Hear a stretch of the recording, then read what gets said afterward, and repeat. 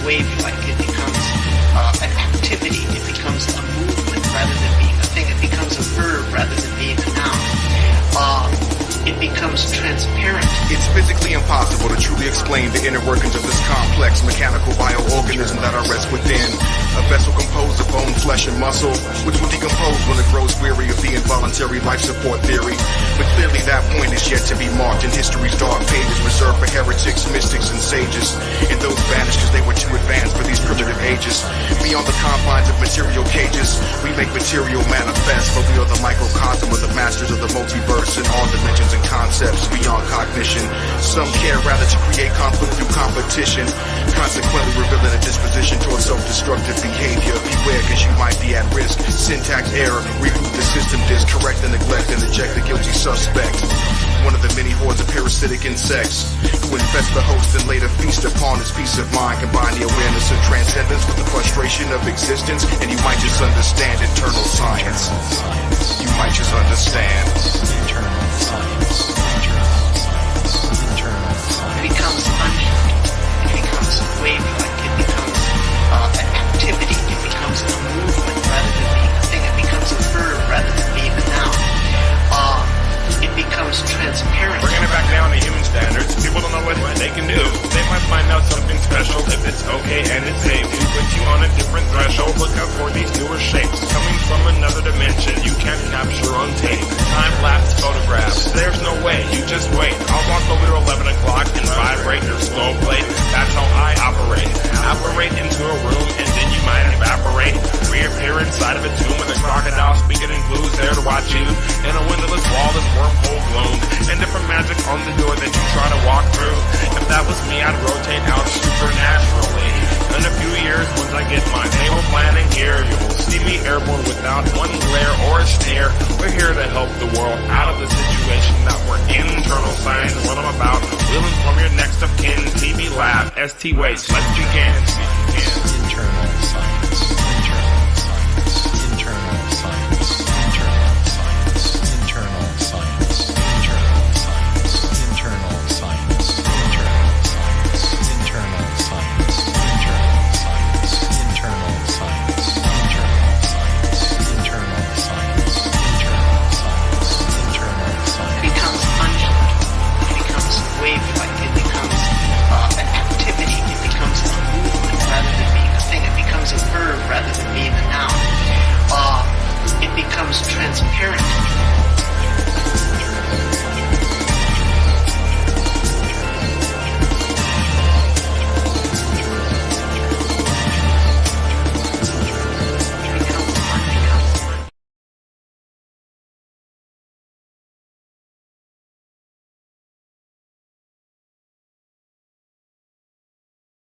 your soul like ether. Teach you the king, you know you. Godson across the belly. I prove you lost already. Brace yourself for the main event. Y'all impatiently waiting. It's like an AIDS test. What's the results?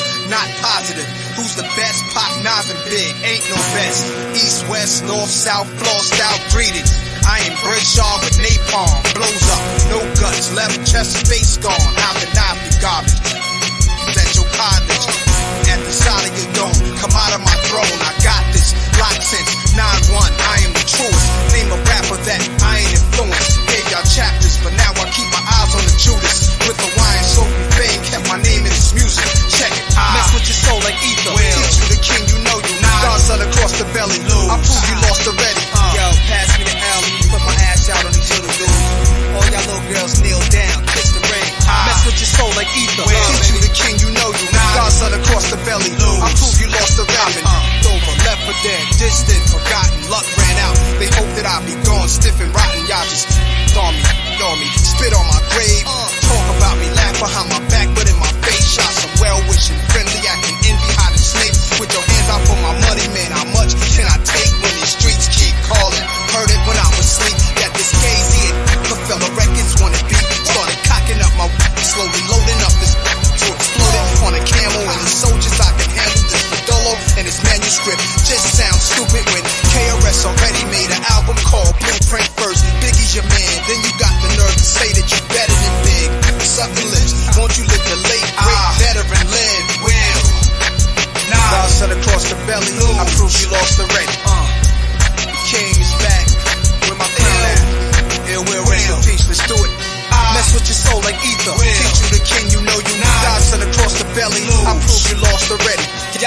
deal with emotions like.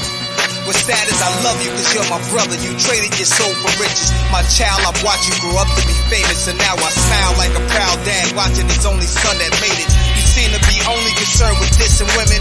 When you abused as a child, scared to smile, they called you ugly.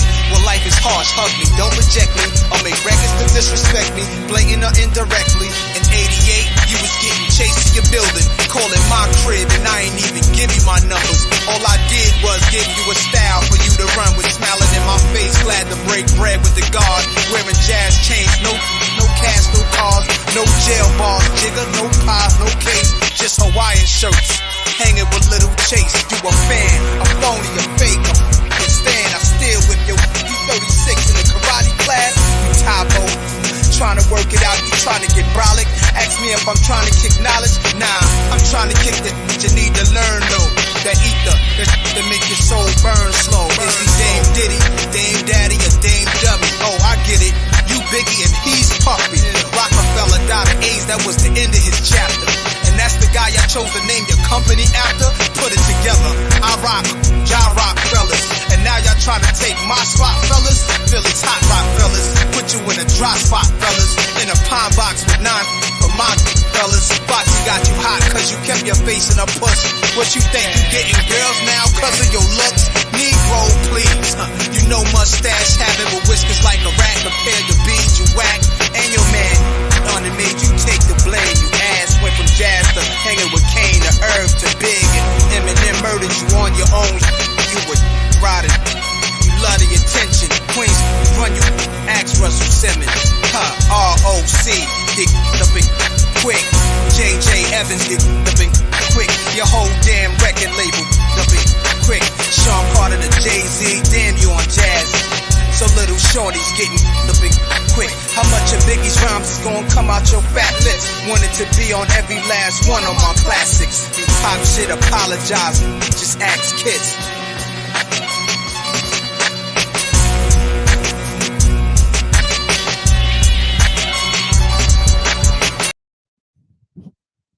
Yeah, welcome to the Machine Lives. Messing with your soul like ether. Teach you the king you know you not. You know, fuck the Romans. We keep it 300. Fuck the Trojans because we don't ever play. You know what I'm saying? Welcome to the Machine Lies. You know, where we talk about the lies of the machine on the machine that lies. We got the Nootropia for you today. Nootropia. N-O-O-tropia. You know what I mean? The new design. You know what I mean? Cyberhorror, philosophy of the future, and some of those unique insights that we'd like to bring. You know, we may have some of our friends joining us today. You know, I've already sent them the details on that. You know what I mean? But yeah, blessings. You know what I mean? We'll see if they get up here. But yeah, peace to you guys here. And yeah, we're going to be starting, you know, if you have seen, we've started a little series here, you know, talking about primordial status of man, you know, from the beginning of time, architectonic view of history, the philosophy of the future, right? Transhumanism, right? Post-human philosophy. Right, a post-geological philosophy, right, that is oriented with alien invasion, right, the new ways of thinking that we inhabit here today. You know, I took a little mushrooms today, you know, taking some time to, you know, get my head correct about a few things and think about a few things. I was treated like dog shit over at Mr. Westford, his weak, lame panel that he had. You know, basically a bunch of intellectual cowards, you know, intellectual midgets, you know, stumbling upon each other, you know, falling all over each other, giggling like a bunch of schoolgirls. You know, it was really a travesty over there. You know, a bunch of babies. Okay, didn't want to hear what your boy had to say about a lot of the topics I'm covering. it doesn't really matter to me at this point. We've had good and bad times recently on some of these panels, but what we could be sure is that they see your boy coming. You know what I mean, right? I think earlier we had the entire chat against the machine lives. You know what I mean, entire panel of very low level people making jokes, making jokes about black Hebrew Israelites when they don't know their own scripture. They don't know where the ideas originate from. They didn't want to hear it from me, right?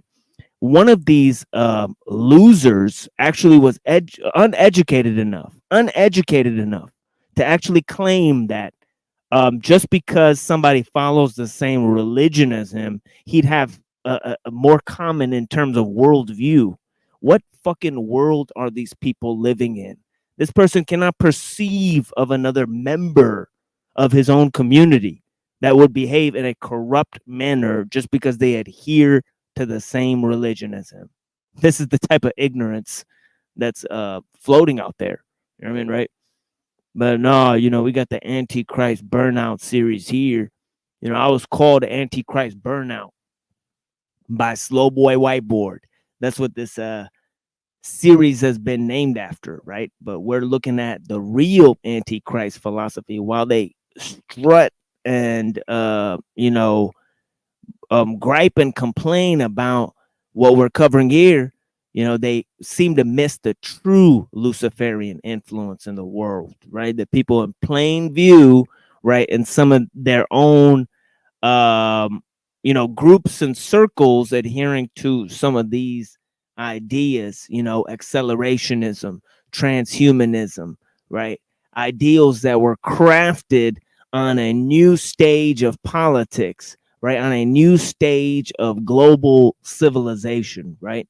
This would be the technological state that we're encapsulated in. And many people don't realize that we're thoroughly ensconced within a technological age. So this is the first and foremost part of their deception. Earlier on this week panel, where I was not treated with the due respect. They were talking about black Hebrew Israelites. They didn't realize I had already done an entire series. They're cherry picking stuff that I had already covered, right? But this is basically the level that some people are at, right? But basically what we had was a discussion about propaganda. Wouldn't they know that I'm one of the foremost experts on propaganda on YouTube, it seems like. Why? Because I'm able to look at some of the key issues in terms of technology. Not that other people on YouTube wouldn't be better at explaining these topics and themes. It's just that they haven't looked at Alul, right? They haven't looked at Uncle Teddy. They haven't looked at some of these fundamental critiques of technology. Even then, we collude with people who haven't seen any of the arguments we put forward, right? Yet they totally understand where we're coming from, right? In terms of psychology, in terms of world history, in terms of anthropology, right? In terms of their regular view of politics, their view of the occult, right? They all seem to agree that technology has had a negative influence, right? But yeah,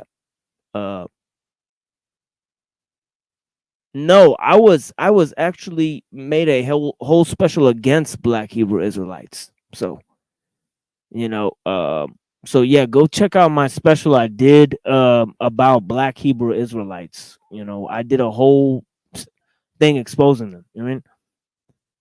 Yeah, calls out that claim to be the chosen people, but I do have to give them credit for actually looking at the Bible because the bar is that low. Yeah, this is what I'm talking about, right? They had an intelligent young man come on and present some good arguments, and he wasn't taken seriously, and he was pointing out stuff from the Bible. I mean, I'm not gonna say that I agree with everything he said, but you know what I mean. We're waiting for Pill Eater to come up here. I'm sure he will join in a minute. And there's no rush. If he decides not to, it is what it is. Blessings to everyone. I mean, who's here anyways. We're gonna cover some of this Giorgiani stuff, you know what I mean? And we're gonna look at some of the views of Nietzsche, right? I think they're going fast and loose with Nietzsche. We're gonna cover some of what Nietzsche says, okay? Um, Possibly in response to what these guys are saying about Nietzschean philosophy, right? Resurrecting a right-wing Nietzscheanism. And we've done extensive research and coverage on this topic. Okay, we brought forward key passages from Beyond Good and Evil, key passages from the genealogy of morals, right? So we've brought forward some key passages that talk about Nietzsche's view. Now, to summarize his view, right? I could do this very easily, right?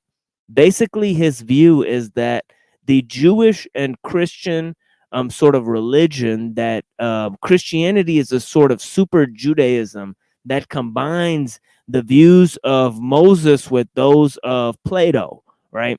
So he believes that this type of morality, slave morality, right, about this transcendental realm was actually passed over through the Christian tradition. Then he feels that the Christian tradition is actually the that the democratic movement is the heir of the Christian tradition. I'm not saying I believe all these things, right? This is not my philosophy, right? For those who are slow to understand things, right? Right? Because there are plenty of them out there, right? They'll clip any of these things and then claim that I I adhere to a Nietzschean view, right? But that's obviously not what's going on, right? A lot of times when I explain topics on this show, I'm explaining what different thinkers throughout history actually feel about what these different topics of our modern situation represent, right? So, in order to get a critique of the modern world, right, a critique of the scientific worldview, a critique of the liberal worldview, a critique of the technological worldview, which encapsulates all of these, right? You know, we have to provide a architectonic critique, right? Okay, so this is why we're looking at now. I'm not bringing up these themes, right? Why am I studying these themes? It's because of the architects of the alt-right movement, right? They are studying some of these, themes. So let's get into where we left off on the Giorgiani interview. Let me get to this here. Now we're going to freely comment on what this man is saying here, okay? Throughout time should be seen in terms of these mountain peaks that are each the contributions of one or another genius, and that these higher men are progenitors of the coming overmen, just as the last men who are increasingly degenerate, lazy, people who are feckless and without. Okay, now this is a opposition to a Gestalt framework, right? The Gestalt framework of a sort of ideological archetype emerging, right, through progress and change and pressure and adherence to certain themes that stray far from equilibrium, but still remain in balance. So there is lots of ideas that go far from center, right, that push the envelope, if you will, right? Now these ideas emerging, right, are sort of eclectic values that symbolize the progress of humanity. Now this view is the archetypal view, right? The other and the heir of this worldview is a scientific worldview, right? The scientific worldview, right? That suggests that we are basically, part and parcel of, a age of progress and reason and understanding. Now, there's another counter opposed view, right? Which is the historical view, right? The historical view suggests that we are actually part and parcel of a historical movement, right? And that history is the real engine of the changes of history are the actions of great men. And these great men stand opposed to the currents of history, right? This is the historical view, right, versus the view of progress and science that I just mentioned. But now, when these views sort of landslide into each other, right, they metamorphosize, okay, into a new spectral view, right? A view that brings together both progress and the, arcane philosophies of the past, right, which sort of worked for a select few, right? Those higher type of men, right? Okay. People liking the thumbnail, blessings. I gotta send you guys the artist, give him credit, but I didn't make this thumbnail, but it is what it is, I just stole it from the internet. But yeah, people have an eye for these things, and I'm one of them. But yeah, let's check this out.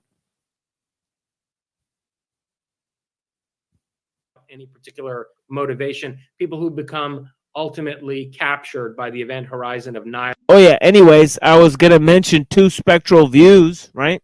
One is the idea that we mentioned earlier of lost futures, and there's another idea of archaic revival, right? So one is going into the near future with the singularity, right? And the other is going into the far past, but the far past in which we evolved from, or should I say devolved from. They were a much higher race of people. So these two ideas come together in precisely the same way. But yeah, thank you for joining, Pill Eater. Good evening. Yeah, good evening, sir. How you doing today? Nothing much. I was just in Philadelphia today, do some extra work, and then I guess Joe Biden was there doing something weird. And, yeah, weird timing, right? And then I got to do some work this week for next week for work, so all news.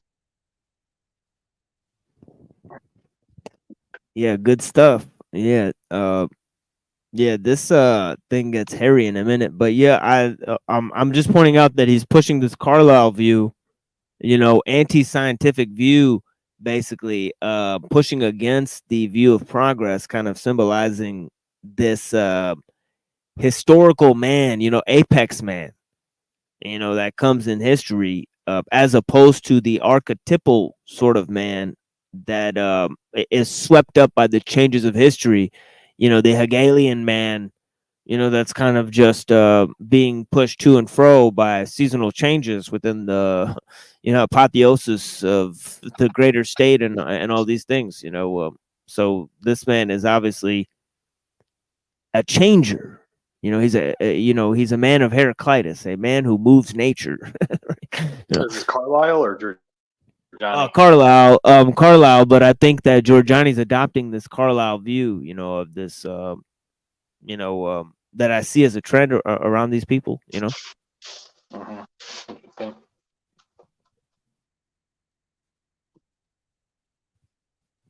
Yeah, the Machiavellian Carlisle view of sort of the man of history, It's hard to say. I'm very divided on Tom Carlyle myself. There's at times I do enjoy his mysticism, him trying to say, like, I doubt Shakespeare's a real person. I like that part. But then there's aspects of Carlyle that's, like you said, reactionary, that seem to be a part of its era and doesn't really add up today. Yeah, I read some Carlyle on this show, and it's interesting. Counterposed to what he's saying, a little bit. And I know he'd like Carlyle. I don't know how I know that. I think it's just and you've talked to him. Maybe you can ask him these things. Right? So yeah, because definitely Moldbug cites Carlyle a lot, and I know in the Scorbina anthology he comes up as well. Yeah.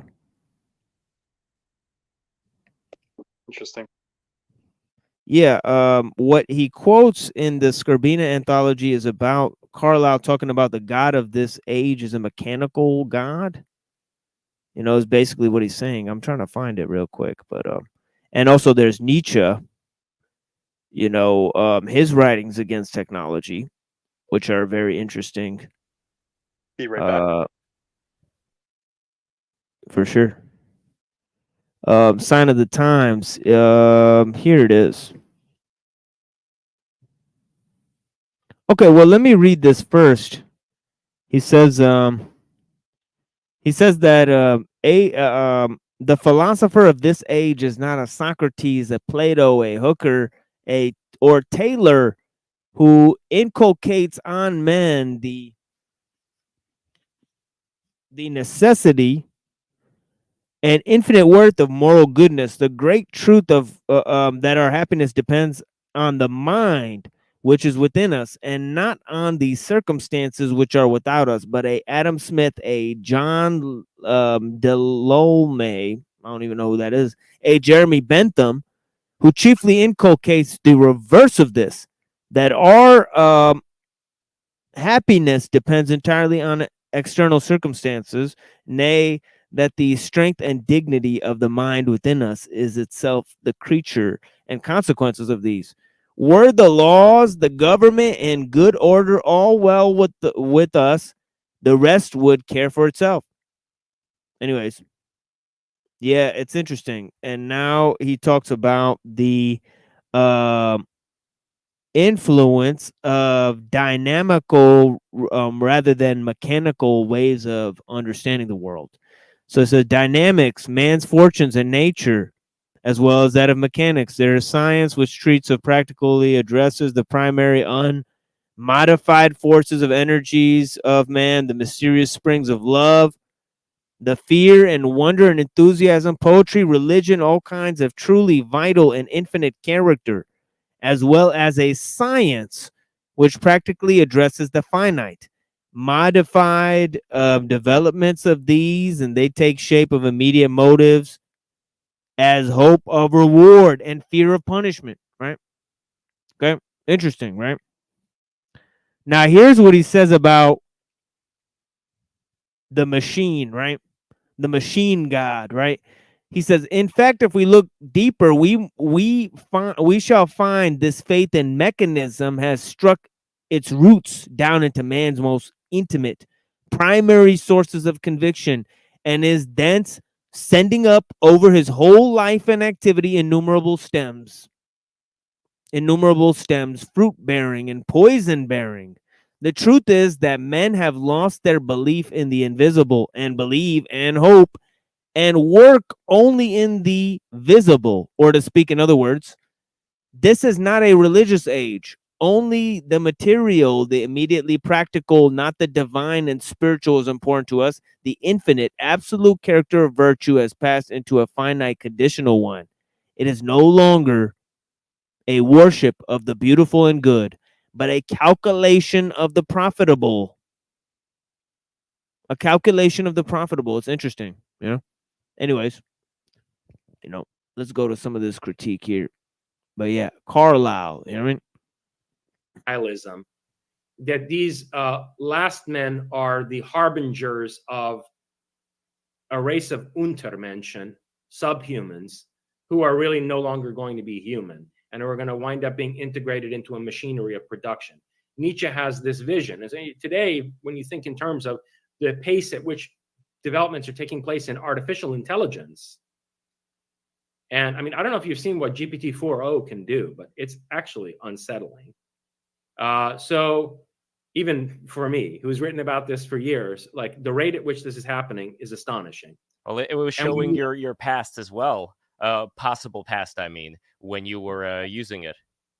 Yeah, well, we can come to that too. I mean, so, but then when you combine AI with gene editing, like for example, there are stories coming out today about how one of the biggest problems with genetic engineering throughout these years that it's been worked on by various companies is that a lot of genes have secondary and tertiary functions, which if you tinker with the primary function of the gene that it is you're trying to manipulate in a person's genome, you wind up shutting off, you know, some secondary or tertiary function you don't understand well, And that's going to become a problem for the organism. It could even be potentially lethal.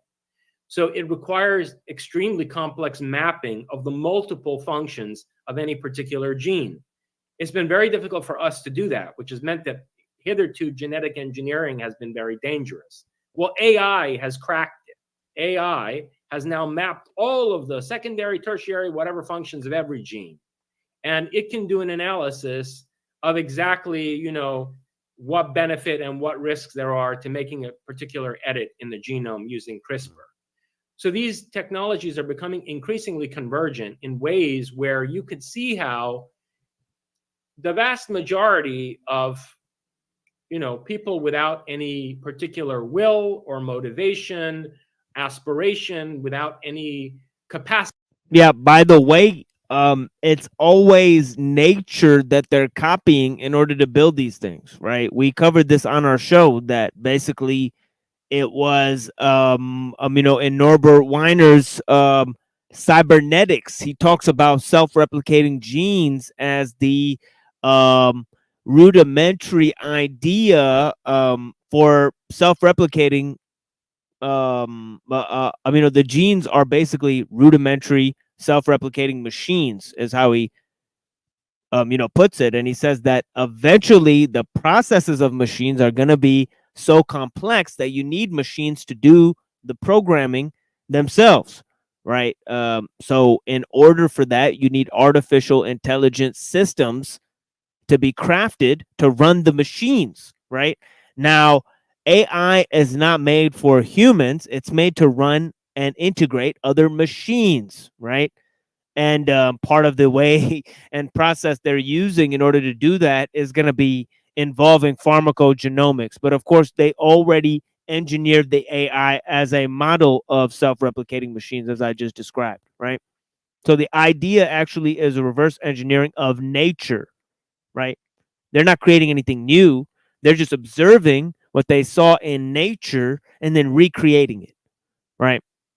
So, he's acting like this process is moving beyond human efforts, but it's not, right? At no stage was it cut off from, human efforts, only in the sense that we did not create anything new, right? We simply made from what was already there, right? Anyways, let's go on. But yeah, he's talking about Nietzsche and how this idea of the underman, right, corresponds to the technological age, right, and of the man that's going to be plugged into the machines, right? Well, this is also, he's talking about the improvement of technology. So he thinks the integration of these machines should also bring about the overman. It's kind of weird how he said that, right? Right? If the man that merges with machines is going to be the underman, right? Then how is technology improving mankind, right? Let's take a look and listen what he has to say. Capacity to think for themselves or to pursue visions in a self-directed way, they're just going to wind up. Okay, Fred, time to find our perfect apartment on Zillow. Don't worry, change will be good. Son of a bitch. Change is good. See that? Right there. Change will be good. How many times have you heard that in the commercials, right? Change will be good, right? Right? Here, hold on. Give me a second. I got to come back in. Give me 1 second, everyone.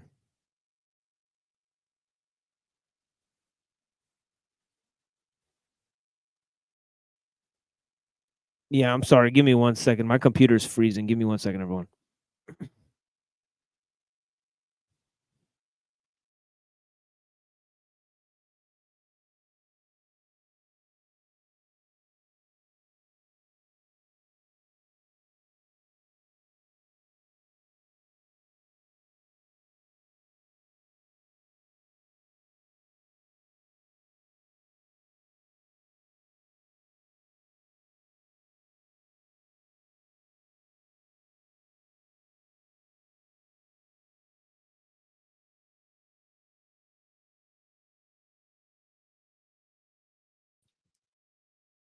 Yeah, sorry about that.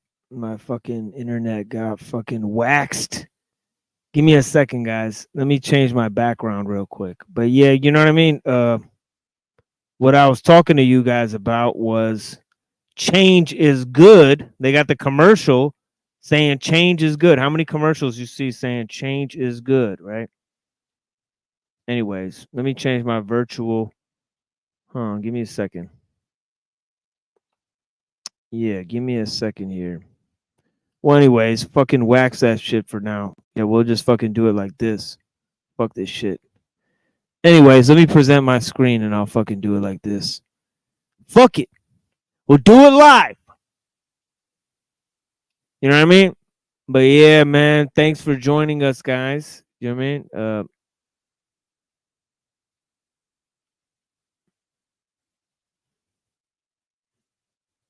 Let me open this up real quick for you guys.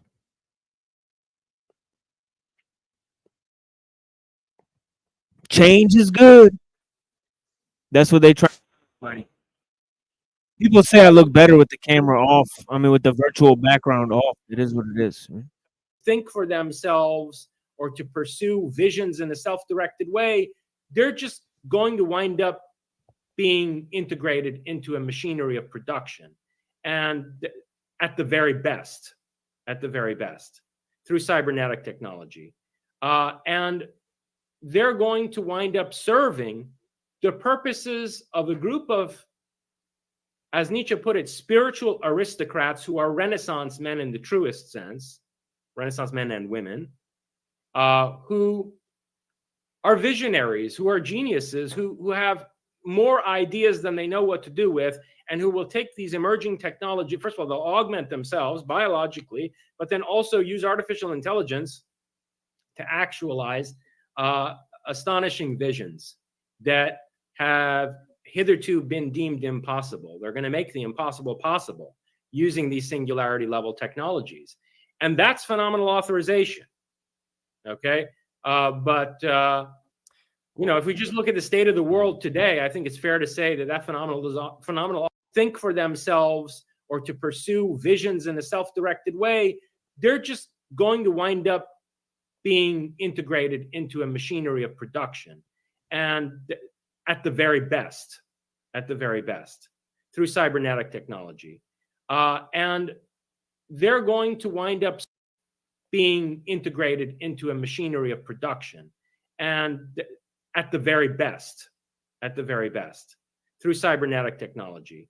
And they're going to wind up serving the purposes of a group of, as Nietzsche put it, spiritual aristocrats who are Renaissance men in the truest sense, Renaissance men and women, who are visionaries, who are geniuses, who have more ideas than they know what to do with, and who will take these emerging technology. First of all, they'll augment themselves biologically, but then also use artificial intelligence to actualize astonishing visions that have hitherto been deemed impossible. They're going to make the impossible possible using these singularity level technologies.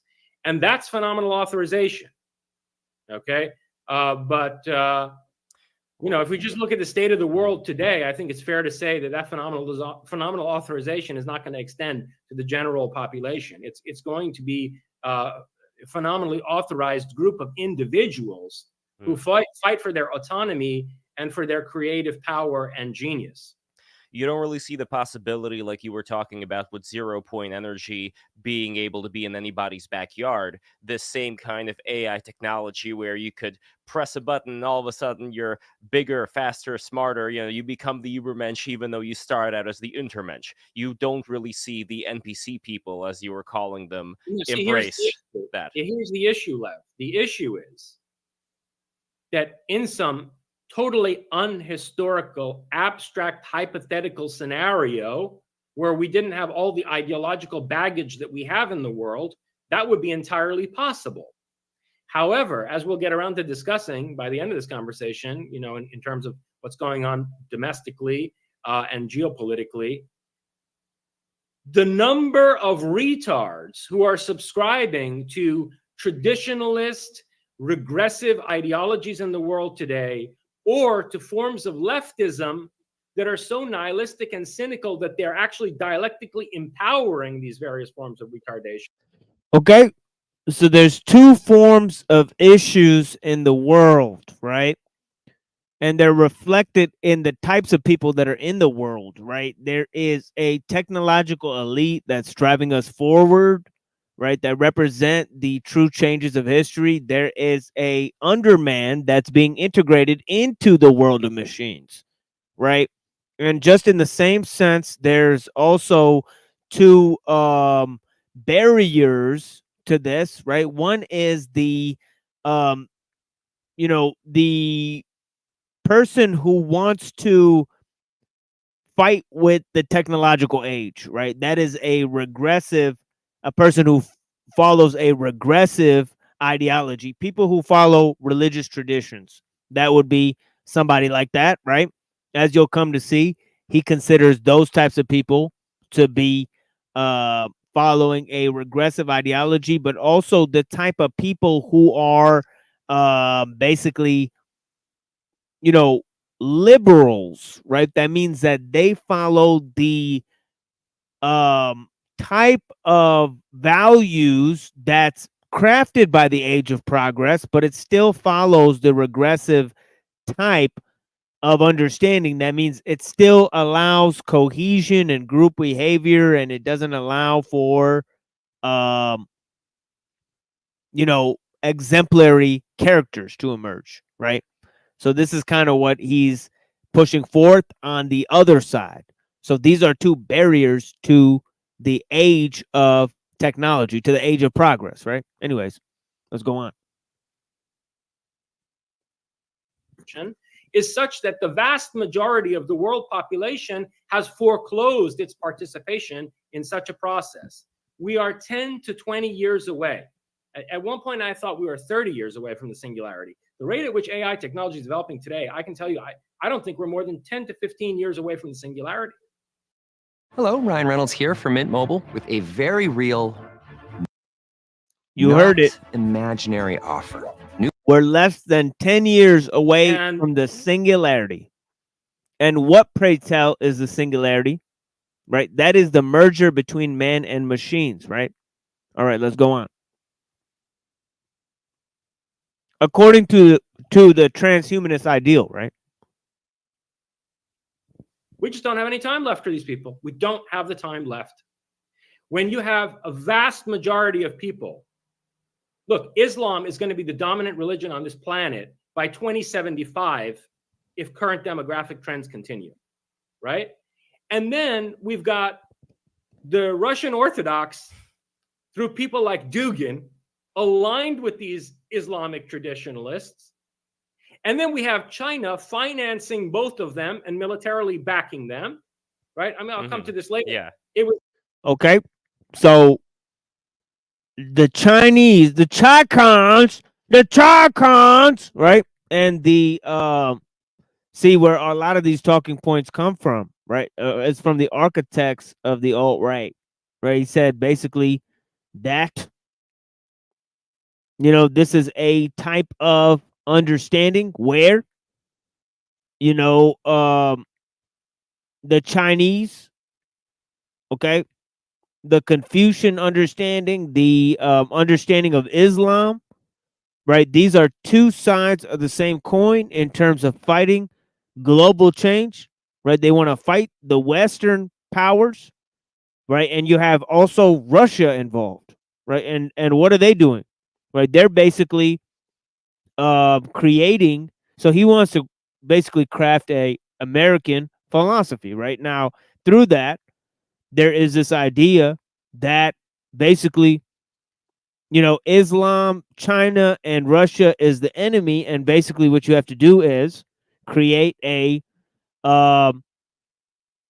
he wants to create Dugin as a bad guy, right? We know that Dugin is not a Christian, right? And the sort of understanding that Putin and the war on terror is basically an allied war on the West, right? So you got Dugin who's not really an Orthodox Christian, but he's an adherent of Orthodox Christianity, right? You got people who are, attached to that, and he thinks that they're linked with Islam. Now, that is a puzzling critique, right? You should have seen when I went on the channel with the Orthodox Christians earlier. They were not pleased to hear that I was a Muslim, right? So I don't know if any of these people are aware of how some Orthodox groups and people from countries that represent Eastern Orthodox churches, that they've actually not been on the side of Russia sometimes, right? Because Russia is also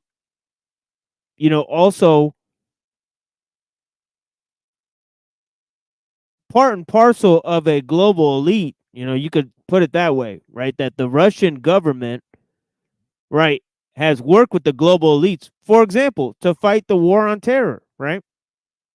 So obviously they are in bed with other possible people who are involved in fighting the global war on terror, such as the Israelis, right, and other groups, right? So there's all of these issues, right? And how do the Chinese fit into this, right? Well, the Chinese and the Arabs, they're going to do business, right? They're not involved in religious wars, okay? But yeah, it's interesting what's going on here, with this understanding of the Chinese and the Arabs working together with the Russians in order to take over the U.S., right? So there's all this shit going on in the rhetoric that he's employing, right? And this is supposed to be a Nietzschean understanding of the world. We'll get to Nietzsche in a minute and what he says. We're still waiting for our friend here to come in and comment. He fell out, but yeah, blessings to everyone else. We may have other people joining. Let's see what happens. It was discovered recently by an independent think tank that the worst of the pro-Palestine protests in America, where they were actually targeting infrastructure, blocking roads and bridges, and taking over university campuses, those were funded by China through a series of false front organizations. So you've got the Chinese behind these Muslims, and you've got the Russian Orthodox power cabal of Putin and Dugin also supporting them, right? And then all the leftists in Europe and America, the socialist parties in Europe and the SJWs in the United States are also, they're literally in some cases converting to Islam on these university Palestine encampments, right? That's on the left, and on the right, you've got people like Andrew Tate, who's also converting young men into Islam because they're very dissatisfied with the way things are going now. In Europe. And then in America, we have the retards of the Bible Belt. Yeah, I mean, it's well, there is this new movement right now. I'm sure you've heard about, like the Jesus is King, Jesus is Lord. It's their way of reaffirming this much more of a warrior type Christianity, as opposed to like the soft Christianity that I'm not a big fan of either, as far as like the SJW type Christians that I'm sure you've seen a lot of in Manhattan. Yeah, well, they're just because they're at odds with one another doesn't make either of them our allies. They're both enemies. They're both mortal enemies. And look, when you have people like Steve Bannon, even Steve Bannon, coming out and arguing that server farms should be bombed by the U.S. Air Force, then what hope is there that any of these Christians in the Bible Belt are going to support our continued advancement toward the technological singularity, or avail themselves of the opportunity to use this technology in order to become Übermenschen, right? I mean, no, that's not going to happen. They're going to band together with the Russian Orthodox, and in some cases, they're even going to band together with the Muslims in order to lead some Luddite traditionalist rebellion against the advent of the singularity. Wow. But going back to how... Yeah, so, this is exactly what I'm talking about, right? The ideology that they want to oppose is actually the Christians and the Muslims getting together and forming some type of Luddite rebellion, as he said. These are not my words, but yeah, the idea actually is coming from the opposition. Now, he's saying that the ideas of Steve Bannon that promote this Judeo-Christian sort of understanding, right, and anti-technological understanding, right, that this is part and parcel of the problem, right? So it's interesting that he's moving in that direction, even while co-opting some of the talking slogans against Islam, you know, because obviously some of these ideas that the Chinese and the Muslims are working together, right, is basically coming out of the sort of QAnon type of encampments inside of the Alex Jones type of space or whatever it is. I mean, but yeah, it's interesting what's going on here with the type of rhetoric he's employing, where he moved the conversation, what he thought a technological age would look like, and what he really thought that an anti-technological age would signify. But yeah, let's go to a little bit more of this. You know, yeah, blessings. Thank you guys. You know what I mean? Yeah. Yeah, for sure. Yeah, blessings. Yeah, thank you for joining Creek Mary. Yeah, you know, there's nothing wrong with those people. You know, look at our friend Rocky. You know, he makes a lot more sense than a lot of these people out here. You know, on some key issues where it matters. Some of the Bible Belt people, right, really understand some shit about what's going on. Right? So yeah, it is what it is. You know, they're simple people, good people, from what I've seen. You know, now I don't have intimate contact with people like that, right? Right. I talk to my family and and a few other people, right? Of course, I talk to you good people online. It is what it is. Like, Exactly there's some noise from the outside here. Give me 1 second. Sure, absolutely. Close it up, Yes. so that we don't wind up with any disruption. I'll be right back. Sounds good. And while Jason is away, I just want to remind everybody here, if this is your first time watching Break the Rules, be sure to like, subscribe, comment, but also check out the other videos.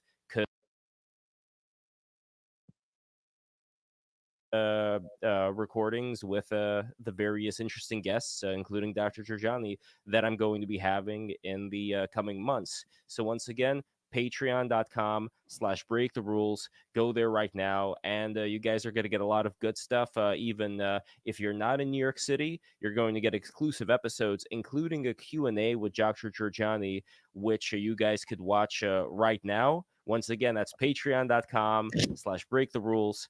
Go there. Yeah, I wouldn't be surprised if one of these other channels are going to be reviewing something from Giorgiani a little while down the road. Look out for that in the future. You know, their next few episodes or something like that. But anyways, or B square. Anyway, Jason, we are back over here, and yeah, let's keep going. So as far as what exactly are the limitations to changing, and I know you don't like using the word reality, but if we're talking about overcoming the situation we're in right now with this philosophy of the future, we still have to know what the certain limitations are. Obviously, right now, I'm not going to be able to just go through a wall. I'm not going to be able to teleport myself back in time. But what are the things that people are able to use right here and right now in order to change things that may go beyond just, I don't know, just being a interesting thinker and philosopher and spreading messages? Because obviously, you know, we all know that we can do that. But as far as going beyond that, what exactly is there? Well, let me be very practical with you, okay? And also, I have to say that you have to make a caveat there in terms of what you mean by people. People can, you know, what can people do? Like, most people are utterly oblivious and or captivated by one of these aforementioned ideologies that are responsible for destroying our civilization. And so most people are not going to, you know, take the initiative to use any extraordinary abilities to potentially. If you're watching this, then I'm already dead. What you're about to see shocked the nation.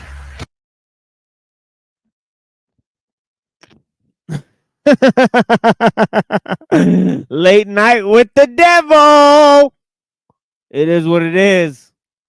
Live is evil spelled backwards. You know what I mean?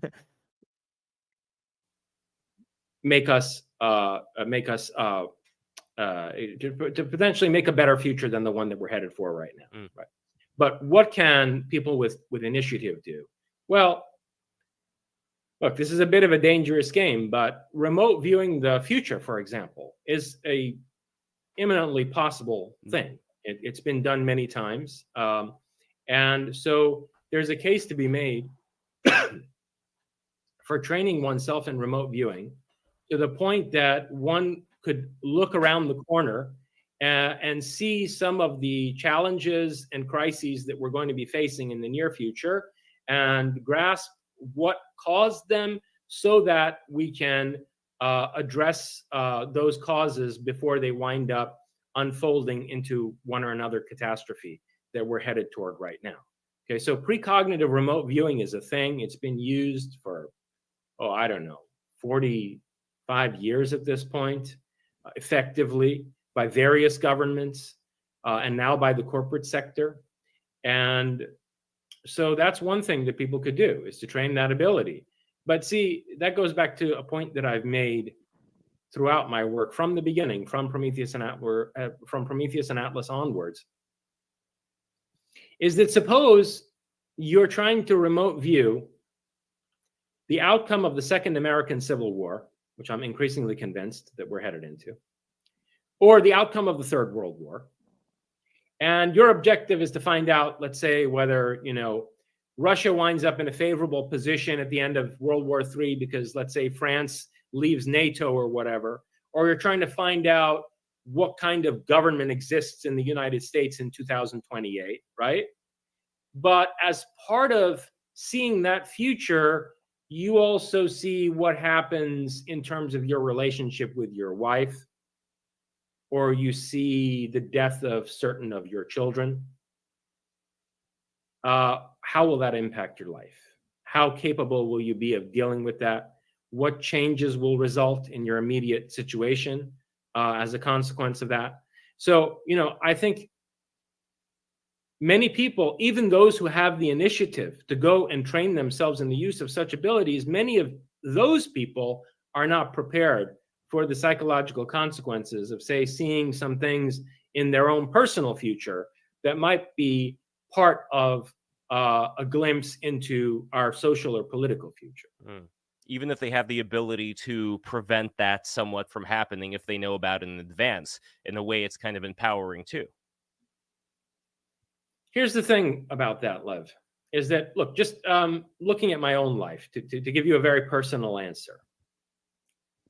If let's say 20 years ago, I had precognitively remote viewed certain things that happened in my life, particularly involving relationships with certain individuals, I might have, at that time, with the psychology that I had in the moment, endeavored to prevent those events from taking place, or let's say certain relationships from deteriorating in certain ways and so forth, right?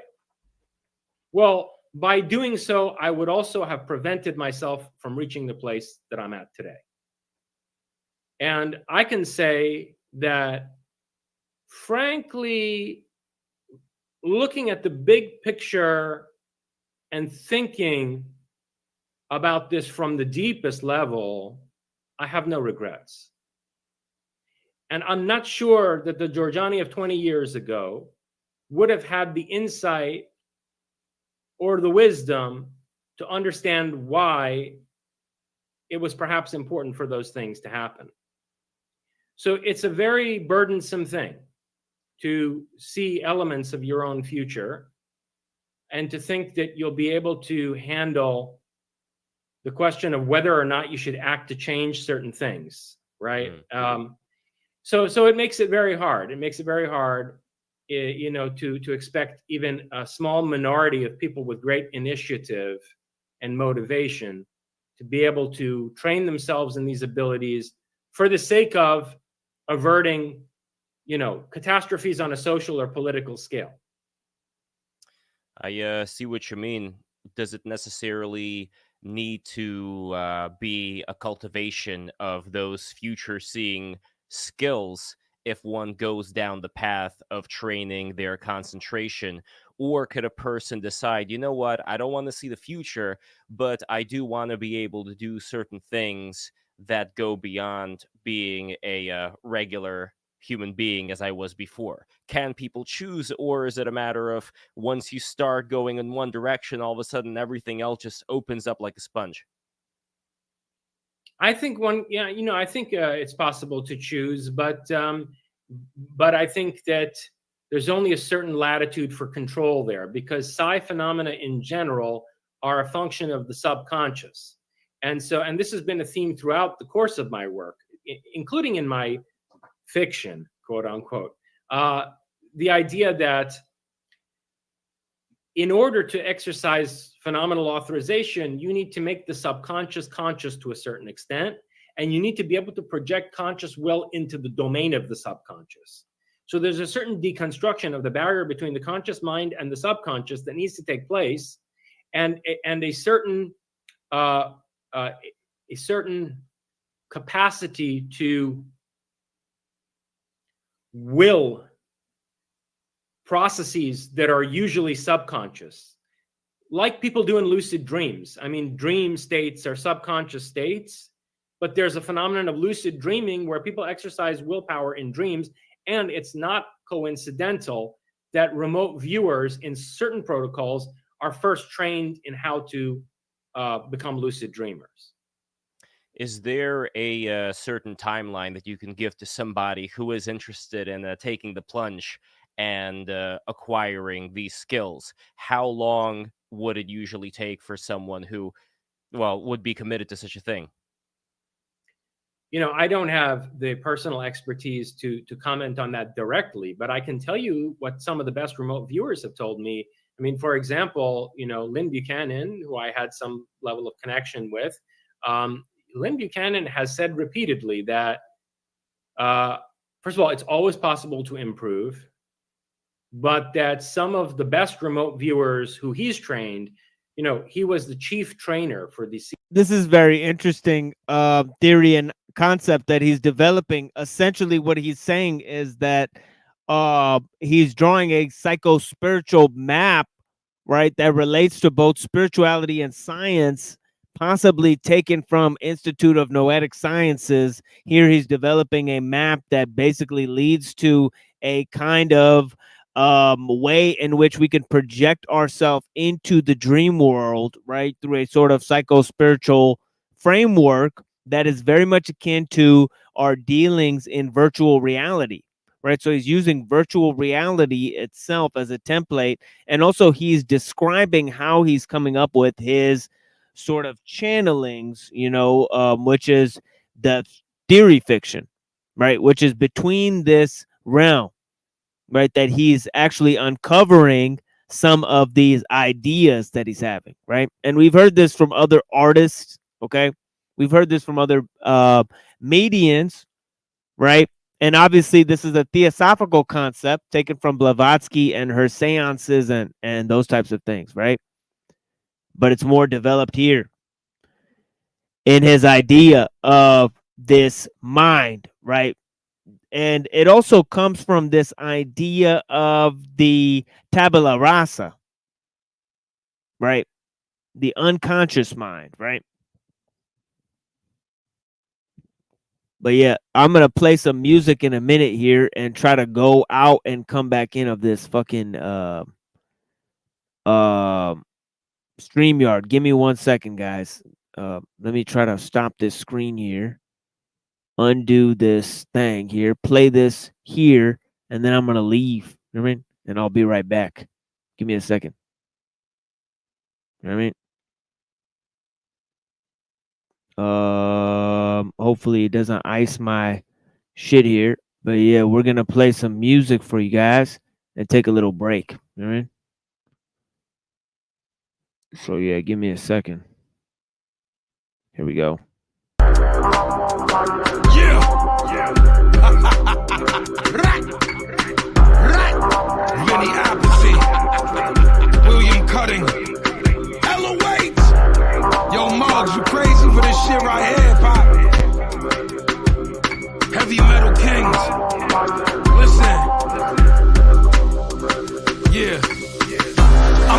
fucking warlord, what the fuck is you kidding? The gun's always by my side, it's a juxtaposition. I believe in ISA, but I don't fuck with the Christian. Ultimate killing machine, I kill puppies and kittens. I kill anybody, cousin, why the fuck is you living? I take mines while you faggots is stuck with you giving. I don't envy y'all dirtbags, current position. Eating crown chicken, stuck on the bus with your pigeon. I kill them all with my bare hands or the homie shot. And fuck around with more grams than Naomi Watts. It's either war with myself or it's a holy plot. John Tardy, I hope that you faggots slowly rot. I hit you motherfuckers in the head, leaving bruises. And if the Tea Party win, America loses. My hands clean, but I still get you touched like masseuses. My therapist told me that working with me is just useless. Why is war the way? Why did Judas rat the Romans while Jesus slept? Why is the sky blue? Why is war the way? Why did Judas rat the Romans while Jesus slept? Why is the sky blue? Why is war the way? Why did Judas rat the Romans while Jesus slept? Why is the sky blue? Why is war the way?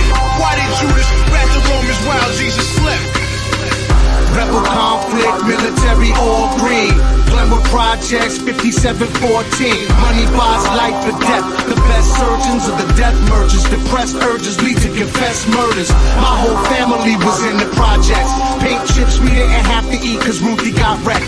Pissy elevators, Marcus pulled coke out his pockets. 11 years old, talking about he's hoping to profit. We were the children of foreigners, born with the American dream. But then my uncle was a heroin fiend, and they would. Yeah, Red said Paz gonna strike you. No, actually, this tape has Ill Bill in it, so that doesn't happen. Just with this one tape, Heavy Metal Kings. So yeah, it is what it is. But anyways, we're gonna take a little musical break, waiting for my friend Pill Eater. Maybe he'll join again, or maybe he got busy, doing family stuff. It is what it is. It's Wednesday night, so no worries. And thank you so much for the attempt. You get credit just for the attempt out here. That's what it is, man. You know what I mean? Blessings to everybody who's out here for me. You know what I mean? We got 26 people watching. It is what it is. I'm going to fucking play a song for you guys. Thank you, guys. We're going to get into some more shit. Philosophy of the future. You know what I mean? I hope you guys have been enjoying this breakdown of Giorgiani. And yeah, we're going to bring you guys part 4 of Antichrist Burnout on Saturday. You do not want to miss. We're gonna chop it up, have different shows, different call-ins. We might have some guests and stuff. It is what it is. But yeah, blessings. Yeah, shout out to the Pill Eater. For sure. Blessings. Thank you. Here we go with some songs. Hope you guys like this. This is one of me and Pill Eater favorite artists. Hopefully we don't get struck for this either. Naganita. All right, here we go.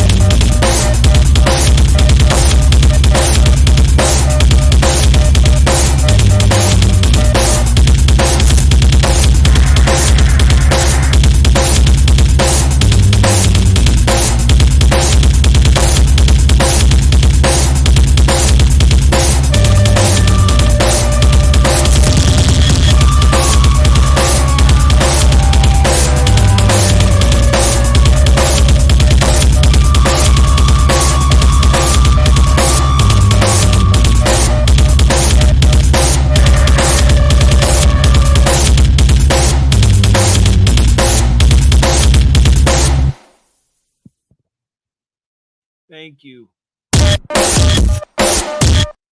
Whoops. Thank you for indulging me in that.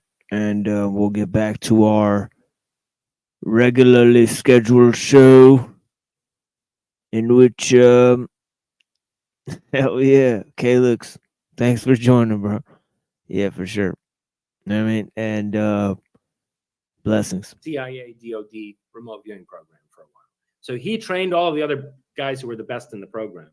And yeah, by the way, the episode of Jeffrey Mishlove, Thinking Aloud, is I don't think it's available on the internet right now, but Russell Targ, who did the CIA remote viewing experiment, actually in the episode there.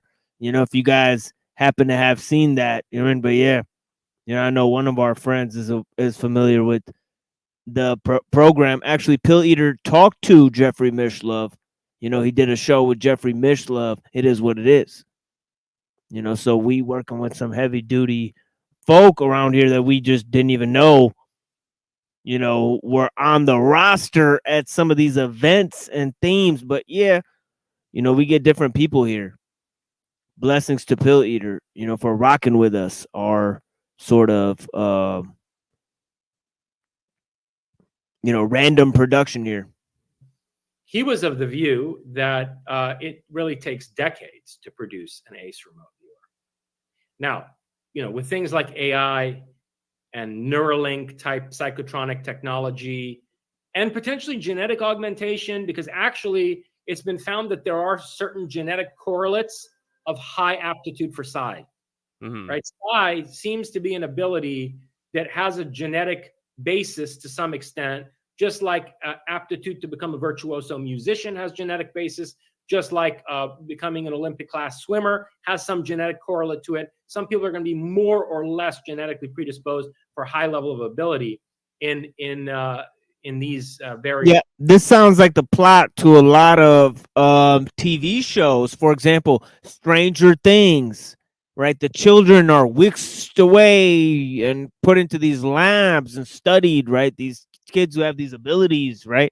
And then they have this other show, Neon Genesis, right? Where they steal the angel technology and they pop the kids in because the kids have a sort of tabula rasa through which they could access these ornate gifts that are basically part of their initial design, right? They come from a primordial instinct that's built into their genetic understanding, and that's what's been developed through evolution, right? So there's this concept in which, you know, they're going to create a special class of these, you know, sort of children, right?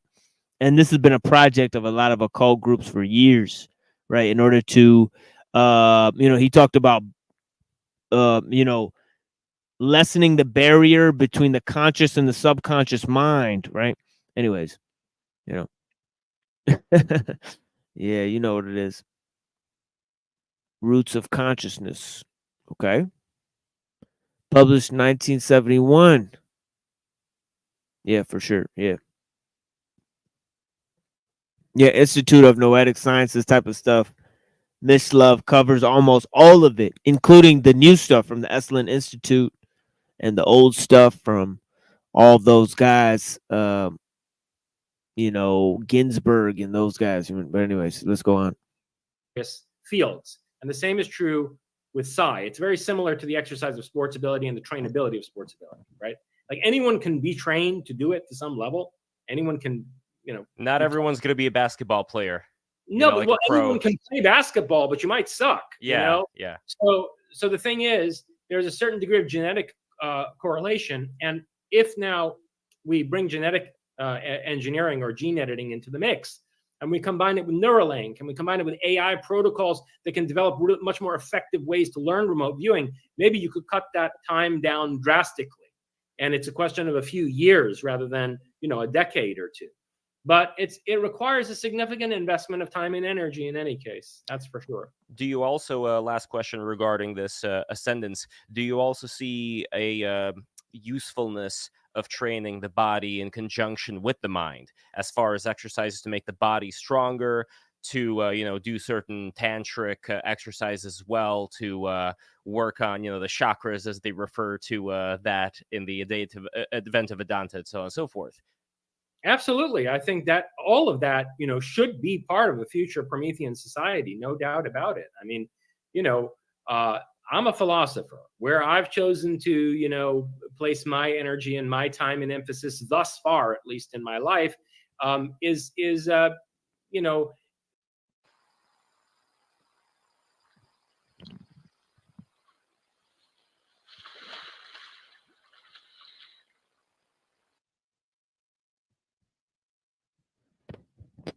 No, this is the most peaceful commercial I've ever seen.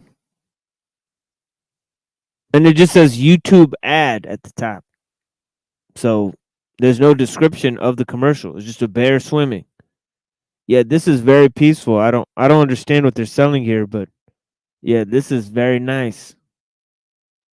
very much in line with how people like Heidegger or Jean-Paul Sartre or, I don't know, Wittgenstein lived their lives, right? I mean, we philosophers are a certain type, right? Yeah. So and then I have a literary dimension to me, which gives me an affinity to people like Kafka and I don't know, Camus and others. Right? So I'm that type of person. We're not going to be seeing Dr. Giorgiani doing like deadlifts and squats, in the gym, or are we? Well, look, I'm at an interesting turning point in my life, frankly, because this book, Philosophy of the Future, represents a kind of culmination, right? The fundamental structure of my philosophical project is complete. Now, that doesn't mean that I won't all of a sudden have a shift of perspective or, new ideas might not dawn on me and revolutionize my work in some way. That happened with Wittgenstein. Heidegger also had some dramatic developments in his later thinking. So yeah, sure, that's possible. But I am at a point of culmination. And also the Colossus project represents in a tangible sense, a significant development in my life and probably changes of condition in my life that will afford me the opportunity to maybe spend time and energy doing some other types of things. How much for example, I certainly would love to go back to skiing. It was my favorite sport earlier in my life. And so, yeah, I might put my energy in other directions. If I had to guess, though, I would say that if there's going to be a shift of energy and focus to some extent, a lot of it will go into art. And art, most likely in the sense of cinema or a visualization of my literary work. That's, I think, very likely. But speaking of which, by the way, the cover for your book and the design of the book, that was all you. Philosophy of the Future. That's true. That's true. But I don't rule out, let's say, learning remote viewing.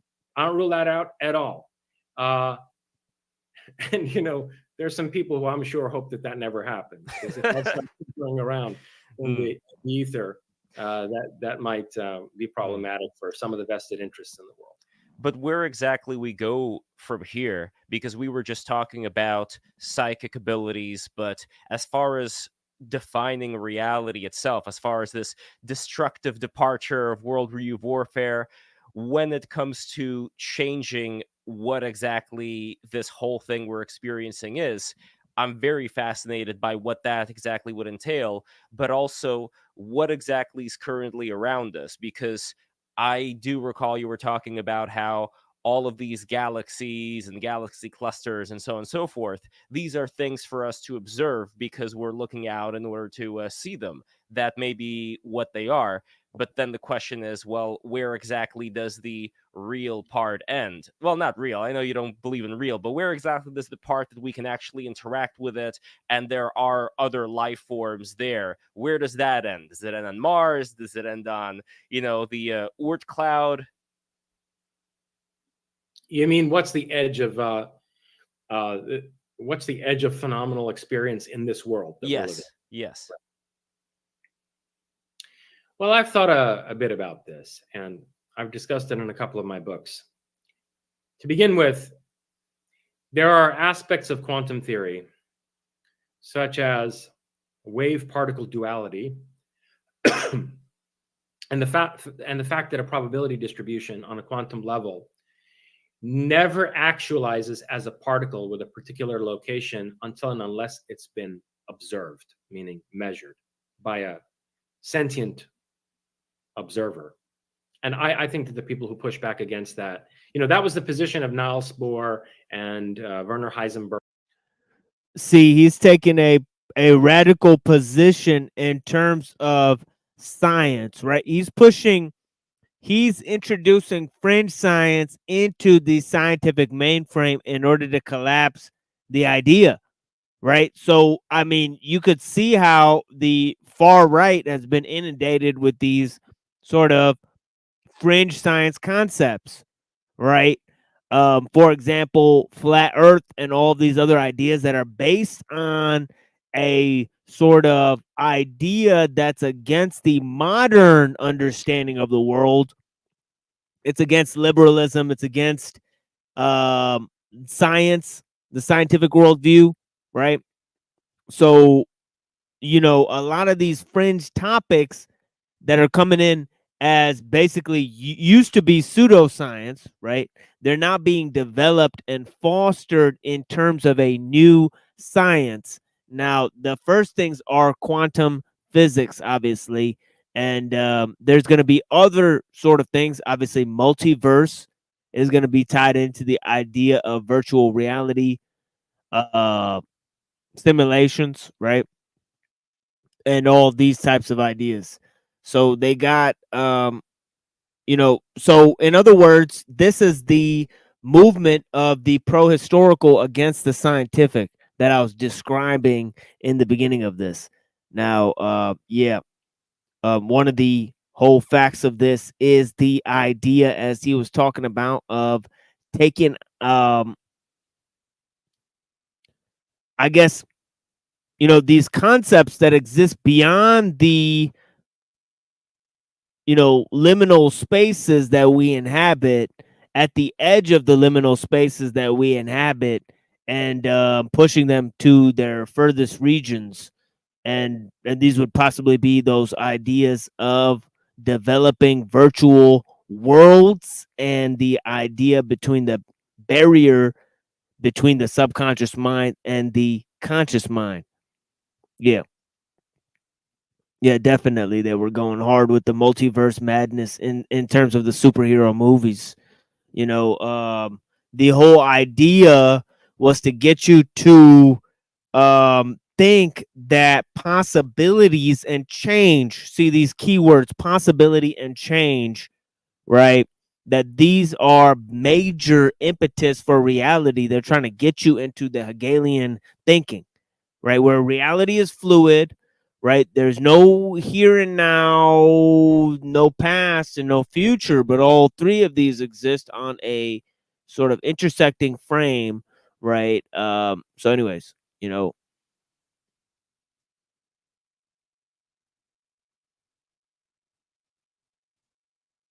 yeah. Okay, let's go back to this.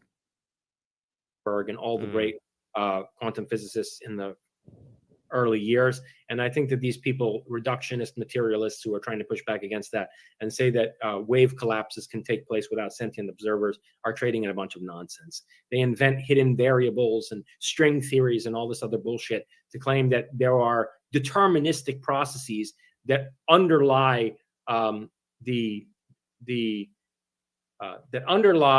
probabilistic quality of quantum phenomena.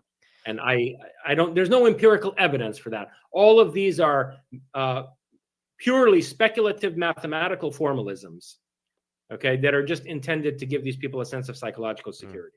There was sorry to interrupt, there was also a physicist who said that it was the eye getting hit by something that caused this change to occur, as opposed to observation itself.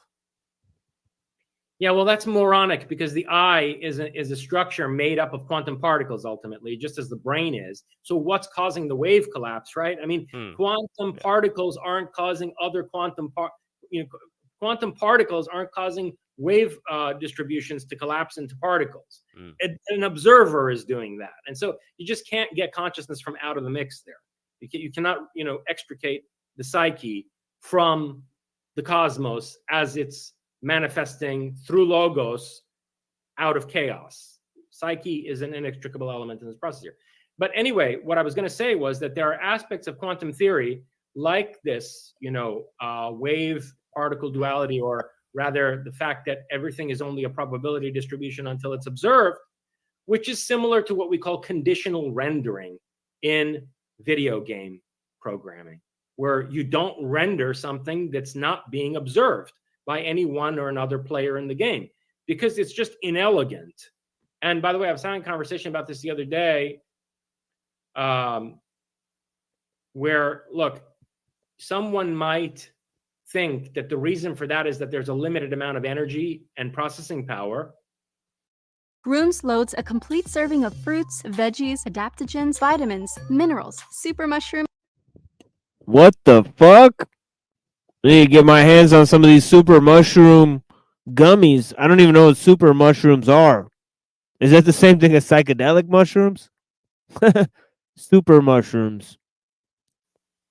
But that's not necessarily the case.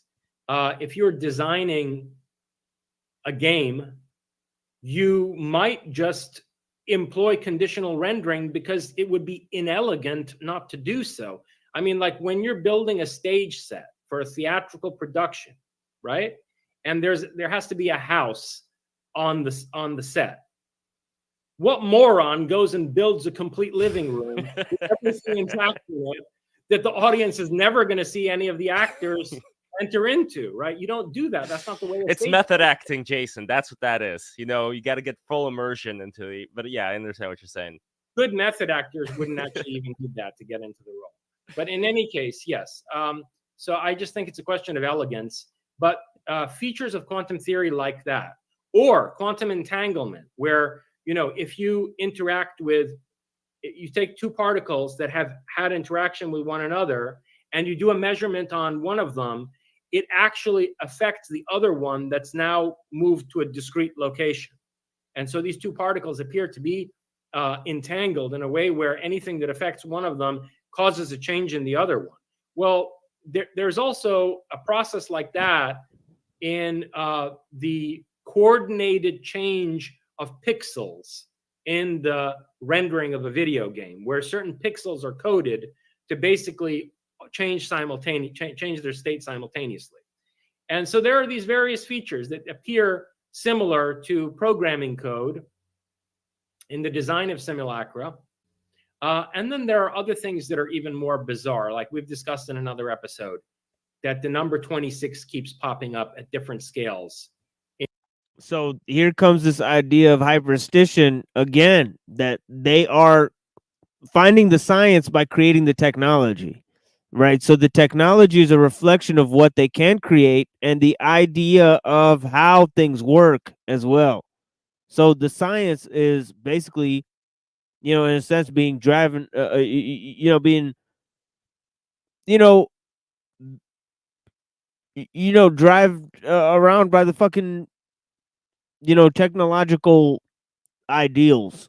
Basically, it's hyperstition on overdrive, where they're creating things, right? The idea is popping up, in terms of, they are making a virtual space in real life, organizing pixels in that virtual space, and then saying that particles or behave that way, just as they're saying that self-replicating machines are being created in our genes, in our genetic structures, and then we're replicating that on a technological scale, right? But the process is otherwise. They're seeing technology within nature.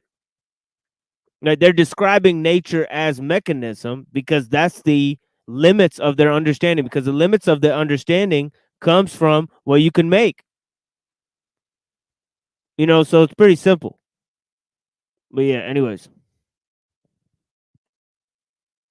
But yeah, he said a simulacrum. Yeah, it's hyperstition. It's turning ideas into reality, right? It's the imagination of the thoughts. Sounds like it might be an insanity machine. Yeah.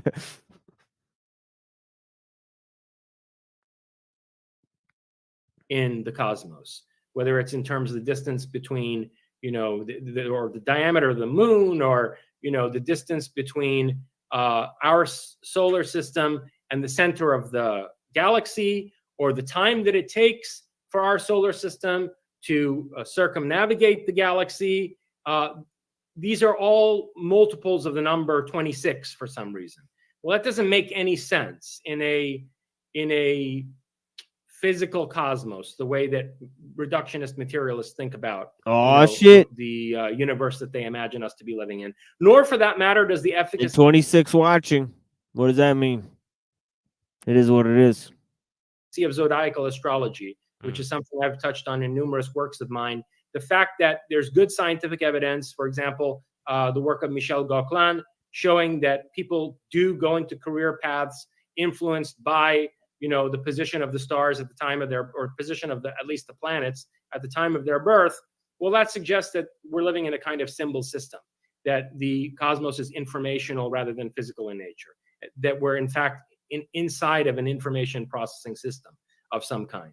So yeah, you can wonder then, what's the size of the information processing system? Are we in something like what's depicted in Dark City? Is that what's going on here? What's the scale of the Right. Reality must be the limits of our technology, because what else could it possibly be? Right. That's what he's alleging. Right. It's got to be that we have to describe the universe by our own creations. Right. What else could it possibly be? Right. It's a sort of wild anthropocentrism. Right. But anyways, let's go to this here. Let me read some of this, which I actually forgot to read. Carlyle is saying our true deity is mechanism. It has subdued external nature for us, and we think it will do all the other things. We are giants in physical power, and deeper than metaphorical sense, we are titans that strive by heaping mountains on mountains to conquer heaven also. Right, heaping mountains on mountains to conquer heaven also. This strong mechanical character, so visible in the spiritual pursuits and methods of this age, may be traced further into the condition of prevailing disposition of our spiritual nature itself. Okay, now let's go to Nietzsche. Let me read some of this. And I've read this many times on the show. But he says, the machine as teacher, the machine of itself teaches the mutual cooperation of hordes of men in operations where each man has to do only one thing. It provides a model for the party apparatus and the conduct of warfare. On the other hand, it does not teach individual autocracy. It makes of many one machine, and of every individual an instrument to one end. In its most generalized effects, it teaches the utility of centralization, reaction against machine culture. The machine itself, a product of the highest intellectual energies, sets in motion in those who serve it almost nothing but the lower non-intellectual energies. It thereby releases a vast quantity of energy, and otherwise would be dormant, it is true, but it provides no instigation to enhancement, to improvement, to becoming an artist. It makes men active and uniform, but in the long run, it engenders a counter effect, a despairing boredom of the soul, which teaches them to long for idleness in all its varieties. Right? You see the culture, right, of boredom, right? Okay, which is synonymous with this term I like to use, escapism, right? Which has to do with the post-human and the post-geological modes of understanding that we inhabit today. Anyways, these are just some brief insights, I mean, he also talks about hubris. But yeah, this guy is saying he's Nietzschean, right? So, I mean, it's interesting to question whether he's a Nietzschean because, Nietzsche says in Genealogy of Morals, one of his later works, our entire modern way of life has the appearance of sheer hubris and godlessness. Our whole attitude toward nature, the way we violate her with the aid of machines, and the heedless inventiveness of our technicians and engineers is hubris.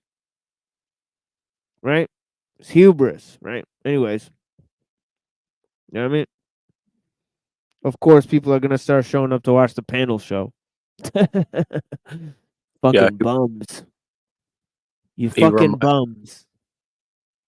for some reason, whatever he's saying about the tech and the singularity reminds me of it's like he wants to make humans solipsist again or some shit. That's kind of what it seems like he's driving towards. Like everyone to be their own little Luciferian god or some shit. Yeah, and it's almost like he understands what Nietzsche is saying, that technology makes of men one character in uniform, and that he's trying to re-imbue this individualistic ethos within them. You know, because Nietzsche is complaining about the loss of individual autocracy, the increased anthropocentrism, you know, of hubris, of trying to conquer heaven that even Carlyle saw, right? And even Nietzsche complains of godlessness. I think I know Giorgiani's motto: hubris will be the whole of the law.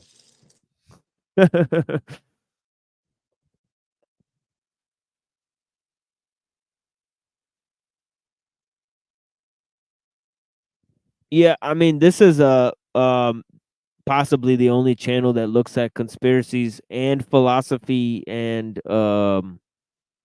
you know mainstream religious issues as well. So yeah, we cover quite a bit of ground here, right? We do religious hoaxes, historical hoaxes, you know, we do some political stuff, right? We do a bit of philosophical investigations of the history of philosophy and science as well. So yeah, we do a little bit of things here. We've looked at tons of issues, and I haven't compiled all of my solo presentations yet. That's why you guys just see a bunch of live streams, right? But eventually we'll get down to that. These are just experimental shows so far. But yeah, I've compiled hundreds of hours of material of me explaining such things. The matrix that we're inside of. Well, the one counter that I can think of giving to you about that is the idea of the macrocosm and microcosm, where I can imagine there being certain processes that are going on that are greater than us, and in comparison to which we're like the cells inside of the mind.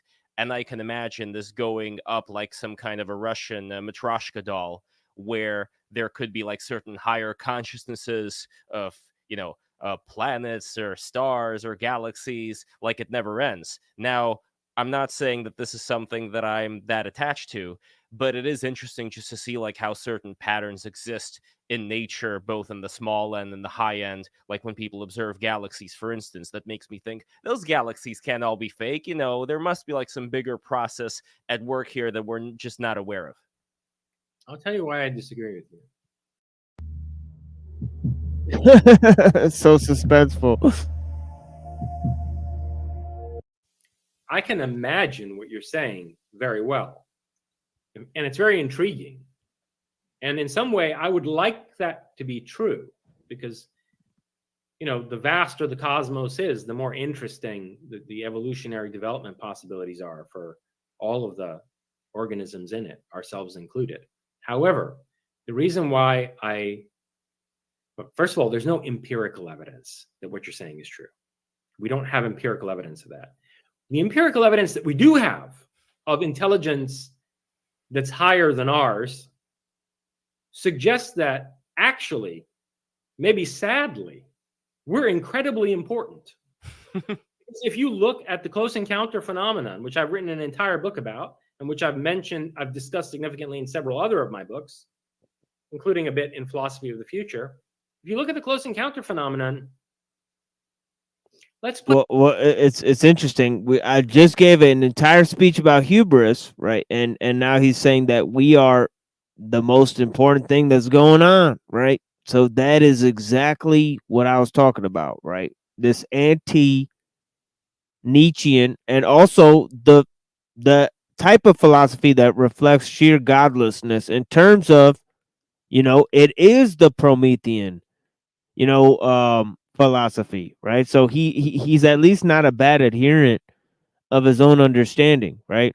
Because this is the idea that I was explaining earlier, that man is the measure of all things, the idea of the archetypal man standing juxtaposed, right, to this understanding, right, that I explained at the beginning of the show. Anyways, let's listen to a little bit more of this, and then I'll open up the panel for everyone, whoever wants to come by, and have a conversation. Thank you so much.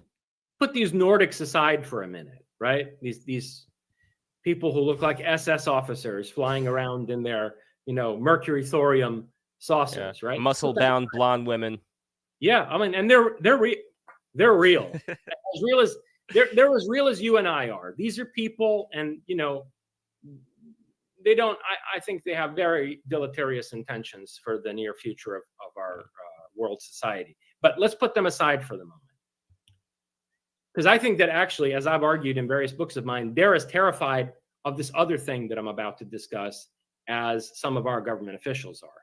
And this other thing, this trickster that seems to be able to produce polymorphous phenomena of all kinds, and that has access to people's bedrooms in the middle of the night, and that sometimes abducts their children, and that takes genetic material from them, and that can shapeshift into any number of shamanic forms, often drawing from the symbolism of owls and mantids. What? Yo, that got really interesting. Let's go back a little bit on that. Children, and it takes genetic material from of all kinds, and that has access to people's bedrooms in the middle of the night, and that sometimes abducts their children, and it takes genetic material from them, and that can shapeshift into any number of shamanic forms, often drawing from the symbolism of owls and mantids and so forth, right? This entity, which I discuss at length in chapter 7 of Closer Encounters, and which I come back to contemplating at the end of Philosophy of the Future, this entity seems awfully interested in human individuals. We are not irrelevant. This thing has tremendous intelligence. It is superior to humanity. It's probably yeah. See, the coast to coast type of thinking was, not mainstream back in the day, but this is mainstream stuff, right? I'll even one up you. Guess who else is repeating almost the exact same shit Verbatim. Yeah, basically verbatim. No, that's Tucker Carlson on Tim Pool yesterday or whatever, whenever. Yeah. Almost verbatim, Tucker Carlson talking about the exact same thing. Yeah, which is wild that so in terms of accelerationism, libertarianism, obviously Christian nationalist type of ideals, the whole Judeo-Christian Steve Bannon concept, Steve Bannon's connection to Alex Jones and all these types of people. I mean, this is basically and we're just hitting the surface of what it is, but similar talking points being used among these, what do you call it, alt-right communities in order to push, and this is the underlying push of the whole thing, is to push about a new technological age. And isn't that weird that they're trying to do the same thing on the left, right? And they're trying to tell you that the right isn't doing that, okay? That they're going to go back to what? Right? I mean, it's like, Dr. K said in paragraph 66 of Industrial Society and Its Future. The conservatives are fools, right? Because they gripe and whine about the loss of traditional values, yet they support technological society, which constitutes a loss of traditional values, right? So this sort of, they have to finagle these concepts like modern classicism, right? Anyways. And this is among the intellectual elites. Anyways.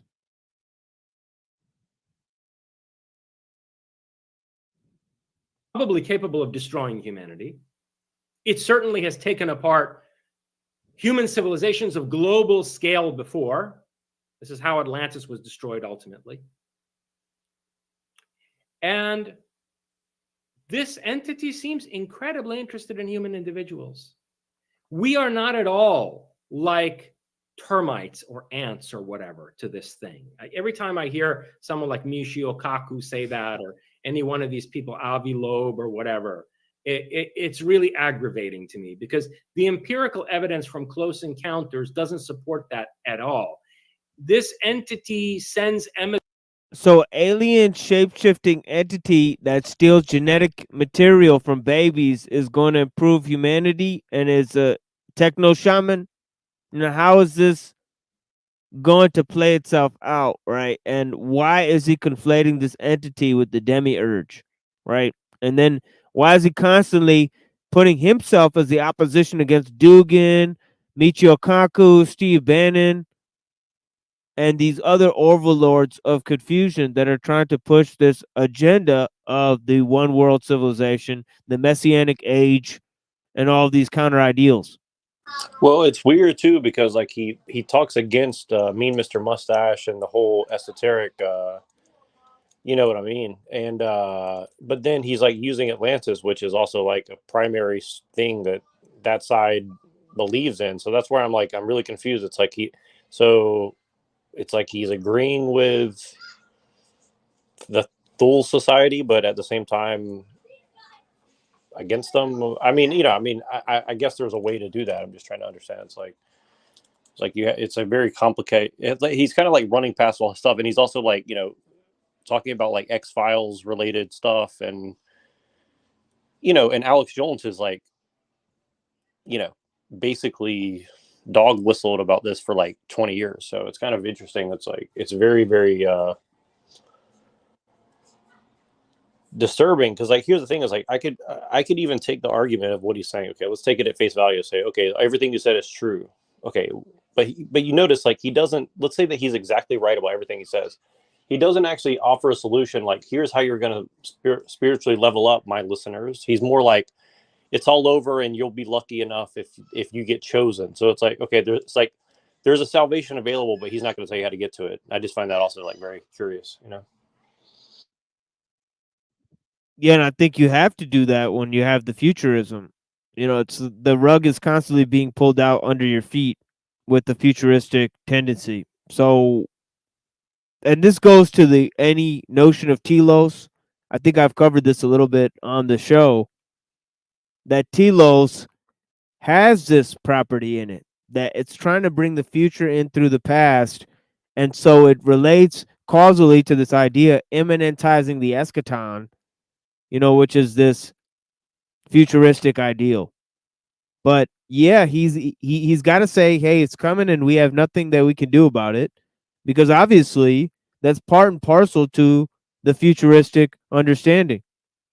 So and I have to break these things down in this way, because the thing is that people hear this stuff and it literally sounds like a bunch of gobbledygook that he pulled out of his what, but it's extremely crafted rhetoric that defines the philosophy of the ultra new age, and it's doing it in a way that it's conservative. It's presenting itself as conservative, as the opposition to leftism. Well, and he's saying that he's a ultra liberal who's wanting to change all of mankind and society and all this. And again, like just taking at face value everything he says, again, let's just say that he's right. There's no plan of action on how to get ahead of it. There's no plan to like, how do we get should we go up onto the skyscrapers and hold up a sign and say, take me, Mr. Alien Man, or what, it's like, how are we supposed to deal with this? And it's like, and actually, this is actually a very widespread thing that he's talking about. Like, there's a lot of ex-CIA military people who are doing hundreds, if not thousands, of shows about this very topic about, I'm a Christian, but these alien things are going to come down and they're here and they're like, doing things, and some of it's the government and some of it's not the government. And it's like, I mean, it's like you got to really sit here and think like what exactly is going on. And like if you look at the look up a club called the Explorers Club. You got Elon Musk, Bezos, Buzz Aldrin, all these people, and you're like, and they're talking about, oh, we need to get science labs down to Papua New Guinea, Antarctica, all this stuff. It's like, you know, it's 100-year-old organization that's, you know, basically like as an elite of a club as it comes with, and you see, it's like everything that they're doing is like coalescing around this ancient mythology about Atlantis and lost technology and all this. But then they say, well, mean Mr. Mustache bad. And that's the weird thing is like, this dude's like pro-Israel, but 10 years ago, he set up the entire alt-right on the totally opposite side. And so now you're just supposed to believe everything he says. It's like, it's very,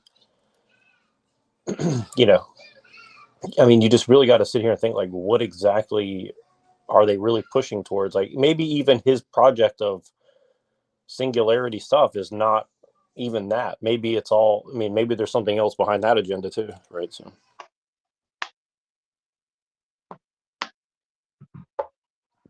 I don't have long, but I've never been one to demonize. Well, can you guys hear me? Hold on. Yeah, I can hear you. All right, I want to make sure I'm still in speaker. I've never said there's anything wrong with the loop, because as soon as I started time traveling, I've seen how much I loop in things myself and the difference between when it's people sticking their guns. But I just got to run it again, like Neurojack. There's not a solution, because I realized what Machine Lies was saying about the left and the right. They both are pushing for the same thing, because overall that's a unified world. That's a unity world. And once you have a unified world, any Jack Talcott or fallen slave can just slip into the new leadership of that. And that one unified world is now just going to change up the small mustache or whatever entity can grasp it. That's why I think that's what the Antichrist is waiting for. Like, as long as we see division, we can rest assured we're not as close to the end as we think. It's going to already be a unified world that someone can just slip in and obtain control over. But at the same time, I'm not here to say go out and seek and create opposition. It just is what it is. And I don't think the state of mind is to be always looking for this solution, like Talcott, like the Unslaved. They always want to tell you they've got the solution, and we all just got to do it their way. well, I think that's a very good observation, and I guess the only solution I can think of is just prepare yourself spiritually, which that may look just live your life. That's all you got is your 75 years. You're not going to change the world, Talcott. Do it the way you think it should be done, and see who wants to stop you from that.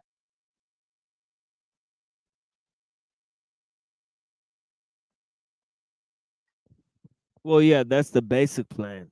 But, you know, moving from that, right?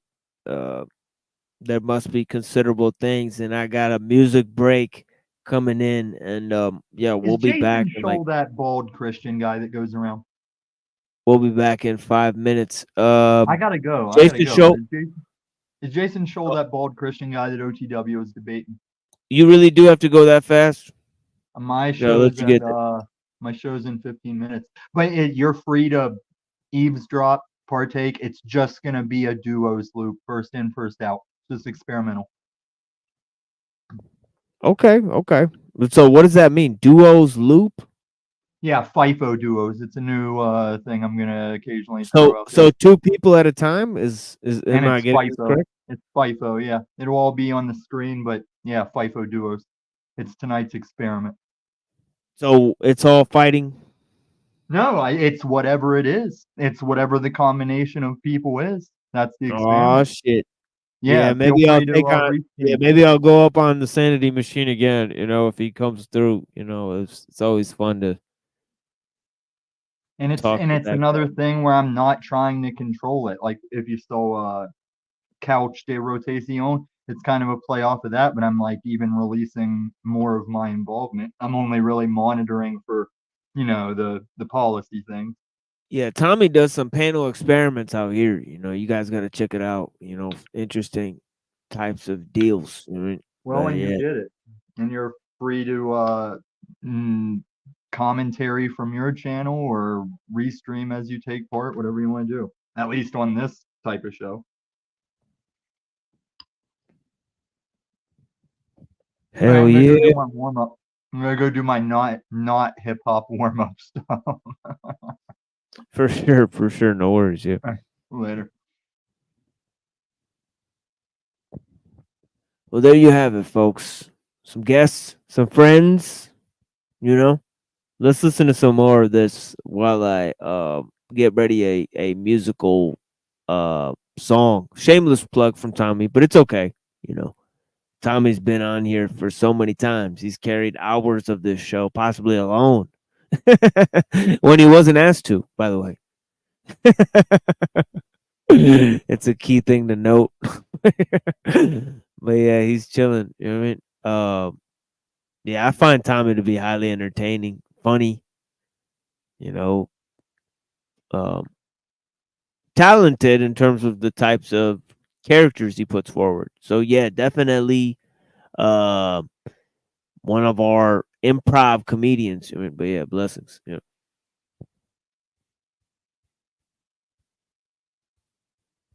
Emissaries and avatars to interact with us in incredibly intimate ways and follows human individuals throughout their entire lives, gets generationally involved with their offspring.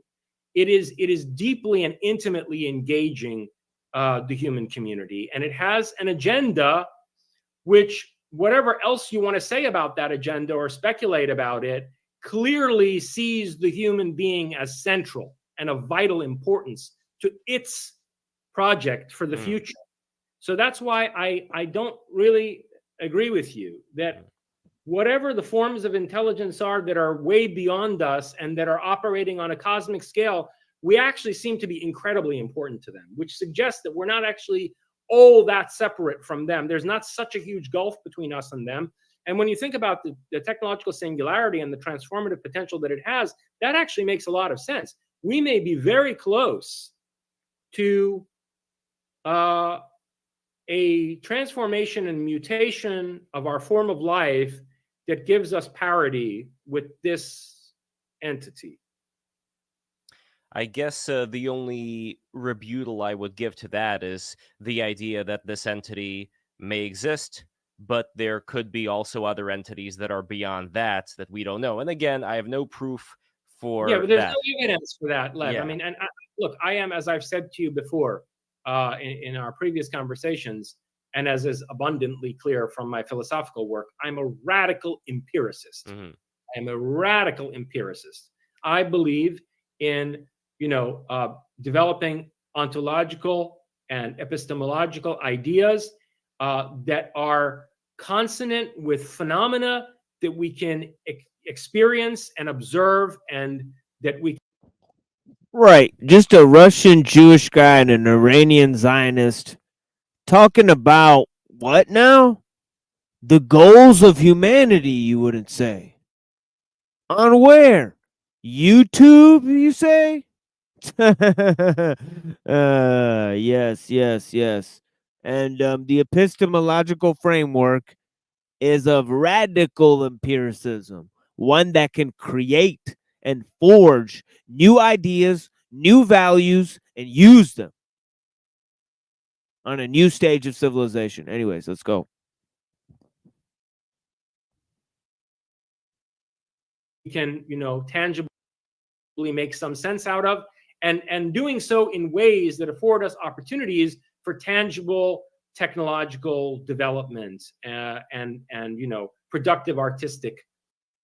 Imagine an environment where your manufacturing processes are seamlessly connected, where the boundaries between Dude, like that's so funny. That, the ad I saw earlier with the mushroom gummies, that's actually a thing now. Like the mushroom gummies. Yeah, that's so funny. They were like super. They're super mushrooms. I was like, is this a shit from fucking Super Mario? Like what the fuck? they literally call them super mushrooms in the commercial. I mean, I have it recorded, so the fuckery is on is footage. It's fucking crazy. I've had different brands of this mushroom that's not psilocybin, obviously, because it's not legal, but like it's close to it. It's kind of like, Delta 8 THC hemp. Have you ever had that? Oh yeah. Delta 8. That's kind of like regular. Yeah, I've had that before. Yeah, I just took mushrooms today, and I think they put that stuff inside of the mushroom candy bars at this point. But yeah, it is what it There is. you go. Yeah, so yeah, they have Delta 8 and CBD and all sorts of things already inside the mushroom candy bars. So yeah, Well, yeah, it's fucking crazy. That's pretty wild. I didn't know they made combos, but like it's kind of like the mushroom gummies that I had. It reminded me of psilocybin, but like psilocybin's little brother. Kind of like Delta 8 reminds me of Real Pot's little brother, kind of. Like it's not as as effective, but it's kind of there, but it's a little expensive for something Yeah, that's not. I'm about to play a song. If you got some weed, bro. Oh yeah, dude, I'm smoking some CTOG, man. Fuck For yeah. sure. Yeah. I'm about to take a little musical break. It's always interesting that you always join me on the musical break, and you're a musician, so it's just funny that happens. I don't know how. It's so fucking interesting. Cheers, But yeah, it's funny that it says where the boundaries between design, production, and delivery blur. Like what the fuck? Like that's exactly what the fuck I'm talking about, yo. That boundaries between the objective and the subjective totally blur and merge. That's exactly what Giorgiani's talking about. You guys paying attention? The shit you couldn't make this shit up if you tried. It's in the fucking commercials. They're telling you that reality isn't fucking just made up product for them to sell you. They just told you that. The lines between delivery and production are merging and blurring. What does that mean for you? That means that it's your ass that's gonna be put in up and delivered. It is what it is. But yeah, people don't get the message. They keep searching for something. More videos. There's gonna be people watching this show tonight, reviewing the show. It is what it is. You can't make this shit up. All right.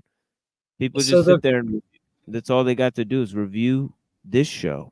So you sorry to interrupt. I just before I forget, those guys were talking about particle physics and stuff.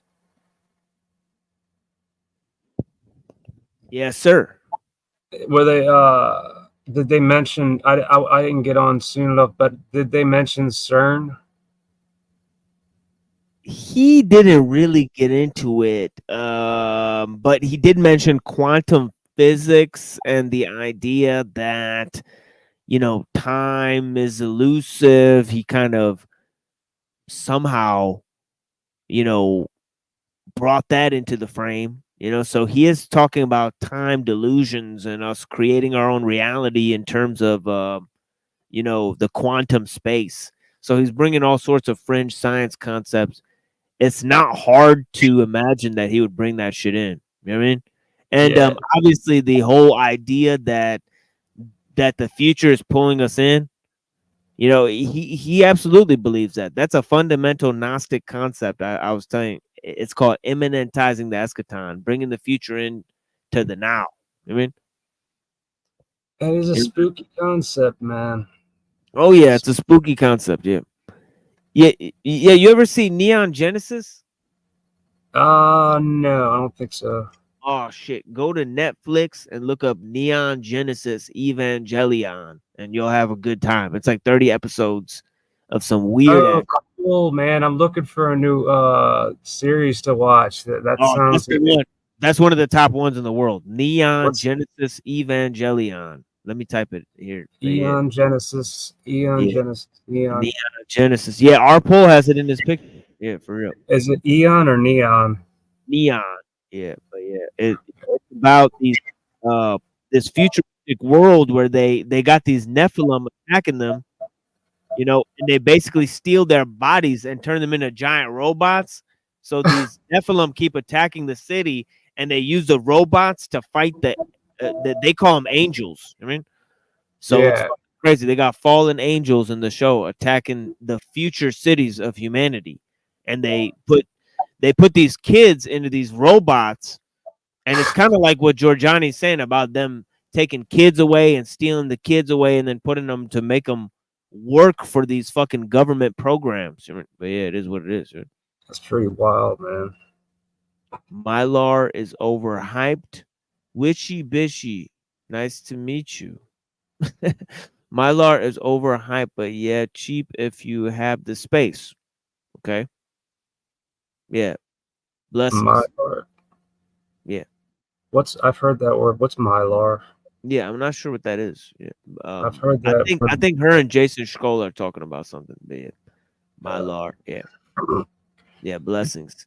Yeah, my wife's still watching. Thank you so much, madam. Blessings. They got our poll. This is his picture right here. Neon Genesis. You see that shit?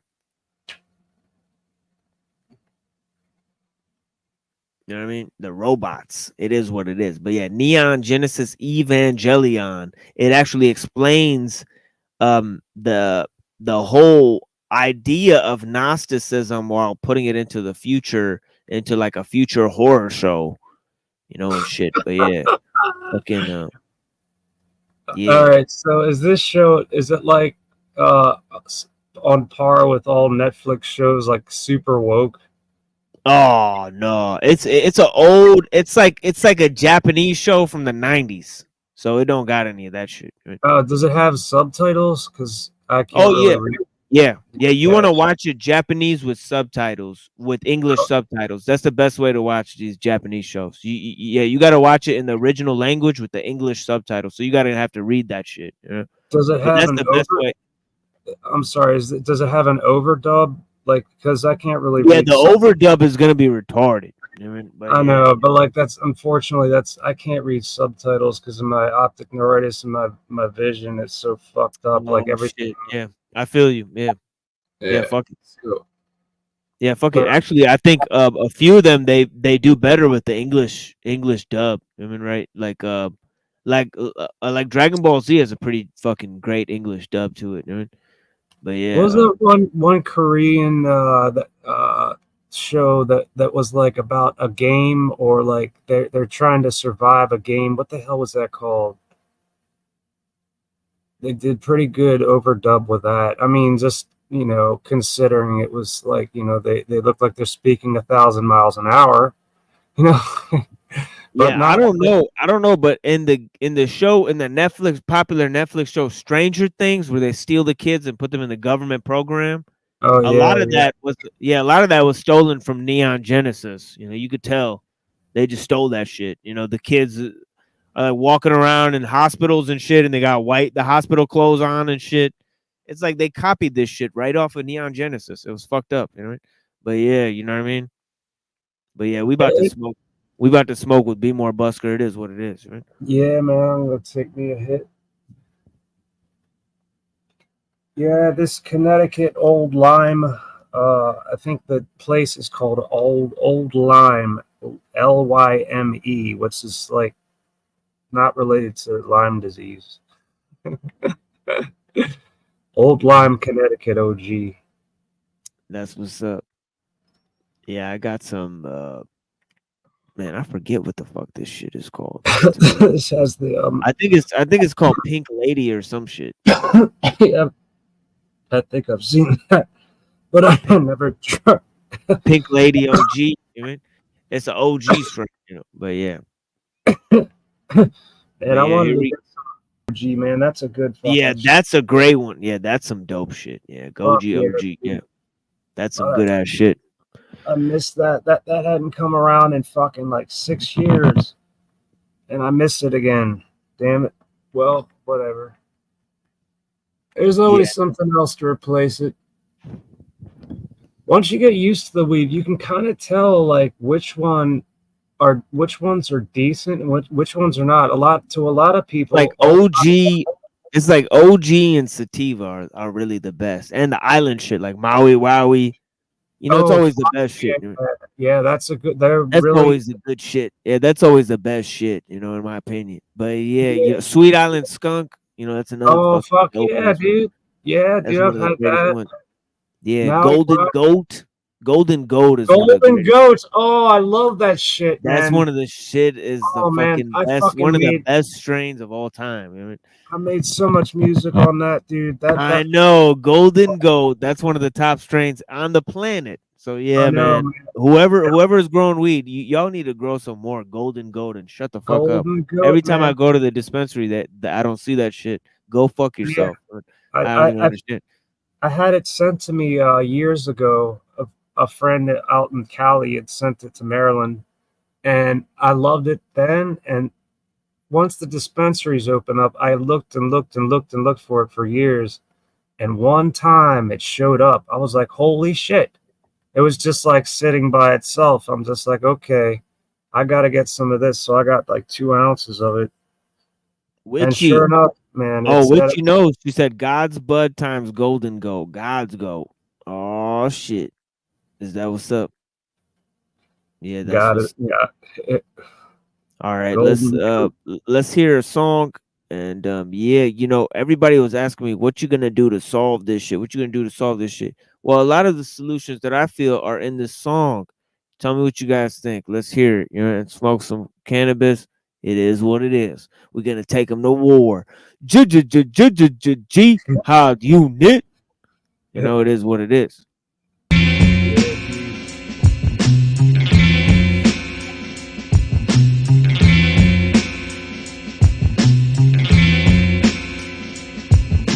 Shit ain't never gonna change. Fuck it! Time to load the clip, then we take them to war. Niggas wanna flip, then we take them to war. Break a nigga proper, then we break them some more. I represent the murderers and felony offenders who either buck time out to get these legal tenders. Nah, I'm going out with a bang, nigga.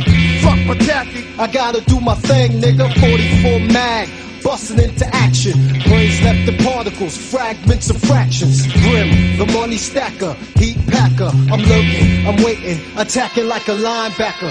Fuck what you heard, crime pays in all ways. Unorthodox, I hold my pistol sideways. We kill crews, hearts go numb, and if retaliation comes, then yo, fuck it, it just comes. I'm Dr. Death, motherfucker, ever heard of me? Close your eyes, cross your fingers, time for surgery. I'm already dead, so nah, you can't murder me, cause quantities of entities enter me evilly. Shit ain't never gonna change. Fuck it! Time to load the clip, then we take them to war. Niggas wanna flip, then we take them to war. Break a nigga proper, then we break them some more. Shit ain't never gonna change. Fuck it! Time to load the clip, then we take them to war. Niggas wanna flip, then we take them to war. Break a nigga proper, then we break them some more. Since I murder for hire, rapid fire's what I require. Making niggas perspire, so send a message through the wire. Cause violence is contagious, it got me busting gauges. The 95 Larry Davis and I'm wetting niggas for wages. Queens is the home of one the known felon. And it ain't no telling when I'ma crack your fucking melon. For the right amount of chips, I spit clips and hit whips, leaving niggas bloody. The leather seats is where the shit drips. With the pound 7 I be creeping, rocking niggas while they sleeping. Shots repeating, leaving faggot niggas leaking. When I cock back the iron, niggas is dying, marching to Zion. Cause the pound cake roars like a lion. World son, niggas be collapsing. Cause my weapons is ready for action, making your heart catch contractions. In the underworld, shooting gallery, niggas lose calories. Cause my salary's based on fatality. Shit ain't never gonna change. Fuck it! Time to load the clip, then we take them to war. Niggas wanna flip, then we take them to war. Break the nigga proper, then we break them some more. Shit ain't never gonna change. Fuck it! Time to load the clip, then we take them to war. Niggas wanna flip, then we take them to war. Break the nigga proper, then we break them some more. Here I come to get some motherfucking wreck, but first I gotta unvest, check, uncheck, clip 1 check, clip 2 check, I'm set. So let a motherfucker move a muscle when I tussle. They'll be piecing niggas back like fucking puzzles. Cause Gucci rappers known for bringing mad noise. I'm bad boy. When I was younger, always carry guns, I never had toys. Grip, give me the infrared and send me in. I'm putting red dots on niggas' foreheads and making motherfuckers Indian. You got beef? Go get yourself a reef because it's murder. Cause I put holes in my beef like fucking White Castle burgers. So now I got to run up on a clown with the 4-pound cock back, rock black, gun a nigga down. I see him, he's coming out the fucking Coliseum and hopped into a beam. Shit, Put in my clip and then I dipped into the ride that my man had parked on the sidewalk. Then we start to glide. I'm raining on him. Faster, nigga. Oh yeah, we're gaining on him. Oh shit, he's with somebody else. Fuck it, put his brain on him. Boom, boom. No survivors lifted the nigga out of seat. When they find him, he'll be a backseat driver. But I ain't finished with the trigger yet. I'm lighting up a cigarette. Bang, bang. I left the other nigga wet. It's G-Rap, baby. You know me. You try to hurt this. I split your fucking top and leave a fingerprint on purpose.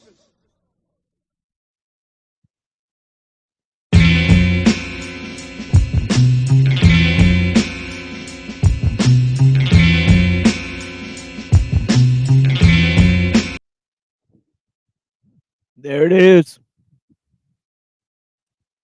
Yeah, brother. That sounded really kind of like almost like it was kind of it had a cadence, like militant cadence to it. Yeah, it's a David Axelrod sample. It's Pretty good shit, man. You know, Witchy was right. It is it's you know, coffee shop jazz. You know what I mean? But yeah, you know, David Axelrod. Yeah, man. I'm gonna. Yeah, I think I actually have that David Axelrod song on my fucking shit too. I'm not gonna play it right now, but yeah, I definitely have that song, David Axelrod. You know, I think my brother has a record, Holy Thursday, or is that what it is? But yeah, you know, shout out to the people who know David Axelrod. It is what it is, you know. But yeah, we were looking at this fucking Giorgiani shit, you know. Yeah, I really don't have anything else really to cover out here. But yeah, we will take more look at this fucking Giorgiani shit. If nobody joins the panel, it is what it is. What can I do? What can I say? You know, when all the little friends have ran away. You know what I mean? But yeah. Hey, whatever happened to Cecil? Where did he run off to? Oh, Cecil was here last time. Really? Cecil's around, you know. Did he take a break? Because I hadn't seen him on in a while. No, he was here last time. No, Just I the mean, last show I did. Yeah. Before that, I meant like, because like, you know, other. Although like I generally don't watch whole streams, but like I'll pop in and see who's on the panels, you know. Yeah. Yeah, it's been wild out here. Yeah, it's been fucking wild out here. The last couple of times, you know, I had some fucking weirdos out here. You know, definitely keeping it weird, 100%. And definitely there were some new ideas being thrown about. Yesterday, or wait, excuse me, Monday, we did a show. That was an excellent show that we did, in which I hosted two different shows, or co-hosted with my friends, you know, Neurojack and Trad Culture. So if you guys happen to see that production, we had very, you know, lots of very strange conversations, especially towards the end. You know, it gets weirder as it goes on. But yeah, that's usually how these things go. But yeah, these ideas out here with break the rules is getting pretty fucking weird. You know, wouldn't you say? But yeah, we were covering some of this for the first 2 hours and 30 minutes. You know, I was laying down what I think some of the ideological frameworks he's employing in this whole thing. We're going to read some Nietzsche, you know, coming up, Antichrist 58 through 60, investigate what we think about what Giorgiani's saying. So that's also coming up here. You know, Antichrist Burnout wouldn't be the same without Nietzsche's Antichrist, obviously. You know, maybe we should have read that at the forefront. But the problem is that we've already covered sizable portions of these things on the show. But we'll look at a very unique view of world history, one that I think generally opposes some of the things that Giorgiani's presented here about his, and I guess, anti-liberal fusion into this right-wing Nietzscheanism that they're promoting here. It's one of the foundations of the alt-right kind of movement. So we're getting into some of what that's all about. And yeah, we talked about that for a couple hours. So yeah, if nobody wishes to join the panel, there's 37 people watching. I feel no reason not to continue my analysis. It is what it is. And we got our friend Be More Busker listening here. You know, blessings. You know? I mean, feel free to chime in anytime you want, my brother. You know? Good This times. dude- yeah, they say some weird shit, you know. But yeah. Endeavors. So I'm very much radical empiricist. And why do you say it's one entity though, as opposed to a multiplicity of entities that? Yeah, so I want to talk about radical empiricism from David Hume. Now, David Hume rejected causality, right? Because he said anytime you see two events happen and you see one event happen before the other, there's no reason to suggest those two events caused each other, because there could be an event in the middle of those two events, microscopic, that you haven't observed, you know, some elementary particles. And he said, well, how do you control the movement of elementary particles and building blocks of the universe? Right? If you believe in atoms, then everything is just moving around, and one atom causes another atom to move, and it's ad infinitum, these things, these extremely minute changes you could never inspect. So he says in radical empiricism, you could never actually inspect the changes, or you're actually creating new values. You're ascribing to nature whatever qualities you want. It's just based on your own perception. These are human constructed ideals, right? So if you go to radical empiricism, they say we made all these motherfucking things up. You know why? Because we're observing things. We can't come up with what's really going on anyways, because the changes are too minute, too quick, too fast for our observation, and they're besides, they're too minute anyways. You know, so radical empiricism says we actually, you know, nature is our perception of it to a certain degree. You know, Maybe some DMT would break through. oh, they know all about. Yeah, they know all about, because they think that your DMT experience, that you're creating that partly with your own mind, right? So that's their escape route, right? Where they say that, see, that's why they can term it a spiritual experience, because everything that that drug is doing for you is from the drug, right?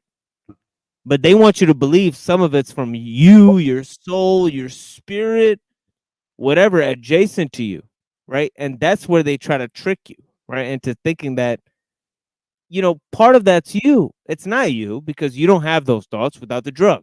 You know what I mean, right? So the fact is that, you know what I mean, you know, there's a, like, yeah, you're right, in which, yeah, it'll explode the idea that, yeah, shit is being shoved into your head from the outside. You know what I mean? So yeah, definitely, you know. Yeah, but like the whole ayahuasca thing, I wanted to try that, but I don't think I could deal with that now. But yeah, man, like a lot of those people, like they seem to see other dimensions, but it could all just be in their heads. You know, I mean, I'm sure, yeah, of course it is, but or I think it's in the plant. You know, I think there's little things in the plant, you know, that are actually communicating with the human. You know, and yeah, that's could really, be. Yeah. that's what the science. That's what the science actually suggests. Like, look at the mushroom; looks like a satellite. Right. You know what I'm saying? Like to me, like, you know, there's probably something in there that's communicating with the human. Like, to me, it's not outside the range of intelligence to suggest that mushrooms, obviously highly intelligent life form, you know, that if you eat some of it, you might get a little bit of their weird intelligence, right? And it makes you feel odd, you know, and it makes you pick up on weird shit from your environment. Like, you get like little receptors for shit, just like the mushroom has for a little while, because you're made out of the same thing that the fucking mushroom's made out of. You know, like, what the fuck? Like, you know, it makes sense. I mean, but like, you, it's kind of yeah. like cannabis with all mammals have cannabinoid receptors in their Right. brain. Right, and that's what the psilocybin is, just a replacement for serotonin. You know, Yeah. so it just acts as it just acts as the serotonin. And the serotonergic nervous system is attached to all sorts of things that act like psilocybin. Like tryptamines and things. So yeah, I mean, it's not outside the range of possibility, and that's why you actually can't have a drug be effective that doesn't have an analog to something that already exists within your body. So yeah, you know what I mean. Yeah. So I mean, you could call it an altered state, but altered from what? I mean, it's what I mean, altered. But I'll yeah, tell you what, man, cannabis has taught me so much. That it opened my mind wide open to music and instruments, and it makes me so creative. The only problem with it is I have to record it or I'll forget it. Like that's just like that's the give and take. If you're gonna smoke pot and get all this stuff out of nowhere into your fingers, and it's just coming out of nowhere, gotta record it, because that to me is magical. But yeah, I didn't come up with that much good shit today, but yeah, maybe it's coming out now. I don't know. I have to go back and watch this. But yeah, I definitely took a high dose of mushrooms today. But yeah, I'm hanging in there. Yeah. Mushrooms kind of hinder my ability to play music. That kind of, unless Yeah, definitely. Yeah, they hinder your ability to like probably move around or do anything. Really, I mean, I've had some type of trips where I was just catatonic. To be honest. So, yeah, totally. So it is what it is. Yeah.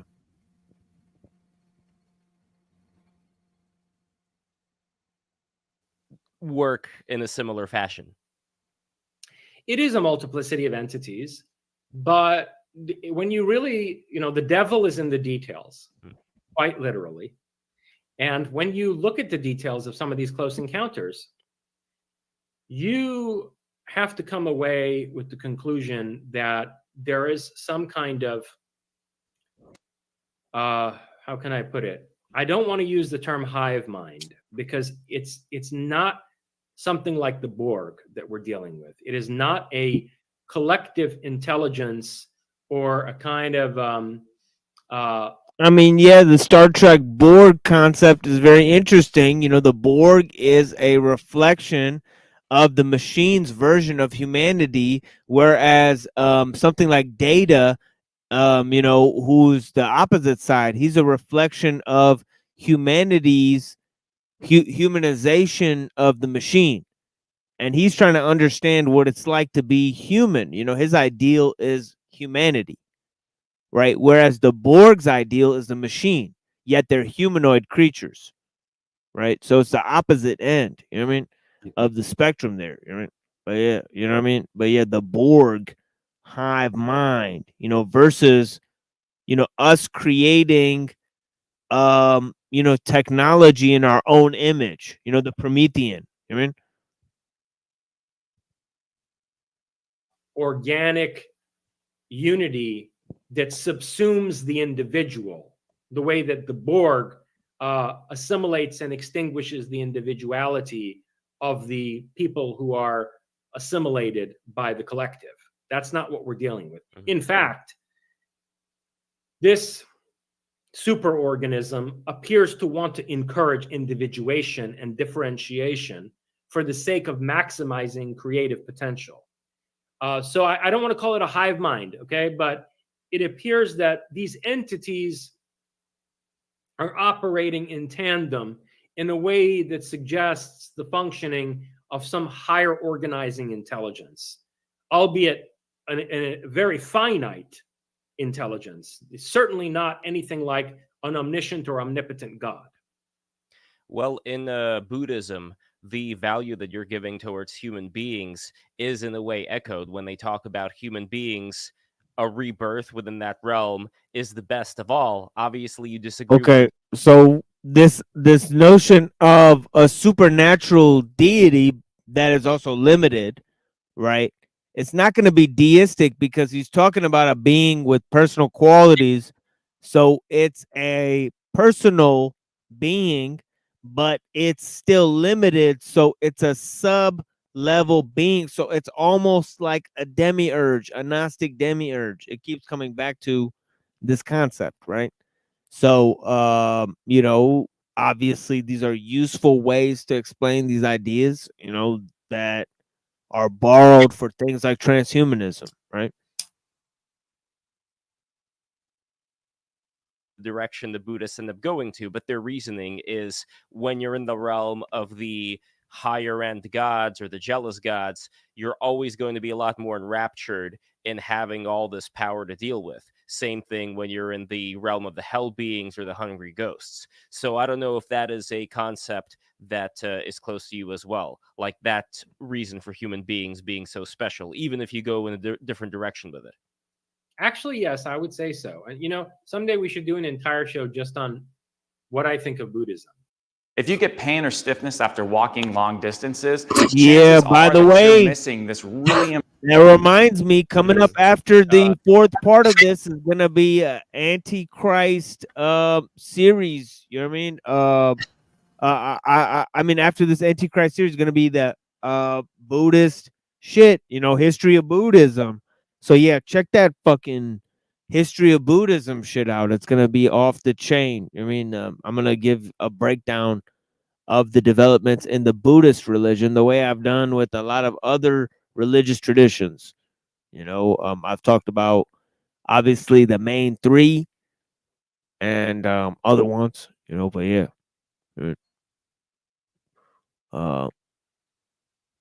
Yeah. I'm sorry, I missed that commercial. I usually comment on the commercial. Did you see the commercial, Busker? What was that shit? It was some dude with a skeleton hanging up. What the fuck? Yo, I need to go back. Yo, what the fuck is going on? Yo. All right. They might have been trying to send a message personally to me at this point. I mean, but yeah. I didn't even pay attention to what that was, except for the skeleton hanging from a hook. Like what? Just hanging. It was just hanging by its skull. Just almost like something you'd see in a medical classroom, like a fake skeleton hanging up. Damn. That's a damn shame. I'm actually interested what that was about. I didn't really pay attention. I just kind of saw that skeleton, and then there's a dude standing in front of it talking about something. But those ads. They go away. You can't really rewind to them, can you? Yeah, you can't rewind the commercial at all. You can't go back in it at all. Yeah. You know, from what I seen. Yeah. Yeah, they don't allow you to, because people will start recording that shit, you know? So yeah. Most likely that's why they don't let it happen. But yeah. I've said before, you know, that on an ontological and epistemological level, there's actually a lot of overlap between my work and the thought of Gautama and Nagarjuna and some of the serious, you know, thinkers in the history of. By the way, those thinkers basically represent a sort of radical empiricism. We'll go into that. You know, they basically reject the notion of supreme deities and all of that type of thing. They're functionally atheist, right? They're functionally even atomistic to a certain level because they believe that things can be separated into parts and those parts have no existence on their own. So there is no existence ultimately, right? So they don't believe that there's ultimate definition or there's no idea of the self, right? So that kind of fits into radical empiricism. We'll kind of get into that.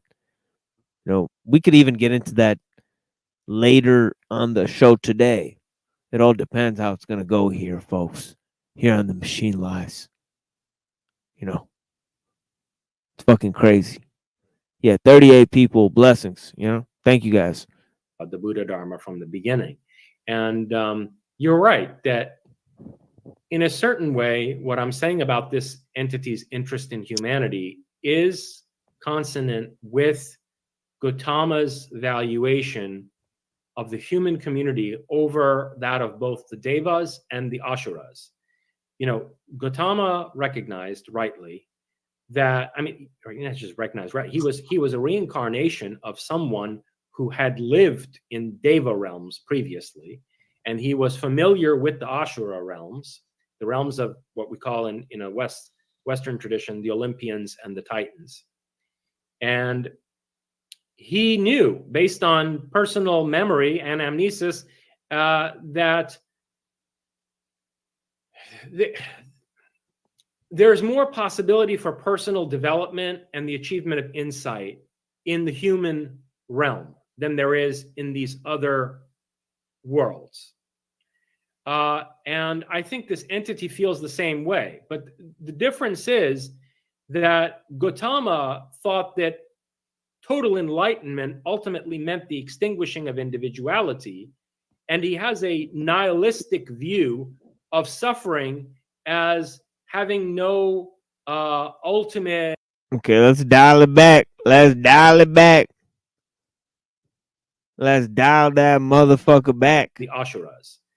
You know, Gautama recognized rightly that, I mean, or not just recognized, right? He was a reincarnation of someone who had lived in Deva realms previously, and he was familiar with the Ashura realms, the realms of what we call in a Western tradition, the Olympians and the Titans. And he knew, based on personal memory and anamnesis, that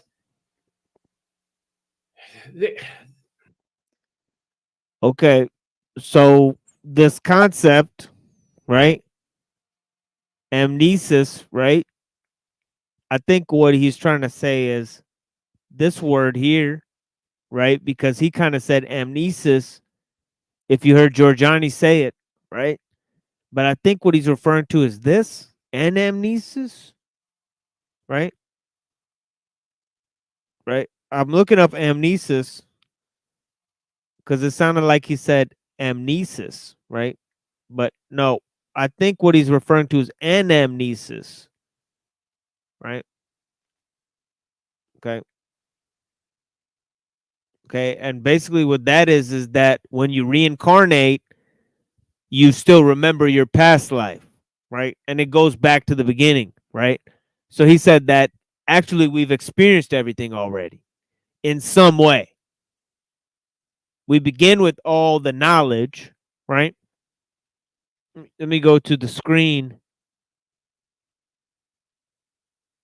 Okay, let me type in anamnesis, right? And you guys could see.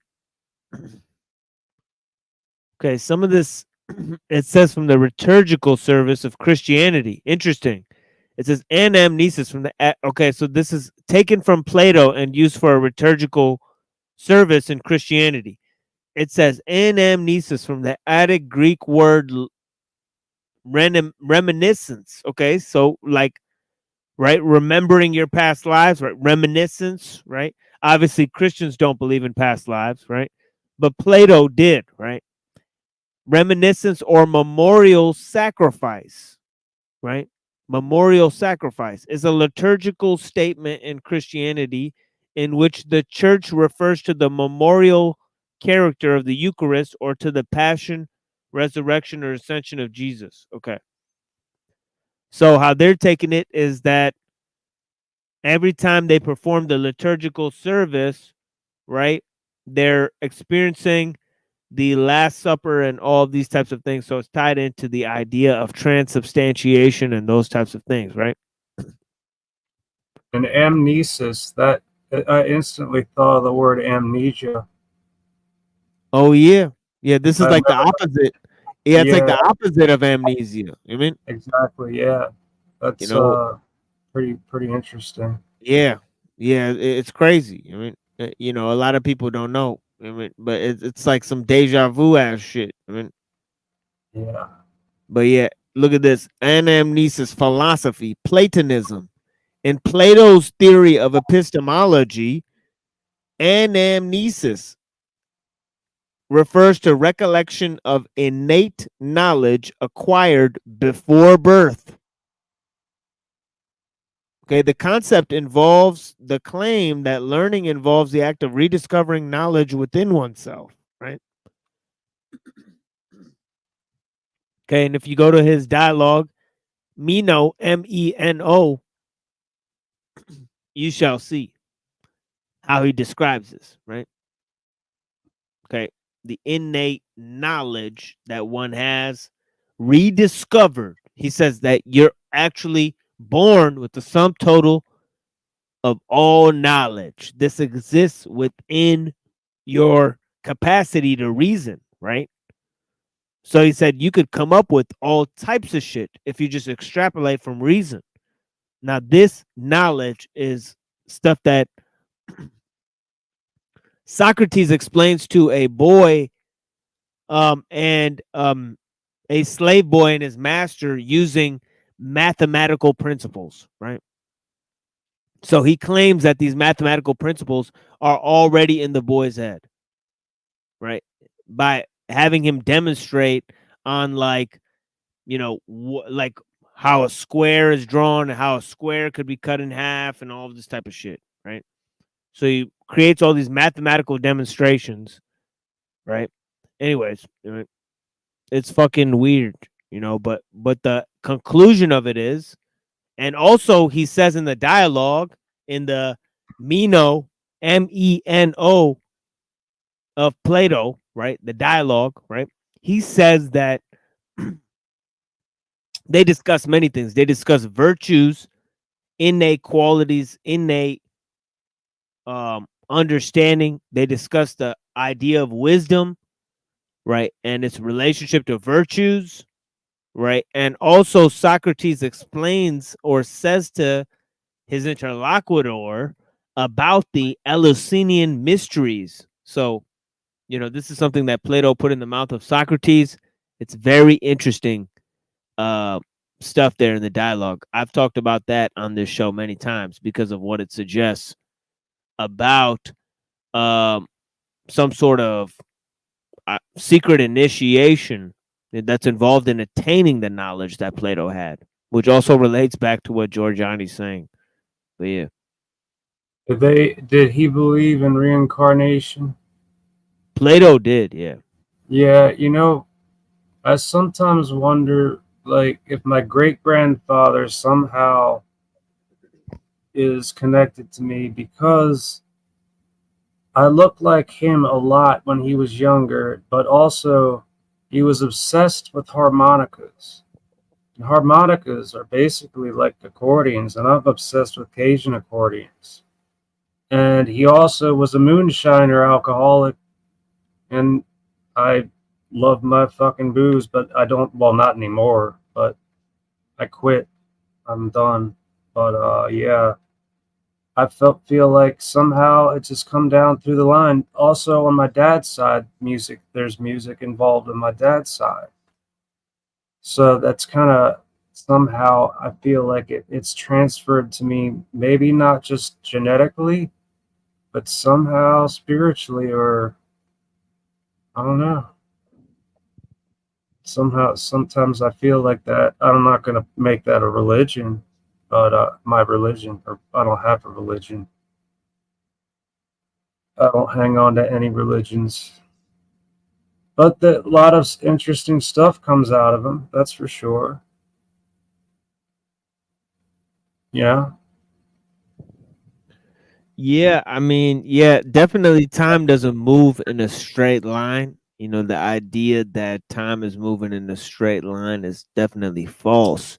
Also, death is probably fake and gay, you know, but you know, there's a lot of different things that are going on, you know, in terms of you know, how memories are passed on, how we live via our ancestors, you know, and definitely strange things get passed on.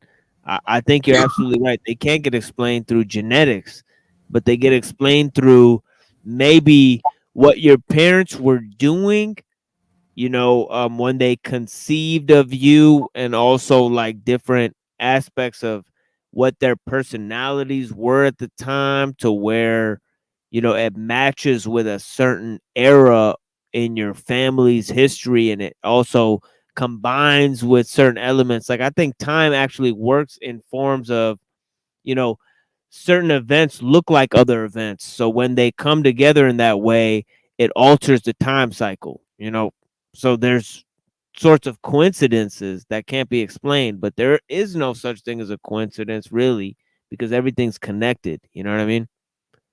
Yeah, one of the things. Yeah, yeah. Go ahead though. I just said it seems like, yeah, everything's connected in one way or another.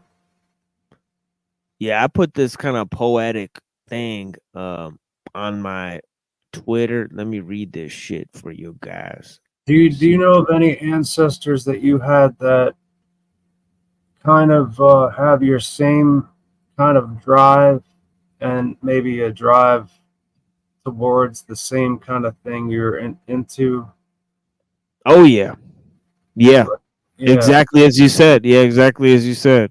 Yeah, like a drive to do something that, for me, I don't know where it came from. All I know is I saw a movie when I was 9 years old called Southern Comfort, and I saw this guy that was a really mind-blowing scene at that time of my life. I'm looking at it, and there's this little guy playing a little red accordion, and it's not like any other accordion I ever heard. In fact, it sounded so hardcore to me, and I just didn't know what the hell it was. But I forgot about it way up until I started playing pub Irish music, kind of like Pogue's music, Irish music, that band, and then at the same time when I'm playing piano accordion, I've remembered that from when I was 9 years old, and I just never let it go, man. I've got like so many of those things, but there are like harmonicas. I'm obsessed with these things, and it's like my great grandfather. He was obsessed with his harmonicas, and I didn't even meet him. But my great grandmother, his daughter, said that I look so much like him all the time, and I'm like looking at old photo. I'm like, yeah, that is pretty bizarre. But we're familial, all kinds of ingredients. So why do I have so much of that ingredient? My grandfather, who actually has my name, my surname, my first name, is the same name as him. Oh, was. What's that green thing? Oh, that's like some kind of. It's Kid Piccolo. What's that from? It's from Dragon Ball. Oh, Z. that's what I was thinking it was from. Yeah, that looks like something my nephews would look at. Yeah, it's Kid Piccolo. Back in the old days. No, it's not Dende. It's Kid Piccolo. Nope. Yeah, but yeah, let's go to this thing here. Yeah, I was based on what you were saying, I was talking about time and things. I put this out. I said, destiny is purpose. Fate is illusion. Not everything happens for a reason, but nothing is random. Everything is connected. There are no coincidences. Subjectivity implies relation. Relation implies unity. So just to double down, I know people attack me for shit like that. Let's double down on what this dude was saying. Ba-bam, ba-bam, ba-bam, ba-bam, ba-bam. Shots fired, ancient of days. Where it is. Yeah. Where it is. All of life is connected, bro. We are all one. Yeet. Yeet. Yeet. He's a Namekian. Exactly. Blessings. Yeah, thank you, Clump. I'm Thank gonna you for being here with me. Yeah. I gotta step off for a second, hit the toilet real quick. Yeah, no worries, brother. You do your thing. Ain't nothing but a chicken wing.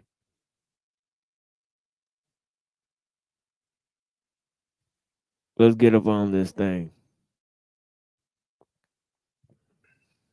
There's more possibility for personal development and the achievement of insight in the human realm than there is in these other worlds. And I think this entity feels the same way. But the difference is that Gautama thought that total enlightenment ultimately meant the extinguishing of individuality. And he has a nihilistic view of suffering as having no ultimate purpose, that, you know, suffering is futile and that what we should aim at is the extinguishing of suffering. Whereas this entity, I think very much, or rather I should say, Nietzsche very much shares the outlook of this entity, which is that suffering is absolutely indispensable to any creative endeavor, and that the great creators need suffering as part of, you know, the generative process that they act as conduits for in this world, right? And you can see that very much, for example, at the core of the myth of Prometheus. There's tremendous tragic suffering in the myth of Prometheus, which Nietzsche discusses in The Birth of Tragedy specifically, right? Prometheus as this tragic image of human aspiration and as the first mask in Greek theater. So the tragic life-affirming view. Are you having trouble trying to keep up with your professor? You've got to try Otter. Here's how it works. Let's say I'm in class. I just hit record and Shut up. Of Nietzsche is much more in line with how this entity sees human evolution than Gautama's nihilistic will to end suffering by extinguishing individuality. Before we proceed onwards, there is also the Rudolf Steiner view, which I see as being related when he talked about how... Yeah, we went over Steiner a couple episodes ago. Go check it out. You know, we already went over Rudolf Steiner. And Gautama's nihilistic will to end... But yeah, the understanding of, you know, Zen nihilism and how it's related to Nietzsche and the ideas of Georges Bataille. Okay, we kind of covered some of those insights, if you want to call them that, and the relation to the black sun, how he uses the symbology of the black sun derived from esoteric Hitlerism. Obviously, you see some of that mixed in with the phoenix symbology in Giorgiani's own flag that you see behind him, right? He's got the four-corner fire thing that kind of resembles a swastika mixed with a phoenix symbol for his Prometheism. But he's saying that this Nietzschean birth of tragedy is about, and you see that actually Plato does hammer the ideas of Prometheanism and Homer. He dismisses Homer, but then a lot of the other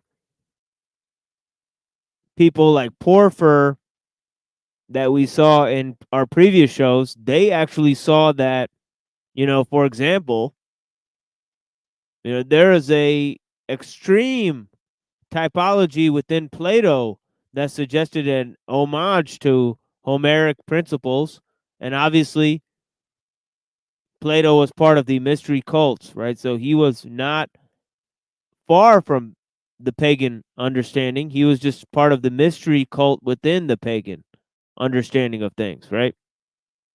Anyways, we're moving on here. End suffering by extinguishing individuality. Before we proceed onwards, there is also the Rudolf Steiner view, which I see as being related when he talked about how when you would observe a plant or a tree or anything in your vicinity in a way you're giving life to it.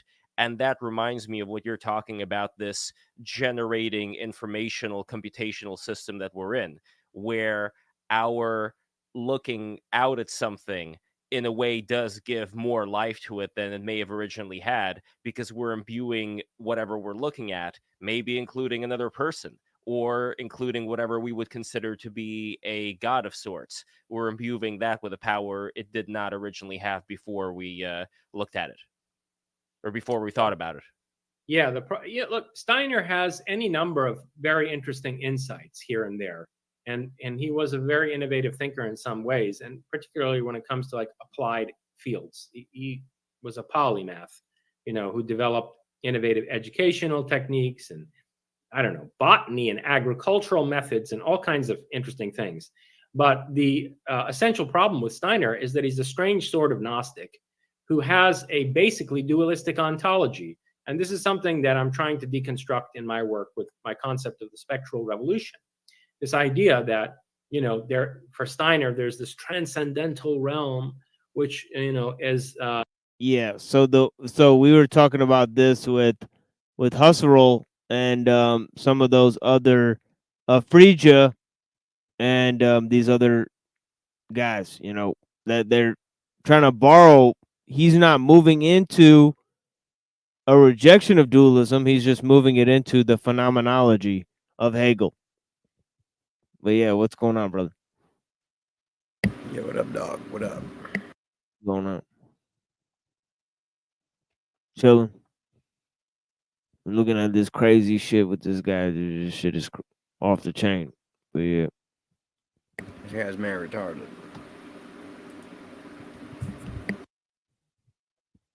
We got Busker. What's going on?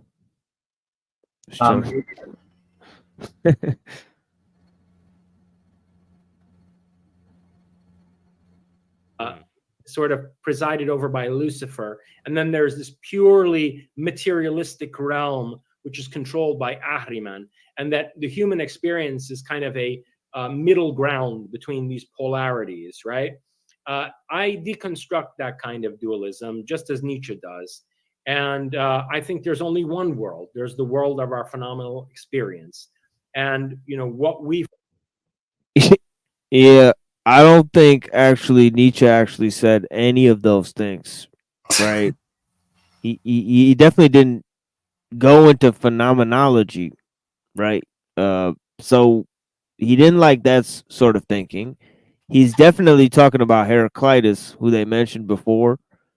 But in terms of, how did Nietzsche step out of dualism? Nietzsche is talking about Apollo and Dionysus and these two different, and slave morality and master morality. Everything's dualistic for Nietzsche, right? So I don't know, like, how Nietzsche really steps out of this, right? He's going beyond good and evil, but he's not going beyond to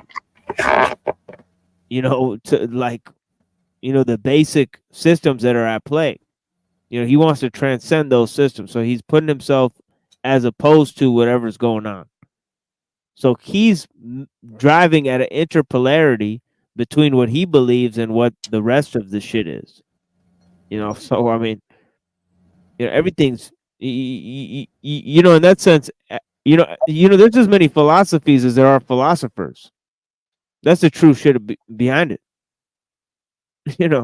Every philosopher has their own version of God. To be honest,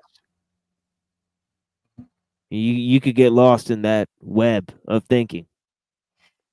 But yeah, if you really develop your own philosophy, you develop your own God. That's the game behind it. It's the problem.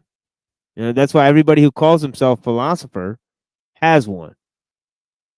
Right? It's a big fucking problem. There's a God of the philosophers, and they resemble each other, but they don't resemble the God of religion at all. Philosophy means the love of wisdom. You know what I mean? Yeah. Their God is Sophia, like, you know what I mean? Wisdom. Right. And so at the end of the day, they don't believe in anything beyond the physical. And so they make the gamble of putting it all on the physical. And then in this guy's, like, essentially in this guy's stance, Giorgiani, right? He becomes his own god. It's textbook Luciferianism. And he himself goes into shit like, I've watched his podcasts on Prometheus and this and that. He's textbook, Luciferianism. He wants to become a god in the physical. He wants to live forever through technology. That's what he says. If you really listen to the shit he says. I don't know about this interview, but I mean, or this podcast that he's putting on or whatever, you know what I mean? But I've watched a lot of his shit. Yeah, he said it on this one too. He was talking about how he wants the singularity to come. He said he's gonna come in the next 10 years. He's excited about it and shit. Yeah, that's what it is.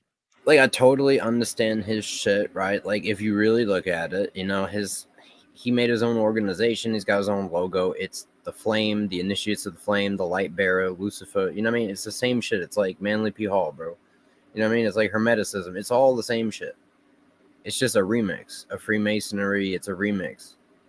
It's just like in another package. And like this one will ensnare this many people. And they make another remix and that'll ensnare a few more.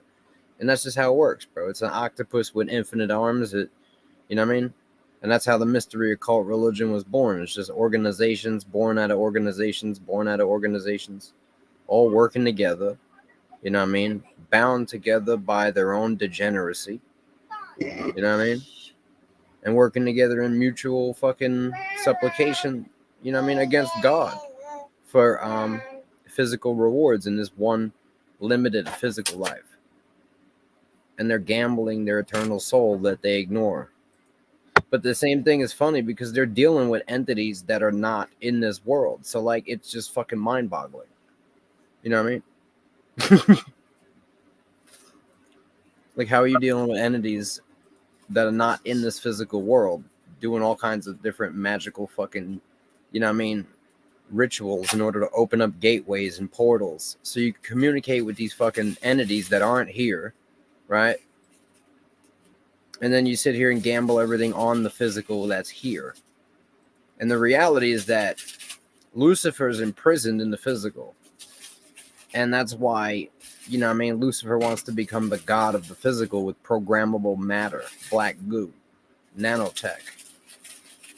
You know what I mean? Wants to be part of the whole world, part of everybody, just like God is. But it's a fucking corrupt version, a technological version. The ultimate, the machine. The ultimate, the matrix. Man, AI is starting to get really freaky. Yeah, I mean, look, at the end of the day, we're walking through now a hall of mirrors. And you got to realize that when you go looking for information that's true, you won't find any. You know what I'm saying? Your own beliefs are going to be tested, and you're going to have to basically rely on what you know, because what are you going to do when they start changing texts? They already have. They're changing texts that have already been written. They're changing them now, but they're changing the text itself in the past. Imagine that shit. Like the Mandela effect thing, right? Like, yo, imagine they were given the keys to the bottomless pit, like, which is time. You know what I mean? It's really infinity. And so now, at the end of the day, they could change the books. And people that don't know what the fuck they're talking about are going to read the books and think that they were wrong. They're going to gaslight themselves. And this is how the devil deceives the world. You know what I mean? The Antichrist is going to have to come to the earth to appear to be the Christ, right? The savior of all humanity. But he's going to have to match the scripture. Otherwise, no one's going to fucking believe or worship this Antichrist. So they got to change the scripture, but they can't just edit it now. They got to edit it in the past. It's not going to change what you know because you exist in the now. But what you know is going to be challenged by what you thought was written. And now you're going to have to deal with it with your heart. Now it's really going to come down to what is in people's hearts. Because you got people out here that are like, yo, it's written, bro. Slavery's great. God likes racist slavery. And at the end of the day, I don't care what the book says. I know God. And if you don't know God, then you'll believe the book. You know what I mean? It is what it is. I tried to tell these motherfuckers. They don't want to listen.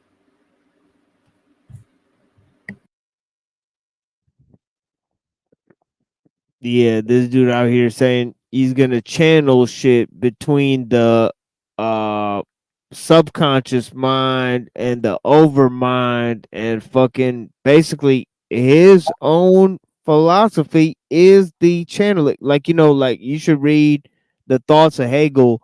He literally said that him discovering the phenomenology was the single most important act in the history of philosophy. The dude was a megalomaniac. He literally wrote in his own phenomenology that his own discovery of this shit was the fucking epitome of what he was talking about in his philosophy. That God was realizing itself through his own philosophy. Like, it was like an act of fucking, Mental backflips. It's usually like mental gymnastics, and if you just look around, right? If you just fucking like wake up one day and look around at the world, you could take it two ways. You could be like, all right, this world is completely fucked. And that means that God either like isn't around or he doesn't really care like that. Or you could take it like this. This world is completely corrupted with evil, and yet we're still here just talking and doing whatever the fuck we want. You could take it as that God can allow all this evil to happen and still have complete fucking control over this realm. And that's one thing people don't understand. They don't see it. You know what I mean? They only see narrative. And then they switch from one narrative and then they find a different narrative that they like. They don't fucking think. People don't think anymore. That's why I can't deal with most people. Their brain, their fucking wheels ain't turning. They're just regurgitating narrative from here, a narrative from there. They don't read books. They just fucking listen to podcasts and they think they're fucking scholars.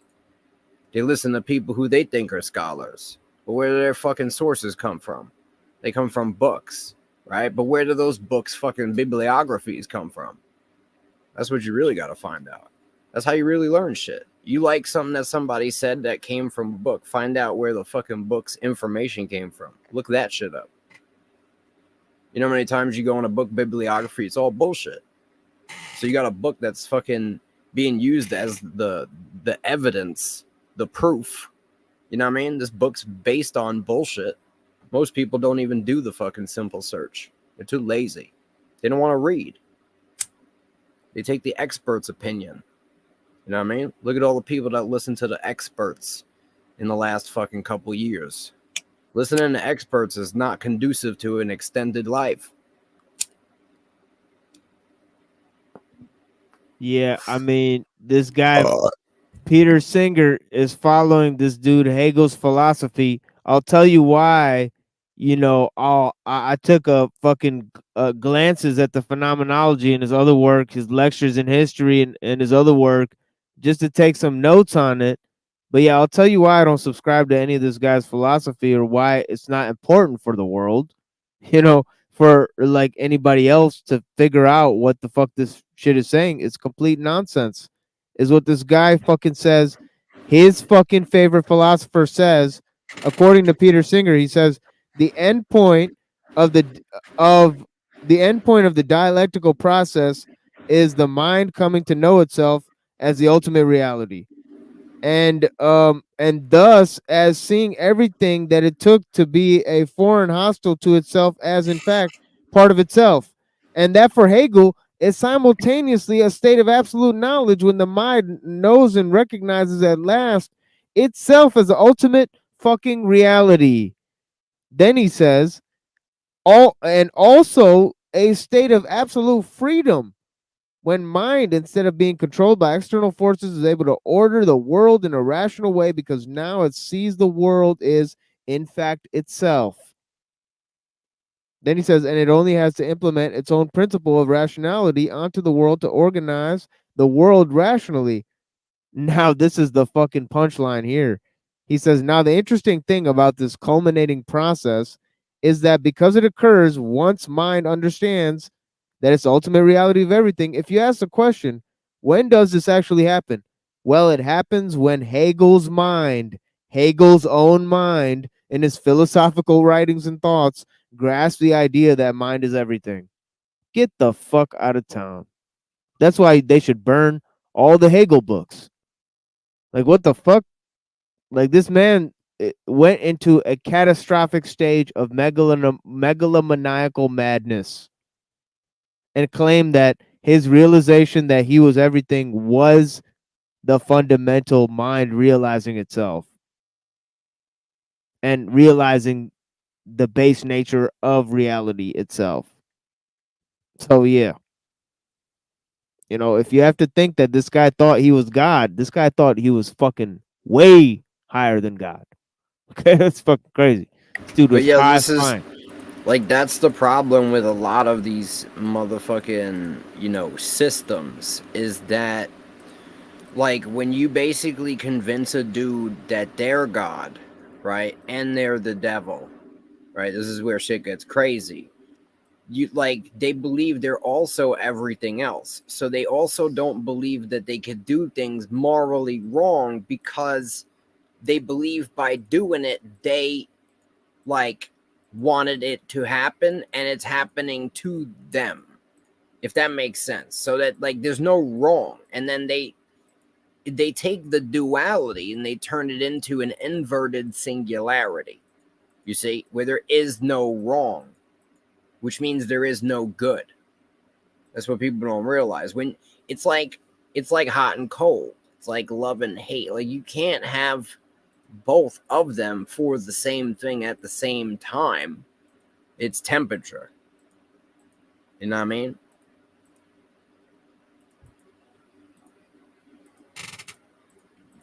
They don't get it. You can't have it. It doesn't exist. It's not real. So it's always been a lie. It's always been deception. You know what I mean? You have to have a singularity that's good, or it is not. It's binary. It's 1 or 0. You know what I mean? It's an on and off, on or off. That's why we're made in a duality with man and woman. But like the devil seeks to combine this shit, but combine it in an inversion. That's why you see the agenda trying to combine the feminine and the masculine, but in the inversion. You see, everything that you'll notice in this reality that is inverted, it is the work of the devil. It's inverted of what is normal, what is natural, what is created by God, the original blueprint layout design. When you see the inversion of that, it's usually of the devil. You know what I mean? You don't see nothing square in nature. Why are we building square motherfucking houses? You really got to think about this shit. It gets deep. I could blow your mind.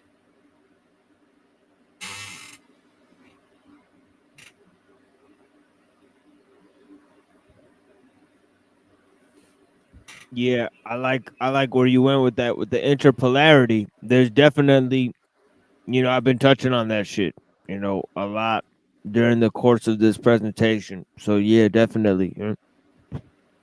It's all relative. Like I haven't even seen this whole presentation. It's just it's so Yeah, that's what. Yeah, yeah, it's just like how you're saying. Like this shit is so predictable at this point. Like they got It's the so- same narratives rolled up. It's like the same Luciferian Exactly. script, like rolled up. It's like, yo, it's like you predicted half the shit he said without even watching it. Like straight up. yo, dog. I'm sitting here, right, and I'm rewriting. I took the original Boy Scouts manual, right, and I told you I've been working on that for a minute.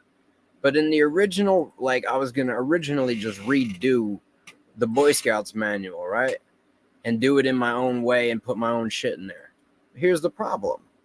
As I'm going through it with like a fine-tooth comb, you know, editing this shit, it's literally the same fucking shit, bro. It's just a mad occulted, basically Luciferianism. It's like Freemasonry, like starter kit. You know what I mean? And like it goes all the way. They got the fur delete, they got everything, bro. All in the shit. Like they got the oath, bro, where they got the kids throwing up the Baphomet shit, bro. Like it's all literally in there, bro. And like, yo, the pages were red with fucking candles. It was like a ritual in this book. I'll show you the pages. You could even probably pull them up.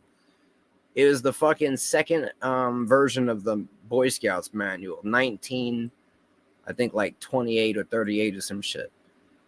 The 1911 was the original one. But yo, it's bugged the fuck out how literally every single thing you see, it's like a vortex. They don't create the whole system in any of these things, but every one of these systems that they create, right, pulls you deeper into other systems that are deeper and deeper into the fucking rabbit hole of this vortex that is Luciferian Satanism. And yo, I've been saying the same shit since day one, that it's a motherfucking like vortex. You don't realize, like in the ocean, you don't realize you're getting pulled into a vortex, right? Like a whirlpool when you're on the edges. You know what I mean? It doesn't appear to be a whirlpool. But as you get closer into the whirlpool, a fucking whirlpool. And when you're real deep in the whirlpool, you realize you can't even get out of the whirlpool. So you might as well just go down. And that's what a lot of these motherfuckers have done. They sold their soul. So what do they have to lose now? You see, they're at that point. They already did it. You know what I mean? A lot of us sit here like, how could they do this evil shit? They already sold the soul. Like, it's done. You know what I mean? Look at all the shit that they got for it. But, you know what I mean? It is done. So, it's always a duality. There's their bullshit reality where they think they're winning. You know what I mean? There's the reality where the sheep think that they're winning. And there's the reality where I know that the good people have won, although it doesn't appear that way. Because I know that we have a benevolent God that exists, that created all of this shit. And he's just kind of sitting back and seeing who the fuck is who. That's my honest opinion. And here we are.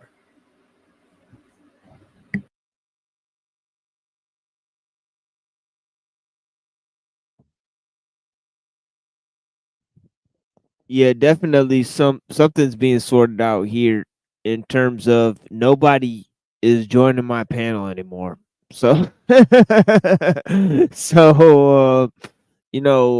definitely scared all the visitors away by doing these 2-hour presentations at the beginning of the channel, or maybe something else, the shit that you be dropping, a lot of these motherfuckers are actually going to start to realize that they're following some kind of Luciferian fucking system. And they're not going to want to come on the channel and get exposed live on air. I'm just saying.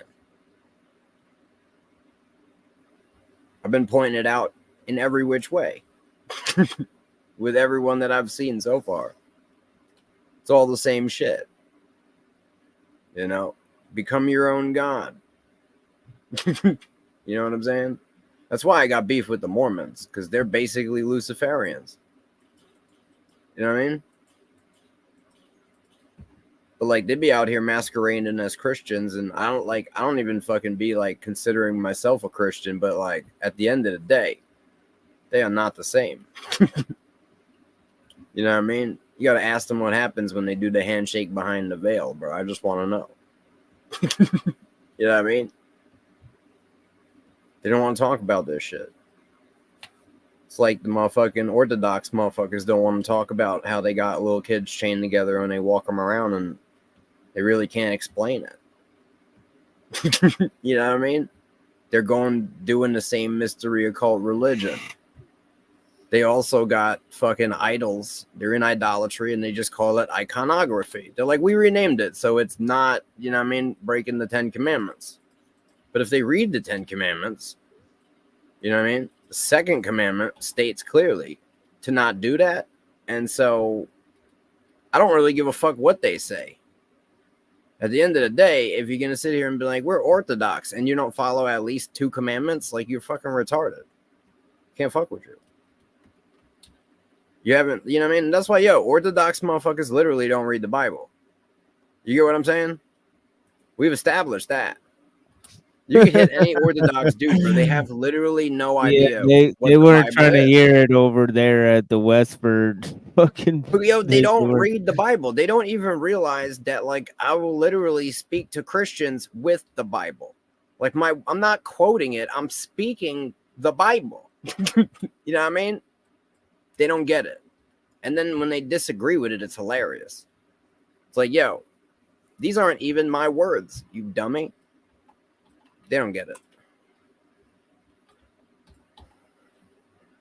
I don't know. They're like, yo, fuck it. They're like, if this guy proves that one part of the Bible isn't true, then that means the whole belief system isn't true. And we can't have that. I guess we got to ban them. You know what I mean? Oh, what are you talking about, Witchy? The thing on the screen? I don't think the thing on the screen is factual. But yeah. No, not this. I'm talking when I go on these fucking panels, bro. And you No, got I was saying, no, I was saying to this lady, Witchy. She said, "So you really think this is factual?" And I What was is just saying, factual? no. No, this shit is I fucking assume she's retarded. talking about. I assume she was talking about Giorgiani. Giorgiani's a Luciferian retard, Yep. bro. He's a genius, but he's so smart, he's retarded. Pretty much. You know what I mean? Like, yes, he's very smart. He did a lot of research. He researched himself into retardation. It's possible. People don't understand. The more you fucking learn, the less you know, okay? So you better start unlearning shit or you're going to be retarded. I'm just saying. Yeah, that's facts. Like, I try to unlearn shit now. I'm at that point. I really can't. I got to the point where I really couldn't find any new information, even like archaic, ancient text. Like, I'm just like, fuck it, bro. I got most of it. I might have missed something, but fuck it. I'm done. I'm done digging holes. It's time to start burying some of the fucking dirt. Keep the treasure and roll out with the knowledge. Because at the end of the day, bro, you just keep digging for knowledge. You dig your own fucking grave, bro, and you just end up with what? Yeah, it's like people who chase knowledge. Like it's like okay, you're gonna get some knowledge, and then what are you gonna do? It's like, well, I'm gonna use it to gain more knowledge. I'm telling you, It's like, look, you're the fucking path of stuck. knowledge, Yep. right? The path of knowledge leads to shit like Luciferianism every time, bro. Yep. Like, really smart motherfuckers end up like Satanists because, you know what I'm saying? Like, logically, it makes mad sense. Like, you know what I'm saying? Like, logically, it makes more sense. But well, that's the thing, is that there's not a lot of there's nobody talking about knowledge, but there's a lot of there's nobody talking about the dangers of knowledge. Like there's a bunch of dumb motherfuckers who are talking about how good it is to know shit. It's here's like, what the thing. fuck is this? TML. Like, logically, these dudes, right? They're like, well, look, if Satan's getting away with doing whatever, right? Then that means that God isn't all powerful, right? You see, like, this is where the logic comes in. But here's the thing that they don't get. True power, right, isn't like the fucking hyenas running around tearing shit up. You know what I mean? True power is the elephant that just walks around and doesn't give a fuck. Just step on you. Like God isn't worried about proving his power. He hasn't cared about proving it for a very long time. Like, the devil's proving his power every day, still trying to maintain this illusion. The power that the devil has isn't even real. That's why God doesn't give a fuck. You know what I'm saying? Like, people don't understand the position, right? You would have to know God to understand the position. You know what I mean? Of taking the decision, right, to sacrifice for others, right, morally. You know what I mean? To sacrifice your own strength, essentially. You know what I mean? To leave yourself vulnerable, you know what I mean, by being moral. You know what I mean? It's a disadvantage. And to take that on knowingly is strength. It's more strength than being a coward and just, you know what I mean, living in the fear of the physical death. right? And then making immoral decisions based on that. Because at the end of the day, you have to understand we come from something that is beyond physical. You know what I mean? Miraculous. And if you don't believe in it, then you probably won't see it. You know what I'm saying? Because you probably sold your soul for the fucking, you know what I mean? For the peanuts. But that's the reality. It's set up like that, bro. This reality is a filter to filter out incompatible fucking beings with an infinite fucking, you know what I mean? With an infinite existence. Like, I don't think you could just allow anybody into heaven. That it could be catastrophic. You know? Same as, like, you can't just allow anybody in the earth. Could be catastrophic like it was. You know, we got fucking Lucifer coming to earth, bringing the knowledge. He was given the fucking knowledge. You know what I mean? The light bearer, the keeper of knowledge and wisdom. And he came and gave it to mankind. But mankind didn't have the maturity to have the knowledge. And so with the knowledge of how to make weapons, they made war without knowing the consequences, etc. You know what I mean? This is the problem. And then it got further fucked up where they hid the hidden knowledge and used it to manipulate and control people. And it got worse and worse. It was all guided by their father, the devil. To devil means to fucking fuck something up, basically. To meddle in something. And the devil is the meddler in the perfect creation that the Almighty created before he fucked with it. By dispensing knowledge to people who weren't supposed to have it. Thought he was helping people, bro. Stealing the fire from the gods. But it wasn't about helping mankind. It was about getting mankind to turn against God. Wanted to destroy mankind. Hated mankind. But there was rules. Mankind had to destroy themselves. He couldn't do it with his own hand. Possibly because the Almighty separated the fucking existences. And that's why they got to deal with them through fucking portals and shit now. But they're trying to bring this motherfucker back. With programmable matter. They're spraying it in the fucking air. It's all over. They're calling it smart dust. Just wait, ladies and gentlemen. Shit's about to get crazy. I know where I stand. You know what I mean? I know where I'm at in this fucking, in the nature of this game, but most people have no fucking idea. And you better find out pretty soon, because it's getting there. You know what I mean?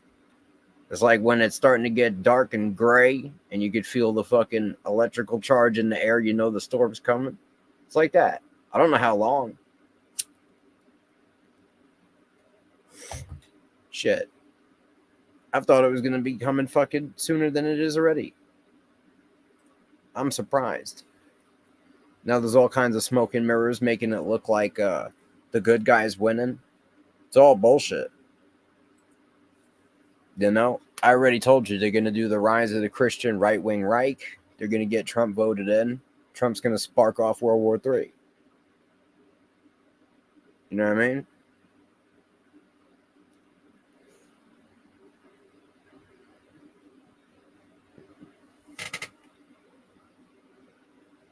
Is what it is, man. But yo, I don't really got nothing else to say. I've already said everything that I've ever had to say about these Luciferian motherfuckers. You know what I mean?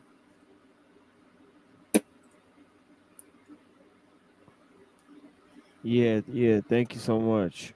You know, but yeah, for Witchy, I mean, I like what you're saying, but yeah, it's not a two-sided conversation, right? These people act like they're, you know, both God and the devil. You know, it's a complex issue, right? And basically, you know, it's an open panel, so yeah, anybody can hop on and discuss whatever they want. So yeah, you know, we could also hear your views or anybody's views. Yeah, it's all good. You know what I mean? So yeah, I mean, Well, I actually cover a range of different issues on this channel. So I cover all types of different things. So we do modern culture, we do philosophy, we do the occult stuff. It's not always towards the occult stuff. Sometimes it's towards more of the philosophy stuff. Sometimes it's history things. So yeah, sometimes there's a bunch of people arguing about the Bible. So yeah, it gets to that too. So yeah, so we got all types of different things going on out here. But yeah. The shit that I say is not his views. Yeah, You know or what I the mean? views on the screen are not necessarily my views or Rant's views, and then yeah, the direction of the conversation is varied, as I say, because I'm taking this show in a general direction that's essentially unprecedented, but it is experimental, so we do what we can here, I and what mean, God allows us to. I don't want Yeah. to speak for you, but I'm pretty sure you don't support this dude's views, and I don't either, at all. Oh yeah, no way, except for a It's just an couple occult things. remix, bro. You know what I Yeah. mean? Yeah, I mean, a couple things he said, I guess I could spin into something that I might try to support, but yeah, I mean, the truth is always laced with the lies. It is what it is. You can never Well, have yo, it the other way around. The the truth, devil has the to truth give doesn't have you no lies in it. the devil has to give you 90 fucking 9% of the truth in order to get that lie over without you picking it up. You know what I mean? If the devil starts saying all kinds of lies, it's more chances that you're gonna pick some shit up. It's also a method of poisoning the truth. You see?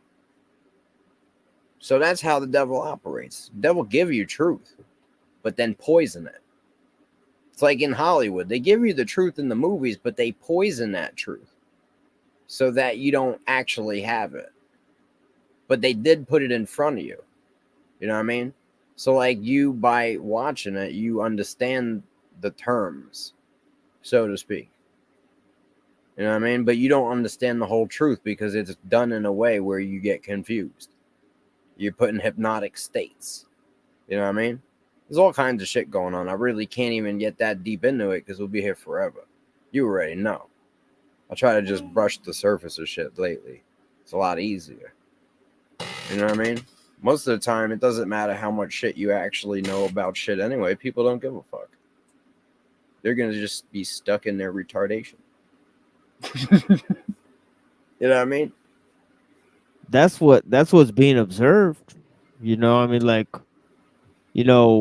there's only a couple people that actually talk and listen and exchange shit. Like what you were saying about what the whole thing with the Akashic, he was mentioning earlier in terms of this whole idea of anamnesis, which I was explaining to Be More Busker is basically the opposite of amnesia, and they got this whole idea of recollection from the other lives and shit, that you lived.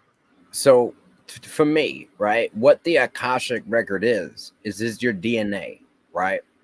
And the same way that a Black Widow knows how to spin a Black Widow spider, right? You are going to have shit that your ancestors, right, their brains programmed into the fucking DNA to help you survive. And it's usually intense shit. So my ancestors were always fighting in war, right? People that come from Sicily, where I come from, they have fucking really quick tempers, right? They snap the fuck out. They go from 0 to 100. They don't build up in anger. It's because they fought so much fucking war. They're also, a lot of them are bipolar, right? And this is a fucking genetic trait. We look at these things now as, oh, these are, this is bad. These are psychological, problems. But this is the reason why my ancestors lived. You know what I'm saying? In these fucked up environments. So this is what the Akasha record to me is. It's your ancestors' traumas and shit, your sins of our forefathers. It's written into our fucking DNA. It's not your life, but this is, you know, like you pay for the sins of your father, it's written in you. You get what I'm saying? Like if they were fucking out there murdering motherfuckers, you're going to be murderous and you're going to have to deal with that. You're going to have to figure out how to not be murderous. Otherwise, you're going to pay for the sins of your father. You know what I mean? Like I'm a savage. My kids came out savages. They're going to have to figure out how to be a savage and not kill people and be like terrible. Otherwise, you know what I mean? They're going to suffer just because of what they are. They have to overcome their biology. You know what I'm saying? That's what it's about. It's about going from the animal to a conscious being. That's what life is. You start out as a fucking animal. This is why I appreciate talking to you, because you actually put that concept, sins of the father, in a way that I can't really deny that concept. Whereas when I read it before, I was like, no, like, what do you mean? Like, we're born with the sins. But you actually explained it in a way that makes perfect sense, you know? It's in the fucking DNA, bro. Like, if your fucking dad was a cannibal, your body, like, if your family was cannibals for tribes of, you know what I mean? Your body's gonna want human meat, like, and you're gonna fucking need it. Like, you get what I'm saying? It's like, God built us so adaptable, so fucking perfect, where we literally adapt to anything required. And there's, you know, these evil bloodlines, they're all evil because that's what's in them. That's their fucking DNA. You understand? And it's read through the eyes. When you look a man in his fucking eyes, you can see what that man actually is. It's not the window to the soul, if you want to say. It's the window to what that man is comprised of. All the records, what their lineage did. If your granddaddy was a piece of shit, I could see that in your eyes. I won't actually be able to articulate it. You know what I mean? But we as human beings, we can see this. Not everyone, maybe. But I can. I can look in your eyes and tell what you are. I won't be able to put it in words, but I can feel it with a part of me that I can't explain. It's the same part of me that understands and knows God. You know what I mean? It's a part of me that's not the physical. You know what I'm saying? It's a part of me that's not within the physical. I have a connection to this part of me. I can't explain that to you. The only thing I have for reference to explain to you is physical shit. This is what I can say. You know what I mean? Yo, look, this lady figured you out already. She said, she said, I disagree a lot with what he says, but he says it well. Shit is hilarious. Yo, I was like, yo, that's what most people say about a lot of shit, man. You know what I mean? They're like, yeah, we don't really agree with that shit, but it makes sense. It's like, well, what the fuck? Yo, there's a part of us, like, we sleep every night. Half of our life, we're not even in this physical body. Right? Could you really explain some of the shit that happens in some of your dreams that aren't even like, it's not even fucking relatable to reality? You know what I'm saying? It's like, you ever have dreams that are so fucking real? You know what I mean? And then you wake up, almost more real than when you woke up. How do we fucking really explain that shit? You know what I mean? I want science to explain that to me, really, and not just give me some bullshit like, oh, well, you know, the DMT chemical. Yeah, well, how does that work? They can't tell you how psychedelics work. None of them can. They can just tell you what happens. They don't know how it happens. None of them do. Right. None of them. The greatest psychedelic fucking scientists couldn't figure it out. Schlugen, Hoffman, none of them. They have no fucking idea. They're like, yeah, we don't know how it works. We just know it does. The only way they figured out how these things work and what they did is by taking them. There's no scientific way to figure it out. Alexander Schlugen invented hundreds of different psychedelics and took all of them in different dosages to figure it the fuck out. He didn't like all of them. He said he didn't like most of them. You know what I'm saying? But he said he found some that were great. I've taken some of those. They're questionable. Some of them are questionable.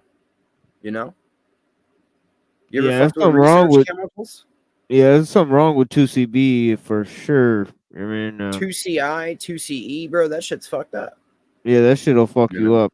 But like, he I'm talking also about. invented I'm MDMA. talking about like sitting at work detail, looking at a stop sign and just laughing and shit while you're picking up garbage. It's like, what the fuck is Oh no. I mean, look, you really retarded? gotta do a lot of this shit within like intentions that you're gonna be doing it, because at the end of the day, you know, you are tapping into fucking like sensory perception that you don't normally have. You know what I mean? Like your mind is limited to a certain perception range. But I believe that like I've taken acid and been able to perceive extra things. You know, while it does fuck up some faculties, it also increases others. You know? Like a motherfucker on acid can't sit here and like do math for you. Well, they might be able to actually do really good math, but I mean, I can't explain it. It like they wouldn't be able to not look insane, you know? They wouldn't be able to do that. They're going to look insane, but they might be super intelligent while they do it. That's acid, man.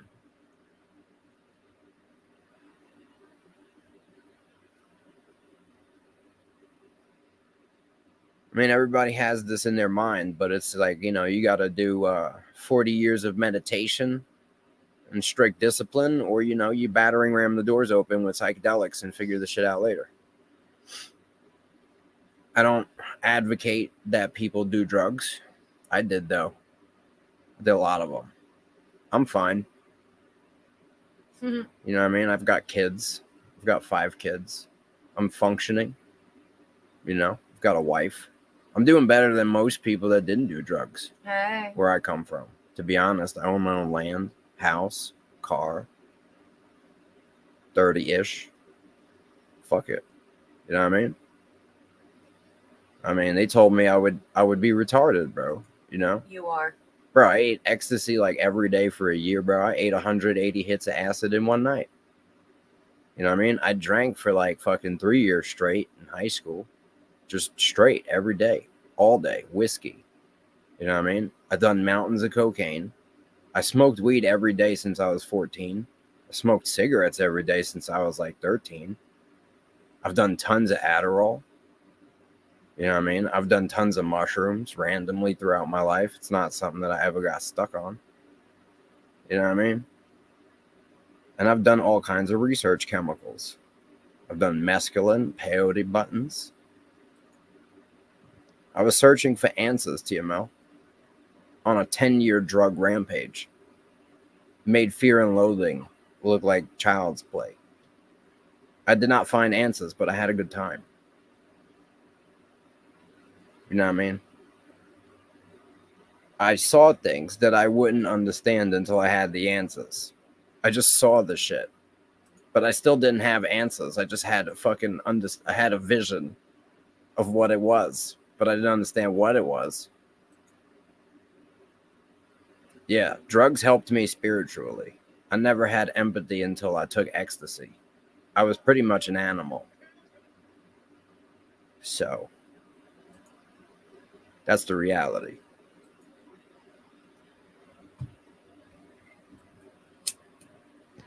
Yeah, I took a lot of those, but I never took mescaline. I want to take mescaline. I mean, it's like a little bit of acid, a little bit of mushrooms. Yeah, that's something I want. Yeah. Sugar and spice. Bro, my favorite combination. I've done just about anything you can possibly do in all kinds of combinations. Best combination, bro, is Adderall, MDMA, and acid, right? You take 2 Adderall, right? 2 MDMA, and a 5-strip or a 10-strip. Put that in a Coke bottle, right? 2 liter, and just sip on that all night. It's called Naughty Water. It's fantastic. It's British? Yeah, it's British. We made it.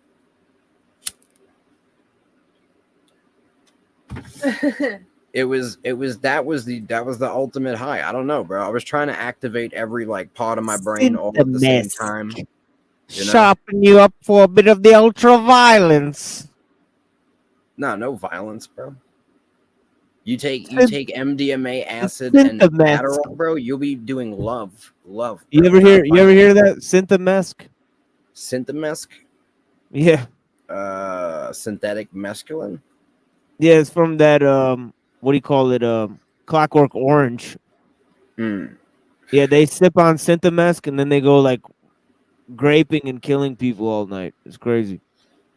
I mean, yo, I've taken shit that I've lost my mind on, but like I was already so wild that like I don't know, it was morally ingrained in me that like I don't do that. You know what I mean? So like these people had never been wild and like just actually let loose. You know what I mean? Like I was always wild. I did whatever I wanted. I just didn't ever want to do that. You know what I mean? To that extent. You know what I'm saying? Like I've gotten violent, but there was reasons while I was fucked up on shit. Like always reasons, you know. It's not just random. You know what I'm saying? Like if you're past your violence and lunacy, it's different. So like, yeah, bro, drugs ain't for everybody. You know what I mean? You got to be able to be like a shaman with it and figure that shit out, or it'll fuck you up. You know what I mean? It is not to be fucking taken lightly. All I can say is I've been behind the door, and I've seen some shit. You know what I mean? It helped me, but it's not for everybody. I just, you know what I mean? I think everybody could get to wherever they need to get with just weed and mushrooms, just natural shit, maybe even a cactus, or Going even outside, a little bit of ayahuasca, maybe once in a blue moon or some shit. But like, I don't think you really need to get into drugs. You need to go outside. You do it all with just natural shit. Go hug Even a tree. ayahuasca is a little bit much because, you know, you're doing alchemy now and it's getting crazy. But if you could just find it in nature and just eat it or smoke it, you'd probably be all right. And I mean, if you look at it, anything that comes in that form doesn't really have any negative effects. Yeah, Or like minimal. I've been having some weird, like I've been going outside and I've been having some weird interactions with motherfucking birds. And you know, you've been Like I don't know what's going on. Like I don't know what's going on, but like 10 birds got up and just flew on top of my motherfucking car. Like I never seen that shit happen before, but they just flew on top of like the windshield and shit. Like they were just chilling on my car, like while like in the middle of me driving that motherfucker. Are you eating? So I didn't know what the fuck shrooms? that was. Yeah, I don't know what the fuck that was. It's your vibes, bro. The fucking birds are just coming and to then chill. and then there was also a woodpecker that fucking came up and just started fucking pecking this shit right next to my shit. And I was Bro. like, oh shit. Like I thought some shit was gonna happen because this motherfucker was going at it. When He I was was like, snap, trippy, snap, snap. I was like, oh shit. when I was trippy, bro, I would have birds land in my hands and all kinds of weird shit. Like animals are weird as fuck when you're tripped out. Yeah, yeah. This They geese, know. this They this know. one fucking geese smoked a whole blunt with me. Like this dude got out of the water, swam up out of the water, sat next to me, and watched the smoking shit, and just That's what I'm smoked a whole saying. blunt. I'm like, Animals yo, know. I think they're starting to get friendly with humans. It's kind of weird. Nah, they just know, like, they know your vibe. Animals don't actually know, like, with knowledge. They know your vibe. And your normal vibe, even when you're not high on shit, you're still not, like, you ever get so high you become a fucking natural fucking being again? Like, you're not even a human being. You're just like a creature in the earth, bro. You know what I mean? Did you ever get that high? Where you go back to being a fucking creature of the earth? And like society Yeah. doesn't even exist. Like you just. Oh yeah, yeah. Bro, I know what you mean. I've run naked and shit in Central Park through like the sprinklers, bro. I didn't even know where I was. I was just in nature, nigga. Like I was a creature of the earth. Here's what I'm saying, right? When you get into that form, right? Like that's when those Jews that come out of those tunnels find you. You know what I'm saying? No. When you're Straight in up. that form, bro, the animals will fuck with you because you're technically like you're spiritually clean in that state. If you look at like the fucking mystery of not the myth is a fucking it's the myth of the Babylonian myth of Babylonian myth of D? no. Fucking like the king of Sargon, right? Like Sargon the Great, right? I don't know. I heard it was D. There was a dude. It was it's basically about Nimrod, I'm pretty sure, right? And this dude was out there in the wild, and they created a dude, right? These fucking beings that were advanced created a dude, and they put him out in nature with the animals, and he had like dreadlocks, like Samson type shit, right? And he fucking was just out there with the animals chilling, and like he was part of the fucking ecosystem.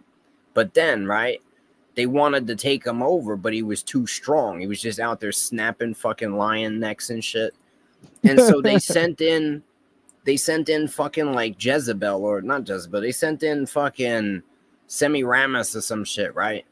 I don't remember the exact fucking names, but I can get it.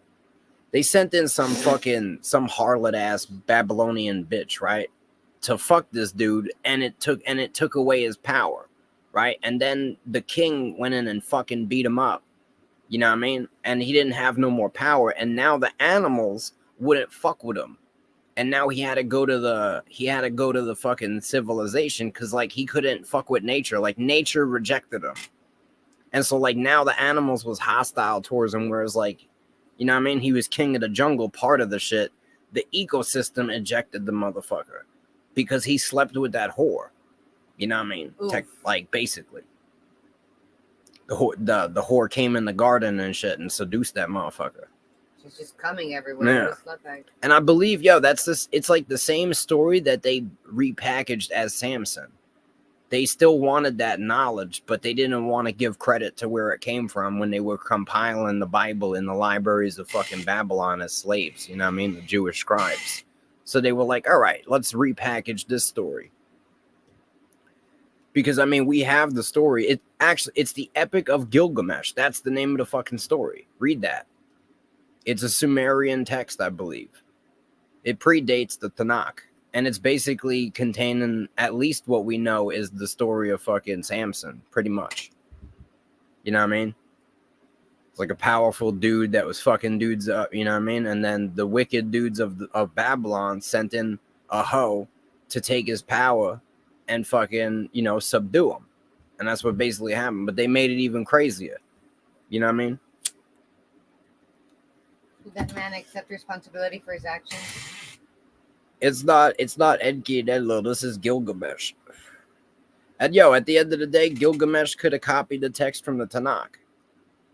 I'm not saying one or the other is true and this and that. I'm just saying that we got these stories, right? Where a man. Yeah, that's what I always say too. I'm like it could be either or. You know. Here's what I see. I see the connection in the stories is that when this dude fucks with this hoe, you know what I mean? Nature won't fuck with him no more. He gets rejected by nature. Absolutely. Yeah, and now absolutely. he has to, you know what I mean? He has to fucking do all this shit for Babylon. He has to get a job and pay fucking taxes to get a house for this hoe. You know what I mean? And now he's a slave. He can't fuck with nature no more because now he has to fucking support this pussy that he didn't even know existed while he was out there fucking, you know what I mean, rubbing his ass with leaves and shit, eating berries with the motherfucking cucamongas. You know what I mean?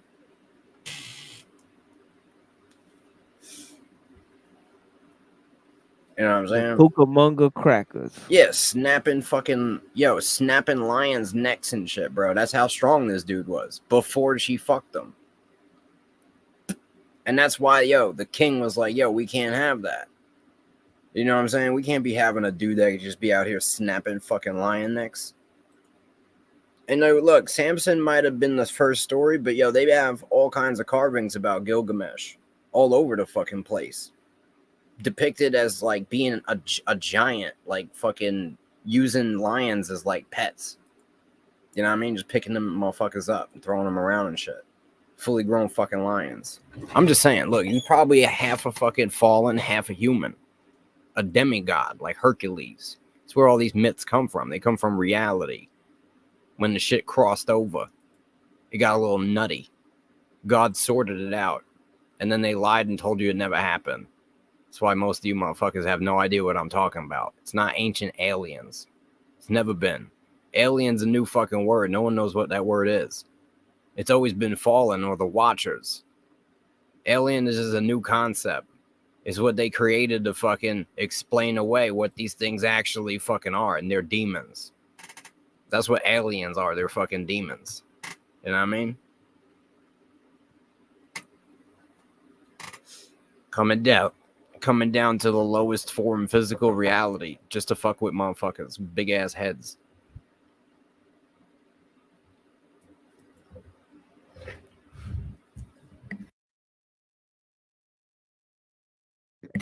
Yeah, aliens is all bullshit, bro. Angels. Yeah, that's the shit that Giorgiani's pushing is real life aliens. It's not fucking aliens, bro. It's always been fallen angels communicating, right? With, like, Aleister Crowley did a motherfucking, like, channeling where he spoke to this entity named Lamb, right? And it looked like a fucking fallen being, but he didn't physically talk to it. It never came here, right? So what you got to understand is abductions, that was us.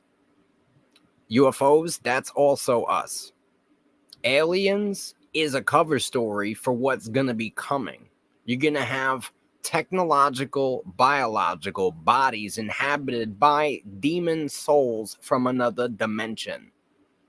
That's what's going down. They're not able to inhabit bodies. That's why they need to do possession. They don't have a body. Why do you think they're trying to get the DNA of King Tut? Why do you think they're trying to rip open holes in the fabric of reality with giant fucking hadron colliders?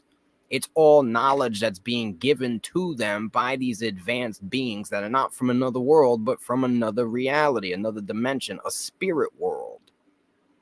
I'm not saying it's the good one.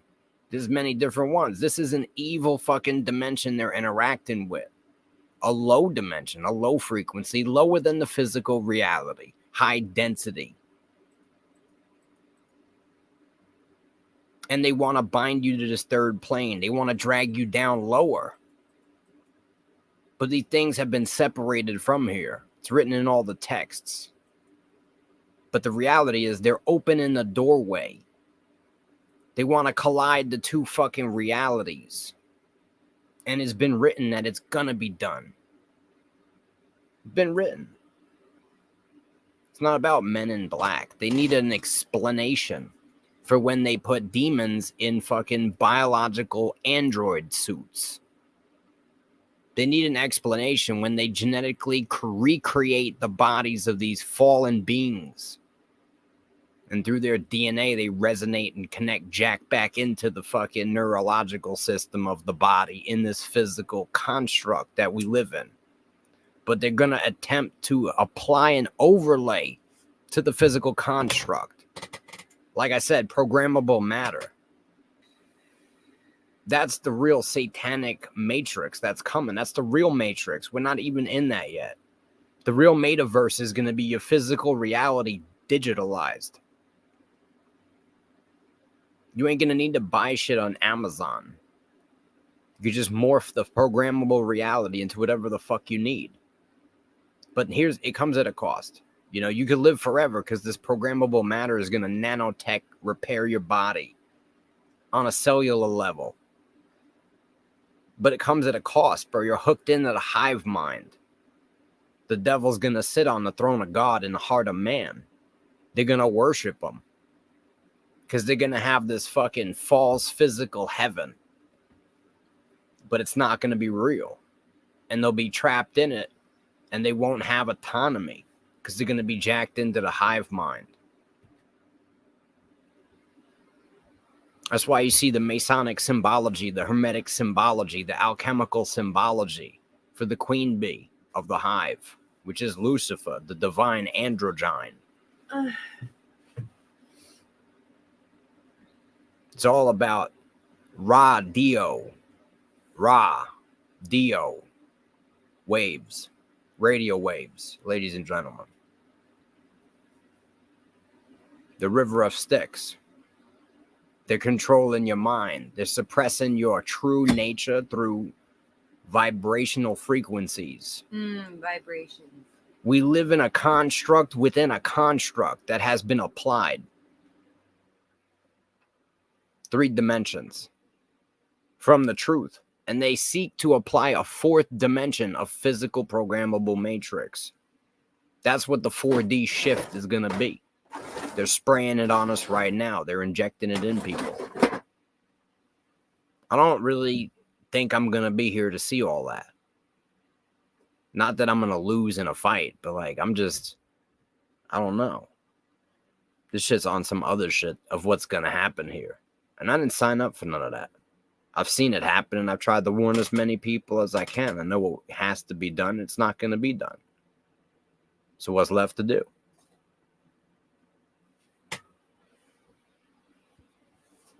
You know what I mean? Sometimes God has certain things in his plan, and I can't change that. It was written that this would happen for a reason. I can't fix the world. I could just speak about what I've noticed. Thank you.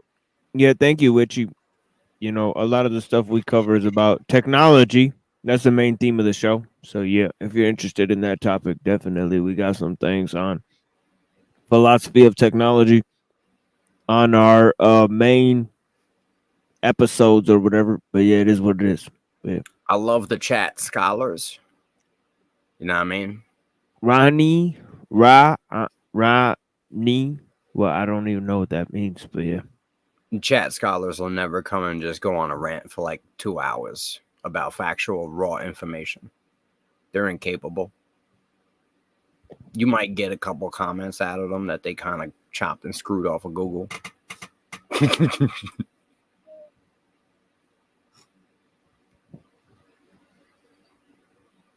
For sure. Yeah, I made this video without even telling you. A video? Yeah, I just made a video with using your song. It's not really a video. It's just really the Pope kissing the hand of Henry Kissinger, and then I put it to the song you made. I opened my show with it a couple times. Dope. So I'm about to play this shit. We're about to take a musical break featuring my buddy's song here.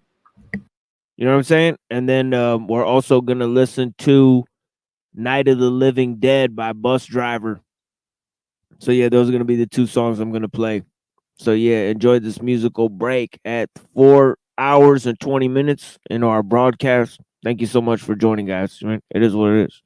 You know, if you got some weed, just roll that shit up, and it is what it is. Thank you for having this break with us. This is a song that my buddy here made. You know what I mean? Made a little video to it. Just a little thing that he put together in terms of explaining some things, and then yeah.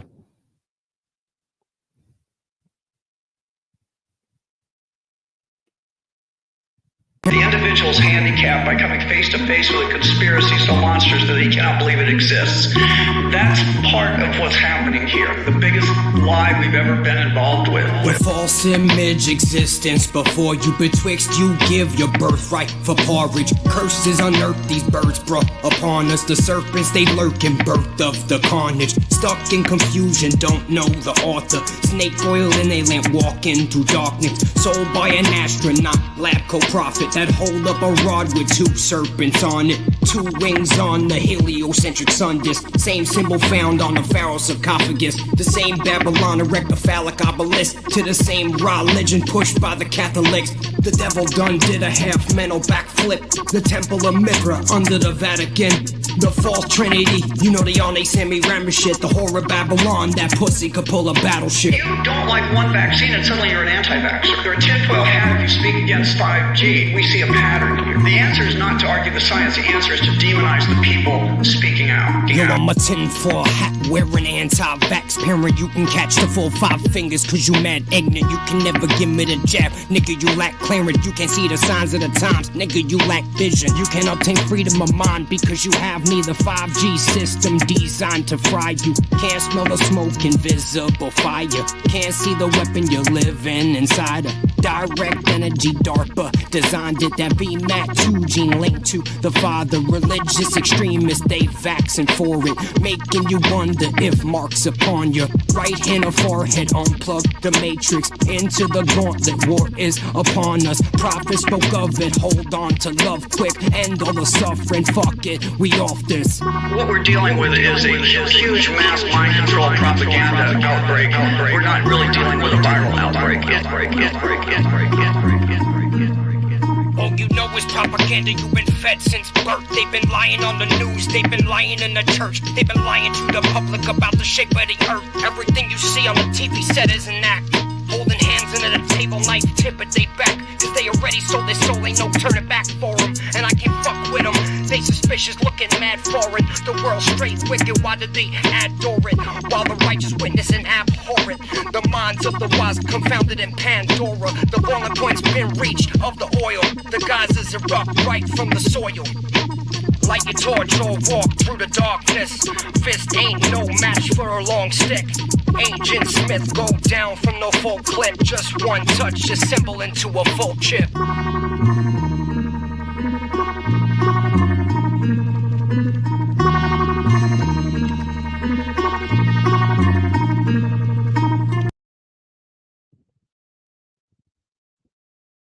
Yeah. Dope. I got some new stuff I'm working on, bro. I don't even got lyrics really yet. I'm just kind of fleshing out the whole album. But it's going to be on some like next level development on my level shit. You know what I mean? Like a really refined version.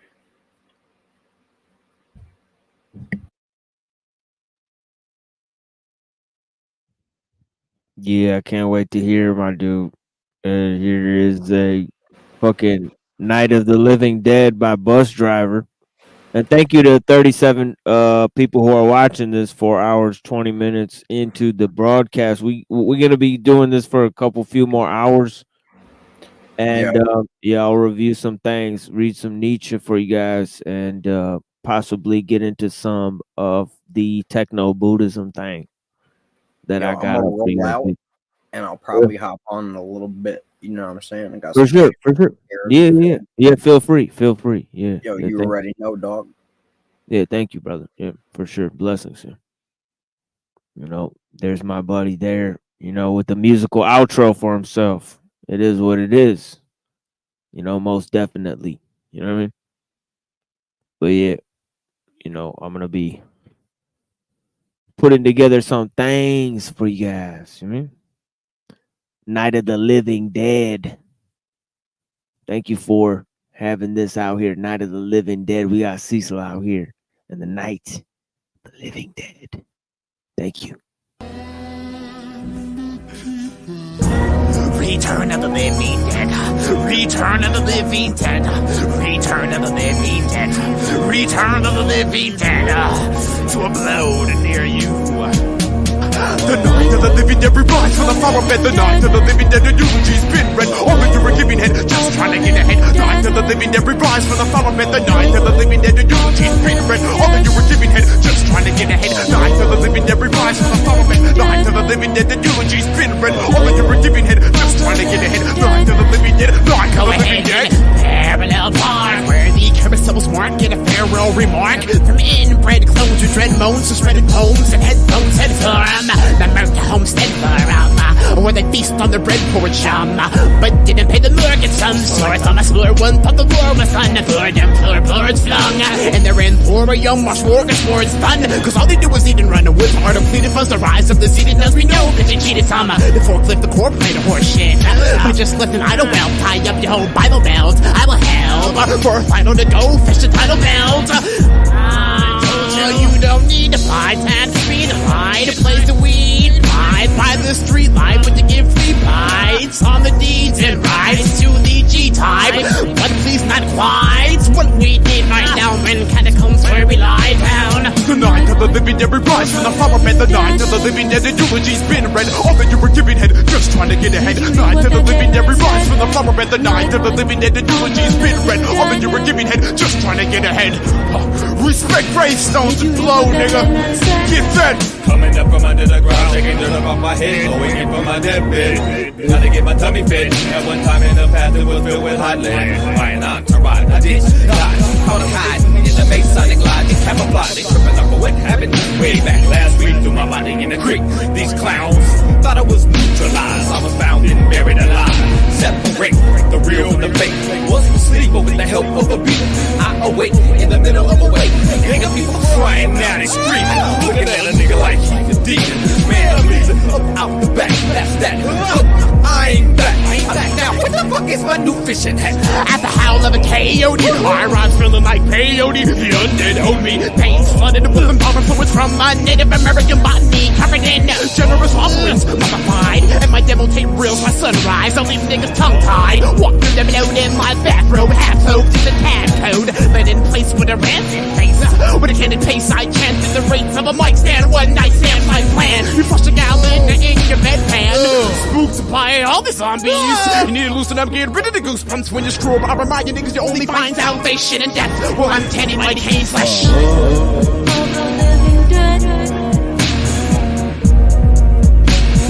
you hear what that dead man said?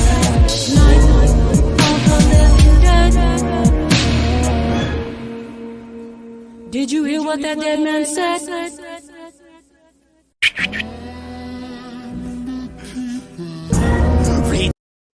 Yeah. Thanks for joining, everyone. We took a little heat off ourselves. You know, we lost about 7 viewers during the musical break. I appreciate the people who stuck around. I appreciate the people who left. Good night and good day. Good day, sir. Solomon, you still too bitch to hop on the panel or what? You know, you got a lot of talk, all gas, no brakes, with your foot up your own ass. All right. What you got for us, sir? And you just a keyboard, just gonna chill with the keyboard. You're just gonna write in the comment on the debate. Yeah, I remember your ridiculous comments. You think I didn't, show you how retarded your comment was? You believe in individualism, a liberal-based conception, things like that. I've been explaining for morons like you on this show time and again, sir. But you're too fucking dense to understand these things, right? So you go barking up the wrong fucking tree, talking about how somebody could be a ist instead of a ism because you don't understand how history works or how ideology works. Simple as that, my friend. You know, so you come barking up the wrong fucking tree and you deny, coherence for incoherence because you don't stand on anything. You just chat away. That's what's going on. Problems with your worldview that you're not willing to take up. You're not willing to examine. All right. Yeah, I'll let you type away your nonsense. I don't have time for anybody who refuses to engage, in a way that actually makes sense. Which is what you say. You say you're coherent and you just type random shit. Fucking buffoon. You got nothing better to do than to watch me. It is what it is. Keep watching, you little bitch. Framed as the spiritual versus the physical is a question again of linguistic structures that condition consciousness and that set in place filters for our perception and our processing of our experience of a singular world of experience. Our experience of a singular world, which the Greeks called physis, going back to Heraclitus, nature, as it were.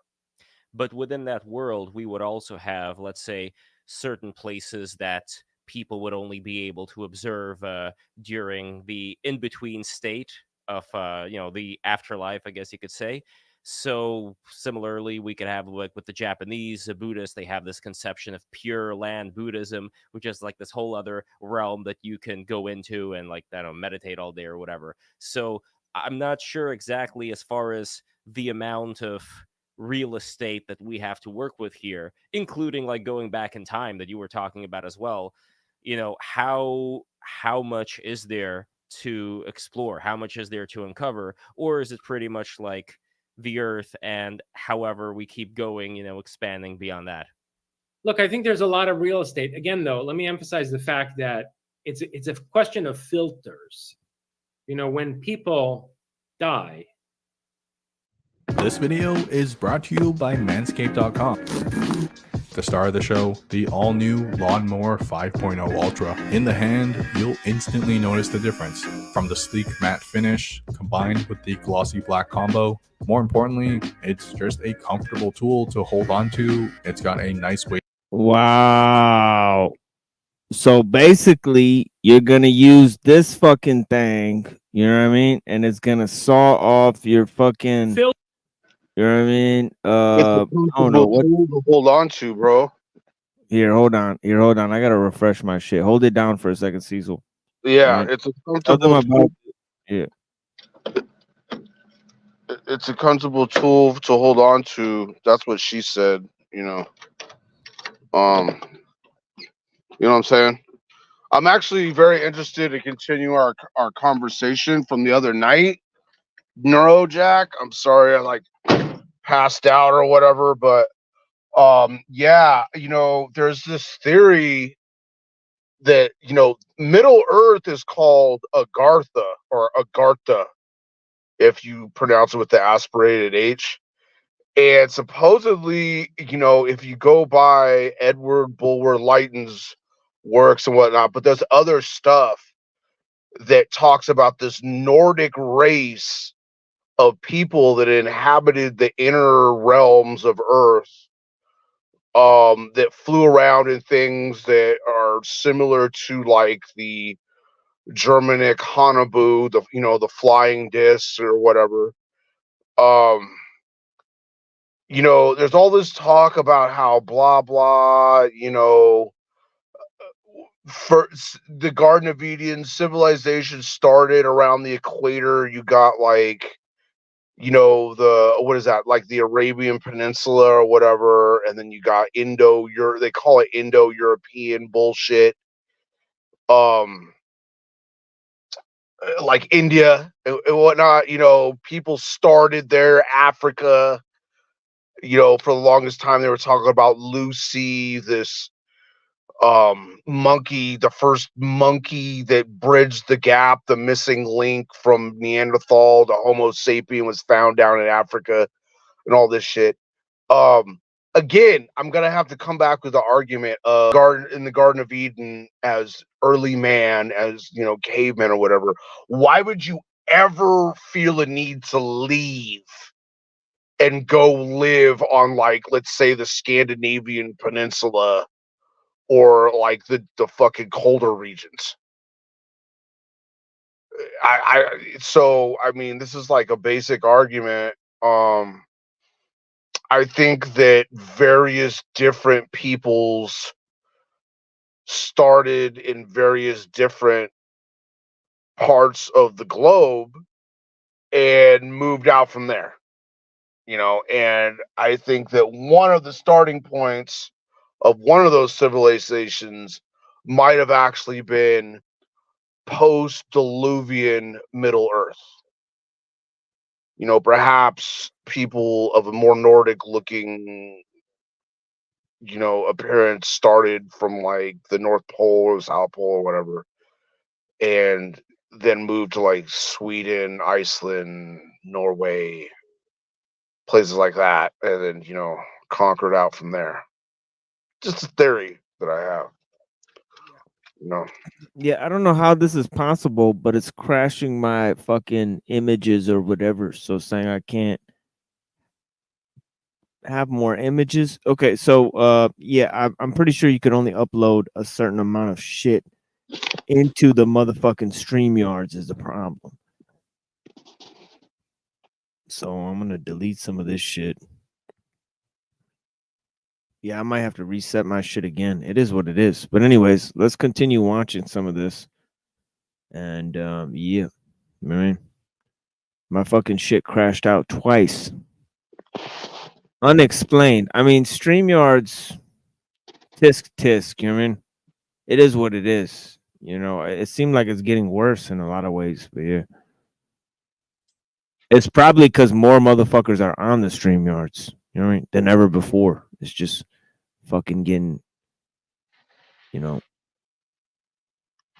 Or, you know, it's exploitable just like the old tiny chats were, then Skype and all that stuff. Some hacker knows how to fuck with the code or whatever. Yep. Yeah, well, let's go to this shit right here and see what it is. And fucking explain some of the shit I was putting down. I'm going to read some Nietzsche, and we're going to talk about some of the shit I'm going to lay down for the Buddhism lecture. My own findings I put on that shit from before. So if you guys are in, this is basically, you know, for lack of a better term, you know, the last 2/3 of the show. You know what I mean? The last third of the show. I mean, not 2/3. You know, it's a little over half at this point. You know, so yeah, we'll be streaming for about 9 hours. You know, this is a 4.5 hours into this shit that we're basically doing right here. And at the end of the show, I'll play some restreams of some things that, you know, some panels that I went on earlier. You know, I think I was on Benjamin's panel. I never finished playing what we were talking about. There's some weird discussions that go on there. And also Jack Talcott's panel. I'll play some of that shit for you guys, you know, at the end of this. It'll be cool. But yeah. Or how much is there to uncover? Or is it pretty much like Earth and going, you know, expanding beyond that? Look, I think there's a lot of real estate. Again, though, let me emphasize the fact that it's a question of filters. You know, when people die. It's hard to believe that Mint Mobile can get any better, but really, all it takes is a little imagination. Oh, all right, I'm not ready for this. Mint to my... What? Did they just steal the McDonald's character? Yo, that shit is crazy. They had a giant purple guy like from... Actually, it's Chuck E. Cheese and McDonald's have the same guy. It's like they stole the characters between Chuck E. Cheese and McDonald's. I can't believe nobody looked into that. But yeah, see, so I'm gonna have to mute you for a second. I don't know, it's a lot of noise and shit. Yeah, but yeah, the fucking Chuck E. Cheese characters are just like the McDonald's characters. Fucking weird. I don't know what that shit is, but yeah, they just had the big purple dude in the Mint Mobile commercial. So I don't know what that's about, but yeah. Filters are removed. Filters that are integral to this particular form, this construction that we take to be the physical human body. Filters are removed and other dimensions of experience become perceivable. It's not that there's another world. We don't go into the other side after we die. Okay, these are dangerous delusions that are being propagated today as part of a discourse that I think ultimately is going to be used to implement traditionalism and kind of neo-feudal subjugation of humanity under a sort of kingdom of heaven. I think that it's important to acknowledge, first of all, that there's a singular realm of experience and that our capacity to perceive various dimensions of it is a question of what filters are operating. Now, drugs can remove certain of those filters, like, for example, DMT, giving us access to these realms where there are apparently these machine elves. But in the same DMT spaces, there are also these reptilians who rape women, okay? So my issue with what you said about the Pure Land is that so far as I've heard in the... Okay, so he's mixing in a lot of concepts there, right? And I'm happy that we had my friend recreational argument network television on because he explained the conception of how the drugs relate to the spirit realm very clearly, you know. And see, we knew that he would bring in these concepts because already within the dream world in the shamanic sense, and then also in the technosphere, right, the idea of the virtual reality, and in the quantum physics, the idea of multiverses, right? So they're bringing in all of these ideas of multidimensional forms, right? And part of it is that the alien realm is part of the demonic realm, right? So here is the incursion of all these concepts readily mentioned by Giorgiani in this way, obviously, you know, within this demiurgic landscape, I mean, that he's painting. Contemporary realm of research on altered states of consciousness. Nobody has come back and given us a report about the Buddhist Pure Land, as far as I'm aware. Now, of course, there are Buddhist writings where these monks claim, you know, to have connected with that realm. But, you know, there's a lot to psychological projection. I mean, you can really, like, really imagine yourself in a different milieu with vivid clarity. Basically, put yourself into a lucid dream while you're meditating. That's one thing. But in terms of, you know, phenomenological realms of experience that could be shared by other people, the way that I think the DMT space can be, I don't see anything like the Pure Land. I don't see any, and I'm making this point very deliberately because I want it to be impressed upon the listener that there's nowhere to escape to that doesn't involve conflict and suffering. The DMT realm involves terrifying shit. Any you know, honest, authentic account of that makes it very clear that it is not a safe place to be. Okay, so I think that, again, you know, this whole notion that we should seek an enlightenment that involves ultimate peace, tranquility, and harmony, and eventually also the effacing of our ego and the annihilation of our individuality, is completely misguided. And it's the most sophisticated form of nihilism. Nietzsche saw this, by the way. He said, look, at least I respect Buddhism because its form of nihilism is more sophisticated than that of Christianity, right? If you're going to be a nihilist, be a Buddhist, not a Christian, right? So my work very much flies in the face of that kind of nihilism. Well, speaking of effacing the ego, I think now would be a good time to get to the kind of effacing that's going on right now with the Palestine protests going on in New York City. By the way, it's interesting that he's talking about effacing the ego with a sort of nihilism, you know, that Nietzsche put in terms of Buddhism, but he also talked about the similarities of Buddhism, right? Because they both have a essential ethos that's based on suffering, right? So see, he's sort of inverting Nietzsche in a way, and we'll get to that when we read the Antichrist, right? But yeah, it's interesting. We'll actually read the words of what Nietzsche actually said, and I think they're going to be intolerable and incapable of withstanding the philosophy of Jason Reza Giorgiani or any of those who, you know, even appreciate a Western or European mold. You know, Nietzsche turns out to be a highly anti-European thinker, anti-German thinker. You know, he wanted to make note of his Slavic Polish heritage, right? And he wanted to reject modern society in general. He was almost a rebel against modernism as much as he was against the ancients as well, right? Nietzsche wanted to stand over and beyond all the hitherto presented value systems. This was what he termed the revaluation of all values, not to be misunderstood with the type of Buddhist, ascetic, or nihilistic position that maybe Giorgiani might be putting forward as we just now heard him speak. You know, but anyways, let's move on. And all over. And the general trend that, I mean, we talked about this before, the convergence in a way that I'm seeing of the ultra left and certain elements of the further right when it comes to wanting to embrace this kind of traditionalism, but this kind of like almost like third worldist type of traditionalism, where a lot of those protesters, you know, they have no problem with China, they have no problem with you know, whatever's going on in Africa and the Middle East. They have a big problem with these you know, 18th 17th century statues and monuments, you know, to Western civilization. That's what they want to get rid of. So where exactly do you see this going right now? Jason, you've well got the floor. Yeah.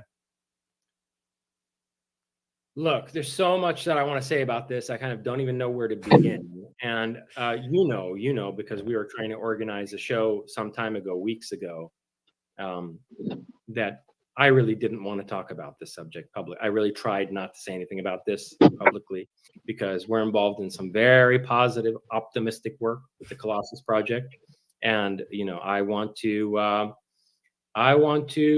do as much as I can to make sure that that moves forward expeditiously and triumphantly. That having been said, it's just gone too far. It's gone way too far.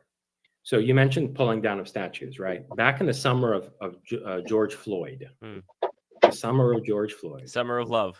Yes, in 2020, right? I love how these fuckers who were, you know, desecrating our war memorials and want to pull down the statues of our founders also do Instagram posts where, you know, it's all about love.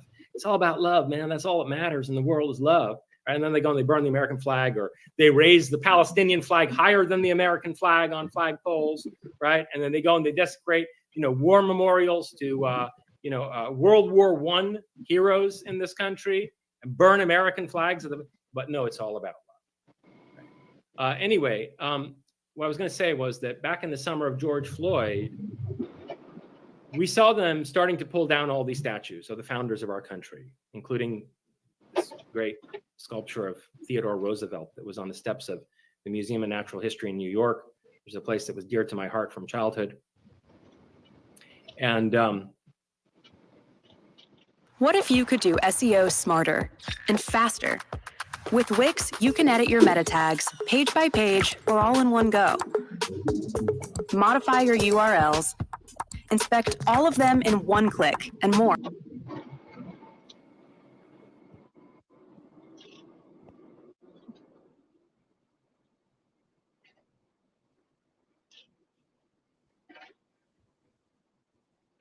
they didn't even care whether the founders were slave owners or not.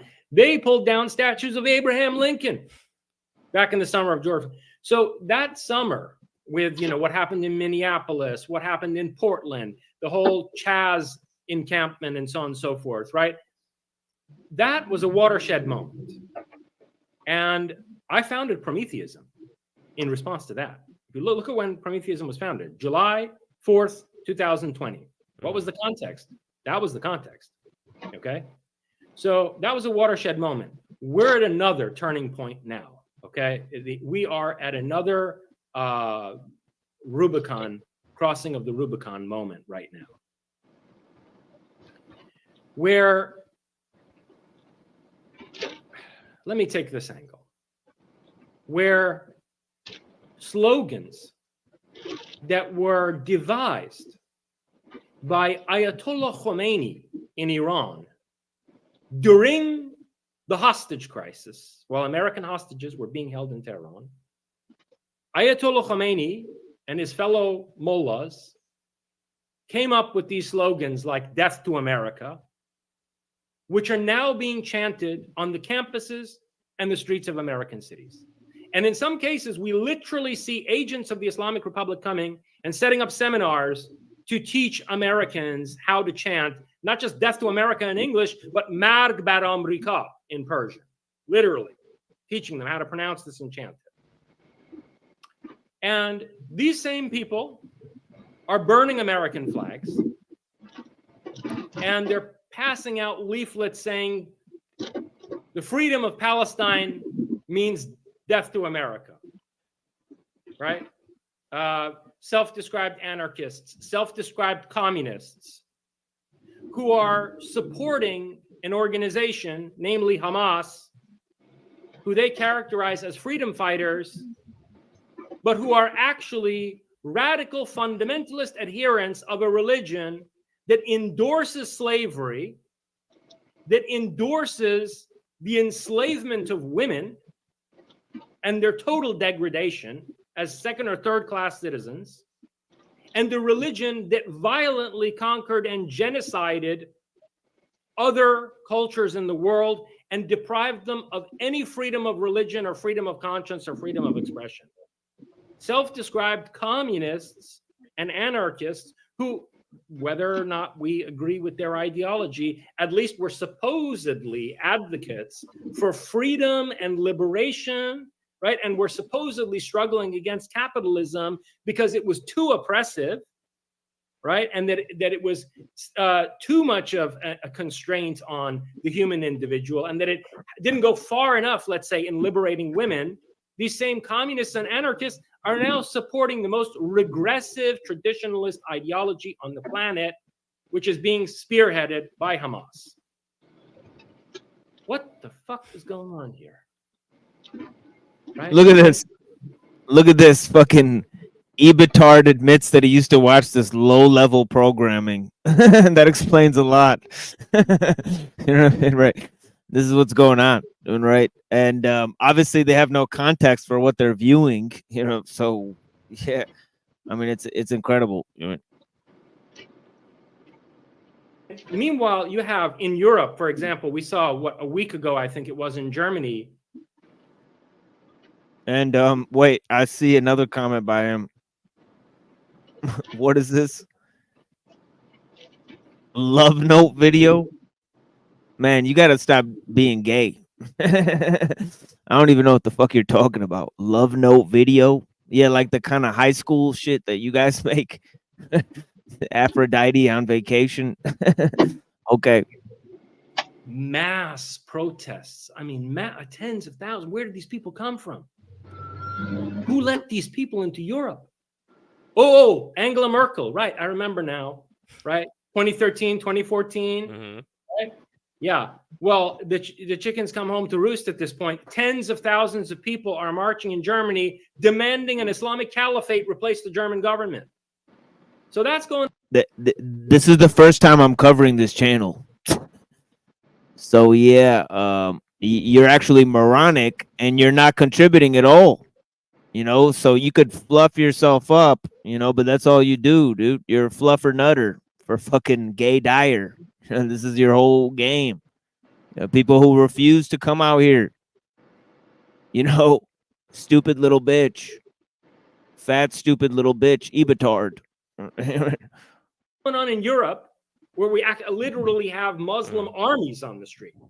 And then in Britain, Islamic parties allied with leftists are winning elections, left and right, and they're using their political power to completely strip the British citizen of all their fundamental freedoms, like we saw happen in Scotland in particular. And Ireland's having a kind of identity crisis where, on the one hand, Ireland traditionally, you know, with the IRA and such, were supporting Palestine, but now they're also having this influx of these migrants that are coming in. They want to, it's straight out of Lord of the... Right. Look at how this, like, basic dick-smoking faggot just admits that all he does is sit around and watch this show. So you're a fan. You know, you can't come here and suck dick with the fucking your breath smelling like fucking all sorts of cock from all over the metaverse, sir. The rings. They wanted to tear down this beautiful ancient tree in order to build a migrant center, and now there's this war that's going on between the Irish people who live there and the people that want to tear it down. So I don't know what's going on specifically with those people. I mean, thankfully, a lot of the Irish people are standing up for themselves right now. But yeah, they're also supporting Palestine. They're also supporting Palestine. What kind of sense does that make? You know, as someone. Strange. And look at what low-level trash it's been. I mean, we did 2 episodes. You know, we talked for hours about 1 hour of this program. You know what I mean, right? That you choose to watch. You know, We put it in context for you. You're welcome, Ebitard. Right? This is the fucking thanks I get, right? For these basic bitch level fat fucking tractor fixers. Yeah, fix me a tractor. Fix a tractor. Okay, Ebitard. Right? Irish, it's a disgrace. I think it's utterly disgraceful. He put up that Mason symbol and said, "Yep, they killed Krakow." Fucking retard.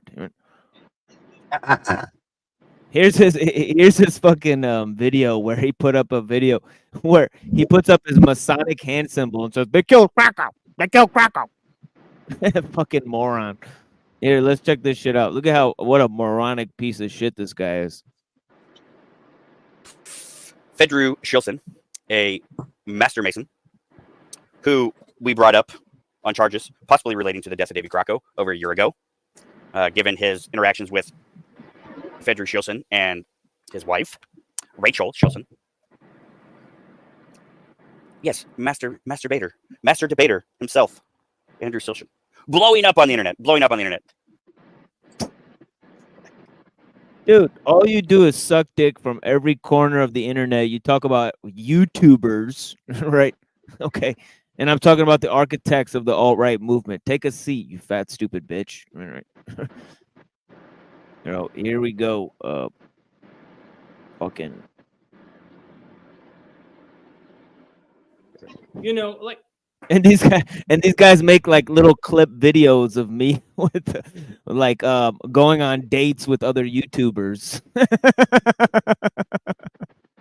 That's their contribution to the conversation. For fuck's sake, okay? Israel is a secular, progressive country which has demonstrated tremendous capacity in contribution to technological science, which has fostered the arts, a society where that's right. Israel is helping move the conversation forward towards a technological superstate. Right? He's right on the money with that. Except for he's supporting it, right? So this is what's going on, right? And the whatever this podcast is, right, is supporting it too. So, a lot of the people that may have watched whatever the hell this is, right, they may be supporting some things that go along with it, right? Now, who knows? I mean, I tried to type in the chat one day when I was writing, when they had Giorgiani on, and they also had Uber Boyo on, and they were totally inverting Nietzsche, but it's interesting because Nietzsche's not a religion, right? But they try to use him in this sort of quasi-religious mode where some of his views become doctrinal, expanded beyond belief. And beyond, those provincial terms. And then they add in and throw in the Buddhist ideology on top of it. So there's that idea, that techno-Buddhism, right? So, definitely it's a techno-nihilism too, attached to that whole thing. As it's been going, he mentioned two concepts: technological singularity and nihilism. So let's go on. Women are respected to the point where the defense of the nation is also entrusted to them. A society that from the earliest days, when the kibbutz movement formed the substrate of Israeli society, was based on radical egalitarianism, okay? And a society that has always enshrined and protected freedom of speech, freedom of the press, right? And all the what we consider to be sacred and fundamental rights of the human individual. On the one hand, you have that society. By the way, a society. So, by the way, right, he's super duper against Islam. He's super duperly against Christianity, stupidly so. And he's actually on a level where he's full retard in support of the state of Israel. He's an Iranian Zionist, right? So his idea that the Iranians are actually the real Jews. You know what I mean? That's his whole concept. That actually Persia has a lot to do with the legacy of Jews. That might be some aspect to that in the modern parlance in terms of the link between Zoroastrianism, Neoplatonism, and the Kabbalah, right? There is a link there. If you investigate some of my previous shows, some of them were taken down. I will re-premiere them at some point, but you know what I mean? You know what I mean? We'll get back to it. But yeah, it is what it is. Society that includes many Israeli Arabs, Christians, Druze, at the left loves Samaritans. to say first society, okay, but one devoted to the protection of the individual, one devoted to the equality of women, and one that has contributed. Okay, Fred, time to find our perfect apartment on Zillow. Look at that equality of women, and look what comes up. You know, a black lady fine with her dog, and she's ready for change. Change will be good. And she presses a button, and boom, her whole room changes.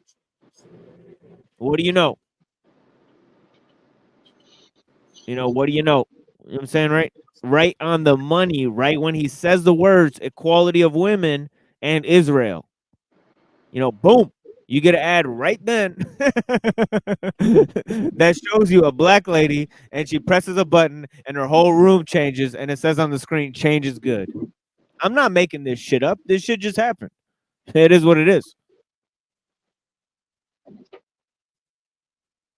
Tremendous disproportionate power to the advancement of science and technology.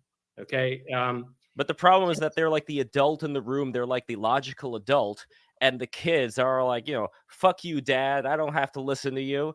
It seems like it's that kind of relationship that's going on where people... You're talking about the protesters against Netanyahu. The protesters against him, but in general, just the anti-Israel feeling. I think a lot of it... Whoa! We're being sunned by the state of Israel in order to... Basically, we're like kids compared to the nation of Israel. Where can you find this concept... right, that the rest of humanity are but little children compared to the fully matured state of Israel? Right, where can you find this concept, this neo-pagan sponsored show or whatever, right, is now espousing this concept, right? So it's just very fascinating stuff. Anyways. Just an ad. The timing's like an ad now. Hey, what's going on, friend? Yeah. How you doing tonight? I'm doing okay. I had a nap. I was too tired from trying to figure out where I mapped too philosophically, so I took a nap. Yeah, I'm probably gonna do that after I'm done doing this show. Be like, yo, I'm tired of this shit. You know what I'm saying, Hank? Absolutely, I know what you're saying. Yeah, I think both me and you are at the same spot. We're getting trolled hard, but we're trolling back hard. But it is what it is, right? Yeah, I'm trolling back hard, but it's just not I can't find out where I belong really. And unlike you, I don't have a spouse, so it makes the things much more difficult. Well, you see what happened on Mr. Westford earlier with me. I did not see that. What happened? Oh my God! They tried to ridicule your boy. They tried to just put me up. Every time I started talking, they were giggling at me and staring behind, like, right. So yeah, they had a bunch of interesting dynamics there. You know what I mean? Yeah. They definitely did not like me being there. So I was not treated with a shred of respect. So I was very noted that the Orthodox sphere, just regular Orthodox people, they don't want me in their vicinity. But I don't know what that is. I don't know either. Maybe they know you're Muslim, but they actually don't mind me. Because... that shouldn't even deter them, because a lot of them collude with different Muslim people, Muslim groups, especially in different parlance. We've examined that. You know, but of course that's the leadership of the country and the political structure and the church. One couldn't expect the regular people to carry on that way. There's a little bit of an echo going on from somebody. I don't know what's going on with it.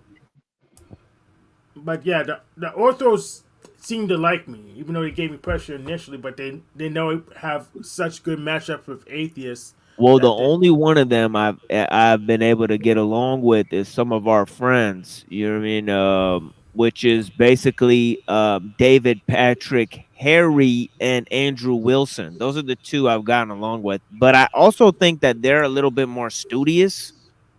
Yeah. So I think I can hold a conversation with them for a little bit longer than some of these straight up dunces. Because see, I'm an old fashioned nerd. So. Yes. I can't really collude with these. Yeah, somebody's still echoing, and Rocky's muted, so it's not him. Yeah. I don't have my. Let me check my settings. I shouldn't be echoing since I have headphones on. Yeah, maybe it's you, Cecil. Here, mute yourself. I'm not plugged into any speakers or nothing, bro. Maybe you can hear the engine of my van, but beyond that, I'm not going to be echoing. Here, hold on a second. Yeah. Did it go away? Yeah, it did go away. Yeah, thank you, Hank. Yeah, blessings. Yeah.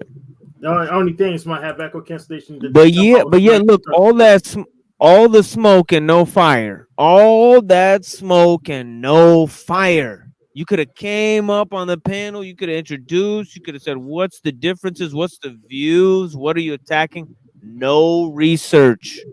No, due diligence. There's tons of people in their chat.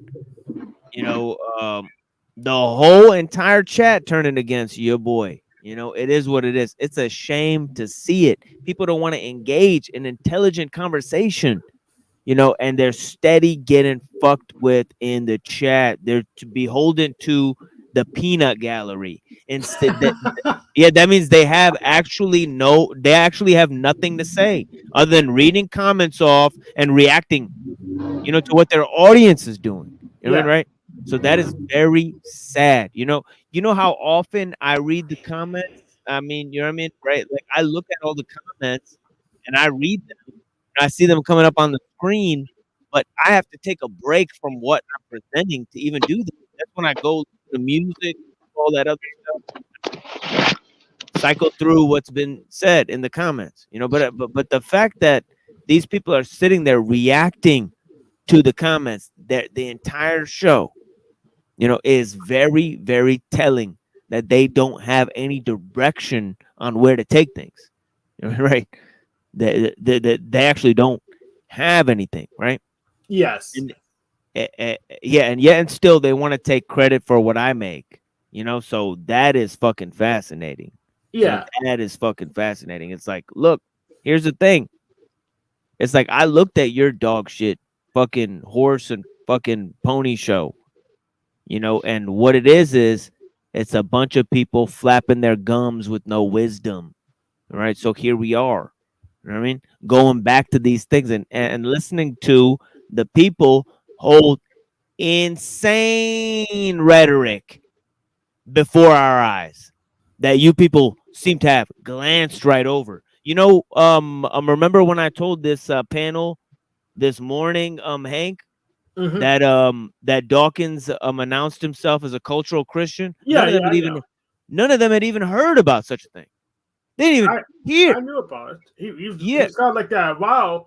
But Yeah. I think stuff like that is why I You came and up me- with the term Abrahamic missile theist, because you ask a common Western atheist to debunk something other than the Abrahamic God, they don't know where they're going. That's exactly right. So see, you're more educated about the issue, and you already knew about it, and me and you have talked about it before because I put it up in the Discord before, and we were all talking about it. So the thing about it is that most of these panels and these people are uneducated about like everyday news items. You know what I'm saying? Oh, so it's like that. It's not just everyday news items. They don't know about facts of the matter. Yeah, that's right. Yeah, that's right. Yeah, unfortunately, they don't understand facts of the matter. Yeah. And they actually don't want to press me on something like flat Earth because I'll drag them away from their model if you talk to me long enough. because I don't go with institutional scientism. I go about what model predicts better. So I really don't care what the truth is. I care about which one works better. That's what it's gonna move to. You know, you're demonstrating perfectly what he's saying in this video, because that is where it's moving. You know, so people who have a traditional scientific view, they might want to see that is definitely where it's moving. Hey, blessings, friend. How you doing today? Benjamin's cool. So, hey, what's up? Hey, what's going on? Speaking to what they were talking about there about how like we're all children before Israel. This is something that like so Adam Green's so interesting because early content spoke yeah, about quite a bit. yeah, I'm glad that Benjamin is here, because honestly, like the things these guys are saying, because these guys are not Jewish, right? So yeah. I don't know. I wonder how you would contextualize some of what they're saying. You know what I mean? Because as it applies to them, I mean, I wonder where they're at. You know, where they're left inside of the whole thing, because it seems like they're being swept along. And how much does are they right about Israel being at the cusp of this technological change or something like that? You know, that they're talking about. You know. I mean, yeah, Israel is definitely a technological powerhouse at the moment. It's definitely developing a lot of the world's technology is centered there. But they're so much more smarter than everybody else, and we're like their children, so we should just that's do it. kind of weird. That was weird. Yeah, I think they have like a point that they want to push across, and they're just talking bullshit. Yeah, I wonder if you heard some of the other points that this man made about the sort of demiurge force, his idea about the singularity, his idea about a demon that steals children's DNA. This is something that he said, you know, and how it's responsible for technology in some way. So very arcane concepts being communicated, and then also some interesting concepts from the Institute of the Noetic Sciences, you know, a move from scientism to spiritualism that I think is on the forefront of what's being pushed today. You know, you're gonna see that coming in. You're gonna see fringe ideas of fringe science come into the fray. I mean, come out of the fray and into the you know, modern discourse, and one of them being this you know, you already see it all the time. You know, the notion that the observer changes the properties of the observed, and of course the example that they're giving is in self-organizing pixels and these types of things. So yeah, the Game of Life. What was his name? John Conway. Oh yeah, John Conway, Game of Life. But which it's something I already knew about. The thing is, I moved too early or moved too late, so I'm never in with the fad where the big money's coming. And when I do move, I don't speak the language of just the tip of the fad, so I'm not in because I'm too nerdy or too Luddite. So I'm either You're one. your own fad, Hank. You're your own fad. You got your own thing going. Yeah, I do have my own thing going, but it's not big enough for me to sustain myself, and that's like a dilemma. But I can't get like counselors to comprehend it because they are just purebred sheeple. Yeah, that makes sense. yeah. I'm gonna only play a little bit more of this, and I'm gonna get into the techno Buddhism thing, because I do have to also move to Nietzsche and his view of the Antichrist. But to be honest, as I'm looking at the techno Buddhism thing, I may decide to save some of that for next time's show, because we will have Pill Eater on. Maybe I want to hear some of his thoughts about it, and it will be a fourth part of the series, and maybe the final part of the whole Antichrist Burnout series. I will explain why I call it Antichrist Burnout, all right, including this video.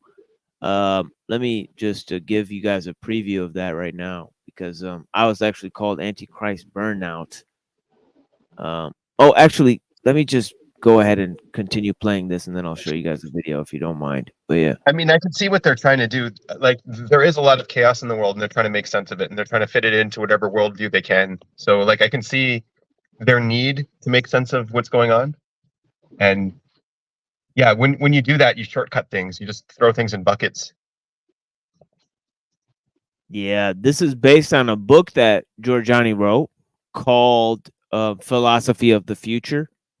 So yeah, so it's So he's trying to all make it all fit with his philosophy. yeah, but that's a general tendency within that philosophers have. You know, I read a quote by Hegel before, peculiarities of the mind of philosophers, you know, that they actually have a tendency to systematize things, and the ability to put things within a philosophical system gives you the ability to escape basic judgment about those things, you know, because it's because it's a self-referential web, you know, and so much so that, you know, You're every describing a lot of religion too, by the way. a lot of religion, yes, but but see, these two things are interconnected in the modern sense. So it's very hard to separate what's philosophy from religion, especially now in you know, the modern age, you know, where But like we're trying to actually make everything fit within their philosophy, being self-referential, all that stuff is true for philosophy, but also true for religion in a lot of cases. yeah, of course. Yeah, of course it is. But what I would recant is that in the modern age, past secular humanism, which is pure philosophy, right, based on the ideals of natural philosophy, you know, and science was itself before called natural philosophy, right? That's where the, you know, and then they started calling it science, right? But the idea about it is that you know, post the age of secular humanism, you know, science and religion have become deformed, so much so that now they're pushing a conception way far away from either science or religion, where you know, this sort of new age spiritualism, where it's science moving into the realm of the spiritual, you know, whereas it already got cleaved away from the religion, you know. So you took science out of religion, and now you're putting spirituality back into science, you know, in order to save the project, because people say this is just materialism, right? Yeah. So there's a push there, and yeah. So I mean, so that's that. I guess I could demonstrate. That's just a demonstration of, you know, I guess the general picture, right? As much as I Also, can paint. science is trying to push strict determinism now in consciousness and things like that. Yeah, you know, the question of the free will, and then they try to finagle this issue with this multiverse theory. This is what I was talking about earlier. Was that, well, you know, you can explain away free will if you have thousands of possible ways that things can happen, right? Well, it's just, you know, there's so many developmental pathways for decisions to take place, right? So that is kind of the thing where they can explain things away in terms of mathematical ways. Where's your I maybe we touched on this earlier, you know, but multiverses, yes or no? I would say We have yes. no evidence for a multiverse. Yeah, we Okay, I agree with that weak one. evidence. It's weak evidence, but we don't. But free will just a nonsense concept, because when you drill Whoa. down, you could be controlled like a puppet by God your entire life, and if God blames you for it, then you technically have free will. Well, wait, hold on. Do multiple timelines count as multiverses? Yes. Yeah. Multiple timelines absolutely Yeah, count. yeah. That's essentially why it finagles the free will thing that I was trying to point out. You know, that it's basically, you know, a way to set up different timelines. But yeah, there you heard it from a physicist, folks, or at least one that I know. He said no to multiverses. So, Well, there's no so evidence that. for it at all. Yeah, I it's like agree. a cop out.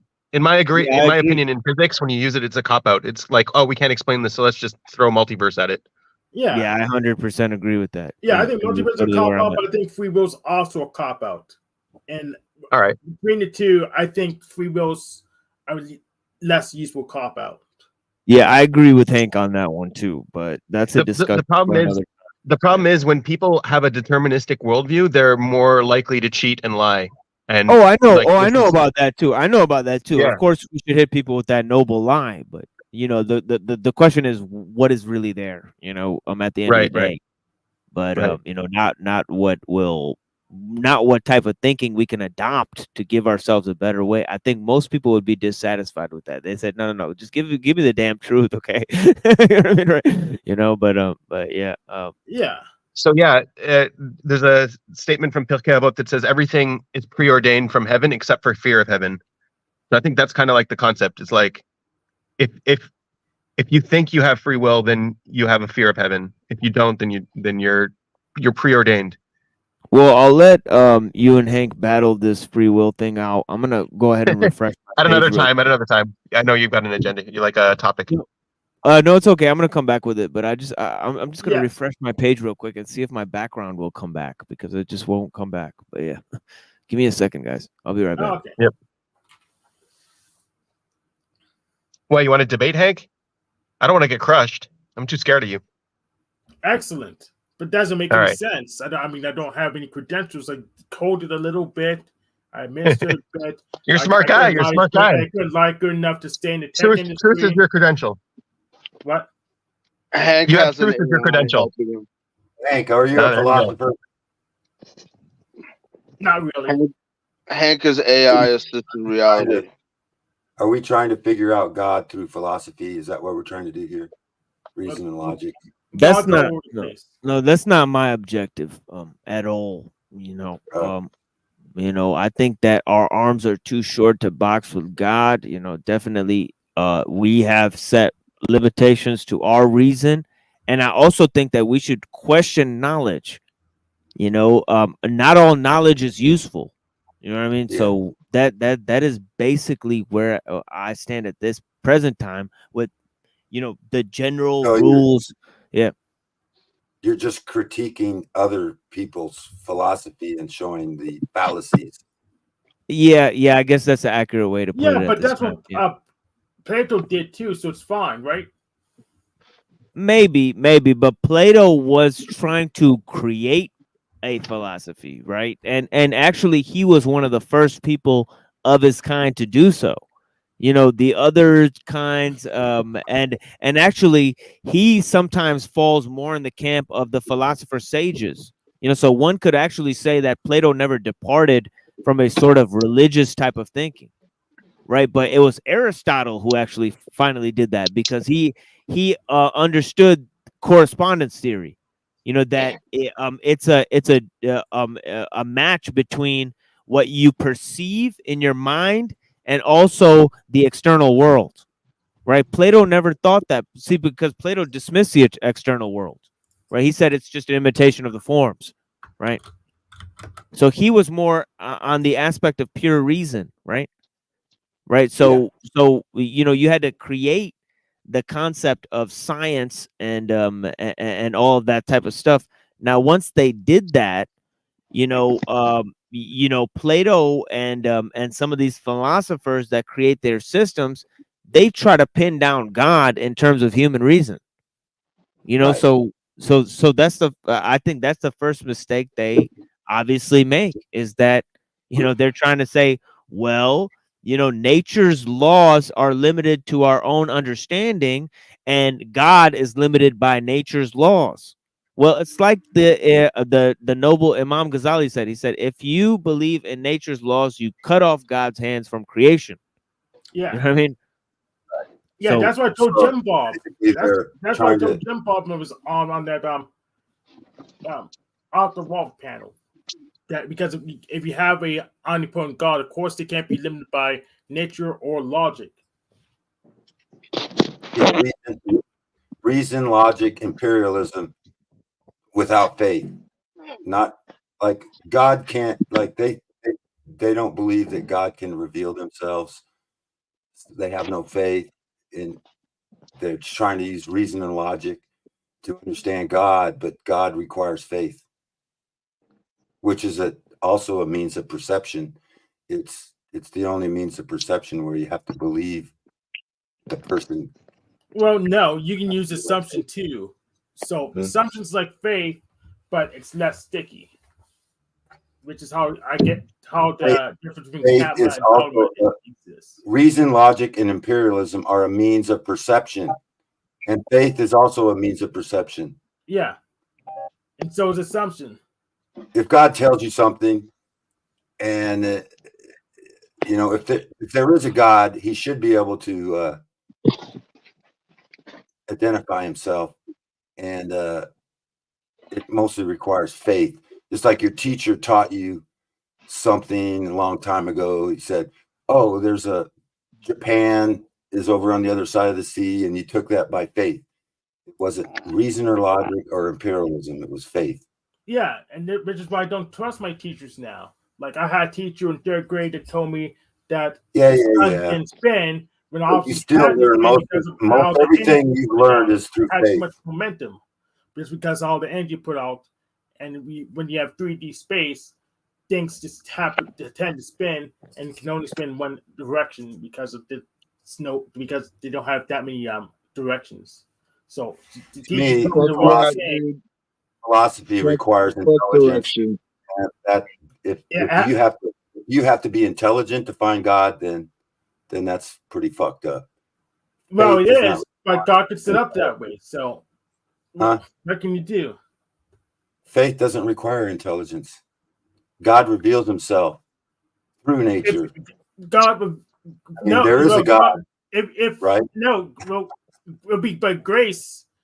Faith can't be a requirement because it would just be by grace.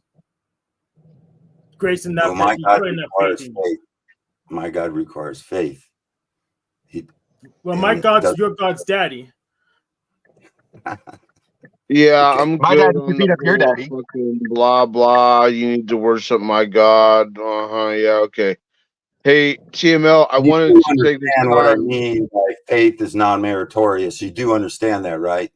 Yeah. You understand that? Yeah. Anyway, the other night when your homeboy Pinoid was on TML, I don't know if I've ever shut somebody up so hard like in my life when he was like, "Why is one of your cheeks larger than the other?" And I was like, "It's called an angle, bro. You know, like a camera angle." That was a while ago. I saw that.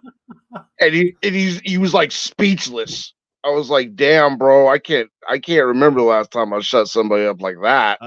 He's gonna have to come out here and defend himself. You know, like, what was that? And you started talking about ass a lot for some reason, Cecil. That's the part I remember. You did. You started talking about ass a lot after that for some reason. Oh no, that's just I usually. was just fucking with Tommy.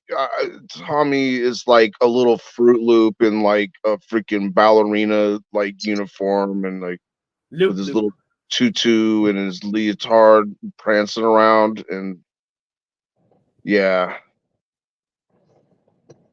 he's into anus. Well, I'm sure Tommy will get that message, but yeah, Benjamin is he's a Hebrew. somehow, who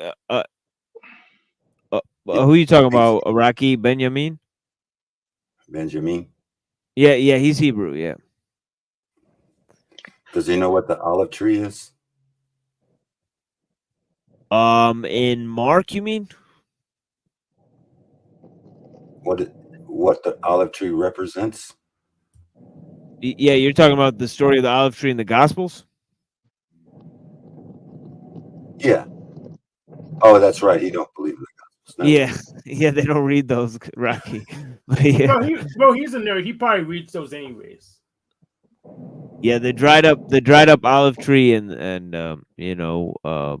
Jesus looks at it, and he says that it will not bear any fruit. But yeah.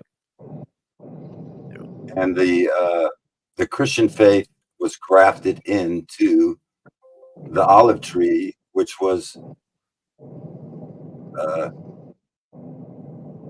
Hebrewism, or whatever you want to call it. The Torah. So that's why my thumbnail is the olive tree. I've been grafted in to Israel. I was on this channel that for whatever reason appeared in my suggested feed or whatever. It's called like Station 13 or Super 13 or something like that. No, that's Tommy. No, he's Station 33. Okay, so there's a different guy. Okay, interesting. Yeah, so it was called like, I think like Super 13 or something. Anyway, they were sitting there reading the Bible, and the one guy that got on camera looked kind of like a rabbi. And I got on there and I showed him, I was like, hey, bro, the new Monster flavor can has got like Jesus on it. It's got like, the picture or the statue that's down in South America I can't remember where that's at. Buenos Aires or something like that. The big one, that's on the mountaintop. They got that on the new Monster can. And anyway, so the conversation went on, and we were discussing like about how everybody always says that the symbol of the three claw marks on the front of the Monster can is like Yiddish or whatever for 666. And the guy that was on there that would not get on camera, he's like, well, yeah, but Yiddish is originally like a Germanic language. And I just started laughing. And I'm like, no, it's not. But yeah, anyway, I thought that was kind of weird how, My research has brought me to the conclusion that State of Israel is a hoax that was created 70 years ago, and it never was a state. Israel never was a state. It was a people. And the whole thing's a hoax. And the United States is the promised land. Israel's a hoax. Well, right. The nation of Israel is where the most of the Israelites are. That would technically be in America. No. The Israelites are not. They call themselves Jews, but they're not. Fake. Right. I know that. I'm just saying. Yeah, the promised land isn't. The whole history, our whole history has been lied. We've been lied to. Israel and the promised land is the United States of America. Yeah, I thought that was Long Island specifically, Rocky. Jerusalem is in California, and you have Mount Olympus. So many Jewish people on Long Island, and you have Mount Helen. Mount Helen are in Washington, which are outside of Jerusalem. Yeah, Mount St. Helens. I think America was originally created to have like free and open gun laws because they wanted a standing army to protect something that's here that's like very important, like the Grand Canyon complex or something is here. And they purposely created America and said, okay, we're going to allow all these citizens to have guns and be able to defend the land because we don't want all the world is about to surround America. Get ready. Oh, yeah. So who's saying that America is the new Holy Land, the new Jerusalem? What's that? Rocky is. Who is saying that America is the new? Oh, okay. So just a little bit of history. Jews used to say that about Poland, and a whole bunch of pogroms hit them. And they used to say that about Germany, and then World War II happened. They used to say Germany is the new, Berlin is the new Jerusalem. Like they declared it openly. And then World War II. So, I mean, good luck to the Jews who are saying that in the U.S. What am I going to tell you? Well, they're probably going to say it's New York, right? That's what I thought. Yeah. I mean, Long Island. Okay, well, fuck.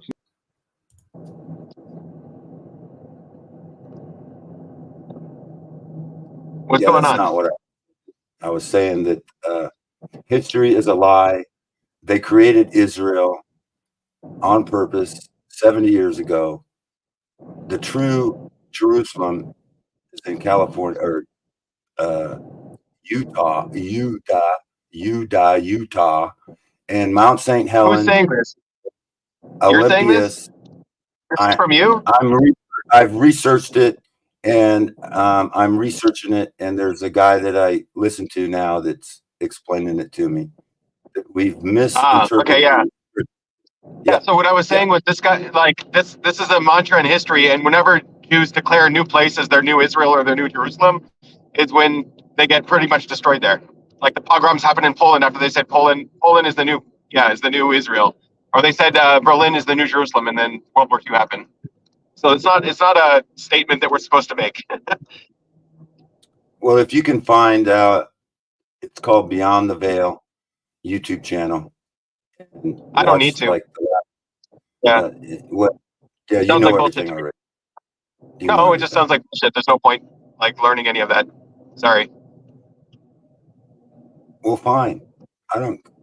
I'm just telling you. I'm telling you for people who want to understand what I'm talking about to go to this. Yeah. I've been researching it there, and the whole history of Israel is a fucking lie. Israel was not over there where they say it is. That Israel. I mean, if you look for a very treasured chick, you're just going to find more shit. Jerusalem is in America, and we're being surrounded. We live in Satan's little season, and we're going to be surrounded, just like it says. The saints will be surrounded. The saints live in America. They don't live in Israel. The saints live in America. Israel is an abomination created by false religions and doctrines that are completely Israel bullshit. is a body without a soul. That's what it is at the moment. There's a prophecy about the dry bones coming together. Israel's never been a state. It was a people. It was never a state. The people of Israel currently live in America. It was a kingdom. It was a kingdom for thousands of years, Rocky. Yeah. It's Israel is a people that believe it was a kingdom, and then it became a people after the kingdom got destroyed. It became a people for 2,000 years, but it was a kingdom 2,000 years before that. It's not where it's at now is not where it was. It's all a big fucking lie. Have you been here? You're welcome to come. I got a couch you can sleep on.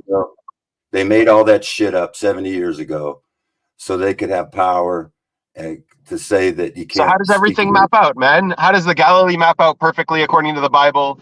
How is the Tome of the Patriarchs exactly where it's supposed to be? How does everything perfectly map out? It doesn't. It was terraformed? You think it was terraformed to match the Bible? You think it was terraformed to match the Bible? Why is Gaza the same way? Why are all the cities? Why is Ashdod where it is? All this stuff is mentioned in the Bible. It all maps out. Why is Syria to the north? The mud flood. We had a mud flood. Satan, Leviathan, came out of the deep. And see, this is what I mean by someone with a philosophy, and they'll just bullshit in order to make everything fit their philosophy. This is exactly it. Yeah, it is. And all you'll do right now is just bullshit in order to make everything fit that, man. And that sucks. Like, that's not going to make truth. That's just going to spread lies. And then people are going to come to you and be like, I did my research and you're a pile of shit and I found this. You say you're a fucking Jew. You're not. You're a fake fucking Khazar or whatever. You're not even a fucking Jew. You don't believe. All right, well, I don't tell you you're fake. I don't tell you you're fake. I never said you're fake. God. You don't even believe in the one true God and you call yourself an Israelite. That's bullshit. An Israelite believed in the one true God. You don't believe in the one true God. You believe in some bullshit. Tell me what I believe in then. Tell me what I believe in. What do I believe in? I've been listening to you on the Machine Lies for I don't know how long, and I've listened to your bullshit, and all I can hear. What's my bullshit? All right, call it out. What's my bullshit? I was just calling out your bullshit. So what's my bullshit? Why don't you call it out? Oh, there's too much to call out. All right. Well, I believe you. How's that? Thank you for the talk. I appreciate you. It was a nice talk. So Rocky, how do you know those other episodes actually happened and didn't just get created today and you got those memories just shoved in your head? They're not memories. How do you know they're not memories? How do you know it actually happened? I study to show myself approved. Well, if they could fake Israel, couldn't they fake just your memories? Pretty You easy. think history? You think the history that you've been taught is the truth? Truth is just a feeling, Rocky. It's a narrative. No narratives are truth. Truth is truth. What's true for me is true for you. It's not relative. Your pancake What's true is true. If The God only is narrative true, that's a narrative in the mind of God. God is true. If the Bible is true and you reject it, doesn't mean because you reject it, it's not true. Just because you don't believe it. What's That's true because is Bible's true. free, and that's only true to engineers. Mathematicians don't agree with that. Is that true? It's a fact. Mm-hmm. The pi equals 3 is not a good enough approximation for mathematicians, but it's good enough for engineers. So, Do you think what's true is true, and what's true for me is true for you, or do you think negative. it's relative? It's I think the only truth is. He's asking me. I think the only true narrative is the narrative in the mind of God. All of our narratives are false, including yours. I agree with Benjamin. Yeah. Yeah. Right. God is true. You don't think he can reveal himself to others to know what is true? You He think can do whatever the hell he wants. Whatever he wants, he can do. Without exception. The fact that what's happening now is exactly what he wants. That's what he wants right now. Exactly. right? We have a divine. We're here. We have a. What do they call that? Everything happens according to the will of God. He allows evil to exist, and in the end, we'll see that it'll all turn around and be good. It's all part of the plan. I guess that makes you a Gnostic now.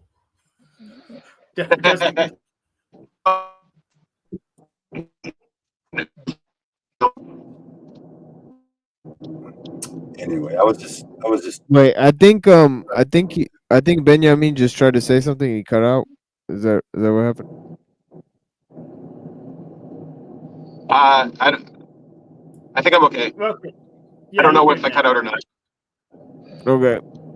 Well, I'm gonna play a little bit of this and see where it goes because they're basically talking about these exact same subjects. Then I'm gonna turn it off and move towards the techno Buddhism thing, and then Nice. we'll play some more of the talks we had. Some of it is Benjamin explaining his concept of narratives development from our previous time when we were on the Thursday show, and then it's a little video of me on Telcott. So there's two little videos I have, at the end of the show.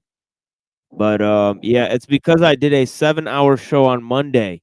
If you guys missed that, please go and check out a 7-hour show I did. I produced basically 2 shows or helped produce 2 shows with my friends, Neurojack and Trad Culture Preservation Society, where we held an open panel discussion on Christian nationalism, something that is kind of developing in terms of the political ethos in, I guess, European societies, and sometimes it's being used to blind some people, especially blind some people about what it says in the Bible and other kind of issues related to that. So let's go on with this for a second and see where it gets us.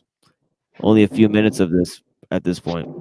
Comes from maybe Israel is not Dionysian enough, to put it a certain way, because people who are looking at Israel. Okay, so what he said is that maybe Israel is not Dionysian enough. Okay, so let's go into. I'll explain that in a minute, but let's go on with this for a second. Are just seeing, these very logical people who are trying to explain themselves. Meanwhile, people want to burn things down and cause all this chaos. I don't know if you've thought about it in that direction, but at least from people who I've spoken with, they kind of see Israel. I know this is very beneath you, but they see Israel as cringe. That they don't see that kind of fire in Israel's belly that would be a commanding force. And maybe that's why we have all these people online who are also going against Israel, just from an optics perspective. Well, maybe you're right. Israel might not be Dionysian enough. Dionysus is an incredibly violent symbol, so maybe Israel should be a lot more violent. I would be absolutely in favor of that. I think there should be a lot more commanding. There might be something to what you're saying. No, there really might be something to what you're saying.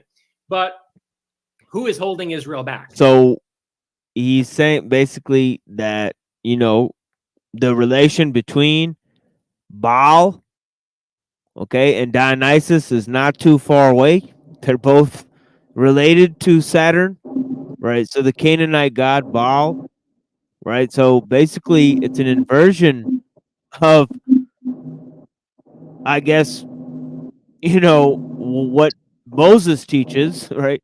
Is what this guy is saying. And he's saying that Israel should adopt that to become more violent, you know, as a result of becoming Saturnized, right?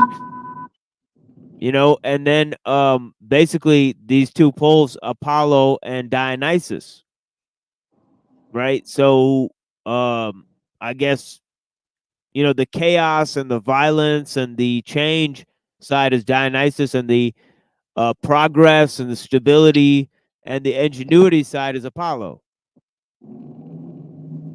right? In the sort of Nietzschean ideal, right? But of course, this is sort of hermetic in a way, right?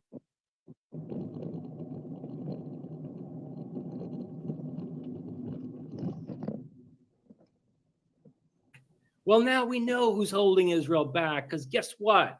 It just came out that the United States, the administration of Joe Biden, sent a representative to negotiate with the Islamic Republic of Iran in Oman. Oh, man. Okay. And the deputy foreign minister of Iran was the one present at those negotiations. And guess what the subject of discussion was? Bringing an end to the war in Gaza by changing the government in Israel. So here's Israel since October 7th, rightly aiming for regime change in Iran, which would be a tremendous favor to the Iranian people. And meanwhile, the United States, instead of helping Israel to foment regime change in Iran, or at least not standing in the way of Israel, the United States is secretly plotting with a regime whose slogan and maxim is death to America, in order to do what? To change the government of Israel. Before we get deeper into this, I just want to say that about a year ago, I was at a party in the Hamptons, you know, the far east there of Long Island, and I met a guy who was introduced to me by a. Now, was that a real-time live conspiracy, or what is Reza talking about? You know, we will examine these things and much more, you know, in due time. But yeah, there's lots of interesting exchange between the Israeli military and Iran lately, right? So how this ties into other issues like Russia and the United States is actually interesting as well, right? But anyways, friend as being part of Mossad. Okay, and I told this guy what you recommended, which is that Israel should go into, rather than Gaza, you know, should go into Iran, should decimate, you know, the government buildings, but leave the nukes alone. And the Mossad guy said, Lev, you're absolutely right. We should do this, but we can't because America won't let us. In order to corroborate that, let me also tell you what someone very well positioned with a lot of connections to the Israeli government told me, which is that after October 7th, like, you know, on October 8th, yeah, you remember how long it took Israel to go into Gaza, right? Yeah. It was long. We were waiting for weeks. We were waiting. When is this operation going to take place? You know why? Because actually Netanyahu didn't want to go into Gaza, because Netanyahu knew what the optics of this were going to be like. Netanyahu wanted to bomb Iran. He wanted to bomb the Islamic Republic out of existence. What is this bullshit? Rightfully so, because who's controlling the tentacles of this octopus? That's Hamas, and that's This is just factually untrue. some of it It's is factually all, untrue. yeah, it's all right, sort of conspiracy gaming. You know what I mean? But yeah, what are your Like thoughts on right it? after a plan was enacted right after October 7th, and they were doing airstrikes, and the military was coming together and forming, coalescing. You can't like just get the entire military and send them in all at once. You have to make sure they get there, they get the provisions, they get their guns. Like, it's a process. And they were bombing Gaza. So, like, yeah, they were waiting for the right time. There's no conspiracy around this. Oh, Israel was waiting because they didn't want to go in. No. They decided they were going in pretty much immediately. Yeah. Then he had a speech, like 2 days later, he had a speech saying all of his intentions. So I don't know. This is all factually incorrect. Yeah, if you play an game or a fighting game or a shoot 'em up, you know you can't just teleport everyone in at once. You have to use logistics. So it's nonsense. Wagging the dog, it's all staged. Bullshit. It's in my backyard, man. I live right next to Gaza. I witnessed the whole thing, buddy.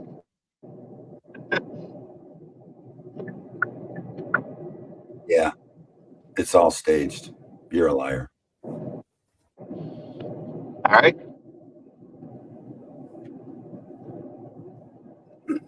I would get bombs on my live stream, man. Is that stage 2? Hamas was created by Israel. It's all staged. All right. Yeah. All the world is a stage. The Houthis of Yemen and actors. You know, the various militias in Iraq that are against Israel. Obviously, the regime in Tehran. So Israel wanted to go after Iran. Look at this. Another very interesting. Norse presents. Yeah. What? Holy smokes. It's What? right on topic, like, you know The what I mean? Atlantic year 1023. Oh my good lord. What the fuck? Excuse me, sir. Would you like the chicken? Good lord. Pagan symbolism galore in this fucking commercial. It is what it is. You know what I mean? You got to see it with your own eyes, you know, but yeah, wild stuff right there, you know, just in the middle. And the last commercial, you know, I think right when he said women's equality, then that, you know, they had a black lady and her dog, and she's saying to her dog, "Can we move anywhere?" or whatever. And then she taps on her phone and her whole room changes. And then it says change is good or something like that on the bottom. It's all crazy stuff. Wild. It's like the commercials have been very informative as well, as they always are. You know, I think it was Marshall McLuhan who said when he goes to a foreign country, he doesn't watch the TV shows, he watches the commercials first because it tells him more about the people than watching their TV shows. He said the TV shows are all propaganda. The advertisements. Yeah, I can see that. I agree. Yeah. Yeah, you know, it's the advertisements that'll tell you what the people are after, what their actual culture is like. Judge a people by the quality of their advertisements. States sent those 2 aircraft carriers into the Mediterranean, not to support Israel, but to intimidate and threaten Israel. I know this for a fact. What they told the Israelis was, here are these 2 aircraft carriers to help defend you. But if you attack Iran, we will publicly withdraw these carriers, sending a signal to the Iranians that we don't have your back anymore. Okay? So this is horrendous, especially when you have masses of leftists on the streets in America and having taken over tens of our campuses, chanting slogans that were designed in Tehran. When you have masses of people on the streets of America chanting death to America while burning American flags and desecrating American war memorials, and at the same I think that's a little hyperbolic that these statements were crafted in Iran. I mean, that's like 30 years ago. The Ayatollah Khomeini said this stuff. You know, these things were no more crafted in Iran than, you know, I think that's he's a little going bit into conspiracy hyperbolic. mode now. He's making connections that aren't there. He's going into conspiracy mode. Or yeah, at least they over exaggerating them. You know, the Jews are facilitating the border crisis. They are facilitating it. It's all controlled opposition. You're all being fooled. Of course, because that's stupid, right? illegal immigrants are being facilitated by the fake Jews in America. Yeah, it's part of our plan to destroy America because that's like the one place that's not our ally, right? Yeah, That makes absolute sense. Yeah, and it's also facilitated by the Republican Party and Mexico. Well, that's what's itself. that's what's interesting about this. There's two factions within the alt right. You know what I'm saying, Hank? And one of them are radically anti-Semitic. They've been labeled anti-Semitic. You know, actually, Nick Fuentes gave a speech and he said the Jews, we should deport all the Jews. This is something he really said in a speech. Somehow he got away with saying that on a live speech. Can you believe that? I can believe he got away with it. I can believe it. So Rothschild, Red Cross, Red Shield, these are all the so-called Jews. Yeah, They're I don't fake. know. I don't know how he got. Personally, I don't see how he got away with that. You know, in terms of you know, anybody who comes remotely close to making such a statement gets put on at least an ADL list, right? I think But he's on the ADL list. Let's take a look. If he would have said it about any other culture, religion, race, he wouldn't have gotten away with it. oh yeah. Actually, I changed my mind. He is on the ADL list, by the way. But yeah, nice. but if he would have said it about any other If he would have said it about the blacks, he would have been canceled. If he would have said it about trans, he would have been canceled. No, you can say about the trans and get away with it. They don't really Yeah, have it. I don't Today necessarily. you can. Yeah, I've seen hundreds of Gays- people say it gays about wouldn't. those guys. If he would have said about gays, he couldn't have gotten away with it though. No, there's definitely tons of people. They got the Westboro Baptist Church that says the F word all over their signs. So they definitely are allowed to say that. You know. they gays just can get away with blacks. Make some more laws. Blacks can get away with it half the time. Only if you get Al Sharpton on your ass. Al Sharpton. You know, they just passed laws that you can't speak against the Jews right now. You know that? The United No, we States of don't America. know that. America just It's in a new couple law states. It's in a says you couple cannot states they made a law. speak Yeah, against Jews. yeah, but That sounds they impressive. man. wait. No, What'd you say, Jackson. Benjamin? Wait then. It sounds impressive, and it's only going to make it worse. It's only going to make people want to do it more. So like, it's kind Well, of pointless. that's what I was gonna get into. Is that I think a lot of Yeah. this is being done on purpose to radicalize the Christians. You know what I mean? And then you see these people like Reza Giorgiani, who's playing the other side of the coin. You know, against the Nick Fuentes types, right? And him and Richard Spencer have taken this pro-Israel approach, but they're white nationalists. They're neo-pagans. You know what I mean? Wow. Whereas Yeah. whereas the Christian nationalists are being funneled into the anti-Semitic approach. So I think that's being done on purpose. Yeah, I'm no longer. That's an interesting theory. Okay. Yeah, I'm no longer outright, but I did came up with that. I was pro-Israel. I was known as Genocide Hank for a little bit because of how my support for Israel. So, and I'm a neo-pagan. So, Yeah, because if you look at it, there's a cleave within the new right. Okay, there's a neo-pagan type stripe of people like Richard Spencer that are always talking about right-wing Nietzscheanism, and they're extremely in terms of they see the Western ethos as inextricably linked to both Judaism and the Greeks and all the developments within European society in terms of the Christian civilization and all of that stuff against Islam, right? So they see it as this great heritage, right? That's part of this great historical shift towards progress, and they're more going into the transhumanist vibe. I think Richard Spencer said that he wants to build Mount Olympus in space, and that's the goal. The human being in space to create an elite class in space as the Greek god. You know, so extremely arcane type of you know, rhetoricizing, you know, by these chaps. And then there's also this fucking crazy understanding from the Nick Fuentes types where they're more Christian. They think we should be a Christian nation. They chant Christ is King, and they also talk about the you know, the people of the Holy Land as if they're in a very strange way. Like almost in a comical way. You know, like they make tropes, they use common tropes that are literally on the, like they literally try to use slogans that are derived from the ADL like list of do not say this, which is very It's strange. funny how people Very aren't strange hiding who behavior. they are anymore. People are revealing who they are everywhere now. Yeah, They're they're not like hiding. inciting people. It's all out in the Yeah, they're open. Like inciting people. Yeah, you bet. I mean, you have to today. This 4D chess. I mean, this is what it is. Yeah, pretty much. If you hide, you won't be able to rally with anyone.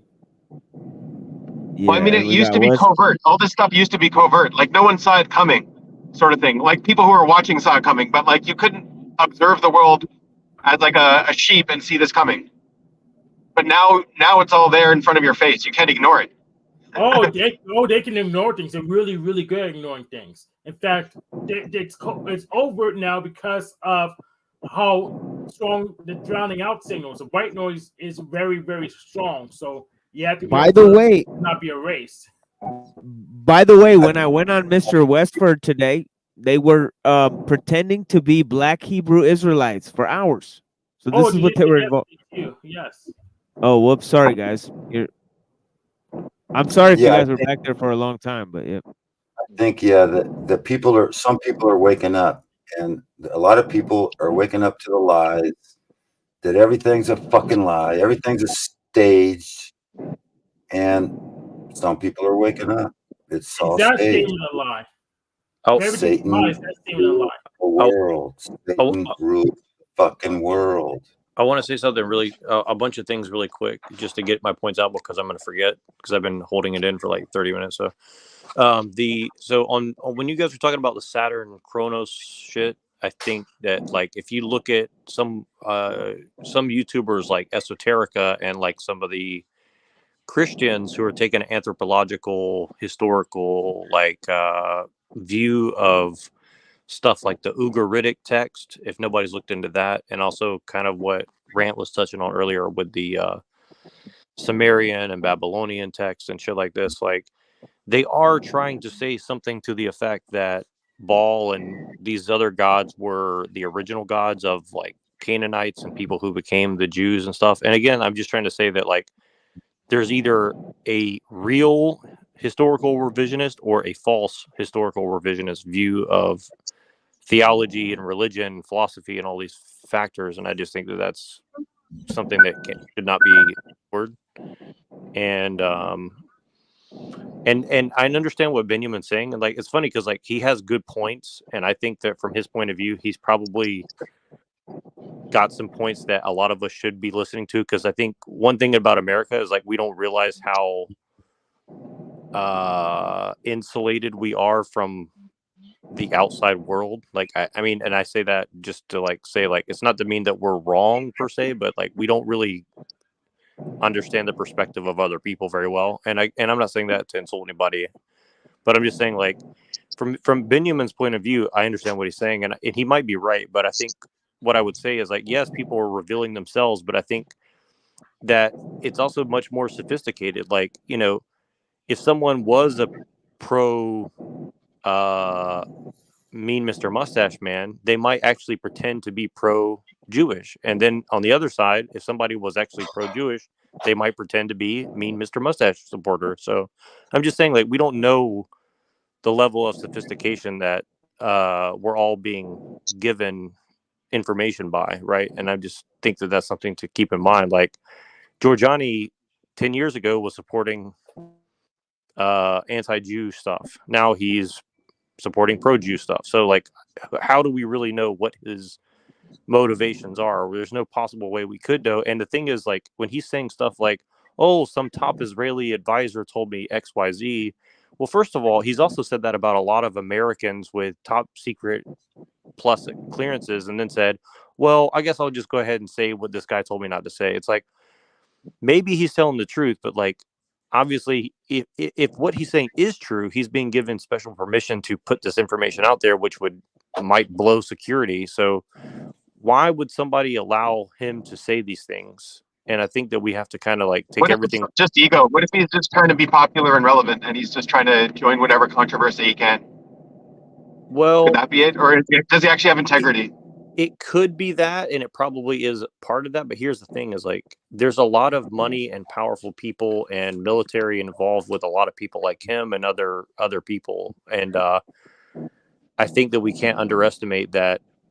A lot of people are being like, I'll give you a very brief example. Like, do you remember the singer of Blink-182 was hanging out with all these ex-military people promoting aliens are real and they're coming here and stuff. And, you know, maybe he was telling the truth from his angle because all these people were whispering in his ear, telling him shit to tell the public. So I'm just saying, like, we don't know exactly. Right. I gotta bust what's you. going on. I gotta bust you, remember, Jack. You didn't cover every possible stance that could possibly be offended by what you tried to set yourself up to say. You missed a few. Help me out. But Rocky, I wanted to ask you, do you think that maybe you're turning one of these guys that just suddenly believes everything you see? Like when I'll take up for Binyamin because I tried to back Rance against him. Basically, Tommy. Rance is here to take up for Binyamin today. Basically. So, Rocky, you think maybe you just believe every video you watch and then you say that's what it is now? Because you're on like Satan short season and now you're saying that war that's been going on since the Bible, basically, you know, like Israel versus Palestine. You're saying that's all theater. You don't believe nothing, do you? No, I think you believe everything, basically. Yeah, well, the Bible says believe all things, you stupid shit. No, it doesn't, you fucking whiny old man. You might as well be fucking word wizard. I mean, actually, physically fucking. The Bible doesn't say believe all things. What the fuck Bible are you reading? Okay. Oh, they could have dropped so many books of the Bible. We wouldn't need such a library if it just summed it up to believe all things. You don't know the scriptures. You're just a fucking grifter is what you are. Where in the scriptures gets that Palestine versus Israel is all theater and it's all controlled and that's not a real war. What does it say? Believe all things? They got 14-year-old girls in Israel that would whoop all our asses like Steven Seagal. Yeah, they're all using rubber dolls. It's all bullshit. You're they're fucking playing. War pays. It's we send money. I'm not denying there's a military-industrial complex. I'm not denying that money's made off war. Are you telling me that's a bunch of crisis actors? Both sides are playing a game. It's all staged. Yeah, a game called Kill the Other Side. I'm sure some people are dying, but most of it's all fake. I've seen videos where they're using rubber dolls. I'm sure most of them are nice people. Rocky, why is it so hard for you to accept that it's true? They just want more money. America will send more money. He's in this YouTube trope of don't believe anything. No, not it's all YouTube, a game. It's all theater. It's just a good way to shut out from actually critically thinking and seeking the actual details. Yeah, why is it hard for you to believe that it's true or to actually critically think, Rocky? Like, why are you so dismissive of things? Dumb shit. Basically. No, I don't believe in textile war meta, Rocky. I don't buy it. Look, to have seen Jesus 7 times and to have heard Jesus when he appeared to you tell you to tell the vision and to not tell is to war against Jesus Christ. To not How do you know that wasn't the devil disguised as Jesus? To not shout out to Huntington, West Virginia. We were up in Mineral County, Eastern Panhandle, y'all.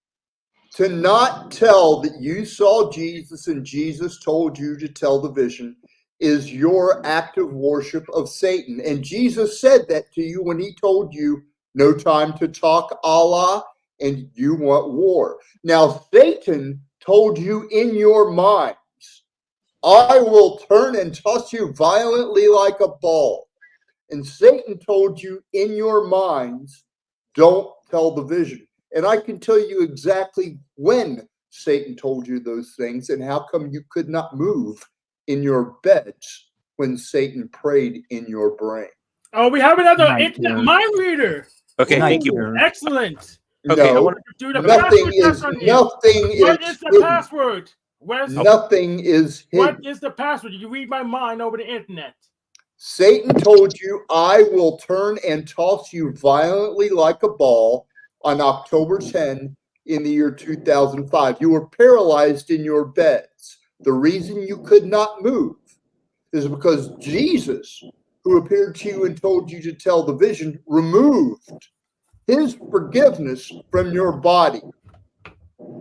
And when he removed his forgiveness, you could not move. Satan couldn't paralyze you. Jesus removed his forgiveness from you, and your soul could not move against even gravity because you are not baptized. That's pretty good, except I was baptized.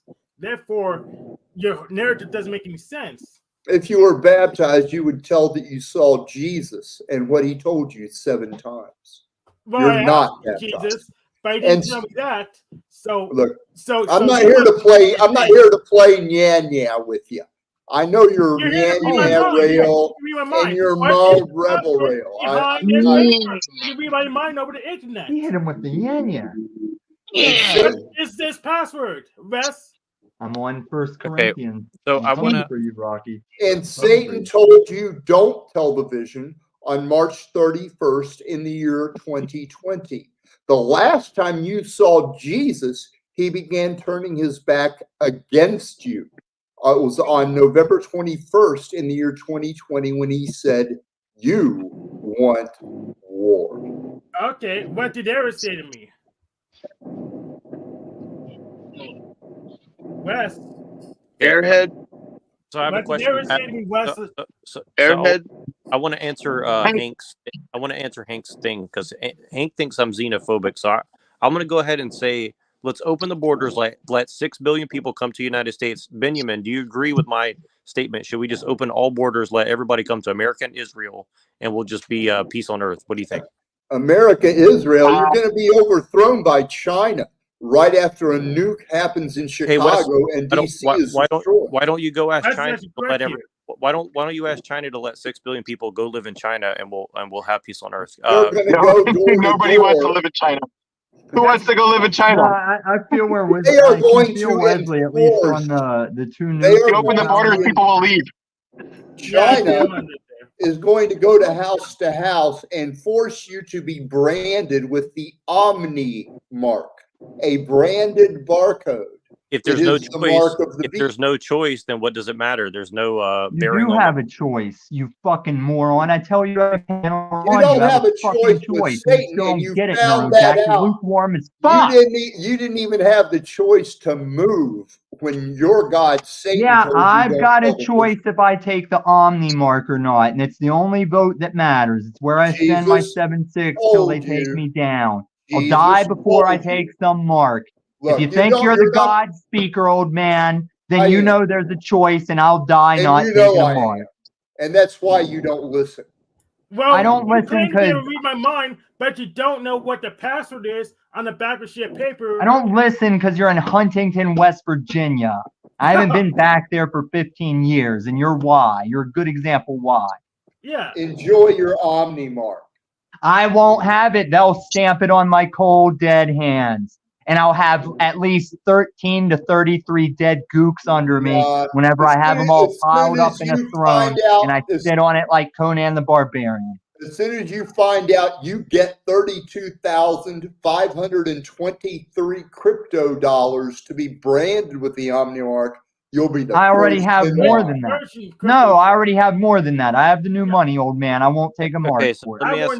I'm in the top 5% holders in the world of the bridge currency that will unify all digital money on this planet. You want I'm out not crazy going to me, old argue man? with you. You want out royal hat me? You don't listen. Let me ask. I do listen. You play. What you have to You say. I do you listen. play. And I'm baking a cake right now, thug life. Look, You don't know Let what me Eric ask- said to me? I'm You listen right. shit up. You're I'm wrong. listening right. I'm Have a listening good very day. well, Wes. Oh, Get rage outta quit here. goes to Illuma Tommy. The Get the rage hot quit dog goes out to of here. Illuma Tommy. Bow the fuck Whoa. down.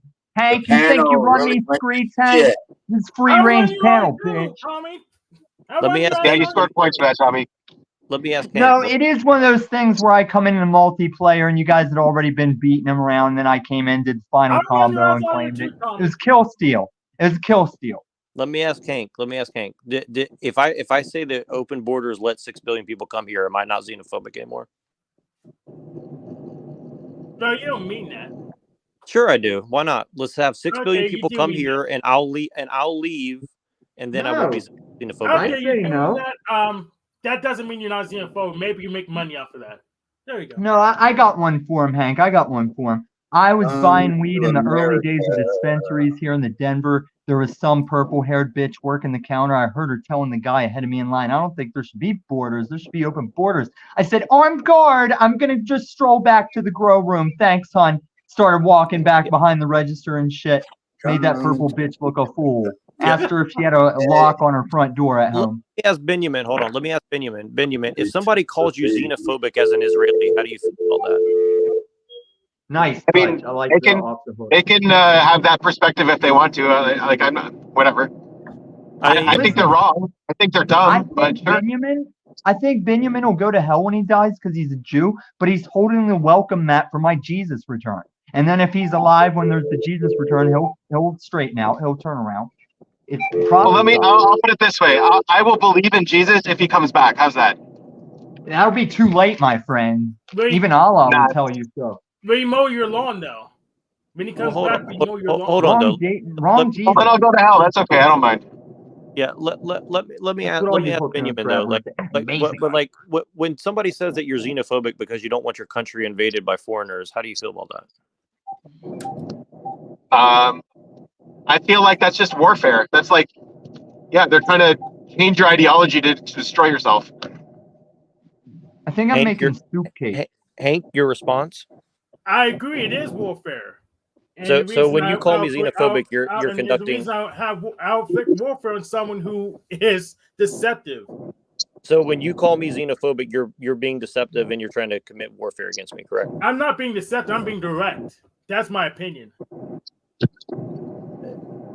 So you think 6 billion people should come to your country, and there's not a problem with that? Well, you see me as a foreigner, diming somebody else, and I don't have anywhere to go except here. So who said you're doxing one of us to our local police department? who said you're a foreigner? Well, there's a difference between like letting people in who can contribute to the society and who want to be American, and people want to come in to destroy America. There's a big difference. I think more of the latter are coming in because I think I subscribe to this idea that the military will take the refugees. Refugees have no attachment to the American people. And then within a generation or two, they'll be like kicking in our doors with our own military. Yeah, I probably like that. Right, but then you call me xenophobic because I'm like, maybe it's not a good idea just to let whoever the fuck. Well, I used to be a rightist until they freaking demonized me for not being more like them. So, are you a mind reader? Does anyone that you deem white? Is anyone you deem on the right automatically do that? Are you the mind reader now? It's not everyone that deems me on the right. I was with Ghosted from True Campus Radio. I was with my local Republican Party. I treat me like a damn foreigner. Rocky's on the phone. They just use me to discard me. It's not everyone. It's just like half the people are met. Let me ask Flow State. Flow State, when someone calls you xenophobic because you don't want your country invaded, how do you feel about that? I feel like I've been here for, I was backstage for about 3 minutes, and this question's already annoying. Like, what's the point of it?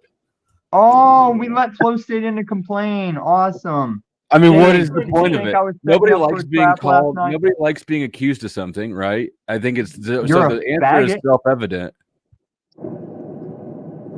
Do you like being accused of being a white trash Missouri nobody trying to grift your way? Do you like being accused of having a boring ass stream last night without me? No, it was awesome without you. You ditched that stream to sit with that fucking psycho Sarah, and you think you win? I haven't even touched you yet, boy. I got all the upholsteries in the world. I can start from Nachikita, you wanting me to talk shit on Machine Lie's wife back then. I can start on that upholstery and work my way up. You should start on that upholstery. I already did it. You're way behind. No, I'm saying that's how far back I can go, and I can truth or cop the dots all the way up. The video you made, and the only reason it exists is because I was streaming your premiere. Are you talking about that couple minute one that you still don't get? I was razzing you with, and even your panel said I think he was just fucking with us. And then I popped in as Dark McGee and said, ha, you can't get that 3 minutes back. I was fucking Warioing your ass, and you still don't get it because you're a dense, shallow jock. You're saying that you made that whole video to waste my 3 minutes of time watching it? And because you had to talk through the whole thing, your panel was trying. Your panel loved bits, and you hated bits. If you look put like an hour a damn into making fool. a video and waste 3 minutes of my time, what's the ratio of value that my time is worth more than yours? Now you're taking it too serious like off of what 20 to Dark 1. McGee was being, you fucking moron. You think you can play this game? You're a douchebag blue collar. You're from Missouri. We watched you come You're up. from West We Virginia. just watched a video the other night where you show up in a living room in your leather jacket. You weren't even trying to do a thing yet. I don't have now sleeves you're on now. around. Hold up. You got him. You got him. You got him going. Old video Got of under you his trying skin. to tell Jack Talcott to land it. You're still showing up to Jack acting like you have no idea what's going It's on. all right, We've Tom. been We're watching still you lose best with friends. Jack for like a year. I want to ask Flo to use his skills of diagnosis. Can you go ahead and diagnose everyone on the panel real quick? I would appreciate it. Yeah, Well, they play I that would- game too. Go get your psycho friend Lindsay. You to know, I cry was about it and apologize. trying to ask Provo his opinion on if Tommy is autistic earlier. Yeah, you always try and talk shit on other men by asking other men, is that guy this way? Let's talk about it and not let him up. That's your MO, faggot. He's That's just what an item. Sith Alliance is all about. We He is reviewed not it. an NI dom. He has no NI. Just Yes. pure He's a typical NI dom. No, both 100%. of you are wrong. Both of you have no right to sit NI and is just a analyze it. function that we I might be dump all the fucking with you. It weird might be shit into real. that doesn't make That's why sense. you're I a can't hear you douchebag over for this. thinking you're That so doesn't above make people sense. that you can talk about them like they're not here and discuss their Tom, will you quiet down what we're LGBTQ talking about here? letters. Yeah, Provo seems to be a real expert on the that kind of subject matter, just like you. Kind of interesting. So why don't you go ahead and give us the diagnoses? I want to hear them. Go ahead. I don't feel like it. Oh no, the floor is yours. You were looking for the doorman. You wanted to come up here. Let's hear it. Run your bit. You are the drama slut. Let's go ahead and get into the drama. Fucking I don't slut. We're feel about like the it. couch. We're about the casting couch. I don't feel like drama playing your slut. xenophobic games, Jack. Jack's not here. We're about to casting couch your ass, boy. You got nothing but to revert to Jack. You thought Jack's not on this panel. Oh, hold it, Tommy. Who do you think I'm talking to, Tom? Hold on. Tom, which person do you think I was talking to? We're on a free-range panel, and you've been called to make your psychoanalysis of our Do personality. you think I was referring to as We're Jack? gonna casting couch fucking this retard. drama slut. Hey, Tommy, Ooh, the last show I was on, I he's in can't the find middle. anymore. Why is that? Was it the sign? Uh-oh. Hank's got all the toys. Man, that's a marketing. That's Every time I'm creator. about to delete this one to make space, I'm like, you know what? I'll probably need that in No, the future. this is why you're stupid. That's in your emojis. You're using it right now like your daddy. You are trademark infringing, you fucking moron. You talk about No, being I'm not. TOS and you go against TOS when it suits you. You fucking idiot. This is called what's it called? Fair use. Fair No, use. it's I'm not. critiquing Can this you fair use? stupid-ass Can you fair emoji. use? Can you fair use Jack's live without fear emblem? You fucking idiot. That's actually copyrighted. I don't know. Newsflash, dipshit. Now you get it. I've let you go for months hinting at it. Now you get it, you fucking moron. You don't I'll wait for a understand call from your lawyers, Tom. I'll do it when you run a couple more seasons on it. And your daddy. That's why Machine Lies has you hidden now, you fucking moron. You mean a pussy? Now go keep. Now you know why my people come and emoji my stuff on your chat. Just every episode they can. Just emoji my stuff on purpose. You get it now, Missouri douchebag that thought 50s would keep you out of prison instead of 20s? Been playing you like your daddy. I've been playing you like your haven't gay played lover. anyone. Tom, you've been talking about playing me as long as I've known you, and I'm yet to be played. Listen to what I just make told good you on it, that Tom? you're not listening to, and keep playing me, big boy, you fucking moron. All right, calm down. We're still best friends. No, you wanted to come up here. You're on the casting couch, and we're still waiting for our psychoanalysis. Best friends is forever. We got him singing. We got this little slut singing, this little drama slut singing whenever we got her surrounded on the couch. Who do you want to psychoanalyze, Tommy? Every time, which is I'm waiting for my psychoanalysis by this Missouri blue-collar fuckbag. I'm gonna nut in his ass, too. Metaversally, of course. Gonna what? I'm gonna bust metaversally in your ass on the casting couch, and you're not even getting paid yet. This was the audition. Pretty gay. Even when you throw the word metaversally in there, it's pretty gay. Yep. Well, you're the one that's here to tell us our letters, our alphabet letters.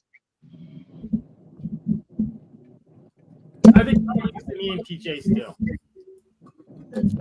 I tell you time and time again to keep your YouTube game out my fucking for all the mental illness. Like, no, this is what you get for going to every panel thinking it's a place you can play your little douchebag game. We're trying to have big boy talk over here, whether you think it's what are you talking about? Are you tinfoil hat or not. You are not adaptable to this entire community. A lot of us do know you're a douchebag. We just won't be God agreeing with that fucking man boy you suck in the dark secretly.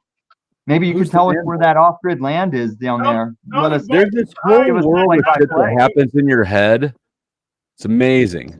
Oh, you can copy paste that to anything that somebody says about you, except you're still a shallow face game playing YouTube motherfucker. Hey, who would have thought the YouTube game playing motherfucker would come with just the copy pasta stuff? You got any more than your copy pasta stuff? Can you keep it like up and up, stand up, man on man? You did this shit, you fucked up. Now you're floating around acting like you're just invincible, like you can play games on the Panelverse. You can play games. I saw you changed your picture, didn't you? You changed your picture, didn't you? Why'd you do that? Is it because I'm making you look the fool?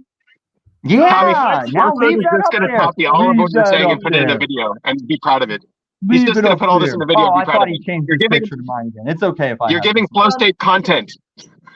No, that's season 1, Jew boy. No, Flow State can show his face and look stupid wherever he wants. People are free to see what his channel is and what it isn't. That's how I did Paul. I got everybody tired of Paul's shit. You wouldn't want to hear any more Paul shit. Long game, motherfuckers. You think I ain't got long game on this douchebag faggot that wants to call me his best friend? Which one of us do you have on screen right now? I fucking gave you the fucking all the olive branch I needed to give you last night. Now I never have to deal with your ass again because I've always given you olive branch. Now when I choose, I can show you to be even more of the goalpost 2-year plus resident here, acting like you don't know who none of us are. You fake ass fucking Missouri piece of shit. And you should have kept those raccoons alive. I would have told you how you could catch them and keep them alive. You just have to kill the raccoon. Why? Are you mad that I didn't come over to your goddamn stream last night, Tom? No, I'm not mad at all. Now I have free reign to cast brimstone upon your head. Would you ever forgive me? You're still trying a narrative game like your gay lover. I'm not sorry. I'm sorry you stepped onto this casting couch thinking there was a paycheck. I really don't care about the narrative, Tom. I'm playing your lover says he doesn't care. When we've ran your lover down to everything he can use, he backs down to I don't care as well. You must have that as pillow talk. That must be y'all's pillow you have talk. Paul on the brain all the time, don't you? Between that and every time I see you or that faggot, it's like you guys are pumping out like real low key. You act mad at me, I act mad at you, and we'll meet up in Arizona. Homosexuality. Tom is gay. No, see, because I defended you and Z on the sexuality, I'm free to wield the sexuality stuff on you because you don't appreciate it. You can do whatever you want. You got no honor. You got no honor. You got no response ability. You've got no integrity. You're in this, and because you challenged those rules, and now you thought you could run around without them, now you're looking stupid. Now you don't have the value of those rules. Hey, Tommy, why did you private the Bathtub Boy stream? Please answer that question. Because I don't want them to know the things I let them know for when they finally come up on that panel. Yes, but that's also a stream I came up and destroyed you on free will. No, you didn't destroy me. I can cut that part out for you and not reveal the bathtub boys part. I can post that if that's what you want. Okay, repost that. All right. It's just gonna make you look autistic. Hank destroys everybody. Hank is the king of this space. Come on. Well, Tom he's was our confused, Hank. he's our Emperor. how can we Your mascot- combine he's your mascot. mascot with Ot? He's Emperor. our Tommy, he's our Pagan Ot Scott. bullshitter. He's our Ot Scott. Emperor. Pagan bullshitter. I like that. You know what free will Emperor, is. Rocky. Dumb fuck. Don't know what the fuck free will means. You're a dumb fucking pagan. Yeah, we have to. It's a talking to? Rocky, I took him through the whole thing. I took him through the Okay, whole I thing. see you took back. Samson Hold and on. Delilah. He tried to say that Samson and Delilah was like a no-win, and I was like, no, he didn't have to get drunk with this bitch. He didn't have to give this bitch play. It wasn't about he had to cut his own hair. It was if anybody cuts the hair, making it his responsibility, requiring his free will. We ran through it, Hank. So his power didn't come from his hair. No, it came from the Holy Spirit, and he lost the Holy Spirit when he disobeyed by letting his hair. That was his one job. You had one job. Don't let your hair be cut. It was like when he told your people, they keep making a golden cow and bound to it. Make them just put a snake on a stick and stick it in the ground. All they got to do is look at it. They ain't got to bow. They ain't got to pray nothing. Abraham, make them just look at it, and they couldn't even do that right. Basically. Well, Dr. Mages are uncuttable. Couldn't he? His problem was he loved Delilah. That was his problem. Well, she was a 304. She was a Jezebel spirit. Yeah, he loved Delilah, and she took him down. That's why Sherelle all mad, because she keeps coming at me. I'm like, no, you've shown me that you're not the thing. I tell you not to do a thing, but because you think it's helpful and you think I should appreciate you, you do the thing I don't want you to do. I can't live like that. That's a stubborn woman. She was a sex guy, yeah. Yeah, she's grown past. She is set in that at a girl her age. She needs to if she wants a dude, she can't be like that. That's why we look for young women that aren't jaded and set in those ways yet.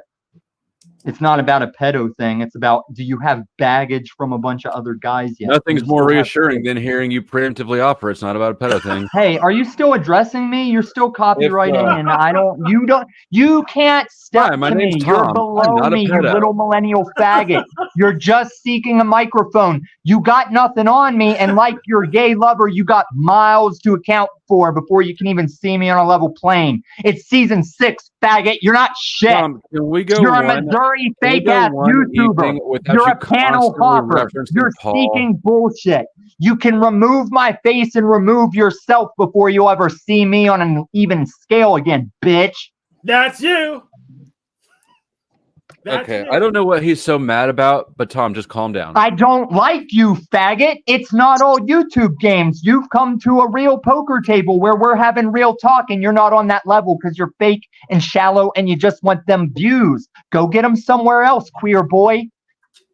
Is your free will making you say that, Tommy? It is my free will, and it's his free will to be dishonorable, disingenuous, a fake-ass YouTuber Tom, I'm game, worried about fucking you. irresponsible, no integrity, no honor.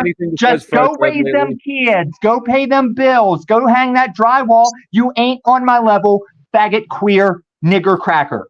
In which way am I he's not on your higher level? than you. Of course he's not on your level. He's higher than you. Get him. Get him, Tommy. Get him. Tom, which I way did. do He you knows that. He knows I did. I'm not going to sit here and loop on it. He's got nothing else. I'm going to sit here and stare at him. I'm going to sit here and LMNOZ stare at him. Okay. Well, And then when he looks into the abyss, you can know that the abyss that would be is the looking good time, back, and then he the looks in the perfect mirror time to and actually sees my reference trademark. Paul for real. And Because then he just realizes like, how many channels he's going to take down. He's going to realize how many channels he's got to take down whenever he uses it, just like his gay lover. Oh snap! Fuck yeah! I've already been. You're already at 0 hit points coming into this shit.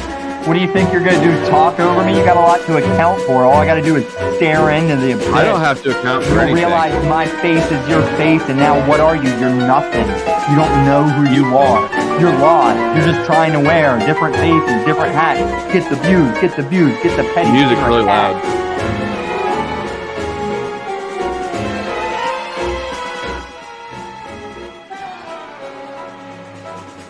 Your wife doesn't love you.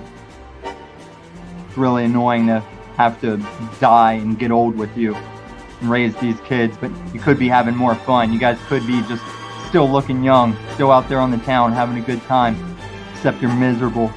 And at least compared to the rest of America, you stayed together for the kids.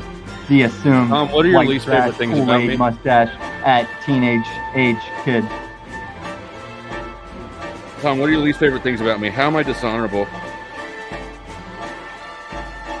Tom, talk about how. Where'd he go? God damn it! Come back here, Tom. There he is. Yeah. Tom, tell me all the things you hate about me. Go. I always have. I always have. I know that you have, but why? Be descriptive. I always have. That's into the what hate. You think I'm gonna sit here and loop that? That would be like Yeah. Paul coming in here saying start from scratch. Come on. Go watch the content. I like you're no, I you're don't the want one. No, you're the one that's got something to reply. I've just chominated you left and right. Reply to any of that. The ball's in your court. I mean, I know how you like balls. Well, I'd rather hear what you have to say, Tom. Yeah, you just did. That's all. You're gonna go with that. What's the old skate trick, JG? Is it the no reply? Oh, I'm just that determined usually that- means you. You know, I should need to go. make another greatest hates compilation. Thank you for contributing. That's your fake. You're YouTube actually thing. one You of my think- favorites. You think I Bird. can't make? I really like do you the think I passion and can't make a hatred and hate greatest hits about everybody that takes part in this panel? You think I can't make one of Well, everybody hating you on can make a TML? greatest You think I love. can't I make love one you, of everybody Tom. You are hating on best anybody that friend. has their name mentioned? And you think you're special? It's because you're a narcissist. Maybe you see yourself so high above us that you can just use our copyright material, that you can just use all of us hating on you, and you think it's in jest like you're the uber troll, but really you're in a loveless marriage, just raising white trash kids, just doing shit blue collar jobs, just thinking you're a YouTube entity when all of us that are really doing anything around here know this goes nowhere except for what it is in this Woodstockian experience. And you have to keep keeping it troll level, because if you stop for an instance to just be real with yourself, you're the one that would fucking break down and realize, oh my God, what am I become? Which is less of a thing than what I probably could have been. How's your dog? Case in point. You think you can take hours of me hating on you loud and obnoxiously for my bit? You think any of that stands a chance to 1 second of you going, how's your dog? This community loves my dog more than you.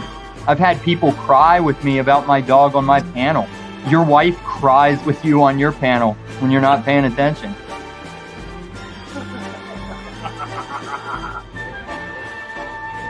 You remember this, millennial boy. You don't fuck with me. I've always been your father figure around here, and you've always thought you're something and you're not. You're my best And friend. this is season 6. That's all you've ever This been. is season 6. I don't go back. I don't give you, your lover, I don't give these faggots any more slack. I'm done with it. What is The panel versus ran its course. I'm not going to loop these loops. Said that to me. Bye-bye. You're not a stand-up man. You got nothing. Bye-bye, Tommy. All right, I have a question. What do you guys think about Isaac Cappy? He's dead. He's with my dog. Say that again. I think he's a He's psyop. dead. He's with my dog, and he's with the love of Flow State's marriage. Oh, did your dog actually die? I killed it. Whoops. No, whoops about it. Now I know I wouldn't hesitate with somebody like you or Kem Before the Storm or JG. If I killed my best friend, if I killed family, that means I don't have to hesitate for anybody that remotely crosses that line.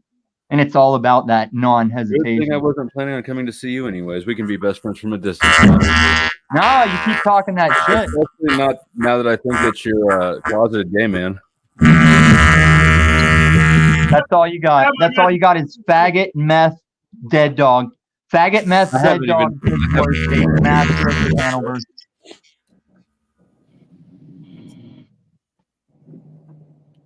I'm just glad I got to oppose. I'm glad I got to oppose and get Rocky's support in the same panel. I usually do that. That's why I'm pissed that Toilet Bowl Earth took down that shit, because he's a little fucking dickless, no stand-up man bullshitter. Iranian. What do you guys think about? What do you guys? Sorry about your dog. That's great. It's all right, Rocky. No, Rocky, it was the night you said I should do that, and it wasn't because you said that. It was crazy. What do you guys think about QAnon? I talked to God that night. What's the deal with QAnon? But what do you guys think Same about thing QAnon? as Cappy. Huh? Same thing as Cappy. It's all part of the same psyop. Well, not necessarily a psyop. Depends on what you call it. I mean, it's psyop. Depends on what side you mean. Oh yeah. No, it Why doesn't. you think you're heavy enough for that? I think that you're trying to make it more nuanced than it is. No, I can sit My here and answer was explain it. You're gonna straightforward try and and make accurate. You're trying to look dick for a and way to fart make it joke. wrong. Go ahead, Dude, as make it long wrong. as you're gonna sit here with my fucking copyrighted picture, I'm not gonna sit here and do this with you. Either take off, change your ways, fucking bow down to truth, not me. You're godless heathen. I got you admitting. Now you don't worry. Now you don't worry to sit and admit you've been through all this Catholic schooling and shit, and it shows that you're just luring people in to mock them, and you don't want to have serious conversations like we're trying to have here, Polly girl. You just want to come in with everybody's pictures and say, "Oh, I wish to Let's pursue." start having a serious I'm not conversation. Go. Read I'm the ready. room, dude. This ain't one of those channels. I'm ready. Read the fucking room. Yeah, start, Tommy. We're waiting Tom, for let's you. get serious. I just told you I'm not going to sit here and get serious with a guy that wants to sit here and not. You're Come bringing on, another come tantrum. on. There's more autism than I have. Come on, man. Right? Shut the fuck up, Hank. You're not in any kind of tenure. You've been brought into the fold, Hank. You can just be told to shut up as the autist we endearingly like, but you don't get to flex it as a defense card. You don't get to just be a spur. I worked with the shit. I'll just do you in public because all you do is you mirror them. You just mirror them in public, and then they'll realize they're doing it wrong. They'll feel stupid. Yeah. They'll cam up. I'll Look within, start could you imagine? stargazing. I'll cam up and stargaze too. Calm Station down, Hank. 33 V Big boy flow talk. state in And the this case douchebag's of gonna the- try of and the play flame off eyes of your image. situation to deflect because he's a shallow douchebag. We're in cahoots, Tommy. Yeah, you're in cahoots as you're both on the same cognitive level most of the time. Yeah. Yes, which is higher than yours. No, it's not. winning, Hank. aren't we, Hank? No, see, he's patronizing you, Hank. Hank, That's Would patronization. you like to Oh, you borrow my rule Luma everybody's Tommy, face, Hank. You wreck icon? us all. That's patronizing, Hank. It's not the time for it. I should get. We got five other people. We got five other people putting their time up here on this panel for the things. And you could do this on Then any could you fucking. stop You standing in the way of a could do serious this on your conversation? daddy's channel when he can't find Snafu. You fill in for Snafu on your daddy's channel. No, I never go to Pussy Paul's channel. Oh, that's because he broke your heart, Hank. But you're okay. You got a home over here. You just got to not let people fucking utilize you. He's trying to. Flow State's trying to stick his hand up your butt and move your mouth. Benjamin, what do you think of this conversation? It's the other way around, actually. Louder, Neurojack. Louder, Neurojack. That a boy? Step up, Neurojack. Louder. I'm entertained. I think like this is a good drama conversation. If like you want to watch drama, this is what you have. Can you diagnose? Can you diagnose? I bring that value on the panel right now. Yeah, I think that Tommy is. I don't think Tommy has a diagnosis. I don't think he's properly got NPD. I think that he is. No, incredibly he's an childish. NIDOM. He's an NIDOM. He's looking at what's coming. He's not an NIDOM. Yeah, he is. You can tell that he's both the only child and the youngest child. Think about that. See, there you go. There you go, you Missouri piece of shit. That's my story that you've told more than I have, and you got no stance because you tell it wrong. So tell it wrong. And I'll let that karma stack on you with my copyright picture. You fake blue-collar Missouri piece of shit. Tell us all. Tell us all. Hey, Hank, chill. Tell us all how I'm an only child and a final child. Tell them and get it right, or your soul will burn. Do you want to tell it? Burn it. Go ahead. I don't. All right. So Tom is the only child of the union of his parents who both had children from previous marriages. So he is both the youngest and the only, and it shows in how he acts. That's an interesting theory. I mean, like you could use somebody's prior circumstances against them like that. I believe people can grow, and I hope Tommy can. I don't know how much he has. I don't know too much. He's lying. He's completely fucking wrong. I'm not going to correct him. May God have mercy on his soul. All right. I'm sick of his shit. That's what you told me, Tom. How about this, Tommy? I'll burn my own soul to increase my attack power. Listen, like that. Listen, I need for like 10 minutes, there's people shooting outside and I have to put this cake in the oven because I live fucking thug life. This faggot nigger with my picture is wrong and he's a liar. Don't subscribe to his fake fucking channel. Fuck Flow State. Put that on your fucking mix. Queer bait, no love marriage. Kids probably going to jail with fucking Rat Blood's son. Your daughter will be giving Rat Blood's son blowjobs in prison, I bet. Tom, you better put that cake in. Thanks just for that. How do you feel about that? I didn't hear you, Hank. I'm going to give you a super thanks because Tommy wouldn't like it. How about that? Oh, you're the man. And you know what would make this even more better? Do you remember, Bex, do you remember that time that you showed us your magic trick? That would be cool again. Did it involve a ping pong? It did not. I'm not going to give it away. It caught me off guard. It's pretty damn funny. Excellent. Assuming Bex is still down there. What are you eating, Rocky? Taco soup. All right, Tommy, can I try to psychoanalyze you? You tell me if I got you right or not. I won't just tell you who you are. I'll let you give me feedback. How's that? I'm in the kitchen. Dog life. Which is also the family room in that little ass apartment. Go ahead. Start with Hank. Start with Hank. Hank likes those kind of things. I do like those kind of things. Fuck's wrong Yeah. with the size of my apartment, faggot. Don't tell us what to know do. where you're taking it. We've already gone over Hank. Wasting your fucking time and your honor staying Don't up here object to hear it losing your yet. shit, Flow State. I've already covered it. I've Don't watched tell you me what and your to do, shit Tommy. crew It talk won't about work. me when I'm not around. I debunked you. You look like a fool. Kick rock. Well, I keep No. I criticize you down. Stop eating and put it back up. So I have a question. What? Wasn't Young like into like some sort of like occult shit? So He was into anything that humans were doing. He was into it. He was looking at what are humans doing and trying to interpret humans through that. so he was into transgender stuff. I don't know. That No. He was more into the intellectual side, less into the like experience weird shit side. He was fairly into the occult, but I've never heard of him having anything to do with transsexual stuff. Well, he said everything, so I'm just trying to see like where's the Yeah, where are the boundaries? Yeah, I think that's a boundary. Yeah. DeFreak, what is Tommy ever even mad about? Nobody knows. I guess what I mean is like Oh, I didn't notice you actually switched to my name. And you're Mr. Terms of Service.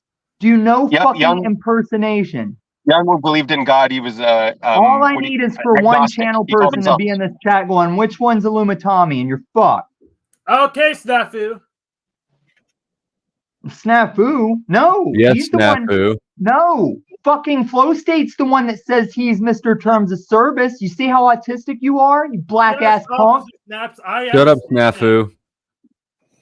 No, I'm legit. That's not Snafu shit. That's hey, lay off my fucking copyright. Lay off my trademark. You don't have. You're not you the don't have first one. channel, faggot. But you're like Word Wizard. If Word Wizard doesn't want to go to the hospital and wants to fucking preach against the hospital, that's fine. Just don't show up on panel in the hospital. You preach TOS and sit here and violate Just TOS. because I don't let you drop N-bombs all over my panel. You know. Idiot! You're dropping an N-bomb when you use my picture and use my name, you fucking moron. No, I'm not. Yes, you are. Your It's a shit different isn't term of magic the service. special. It's a You don't different have the term same of the service, copyright you that- dumb that bitch. Jack It's has. not fair use. It's a parody. See, that's an eye. Oh, can I parody so I can just parody PewDiePie? Can I parody Mr. No, Beast? you're not talented enough to do that. So Yeah, that's. you're talented Are you enough actually not. parodying? I don't if think you that did word means better, what you think it could. means. That's fine. Yeah, you could hypothetically parody PewDiePie, but you couldn't get it done. The freak, you got to be the stupidest motherfucker in the world. You do. one man's parody is another man's LARP. Am I right? You're right about that. Same difference. Synonymous, synonymous, synonym, synonymous, Unique can I New York, psychoanalyze you? Unique New York. Sibilance. Sibilant. Q Anonymous. Q Anonymous. Yeah, anonymous. Probably small. Probably white hat psyop. Tommy, did you know cake was a lie? I'm making a cake right now. It's gonna be a soup cake. It's gonna be. I need to make a word for it. It's gonna be like white trash. I think that's the word. Why? I'm making like new culinary masterpieces. I've seen your culinary masterpieces. You and your sad wife or white trash. You should take her out and buy her something. Fucking take her out, and make her feel pretty like bread again. to fry, like some fried bread. Should I take her down to the homeless camp? Once again, douchebag. It's called bad cooking. This is like you. That's my shake weight. Are you a fucking moron? Do you think I was taking the shake weight seriously when I made bad cooking and I fried bread? And what else did I make? What else did I do? You're actually and you poor, flex Tom. it. You flex it like it's Paul with his little shake weight clip. Your which way is up undercover. Your which way is up troll. You don't know what to do because you don't have an identity. You're just out here playing your little YouTube game, little panel hopper. That's all you are, man. Your identity. Your identity. No, I'm amazed at who you think you are. You fucking narc. You're just a Diet Paul. Like the whole time you were riding off like, oh yeah, we're against Paul. And now you didn't realize when he's gone, you're just like the next Paul on the fucking tier. Like, oh, you're the one that goes around crashing everybody's panel, thinking you're smooth. Hey, Neurojack. Thinking you're slick. Yeah, I am slick. No, you're not. You're a narcissist. Yes, he is. No, he's slick. Yeah, so this is an example of you're a puppy, SC versus Hank. NRA. You're an It's like autistic they're very puppy, opposite Hank. functions. Oh, Hank won't be over at my panel supporting me. Oh, Hank. Is that won't why be he's so getting on his spazzy? His daddies lower if you let level him. SE isn't very in control. These loops. There's panels you guys don't know of that are doing like season 3 us right now. It makes me feel a little primitive and back on all fours to keep looping this shit. Exactly. Go somewhere else unless you want to talk to the Hebe about the Gazas and the thing. There is a panel called Black Men with Opinions, and I think you guys might find that interesting. Yeah, wreck your ass. It's live right now. It's called Black Men with Opinions. That's so derogatory. That's pretty bad. No, that's true. I'm not joking. Like they're literally live right now. 48 watching. Oh yeah. Oh, but if I invite TML, I'm doing a shameless plug. You're just calling other channels that are live right now. But that's your tag team partner, Tommy. Wait, I who's don't the have partners, Hank. Hey. I tried to get this across to you when I hold on. Hey, Tommy. We all have free will. Hey, man. Fucking chill. Yo, the thing is I was just asking Neurojack, yo, what is the No, I'm being serious, but I'm also just kind of like joking because he said you can go somewhere. 48 watching or whatever? No, there's a so I was scrolling through YouTube and there's a live panel right now that's called Black Men with Opinions, and he said, and Tommy said you can go somewhere else, and I said yeah, there's a panel called Angry Black Men with Opinions live right now. Yeah, but that's so weird that you said 48 watching, because that's how many exact people were watching me. So I got some fucking. Oh, that's weird. No, when I scrolled on that thing, that's what it said on their on YouTube. That's what it said. Yeah, that's the ops.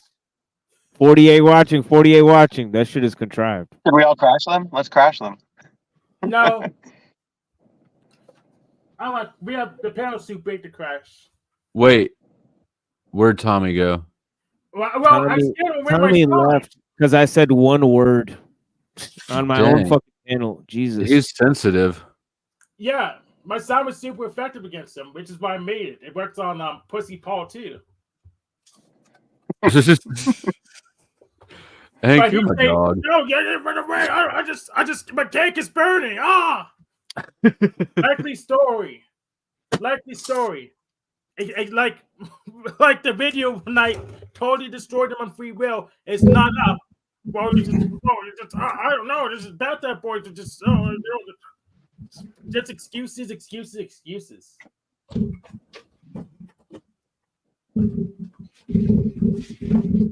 And that day, he made me wait in the queue before I could confront him, even though it was a challenge him stream. So, and he thought I would just wait. I said, no, I had something better to do. I did. I came back. He let me up. I destroyed him. Whoa! Who is this guy? Flow State? No, I'm talking about Whole View. Do you know who this person is? Never heard of this person. Whose sock are you? Well, they're a fan of mine. Right on. Bye, Rocky. Thanks for the talk. I am fine with them Yeah, having thank their you, opinion. Benjamin. You're off now. Is that what you're saying? Yeah, it looks like. Yeah, I'm gonna go into work. Thanks. Appreciate it. Yeah, blessings. Yeah, thank you for stopping by. Yeah, have a good night or a Take it day. easy. I'm not sure which one. Yeah, blessings.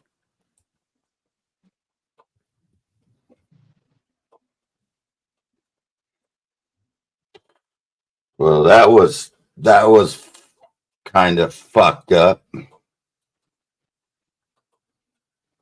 Well, it's a pattern. Yeah, I don't know what happened. We were having some serious discussions, and then all of a sudden we got wrecked.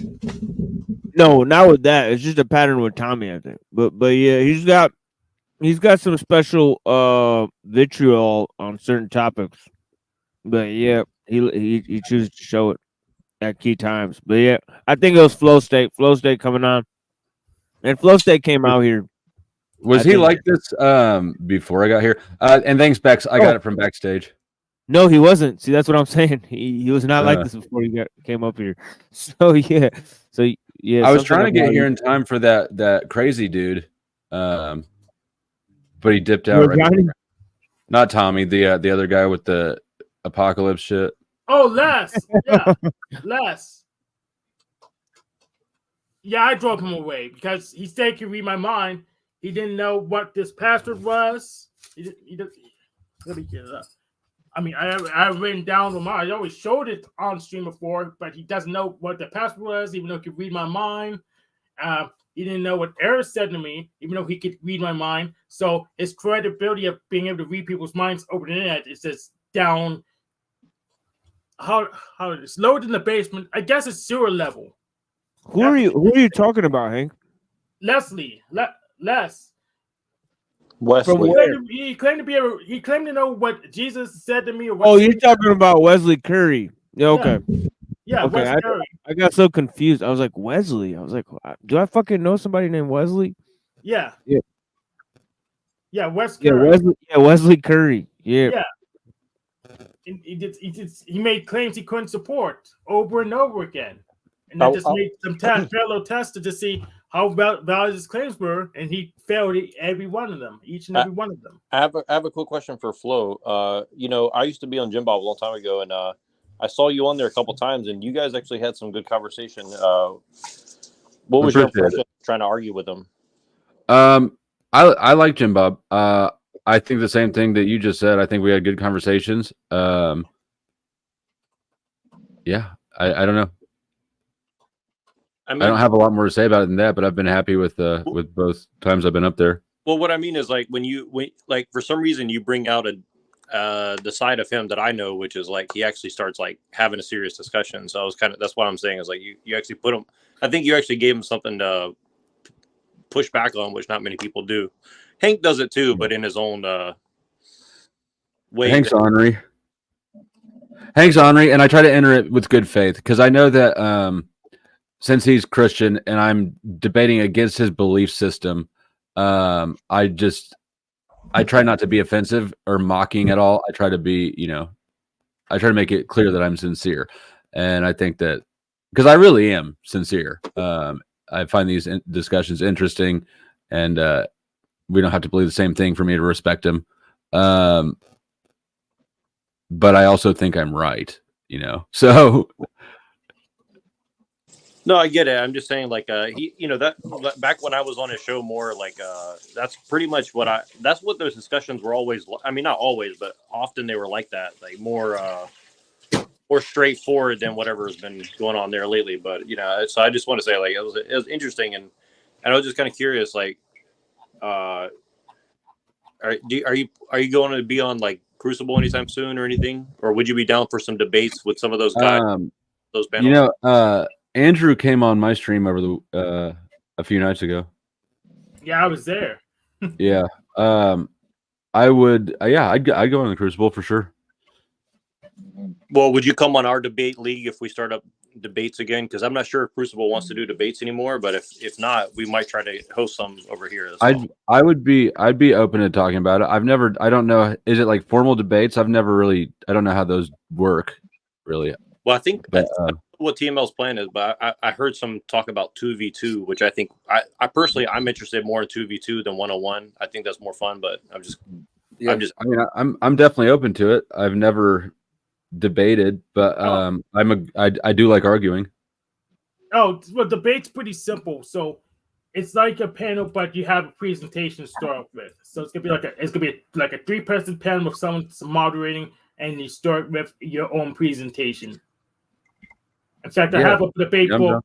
I'm still booking a debate on the Monday debate Discord server. I just need to pick a day. I was dealing with other stuff today, so I didn't want to do it too soon. So. Yeah, do you have any recommendations, like any communities who are like actually serious about getting into like any Discords or something? Because like I've really been trying to reach out to all these different people, and like not many people really want to like. I don't know, but I know we're trying to do like some sort of thing, like actually raise money so people can win some money or something. You know what I mean? So it's your approach, no Jack. They can see the fear in you. Well, I mean, I'm willing to debate, so I mean, I don't know any off the top of my head. I have a Discord, but it's also uninstalled, so that's my relationship with Discord. Yeah, no, I don't know any. I know lots of people who argue regularly, but I don't know that any of them. Yeah, my panels get full and argumentative. So I'm sure there's plenty of people there that would be down to get involved in something like that. So, Jack, I know the Crucible server actually has people in a voice chat right now. You can also go to Monday Debate. Well, I don't think they like.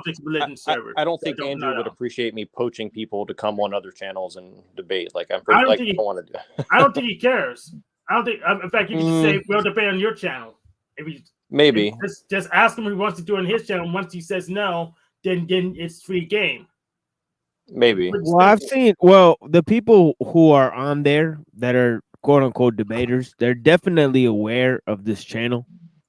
So it's not as if they can't just come by and start a debate if they want to. Me and Neuro have talked about that many times. So it's kind of seamless. Useless, I would like to say to fucking go and seek people like that out. But if there's people who do want to have friendly debates, then I will possibly set up. If I get 12 people, then I will set up,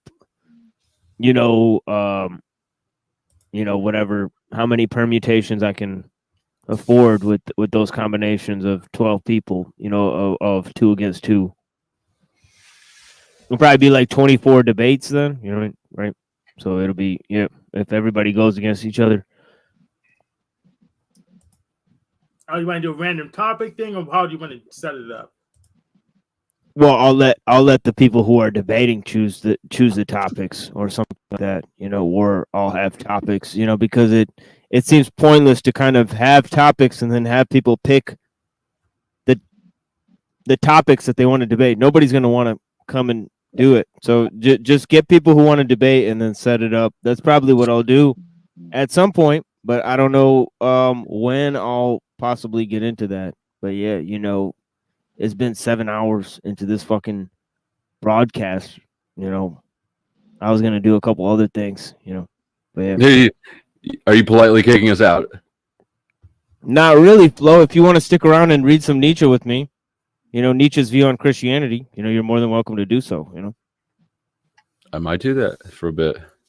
For sure. Well, everybody else, say your goodbye. Me and Flo are gonna read some Nietzsche. How about that? I mean, right? Let's get into some of this. So I'll go around the panel here, except for Neuro, But yeah, let's go with Cecil. You still there, homie? I hear a pitter patter. I don't know if he's there, but yeah, maybe that was somebody else. But yeah, Cecil, have a blessed night, my dude. Talk to you soon, my friend. And then Hank, what's going on, brother? I'll run V2, you know, Jack. I hope you pick Illumitami. You're screwed.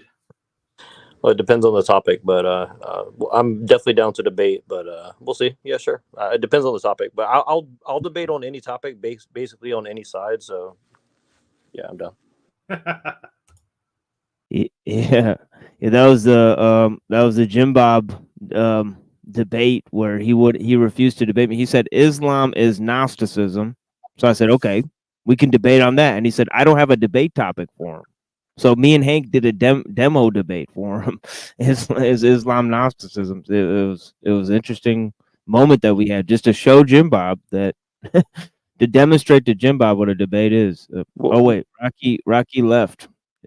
Did Rocky leave? Yeah, Rocky left. Whoops. Well, Rocky, you have a blessed night, my friend. Who was the winner? Who won that debate? Between me and Hank? Yeah. It was inconclusive, but yeah. Yeah.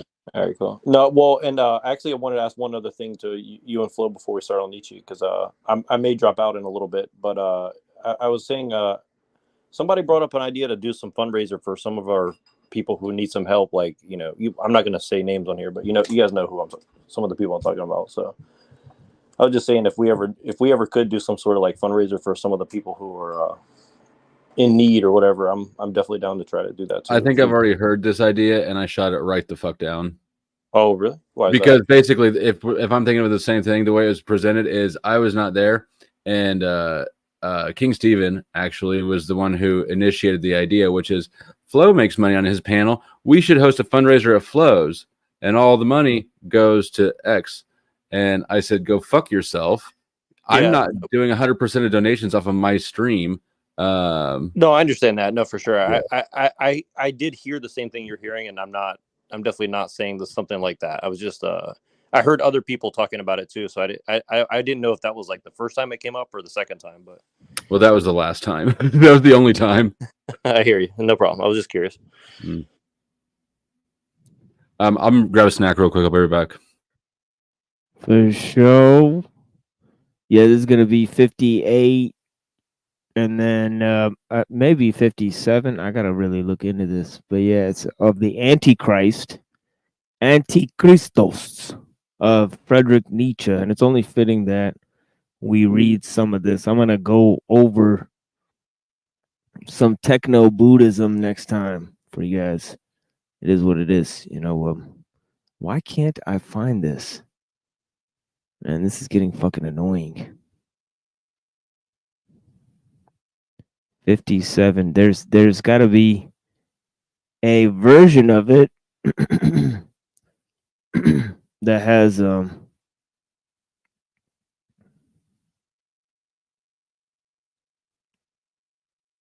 the entire book. And just give me a second, guys.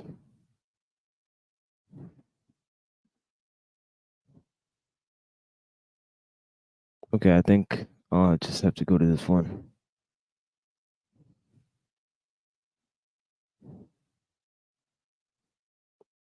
Yeah, let's just go to Project Gutenberg and go to this. And I don't know how much of this I'll be able to read. But at least 57. I'll at least read 57. And then I have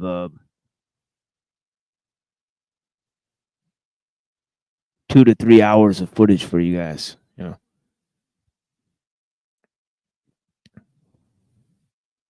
Lose some of these people that are here for the drama while Flo makes a sandwich.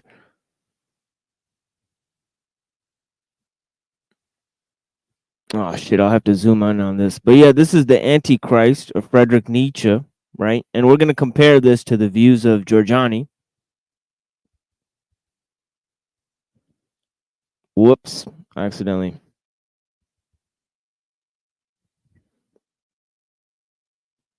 maximize my fucking StreamYard page. Give me a second.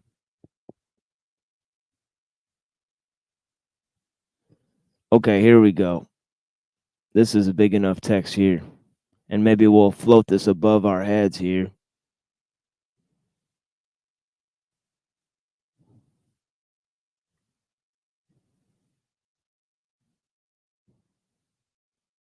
Okay, so I'm going to put this above my head here. Here we go. Okay, so 57 in the Antichristos of Nietzsche, he starts by basically telling us his theory on Christianity. Now, I covered this the last couple times with the Dr. Scribina debate, right? But this is the main push of the argument comes to this. It's fascinating way that he puts it together, but also it's interesting who he blames, what is the source of his blame, right? What is the solution for his blame, right? So there's all of these ideas that are not considered. Of course, we heard the thing about Christianity and asceticism and how it's linked to Buddhist nihilistic urge, right? And this literally what Nietzsche called a death instinct, right? Instinct of the subterranean form of revenge, subterraneous hatred and revenge, right? And this is what people invent the transcendental world with. This was Nietzsche's idea, right? And let's go to where he says what he starts off with. He says, and feel free to cut in at any point here, guys. And if Flo comes back, I'll tell him that too. But yeah, maybe he can hear me. But yeah, if you guys can hear me, you guys cut in anytime you want. Yeah, here you go ahead. For sure. It says one catches the unholiness of Christian means in flagranti by the simple process of putting the end sought by Christianity beside the end sought by the code of Manu. By putting these enormously antithetical ends under a strong light, the critic of Christianity cannot evade the necessity of making Christianity contemptible. A book of laws such as the Code of Manu has the same origin as every other good law book. Peace to you, Bex. How's it going? Oh, hi. I was just popping up to put a note in the back chat for Flo. He asked a question. But please do continue and thank you. I will be listening. Yeah, for sure. Yeah, book of laws such as no worries. Yeah, Flo's here. Yeah, Flo, cut it anytime you need to. A book of laws such as the Code of Manu has the same origin in every good law book. It epitomizes the experience, the sagacity of the ethical experimentation of long centuries. It brings things to a conclusion. It no longer creates. Okay, so this is the thing that he's saying, that Christianity leaves something to be created. And that's its problem. Right? The solution is not within the ideals of the Christian teaching, but no, it leaves something to be done. And therefore, he says it's incomplete. The prerequisite to a codification of this sort of recognition of the fact that the means which establish the authority of a slowly and painful attained truth are fundamentally different from those which one would make use of to prove it. Let me read that again. The prerequisite to a condition of this sort is a recognition of the fact that the means which establish the authority of a slowly and painfully attained truth, right? This is the ideal of suffering, he's pointing out, right? Are fundamentally different from those which one would make use of to prove it. A law book never recites the utility, the grounds, the causistical antecedents of a law, for it is, for if it did so, it would lose the imperative tone, the thou shall, on which obedience is based. The problem lies exactly here. At a certain point in the evolution of a people, the class within it of great insight, which is to say, the greatest hindsight, and foresight declares a series of experiences determining how all shall live or can live. Okay, now this is the utopian ideal within, right? The world to come. Not only how one shall live, but how one can live has come to an end. The object now is to reap rich as complete a harvest as possible of the days of experiment and hard experience. Right? He's saying that for the right type of philosophy, right? That it's done harvesting. Right now, here he says, now these are all just Nietzsche's thoughts. I'm not, co-opting this or co-authoring this in any sense. But here, let's see this. In consequence, the thing that is to be avoided above everything is further experimentation, the continuation of the state in which values are fluent and are tested, chosen, and criticized ad infinitum. Now, does this sound like radical empiricism in which things are always tested, always improved? No, it actually doesn't. If you really examine the words, he's against the ethos of radical empiricism as much as he is of the Christian-based ethos. Actually, he thinks that these come from one and the same source. Right? What source is that? The source of a detached egoic mind, right? I suppose. So he sees. It's funny. Like this is, it kind of reminds me of disassociation. Maybe that's the word. Yeah. Trauma-based mind control. Essentially, I think is what he's saying. Yeah. Oh yeah. He uses a bit of that too. Actually, he's the one who came up with the concept through this idea of resentment, where then Freud took this and then turned it into the notion of repressed feelings and stuff. Repression, right? So actually, repression is based on a Nietzschean concept called resentiment, right? Which is the internalization of a memory-based experience, right? And then the reverberation of that throughout one's moral compass, right? So he's saying that, actually experiences should be digested like tough bits of morsels of food, and then, I guess shit out in some sense, right? But, no, that's interesting because it's like Nietzsche, Freud, Bernays.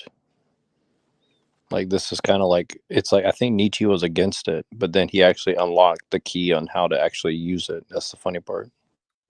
Well, it's funny who he says unlocked it, because he actually says that, that the masters of symbols are basically the Jewish nation, right? So he wouldn't actually be surprised that Nietzsche and Bernays, he would see that as more evidence of what he's saying, that, possibly, because. Well, it's kind of like that dude Luke Knight was saying earlier today. He was saying something about narratives. You know what I mean?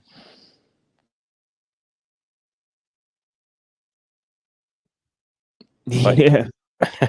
Yeah, our boy Luke Knight. Yeah, he came through in the clutch for sure.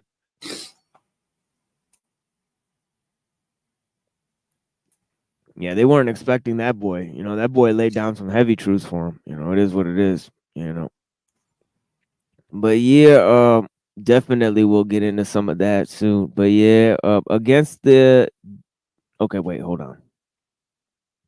Yeah, so this whole thing about testing your experiences, right? He's not with it. Testing your experiences, prolonged reflection, and then improvement. Why would a completed individual need to accomplish such things, right? As self-improvement, right? So he's talking about that self-improvement is based on the ethos of suffering, not the one of health, beauty, richness, and basically magnanimity, right? That's essentially doesn't deal with the lower type. It chooses not to engage with the lower type.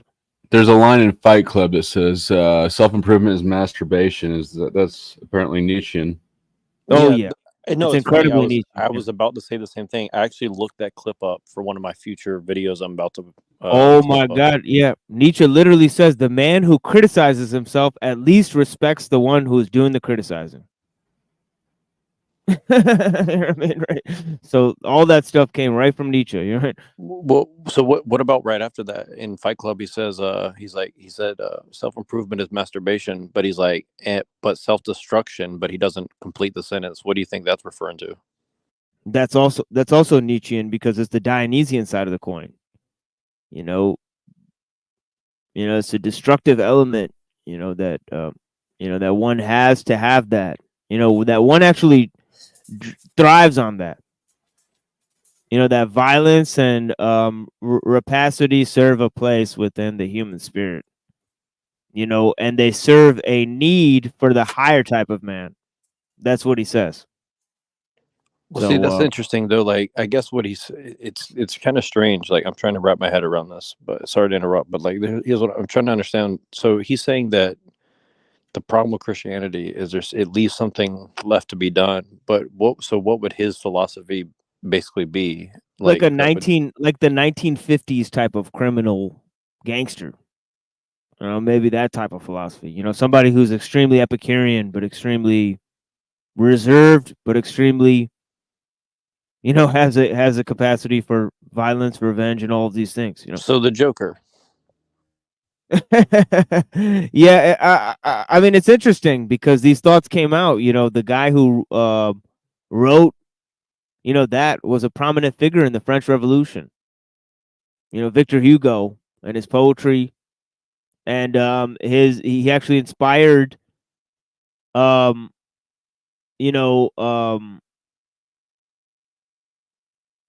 what was his name? Maurice Joly. Right, who wrote a dialogue in hell between Machiavelli and Montesquieu.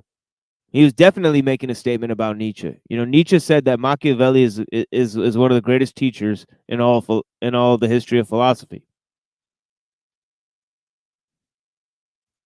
That was the only book my dad ever gave me, was The Prince. Oh yeah, that's an excellent book that everybody should read. I was like 12 or something. I was like, "What the fuck is this? I don't want this." That's so weird. That's around the age when I read it too. That's so. Oh, I didn't read it. I just put it on the. I was like, I don't know what the fuck this is. I was like, whatever. He didn't really like sell it at all or explain it. He just handed me a book called The Prince. He's like, here, read this. It's a good book. Then years later, it's like, oh, Dad, you Machiavellian motherfucker. Yeah, it's great. Yeah, it's a great book for sure. I think one of the things that it lays down, as I talked about in the beginning of this show, it opposes both science and at the time, science was basically philosophy, right? So it opposed science and philosophy, the combo, and it opposed the religious side of the coin. Machiavelli. Machiavelli. Yeah, he stands opposed to both of those things, and he uses these two ideas to do it: fortune and virtue, which are kind of like a yin and yang, but in terms of rulership.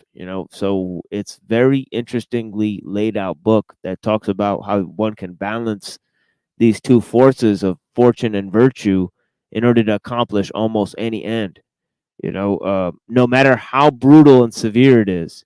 One of the examples he gives is of Severus, right, where you might, I said brutal and severe, and the guy's name is Severus, right? One of the things he did was he invited his, they wanted to vote him out of office, right? So he invited his Congress, the people who vote people in and out of office, all to a party, and he killed them all.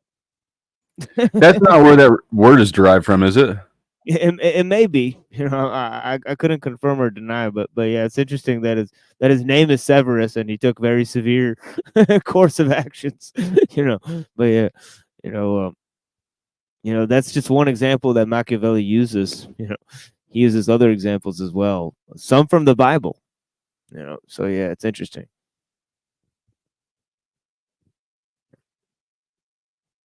And one of the most interesting examples is when he gives David a knife along with his sling, just in case he misses. Okay, so he's fast and loose with the Bible, that Machiavelli, but all in service of what he deems a higher ideal, or does he believe in higher ideals? It's hard to establish. Is it? Is it not, folks? And these are the questions I mean, deal I think with. that I think that it's ultimate realism. I think a lot of what we consider higher ideals are delusions, or selective. They're intentional delusions, I think, for a lot of people. Like, and I'm I haven't read Machiavelli in a long time, so I may be misremembering it and confusing it with like the 48 Laws of Power or whatever. But yeah, he's a realist. Like, people can act like these power games aren't there, but they are. Well, they're definitely there among women too, and people always ignore that side of it. Like, women are constantly vying for like pecking order just as much, if not more, than men too. It's kind of funny. I feel like with women, it's not as clearly established, and so there is more. I don't know. Maybe it just seems that way to us because it's an unfamiliar way of interacting on that level.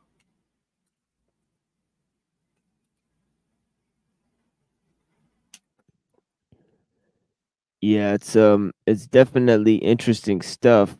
But yeah, I mean, in terms of Lindsay Smith last night, she was going off. She was going off. Yeah. That I didn't even know what the fuck was going on. Yeah, but bless her heart. But yeah, she lost her cool, but yeah, I've done that too. It is what it is, but yeah, she basically just was on the tip. But yeah, I wish she would have gotten more angry personally. But yeah, I don't know. Well, she'd been kind of raging for a little while. That's what it seemed like. Yeah, that's why I was like, look, all these little buildups, let's just dump it all out. And just like, what do you have to say? So yeah, I think Lindsay, she really let everybody know what she thinks of them yesterday. And obviously you saw I didn't really respond to it because that was a good thing. Yeah. That was a good thing that you did. You just gave her a little space, and then she kind of cooled down in a minute. Yeah. So yeah, it is what it is. But yeah, where was I here? And I still definitely clipped it up into a short today. Oh, yeah, that's good shit. I'm not gonna let that go to waste. Yeah, I should be on like 5 or 6 of those by tomorrow morning. But you know what I mean? Tradition. I think I was here. Anyways, I want to quote 2 more things. One is from Beyond Good and Evil. He says, "It is with the beyond that one kills life." And there's and he also says, "Man is the beast with red cheeks," and thus spoke Zarathustra. I've always found an interest in those 2 lines. He's talking about our sense of shame. He's saying that shame isn't good, but he says honor is. Now, this sweet spot where shame is bad but honor is good is basic hallmark of Nietzschean philosophy. Shame and honor, this idea of the thumos, this idea of kalos kaiagathos, the good and the honorable, whether these 2 things correspond to each other. I think Nietzsche did as much as he could at cleaving apart honorable from good and saying that honorable is good in its own respect. That's essentially where his philosophy lies. And then, this idea of rejecting the transcendental world, he sort of rejects that. So he believed that a totally anti-Christian philosophy could be based on that. And why did he think that was important? Because he thought every single ethos that's derived from the past 2,000 years followed the Christian ethos. So he said that the revaluation of values, just as was accomplished with Christianity, was at hand with the anti-Christos. Because it's precisely Christianity and the Jews that overturned all values. But yeah. Hey, will you drop that link I put backstage in the front chat? I think there's some people asking about the The Lindsay thing. The Lindsay thing. Oh.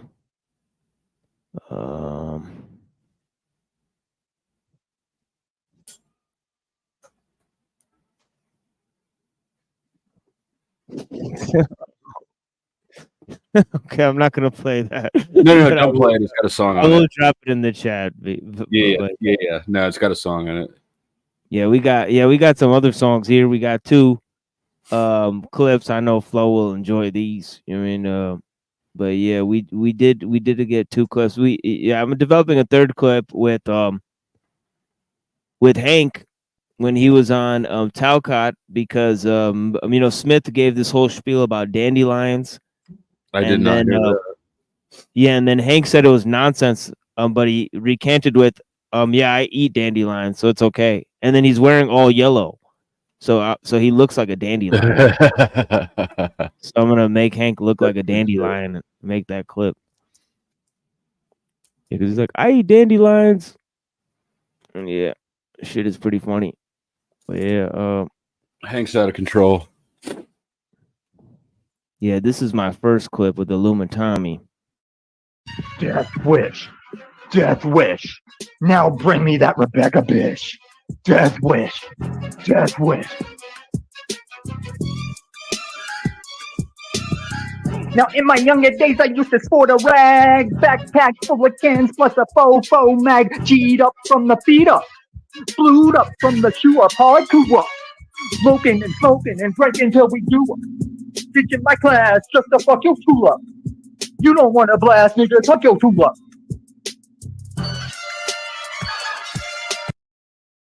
Dude, who is? Wild. And then I got this. The environment. Yeah, I mean, I think a lot of things that. Yeah, I mean, I think a lot of things that. Yeah, I mean, I think a lot of things. That's poor form. Triggered. Yeah, I would say triggered, but literally. And I got this one here.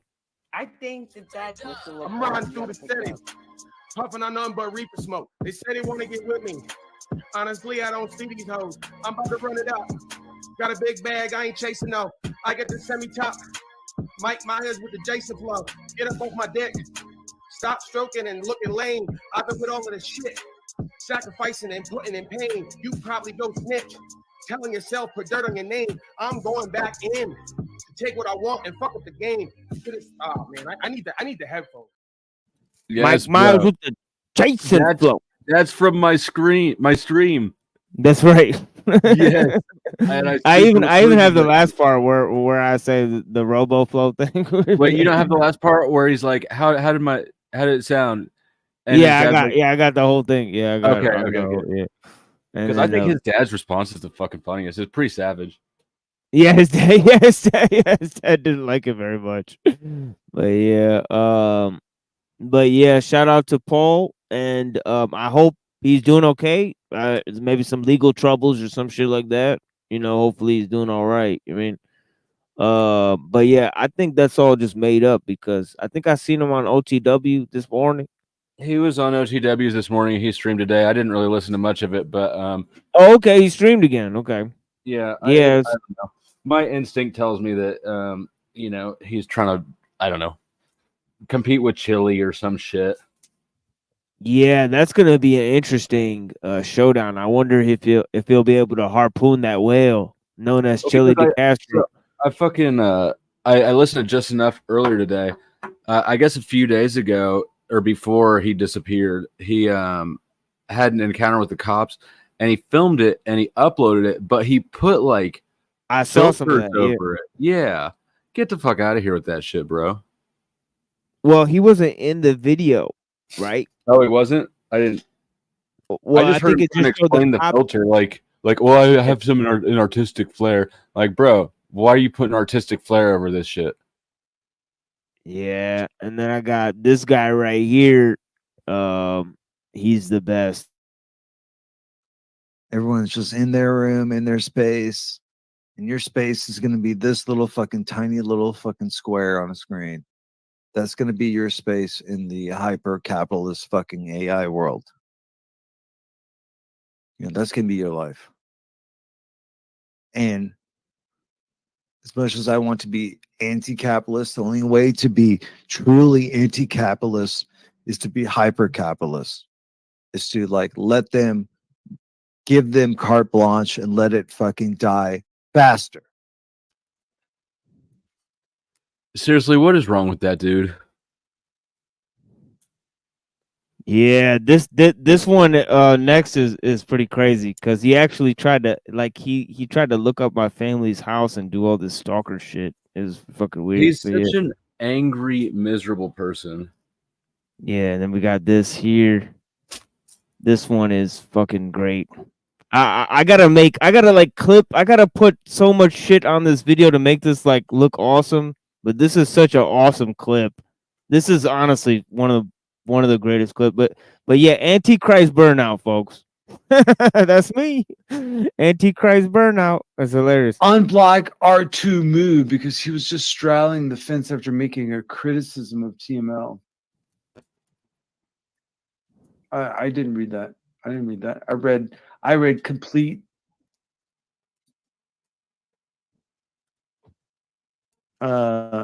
adoration for a complete piece of shit. So, and I don't want people on my channel like that, man. Like, I don't want you here, man. If you're a TML foot sniffer, like,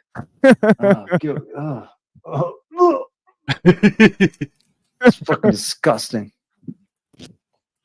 bro. If you are a fan of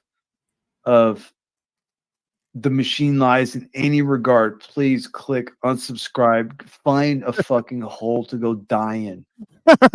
Please. Just get the fuck off my page. I mean, you'll get your due comeuppance, let me tell you that.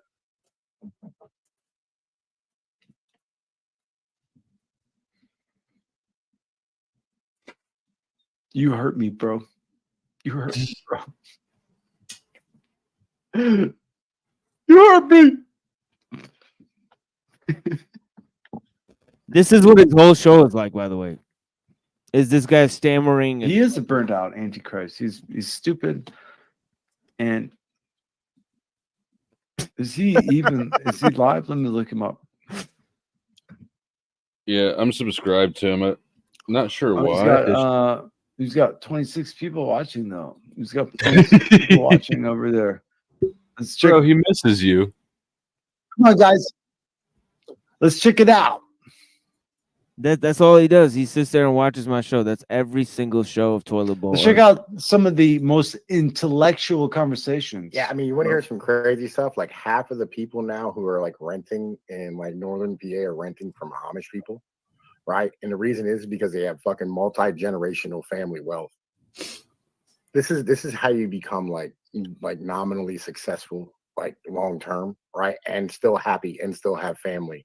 You just get rid of all the technology, buddy. Like all the things that's making you an individual and thinking that you should do it on your own, right? Is dumb, right? You should be banding together with your family your whole life. And that way, like in the end of it, you have the ability to have a home and a car and like you have kids and everybody's cool and they know their place and everybody has a culture and is maintained long. Yo, this nigga Hank has been wearing the same fucking shirt for fucking 300 streams, bro.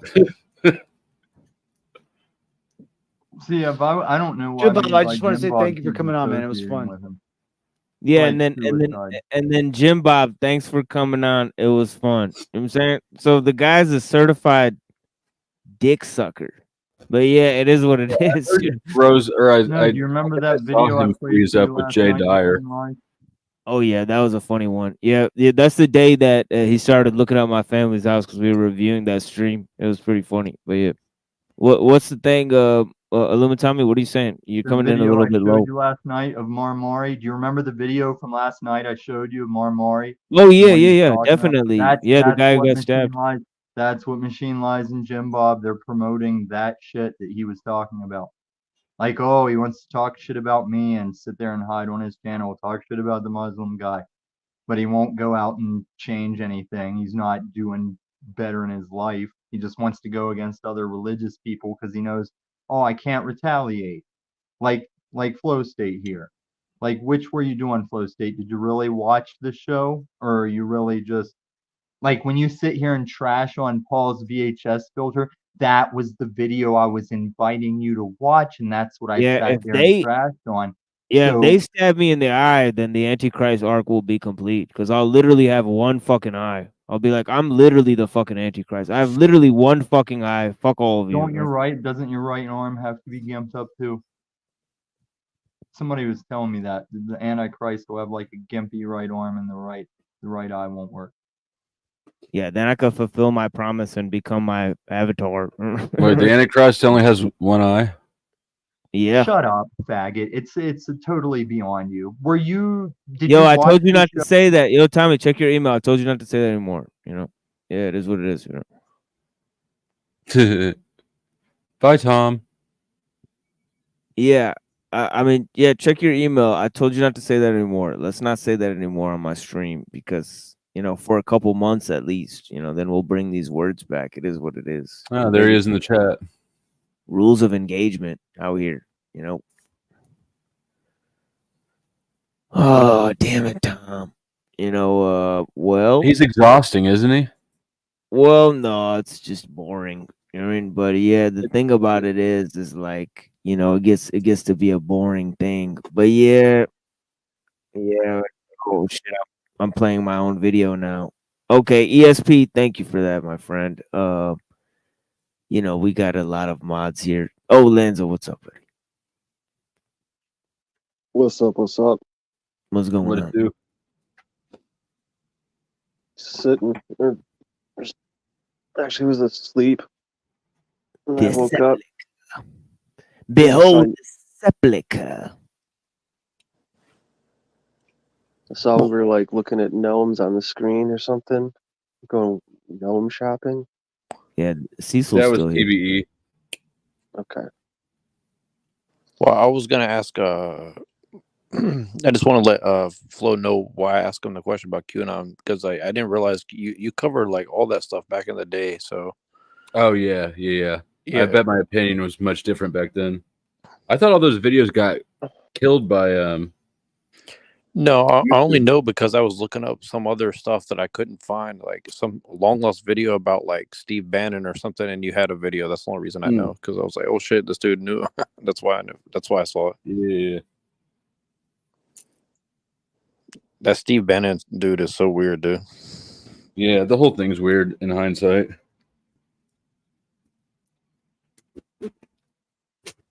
About hindsight's 2020.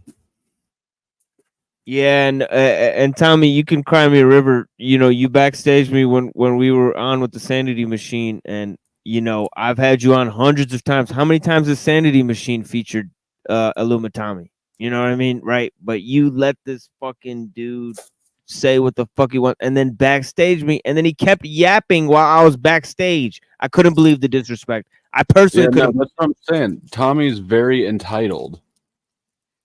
Yeah, it's like, look, like I put you on here, Tommy. Like, you know, I only came on your show one time when you told me to come. You know, you literally requested that I came up, and I did come up for you, you know, but you know, the Kermuffins, you know, Carmuffins, you know, Act but, like an yeah. asshole, get treated like an asshole.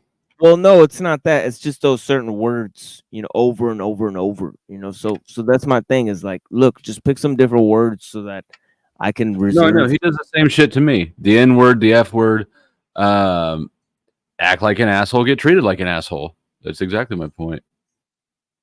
He's being an asshole. I really do like the guy, you know. I I like him. really do. Yeah, I really do. He knows I'm friends. He knows I'm homies with him. It's just the whole it's just the yeah, you know. He's just an asshole. Well, it's the fact of that everybody is participating because see, look, if I go to Tommy's stream, they're not going to be reading Nietzsche. You know, I don't care how many years I'll give them. You know, it's not going to happen. You know, so this is a different sort of thing. I'm not doing a Tommy stream, but the thing is that a lot of people think that I'm doing the same type of streaming that everybody else is doing, and that's just not what's going on here. You know, this is a different sort of a Tommy stream. can't integrate into other people's streams. Everywhere Yeah, Tommy goes, yeah. goes Like to I Tommy. noticed. Yeah, like I noticed. Like when I went to the Glenn Lawrence show, you know, they have certain range of topics. You know, when I went on the Westford thing, they have a certain very narrow range of topics that they won't allow me to participate in. So, you know, it is what it is. You know, so they got many different channels and responses to things. But yeah, blessing. You know, yeah, stop trolling about the dog, guys. That's not cool. Yeah, to me, Yeah. but It was me. you know, yeah, rest in peace to Tommy's dog. You know, a blessing to all the people here. You know, thank you for the 48 people joining me. It's very, very late at night, so I do appreciate you guys being here. 3:19 a.m. on the East Coast. So I really, really appreciate you guys being here with me at night, in the middle of the night, in the ass crack of the night. Here we go. What is this? Okay, let me skip a little bit. Actually, no, I'm gonna go on from the experience part. In consequence, the thing that is to be avoided above everything is further experimentation and continuation of the state in which values are fluent and are tested, chosen, and criticized ad infinitum. So it's an impossible standard, in other words. Against this double wall is set up, on the one hand, revelation, which is assumption that the reason lying behind the laws are not of human origin, that they are not sought out, found by a slow process and after many errors, but that they are of divine ancestry and came into being complete, perfect, without a history, as a free gift and miracle. And on the other hand, tradition, which is assumption that the law has stood unchanged from time immemorial, and that it is impious and a crime against one's forefather to bring it into question. The authority of the law is thus grounded on the thesis God gave it, and fathers lived it. Okay, so he believes that this is error compiled on error. Why? Because we first didn't understand how things originated. We thought that their origin was fixed, and then we ascribe to it a process of reiteration into history. Into the forgetting process, we added the continued ideal, which is false. So then we pervaded around this myth for centuries, essentially, is what he's saying. Let's go on to yeah, so this unattainable perfection. Let's go here.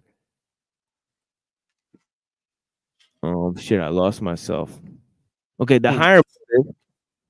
Wait, sorry. Who said something? No, I was just giggling at you losing yourself.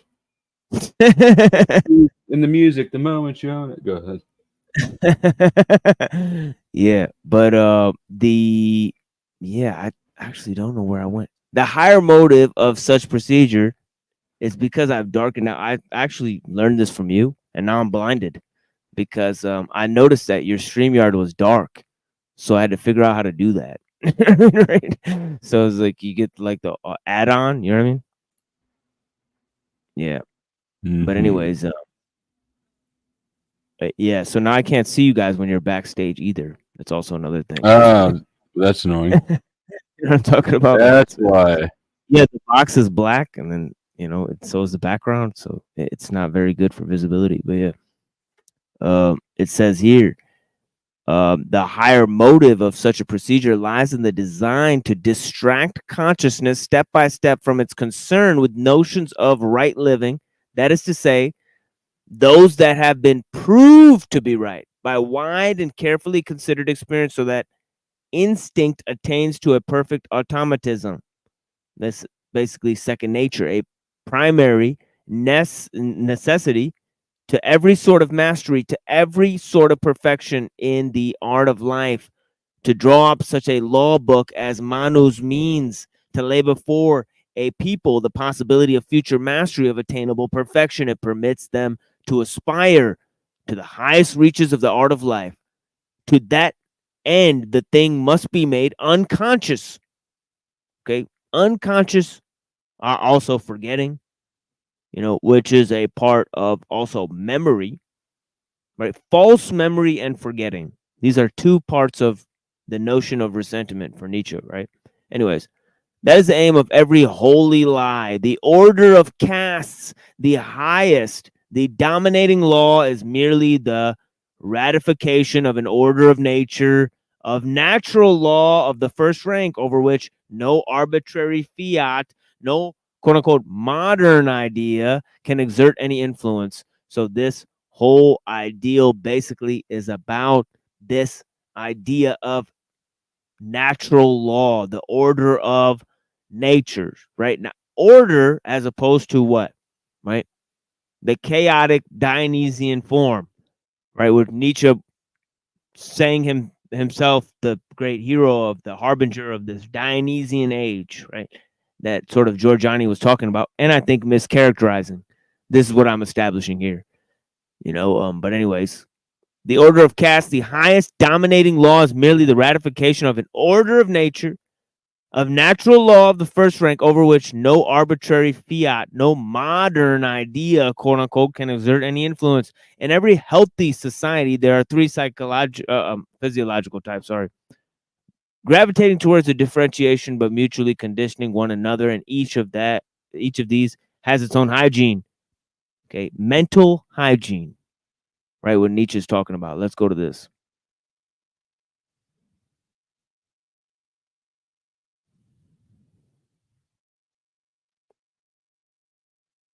Okay, in every society, physiological types, differentiation but mutually conditioning one another. Each of these has its own hygiene, its own sphere of work, its own mastery, the feeling of perfection. It's not marked by muscular strength or by temperament. And in a third,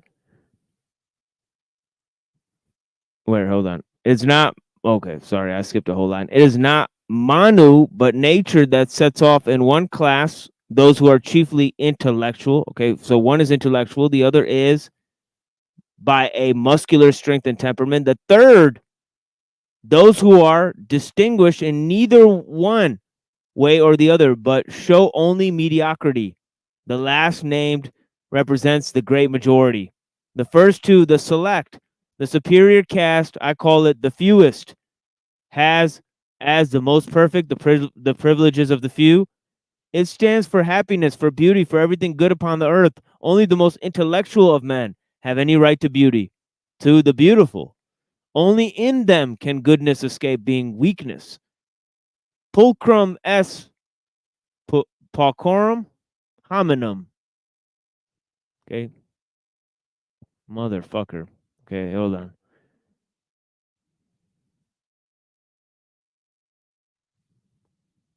The few and the noble. The few and the noble. Goodness. Goodness avoid becoming weakness? Is that what it says? Yeah, goodness can't avoid. Goodness never. Yeah, only in them can goodness escape being weakness. Right. So he said that goodness among the higher intellectual type of men, it never shows up as weakness. The second type is people of strength. They're a second order, but they're still very few. People of a good sort of temperament, they're lower than the intellectual man because they're usually ruled by the intellectual man, right? But they're still very few, right? A man of strength and temperament and of a good physique and all that type of stuff, he says that kind of man is very rare. That intellectuals rule over people, right? They rule over all types of men, right? Then the second powerful type of man, a man of richness, beauty, strength, he's very rare. And then the majority of people are neither one. He says they're all just basically, chandalas, he calls them. Chandalas. That means they're untouchables. They're the lowest caste of people. The untouchables from the Hindu philosophy, the Chandala. Nothing could be more unbecoming to them than uncouth manners or a pessimistic look. Right? The upright type of man, he hates pessimism. Or an eye that sees ugliness. He says people who look at the world and complain about ugliness. You know, it's a toilet bowl earth. You know, this world is a fucking toilet bowl. He said those people are fucked in the head. Okay, they're actually mentally diseased, and they don't have mental hygiene, right? This Or is indignant. interesting. I feel like I've had a ton of conversations sort of saying the same thing lately on panels. Oh yeah, yeah. This is like a high order of psychology because Like everybody, like I'm constantly the one that's like, guys, everything's not fucked. Women aren't evil. Like, what the fuck is wrong with all you guys? Not to you guys, of course. That's why I'm bitching about it here. But no, it's just interesting. Well, there is a lot of people who've taken on the ideals of incels for some reason. I'm not sure why. Dude, it's amazing. Yeah, he says indignation. It's like they bask in their misery. Yeah. Yeah, indignation is the privilege of the Chandala. So is pessimism. Well, something you were saying, you were reading a few minutes ago about Nietzsche. Something he said about he said only for a few that can afford to be good without it being a weakness. So what he's saying is like, if you want to be dumb enough to be good, you better be tough enough to be good. Is that what he's more or less saying? Yeah, that's a good way of looking at it. But he's saying you can be smart and good too. Well, he's saying only smart people are allowed the privilege of being good without, like, also being weak. He says that poor people have goodness because they're weak, so they think everybody should be weak. Slave morality. Yep. So it's definitely a hard line philosophy that's not one like it on Earth, for sure. But yeah, it's interesting. I appreciate it. It stands as a nice contrast to Talcottianism. It's based on the other great philosopher. Yeah, it's based on Stoicism, and a lot of it's. Oh, that's why I like it. Yeah, in the mold of Stoicism, it leans towards Heraclitus a lot. You know, so that is mainly, yeah. That's very interesting because I think I asked you about Heraclitus a while back, and that's also who Giorgiani talks about a lot. And I think it's very interesting because, like, to me, I think that you could argue that that is a Christian point of view, but most Christians would disagree with me because it's because I think that's where a lot of the red pill and like these kind of people, like, they try to tap into that Nietzsche thing and say, well, you just got to be ripped, rich, and rare, and you got to, blah, blah, blah. They try to tell men to go and do certain things, but then they leave out, like, it's like they conflate greatness with goodness. Do you see what I'm saying? But it's selective evidence they use. That's the biggest issue because, like, there's no shortage of chicks that are fucking broke dick. And then giving him a ride home to his mom's house in their car. Yeah. Yeah, no, that's true. That is definitely true. Like I can say it like this. Like, I know more successful men who don't have money with women than I do rich men with money. I mean, don't get me wrong. Like, you can get laid if you're rich, but there's always that element of tension about the money, right? Like, the money is always a factor regardless. You know what I'm saying?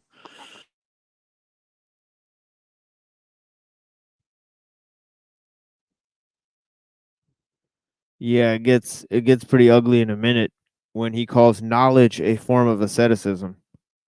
But yeah, it's fucking crazy. It gets into some fucking crazy territory. What does that mean? Like, what does that mean? Like, basically, like, you have to, like, knowledge will make you like an outcast, essentially. Yeah, like, basically, if you just hold on to what you know and you think that that'll save you, he says you're basically a punk, because the people who know what they understand and they believe in it, they don't have to test it. They just affirm it and move on. So what he's saying is that this holding on to knowledge and this also the idea of reflecting on things, is actually a sort of memory, and that memory leads you into a sort of, prolonged memory, and that prolonged memory, he says, is really just forgetfulness compounded. Because That because yeah. knowing is the end of learning. Well, not so much that, but because he's saying it's a sort of asceticism, so he's saying that it's like that knowing actually that like if you're always learning things, you're not engaged in things. Like you're kind of separate from what you're trying to observe, so it's kind of detached. So like in that form, it's like you got to go away to learn things, and by doing that, you're not actually engaging in what's going on. So Well, I see. It's almost like Taoism in a way. Like you got to stay still to like actually be engaged or something like that. Well, he definitely wouldn't say still. But What does asceticism mean? It's like a monk. Like somebody who says, "Well, I have to deny the worldly pleasures and go away and reflect on life, and I want a life of quietude, and I don't want to harm things." So why would you Some say that's not stillness? Like, what do you mean? Well, you connected it to the idea of Taoism and stillness, right? No, I know, but I'm just saying, like, what? But he would connect it more to a Heraclitean concept of becoming, right? That if things aren't becoming, right, they're not set on the right path. Now, things that you want to tie down and have stable definition so you could observe them, well, why do you want to do that? He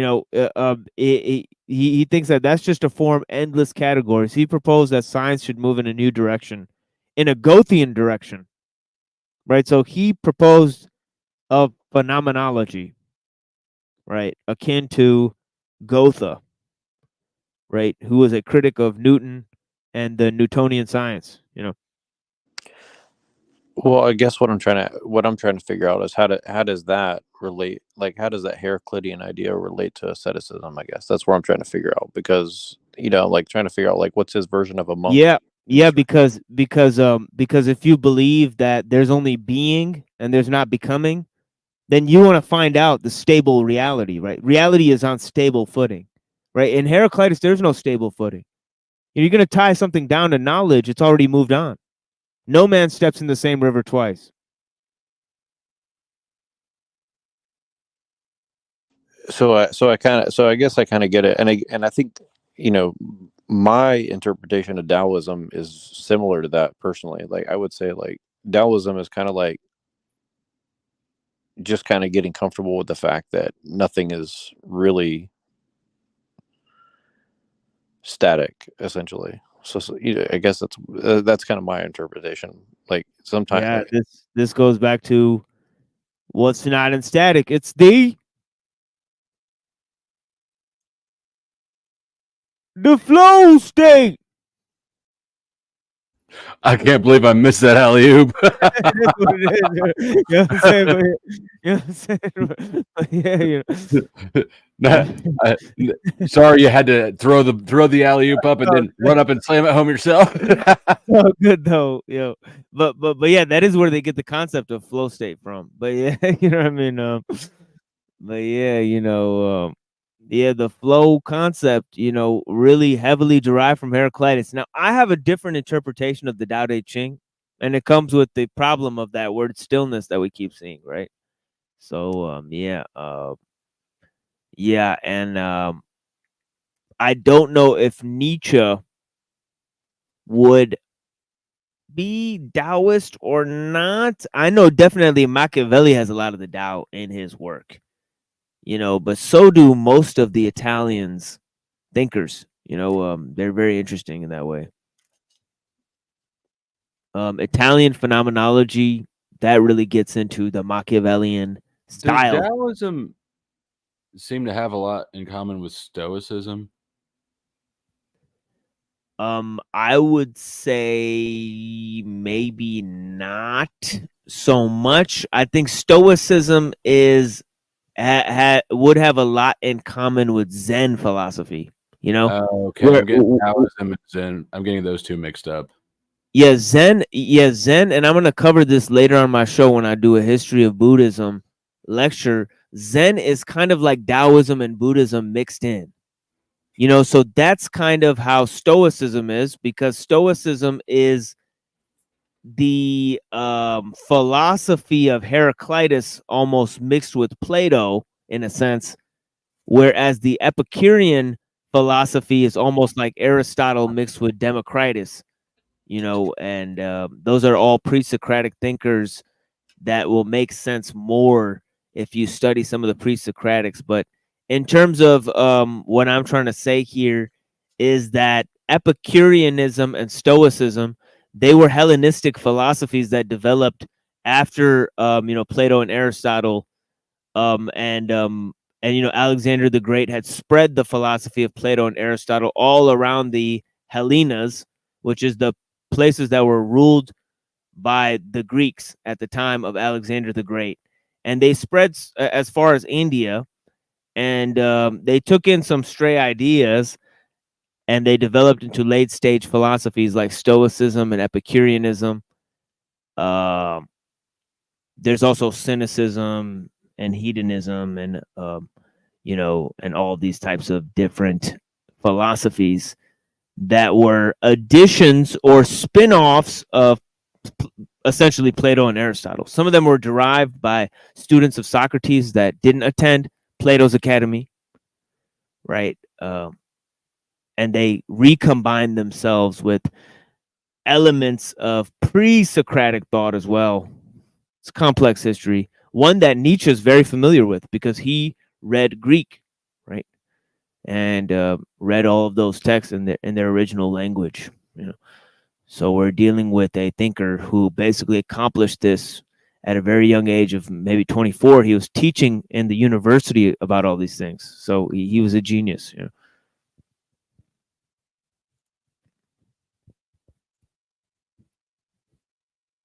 But let's go to some of this. Well, and sorry, I'll just ask this question really quickly. Oh, it's okay. How does all this relate to his Zarathustra stuff? Like, or does it? Oh man, it's just very briefly. Deep.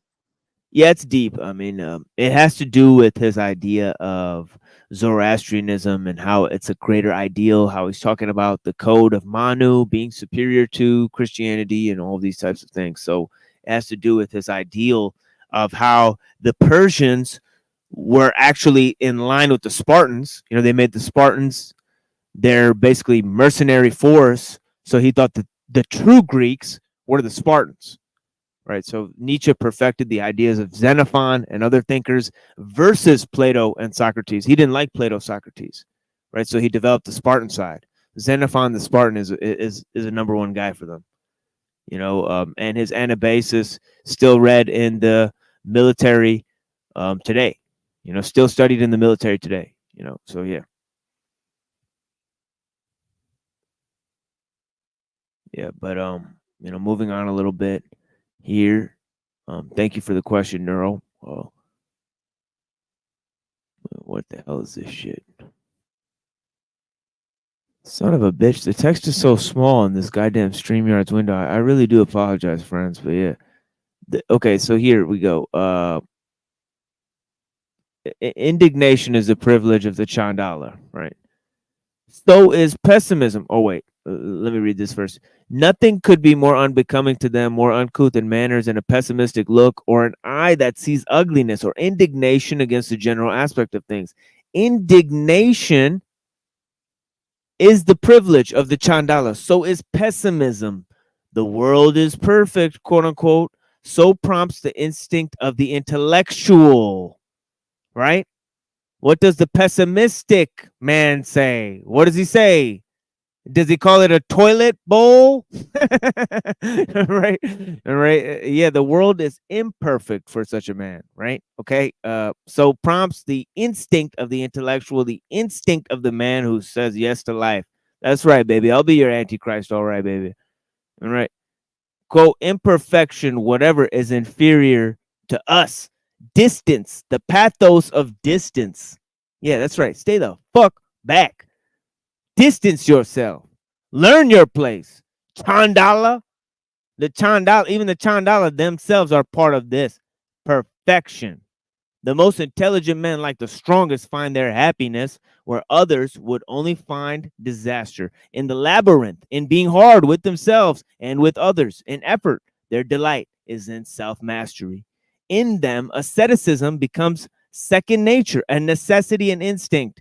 Okay, so this man is not plotting to be ascetic. His asceticism is not his goal. It's simply just a means to achieve the higher order of things.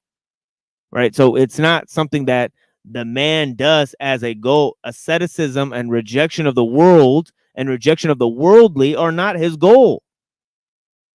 Right? It's embracing the world, embracing life. How? Right? How does this man embrace life? Well, by instinct through asceticism, but not for asceticism. Right? Okay, they regard a difficult task as a privilege. It is to them a recreation to play with the burdens that would crush all others. Knowledge, a form of asceticism. There it is. A shocking statement. Knowledge, a form of asceticism. After he derides asceticism, he then says knowledge, a form of asceticism. Good Lord. Right? Right. So you could tell that he's making a distinction between knowledge and intelligence, because intelligence is there in the highest sort of man. Right? Knowledge, that static thing called knowledge, right? It's not dynamic, it's static. Knowledge is neutral. See, I try to tell people this. Technology is not neutral. Technology is what makes things active and uniform, as Nietzsche says, right? Technology sets things into motion, right? Okay, knowledge is static. Knowledge lays there. It sits there and judges things, right? Now, Nietzsche's asking you, what good is that? Knowledge should be looked at with suspicion of the highest order. I agree. That's what I started the show saying. It is what it is. Knowledge should itself be questioned. Knowledge, a form of asceticism, folks. Okay? They're the most honorable kind of men. But that does not prevent them from being the most cheerful and most amiable. They rule not because they want to, but because they are. They are not at liberty to play second. The second caste to this belong the guardians of the law, the keepers of the order and security, the more noble warriors above all, the king as the highest form of warrior, judge and preserver of the law, the second in rank, constitute the executive arm of the intellectuals. The next to them in rank, taking from them all that is rough in the business of ruling, their followers, their right hand, their most apt disciples. In all this, I repeat, there is nothing arbitrary, nothing made up, quote unquote. Whatever is to the contrary is made up. By it, nature is brought to shame. The order of caste, the order of rank simply formulates the supreme law of itself.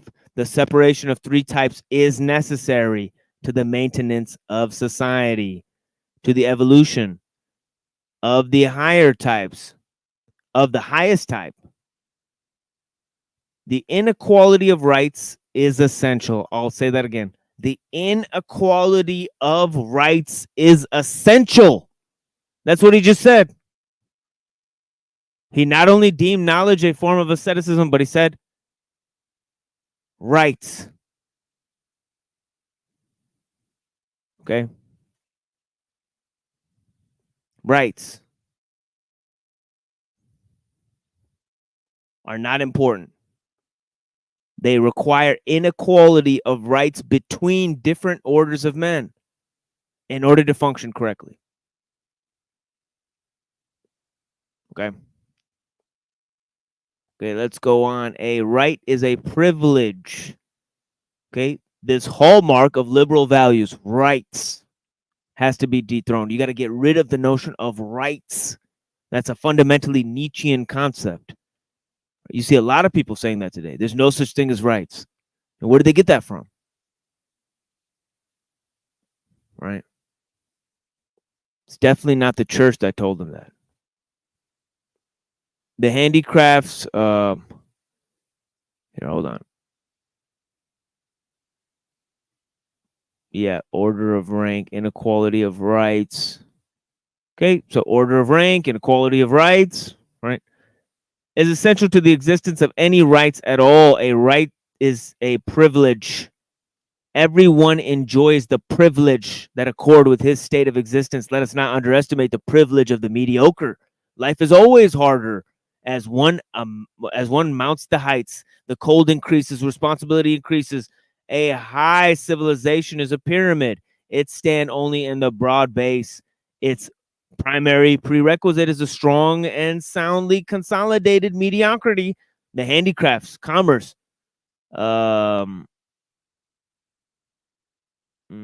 handicrafts, commerce, agriculture, science, and greater part of the art. In brief, the whole range of occupational activities are compatible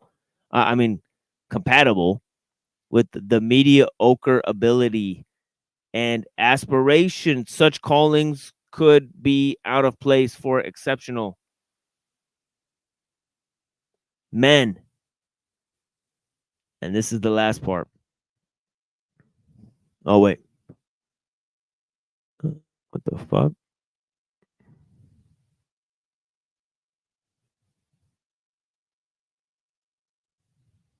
Oh my God. It's like I can't scroll down here without. Oh my God. It's hard to scroll down. The instincts which belong to them stand as much opposed to aristocracy as to anarchism. The fact that a man is publicly useful, that he is a wheel, a function, is evident of a natural predisposition. It is not society, but the only sort of happiness that the majority are capable of that makes them intelligent machines. That ties into what we were reading about what Giorgiani thinks the fate of the majority will be. They're going to be plugged into the machine.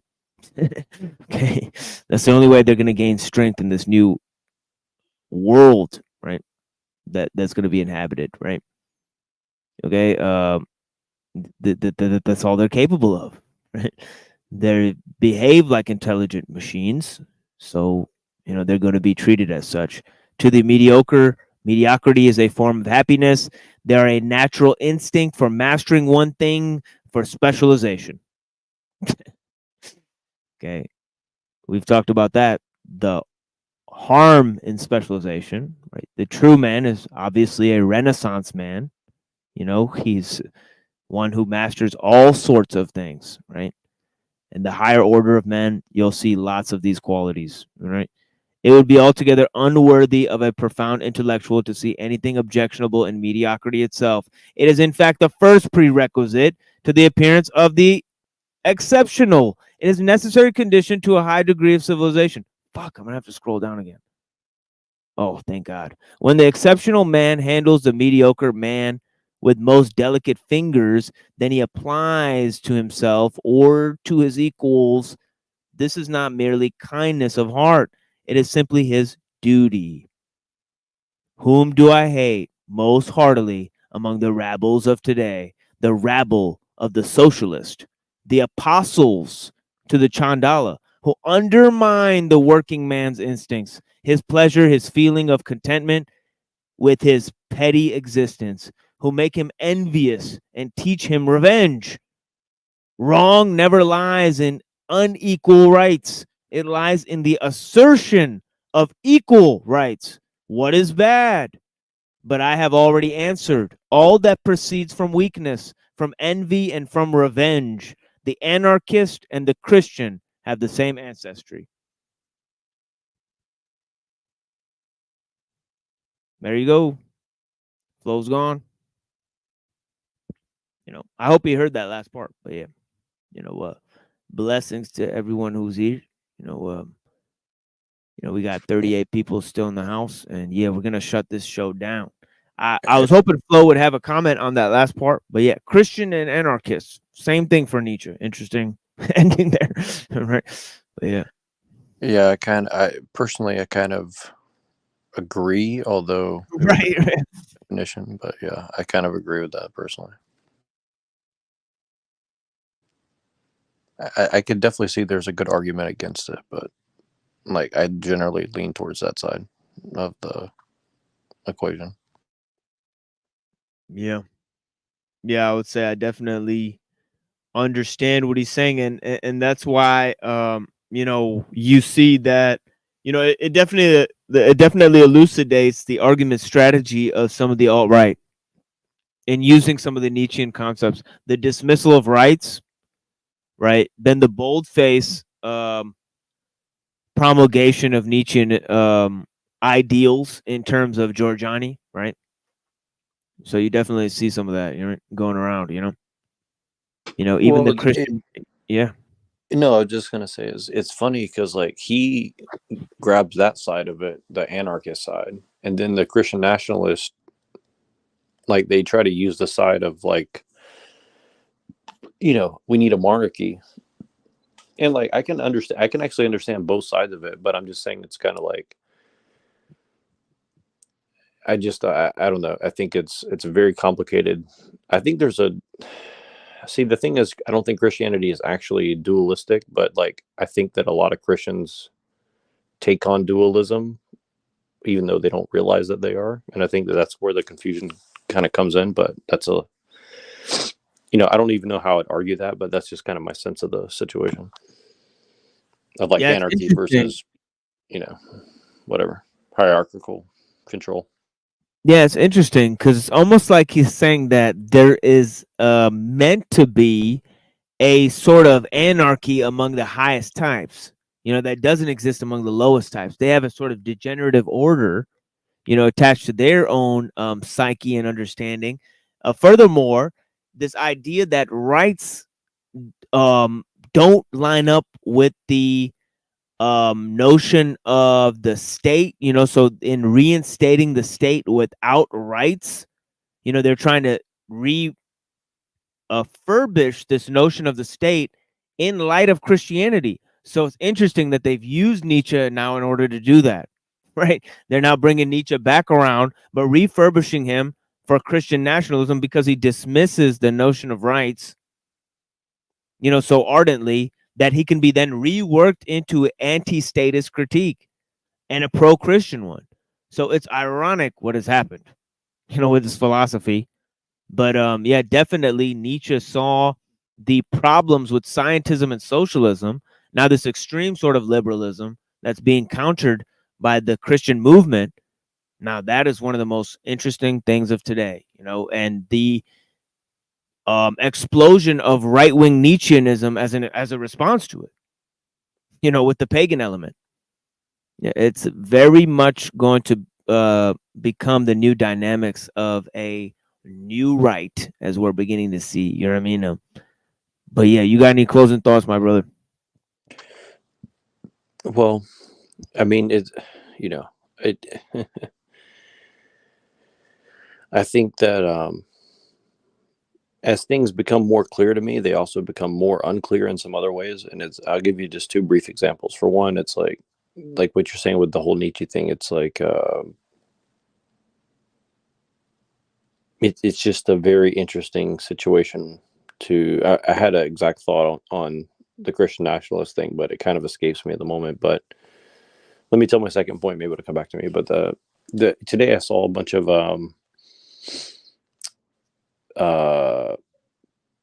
Arab people, young men who were driving around in their Priuses with their Uber stickers on the window, and had some of them had Iraqi flags, some of them had Palestinian flags, and I was thinking there must be some sort of holiday going on for Islam or something. I'm not sure, but they were sticking their heads out the window and kind of driving a little recklessly and stuff. And I was just like, wow, it's the first time I ever seen anything like that where I live at. And it just kind of made me think. I was just like, I can see where people are scared and like they kind of see like, oh, these people are kind of like wild, they're a little crazy, they come over here. But at the same time, I was kind of like, they're kind of a normal male thing. But I was just kind of, it's weird. It's like I don't see Americans with that attitude, but like I think I get what you're saying. I get what you're saying. Yeah, I spent like almost my whole life thinking the same thing. Being like, well, I'm Punjabi, so I shouldn't care about like, sitting on the floor and eating with my hands. But yeah, I mean, it's interesting. You know what I mean?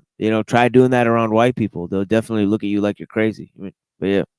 Yeah, and that's the thing is like I've kind of lived both lives. I've lived like that kind of wild redneck life to some, not really, but I mean, I've always kind of admired it to some degree. And like then when I went overseas and people were eating with their hands and shit, and I'm like, I kind of respect it. And then I kind of ate with my hands and shit, and I'm like, like this is kind of more normal and natural. So it's kind of weird, like, but at the same time, like the refinement and stuff is also, I've hung out with the rich people and they, do everything a proper way, and then you have like the Japanese, they do everything a proper way, and it has its place. And I think there's Well, just that's like it. Just take it and run with it. I think you carved out a little answer there.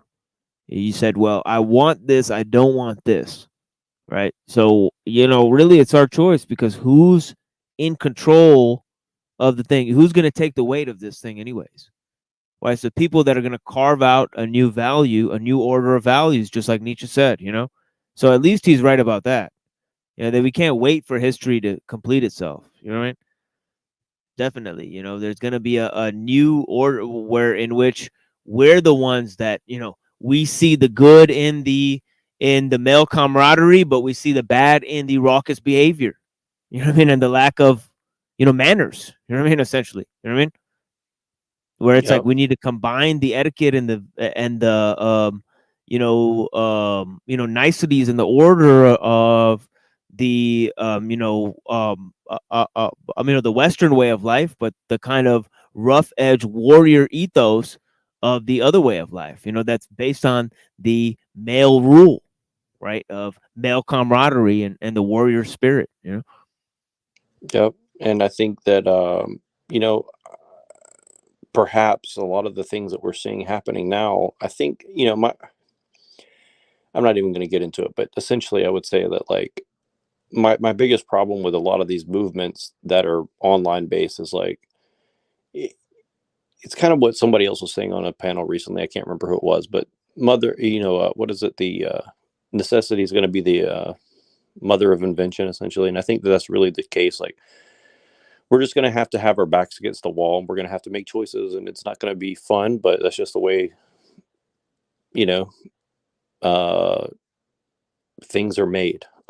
And I think that's where really kind of another thing that Nietzsche was kind of pointing us to, and we all face that in different ways. So I think I had some other points, but I forgot them, so I'll let it go for there. But I think it was a good show, and I appreciate you having me on.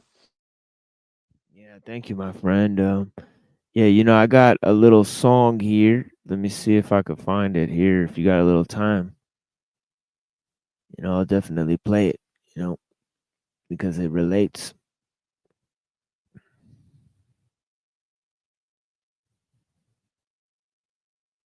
Let me see. It's called Mothers of Invention. Walk into the future and the millennium where lazy and convenience are the mothers of invention. You know what I mean? So definitely. So I like how they inverted the whole thing. Right. That's what it is. Well, and to quote Jello Biafra, give me convenience or give me death. I mean, that's right. That's what it is. It's an easy choice, isn't it? Yeah. All knowledge is a form of asceticism. Ooh. Ponder that. Ponder that when I I got to really think on that one. That's a little bit of it, like because the first thing that came to mind is Taoism, and the fact that it doesn't really match up kind of blows my mind a little bit. So I got to Well, really think on that. yeah, it doesn't match up with the notion of stillness, but it matches up with the notion of rejecting knowledge. Crazy stuff. I mean, it's interesting. And Yeah, that's why flow state, yeah. that flow state concept it's really interesting because I think a lot of people, right, they want to tap into that, but it's that's a very complicated, very complex. Yeah, very complex. concept. Yeah. I like when I ask you about Heraclitus and you're like, I don't even know how, like you're like that's like a 9-hour stream on its or 2 or 3. That's what it is, though. It's crazy. Yeah. Yeah, I think something I came close to was the Discordianism, special that I did. Little 3-hour presentation that I did. That I touched on some of the Heraclitus, but yeah. Yeah, Giorgiani and a lot of people love their Heracliteans, for real. Like, there's something about that dude that just he seems to be this little nexus point, and it seems like a lot of people avoid even bringing him up, and the people who do bring him up, they try to hide what they're doing with it. So that's why I just find it very interesting. Like, yeah, it's really that part 3 in my book. I opened with Parmenides being, Heraclitus becoming, Plato being and becoming, right? And then Aristotle adds a third element, which is time. Right, and what does Nietzsche do? Nietzsche turns the whole thing on its head, by saying there is no time. There's only eternal recurrence. Right? There's no transcendental. Right? And there's only Heraclitus. All you're left with is Heraclitus. Yeah. Well, I can see why people love and hate Nietzsche, and I just think it's funny because, like, I think a lot of people don't realize that. My personal hunch, even though I have no evidence whatsoever for this, but I think America, since the time of Nietzsche till now, has basically like Nietzsche has been like the hidden hand of American culture, and I think that people don't know exactly what that means, including myself. But I think there's something about Nietzsche that has just like made America what it is, and I don't know exactly how, but I just think that's something I got to think on. Through people like William James and C.S. Peirce, the foundations of pragmatism, right? Pragmatism as a philosophy, I think it draws a lot from Nietzsche, for sure, and it's an all-American philosophy by that metric, It's an extremely Nietzschean contribution to America, and I think one that Giorgiani's drawing in his kind of pro-American philosophy he's trying to construct. Overtly Luciferian America, which some people would argue we already are. So that's the interesting side of it too. I got to really, and I think that your whole like battery thing, analogy about Lucifer on one end and Prometheus on the other, I think there's something really to that I haven't really been able to contemplate on, but I got to really think about like, what is that? Because it almost like seems like it's a Dionysian versus Apollonian or something too. So it's almost like this whole other layer that is underneath that. But yeah, the Apollonian and the Dionysian, that's kind of a lot of where this Discordian accelerationist element is drawing from. It's just going in that direction because it's already been played in that way, so these are really Nietzschean ideas, but they're sort of been rehashed. But what they're really about is Mars and Venus, war and love, right? In other words, beauty and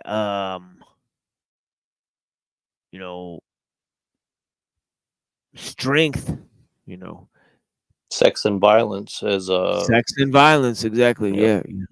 And that is a lot of the occult drive, that these two are liberating elements within the human spirit. That's where all of it comes from, really, but yeah. Yeah, it's really funny because like I'm a big music, white boy music stuff, and like I can say that like, like if you ask some of the most famous musicians in the modern history, they all basically say I'm about it's. I mean, they say a couple other things, but everything basically boils down to sex and violence. They're like, what are you singing about? Sex and violence. I mean, essentially. So I don't think that's a coincidence either.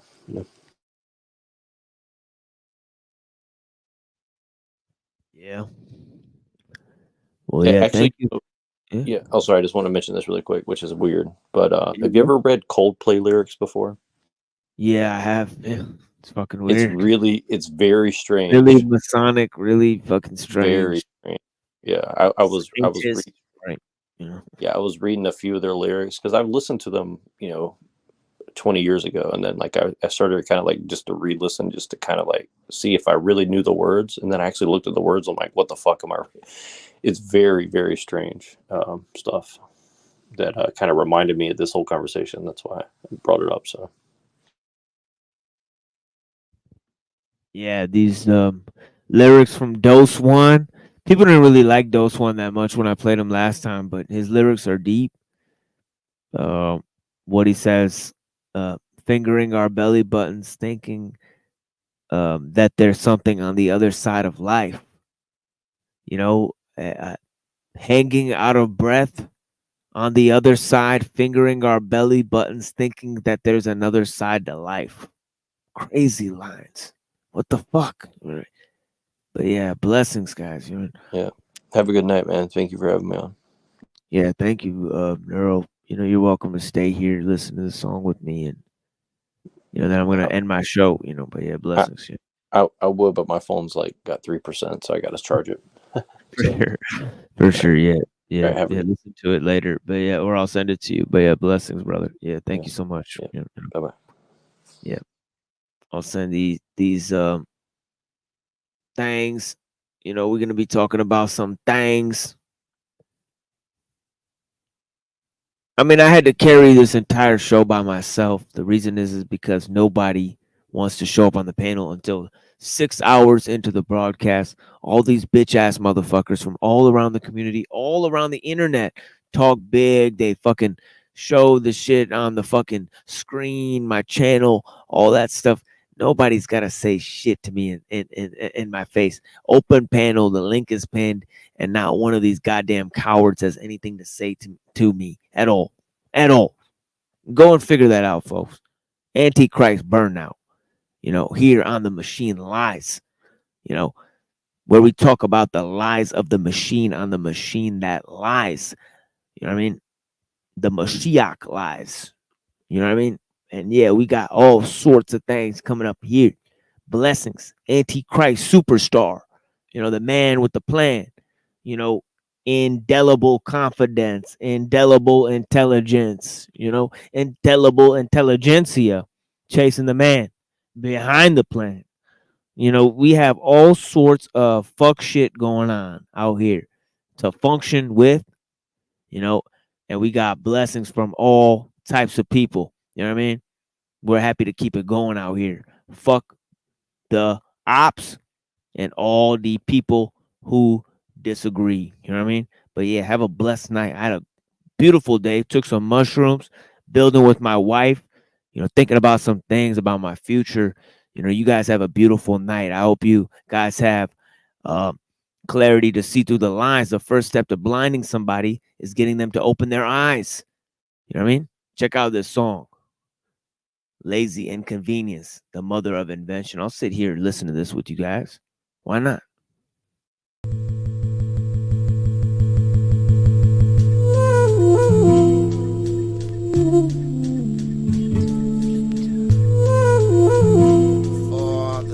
Some of us, it's glacial, loading myself in the walkway, scratching out walkway. Feels like problems with the parts inside the phone, hand and liars block coming down with it feels good. Rip some texture out of me in the me small world, ripping the me a few more caps and one last question. That's all I need. That's all I buy. A fresh stamp, an issue, open and moon boot tiger survived earthling. Cracks in the air, toes in the scalp, pants and shit, nothing just wasted ink, laughing colors, nothing colors within us. He said the blonde man curtsy bow. how he died on his birthday moon against the sun. Questions anyone's skeleton, keep period open. Walking through the rain and the millennium, where lazy and convenient is the mother of invention. I muster the guts to mention to that man in that reflection. What are you looking at? So it's been a minute and I've grown fond of this outfit. God escaped alone, we keep on the deep end. We depend upon to continue to struggle to find the connecting dots, thoughts in spare time. I'm a reoccurring theme. How soon they forget? I ain't seen land since I developed the ability to rise. Now I own all the shadows and reflect off everything. So the bulletproof vest, cause they stuck dull and forgot how to propel. To move each other, to move bodies of water. Artists skate across the surface, but when I give it distorted and carried and buried, brought back to life as a sandcastle. Nothing lasts, beauty is what you make it until the waves and wind and people ruin what I've worked so very hard to preserve. Walking through the rain and the millennium, where lazy and convenient is the mother of invention. I muster the guts to mention to that man in the reflection. What are you looking at? And when the sun looks at me, I feel alright, but ain't nothing but a moment before it turns away. The humidity tripped me off of my feet last night, and when I looked up, I saw that I had nothing to say. I think I'd like people more if they think more like me. So quietly, I wait for my inner revolution when the eagle can soar forward toward the sea. I'll aim at the beast in the name of retribution. Now I'm looking down the barrel of a gun, son of a gun, son of a Sam, son of the man who was a brother to Sam. Man, if they see my shadow, they should run, cause I won't halt till I'm done, spreading all my salt across the land. Walking through the rain and the millennium, where lazy and convenient is the mother of invention. I muster the guts to mention to that man in that reflection. What are you looking at? I'm walking through the rain and the millennium, where lazy and convenient is the mother of invention. I muster the guts to mention to that man in that reflection. What are you looking at?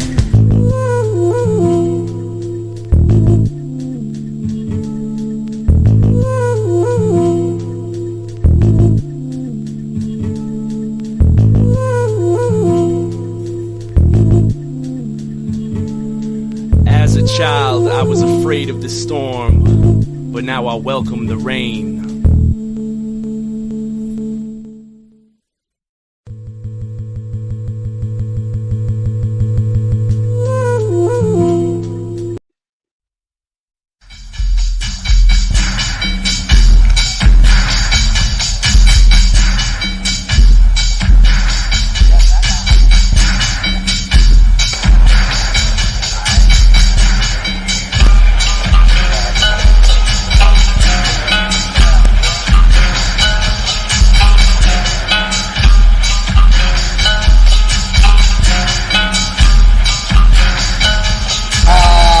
Fuck a Nazi, what them Nazi, I come with Selassie.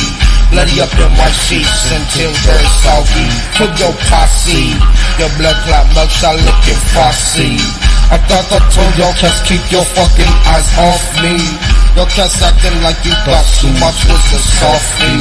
Watch y'all joking cross the street, cause they double cross me. I mashed before they lost me. My presence is priceless, just costly. Your whole fucking squad needs some coffee. Y'all feeling better, making it a bunch of haul me and dog me. Y'all cats acting like you discard me, yeah, hardly. Judge your children, they not to starve me, I'm sorry. Judge your love, I like I love Marley. I see John the Baptist and Garvey. It's time to work this work is play, I play in party. Lawnmower man always has access, so don't call me. I grab the gold medal, so rub it down foot and on.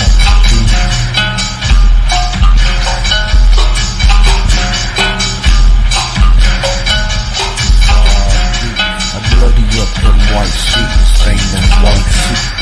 Get your ass up, boy. Sitting in my seat, I said, why recycle white trash when they the reason that we sidetrack? Let sun melt in your ice cap, taking our life back. And was it the sun who gonna strike black? Lion of Judah making your mic scat. Give me that mic back. I know you're listening closely because my mic's tagged. Riding the rhythm like I was high-hat. Murder the sound who wanna sabotage my death. Fuck where you from, this is where I'm at. This is where I'm at.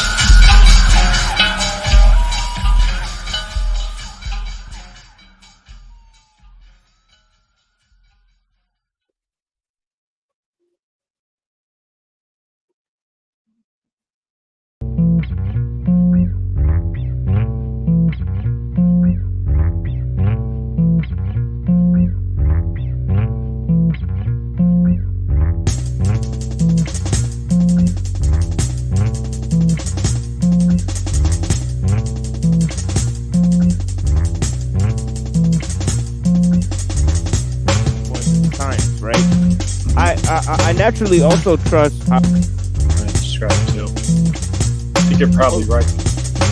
Well, let me try to put this on you guys, because it's like how I was saying about how I trust history more than science, right? Mm-hmm. I naturally also trust memory more than expectation. And like simplifying that, that's just meaning he trusts what's happened. Would you say, like Muhammad? Would you say that if science had more history in the sense of what happened, would you trust it more? Well, I think the history is what makes it non-trustable, right? It's the fact that it's changed, right? That they've changed their story. That's what's problematic about it. Yeah, I'm picking up what you're putting down there. Yeah. That makes sense too. Ben, why'd you get rid of the video? Yeah, and I know my memories aren't. I know my memories aren't real, but it's just that I trust them more than what's coming up next in the future. That I'm like, I don't know, that could be anything. Yeah, 100%. Right, but like if you see patterns in your memories, then you can sort of use those to predict the future. Right. Yeah. But those are the same things that we've had those passed down to us, and those are all narratives, right? So, for example, for me they're not. I get for you they are, but yes. Okay. It's like, I mean, you go and create a theme, in your memories. Like, for instance, the theme that I got from my memories is emotional and reactive outbursts against things that are external, fear of change type shit. It's like, okay, that's the narrative I picked up. But the thing is that there is that narrative will always be wrong. And okay, so do I trust data? Okay, well, the data that I collected can also be wrong. I might have missed something, which would line up to, okay, well, knowing this, I can't trust anything, and I know I'm going to be going off of my biases whenever I talk, for the most part. Yeah. I definitely see in my cognition that when you said narratives could be wrong, my interpretation is narratives by definition are wrong. Why would you? And that, and again, that can come from. Are you still talking?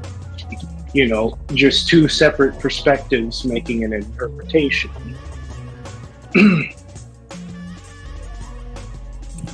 So why would you assume that a narrative is wrong? Narratives are wrong versus narratives could be wrong. Narratives are construction. It's an interpretation. Data could be wrong versus data could be, is right, or, whatever. Yeah. Well, how can data be information? There's always a nice, fun little duality to things. But again, that's me placing a narrative onto reality. Somebody could come along and say, no, things come in threes or whatnot. Right, that narrative that things come in threes. You just never truly know. Yeah. And I think that's something that I can come to appreciate about life. Right, but again, it's taking despite a word, how much it can piss me off. The thing we need to be careful about here is it's taking a word and I'm sorry, guys. All this other shit that is not no, you're good, you're good. To it. But it's like, well, of course, we all have delusions, but Ben is calling all delusions narratives, and that is no, that's not what I'm doing. Well, the question is how do you feel emotionally? I'm calling all narratives delusions, but not all delusions narratives. How does that make you feel emotionally? I went on a whole monologue. Sorry, Neurojack was and trying to say something. and got owned.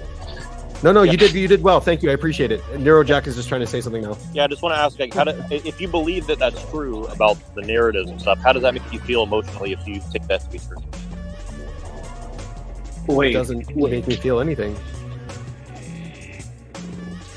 So you have no emotional attachment to the true things the things that you're saying that I believe this to be true, but it doesn't make you feel any way about whether things are true or not? Yeah, no, truth isn't a feeling. Truth is truth. So wait, y'all heard? Guys, we get back Ben into a corner right here. Yeah. All right. Why would we do such a thing? No, Ben. If I say I feel a certain thing, right? You can't. Okay. Why do we need to back him into a corner? Like, so how are you going to break that down? That is a truth. It's that you feel a certain way. That's fine. Yeah, it's a subjective truth. It is a truth. So it's like, yeah, sure. I can accept that. Are false. I didn't say feelings were false though. I can accept that you feel a certain way, and I accept that that's true. If I know that you're good at detecting your own feelings and your perception has this feeling in it, like the chemicals that are happening in you, you're able to label them and identify them. That's fine. What's wrong with that? Let's fine with that. The chemicals? Yeah, your neurochemicals are producing a feeling. You think that feeling can be reduced to chemicals? To a mechanic, reactions. Yes. To a mechanic. Okay. Well, what about intuition then? Can that be reduced in the same way? Yeah, everything can be reduced to a mechanic, 100%. That's what I believe. Yeah, for sure. And God, Ben, that is like.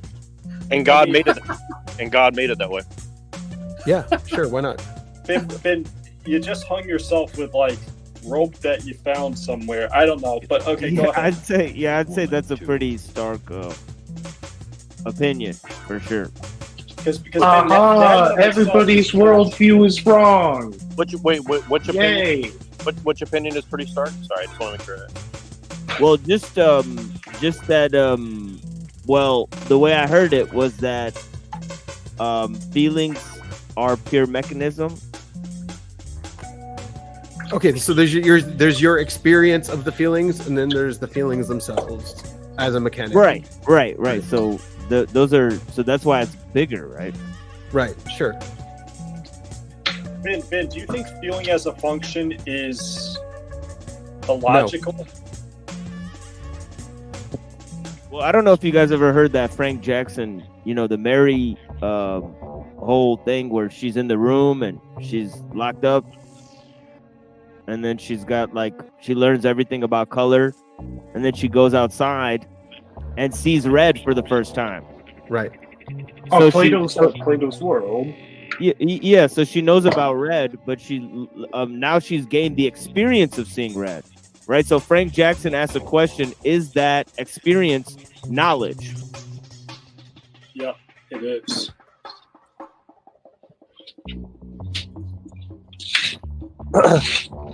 Hank, how do you feel about narrative versus truth? So I'll go on my catchphrase again. Truth is just a feeling, and if you apply something to objectivity, well, there's no way for you to prove it because you're stuck in your subjectivity. So all we can do is come to an agreement. But I can't prove it to you. I can prove it to me.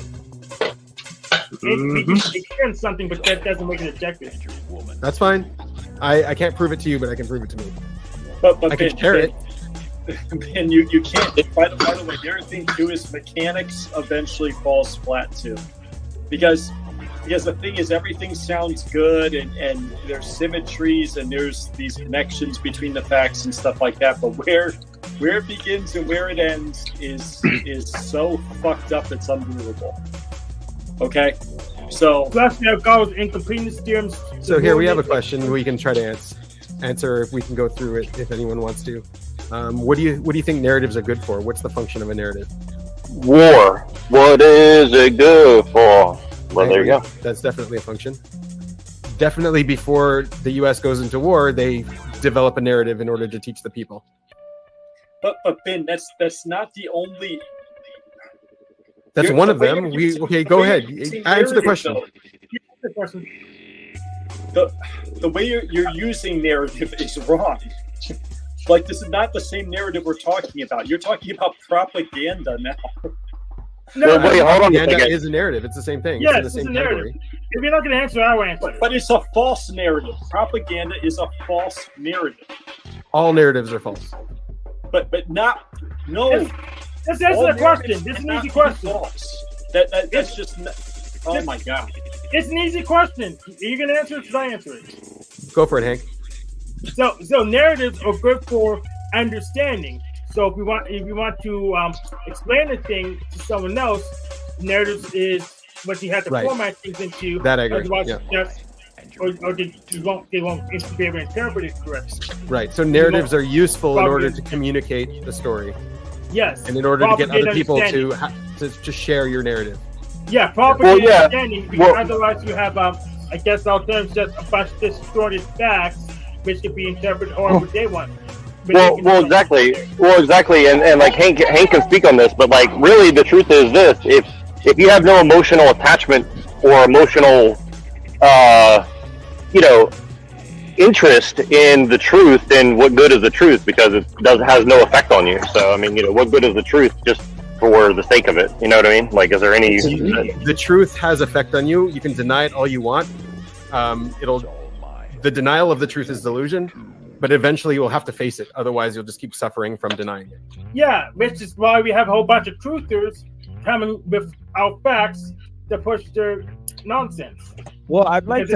They got the truth, so they don't have to care about the facts anymore because they got the truth somehow.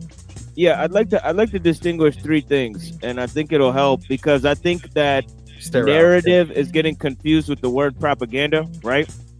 So, I mean, in that sense, there's three different aspects, right?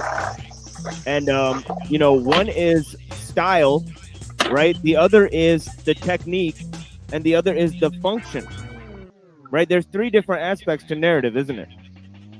You could break it down that way. Why not?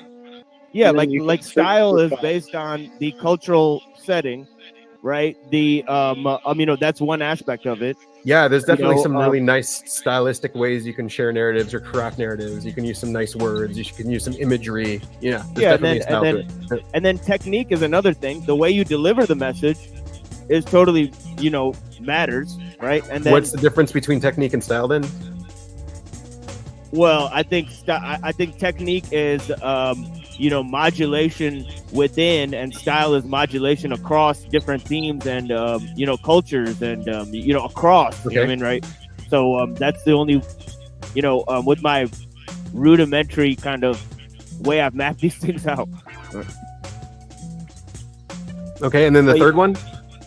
Well, style, technique, and function is what I mentioned, and function is what is being described here, right? So function. So the reason why somebody delivers a narrative, right, in a particular technique and style, is also important, right? Right. So like you just had a stream today with two different narratives. You had the Christian narrative and the Nietzschean narrative, and they were at odds. Right. Yeah, but Ben, just because two narratives are at odds doesn't mean that they're untrue. I believe both are untrue. Well, you believe, but how do you know? How do you know that they're not true? It's an interpretation. It's been abstracted. Yeah, he feels it. Well, but that's the thing is like, so how do you know anything without any sort of mediation? I mean, even your eyes don't see everything 100% accurately. It's an interpretation. They see things as the way eyes interpret things.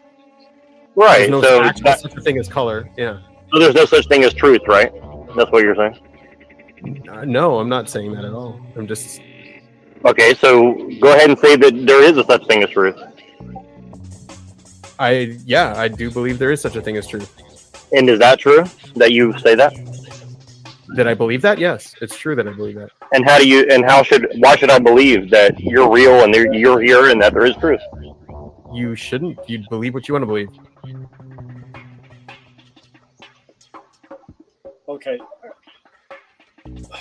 Like my modus of operandi works for me.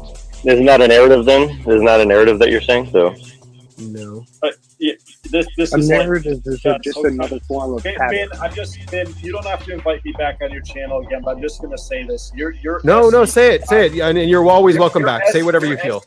I've had these fucking arguments with the same people over and over again. You're SETI, you have any NI inferior, you have really no way to make the connections that you need to make. Everything can be broken down to some sort of axiomatic form, and your causal relations are really just discrete like moments, whatever like that, and everything can be tied together, and it's loosely, you're missing the alpha, you're missing the omega.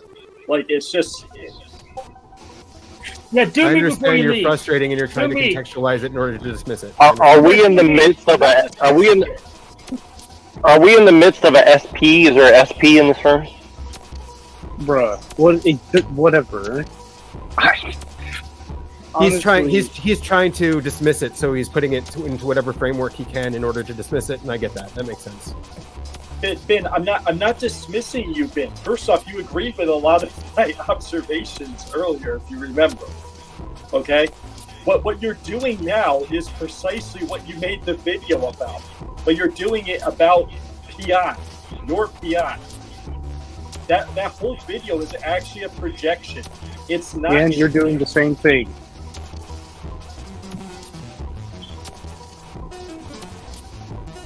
I'm doing the same thing, then we all do it.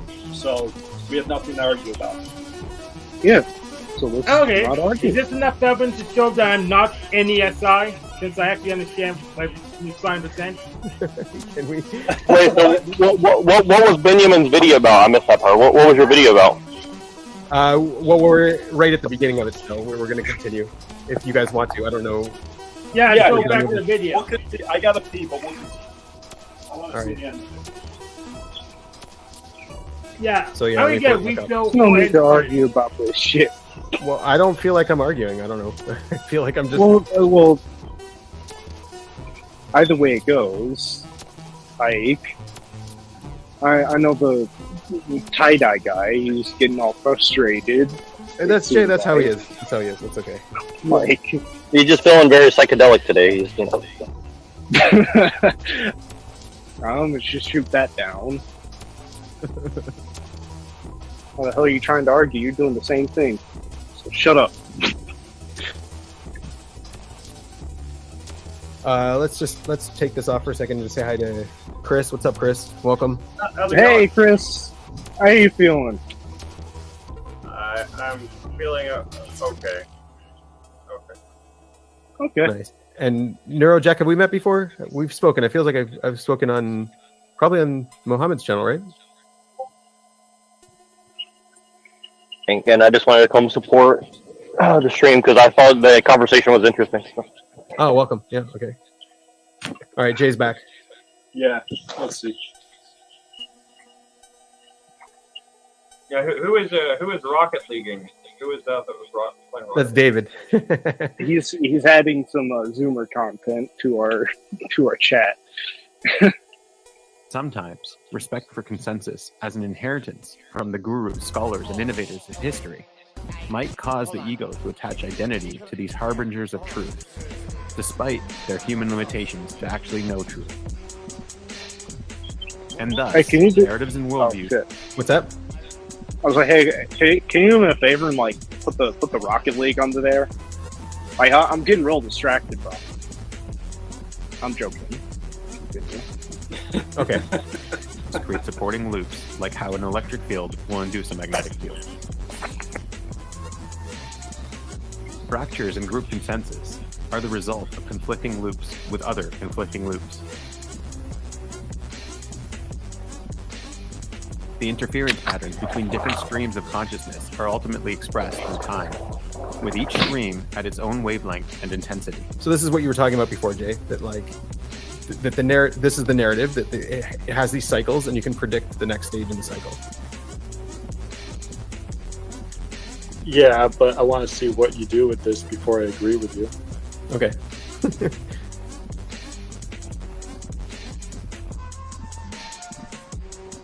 narratives can be a way to communicate a worldview.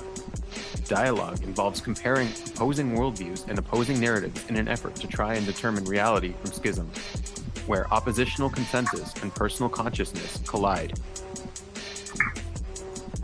So I don't remember what I put here.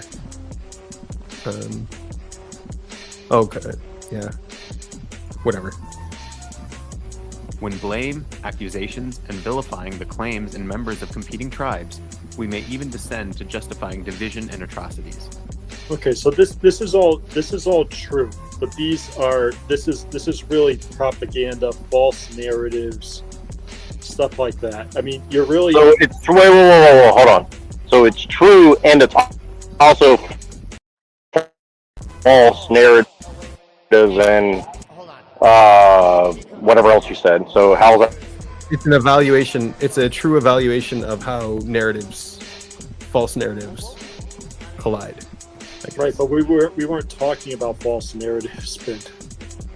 Well, I'm arguing that all saying narratives are false, and I'm just using the. Are you saying that humans aren't tribal?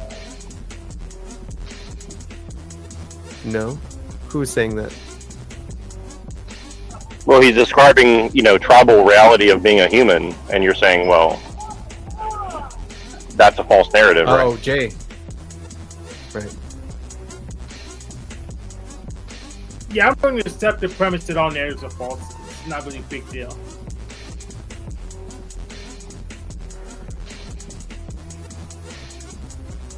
Ben, what you're talking about a lot here, which is interesting, is like narratives from like the shadow, really.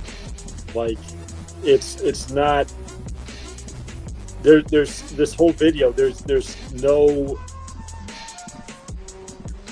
So the video is not trying to go into the nuance of somebody's life story and their narrative. Like, I'm not reading an autobiography here. I'm looking at the mechanics of how narratives work and interact in their extreme states. Okay. Well then that's fine. The video is true. In their extreme states, they're like this, just like. But in the nuance. Well, hold on. Go ahead. No, I just want to make this point. I don't know who's talking, so that's why I'm talking over everybody. I apologize. Whoever was just talking other than Benjamin, tell me one thing that you think is true, really quick. Just give me like one thing that you think, nobody could debate possibly that this is true or not. Just give me one thing that's true.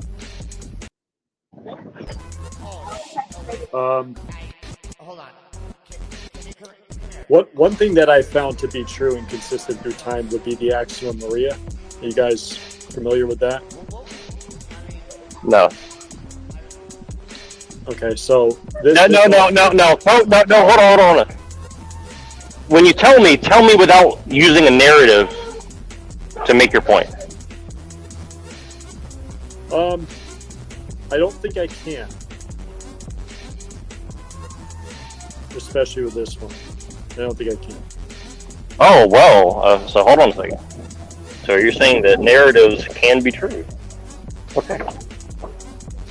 But, go ahead. But that's what I've been saying this whole time. I don't know if you're mistaken. I mean, I have one here. I know. I think it was true. Yeah. I've been saying it. I've been arguing that narratives are true. No, I know.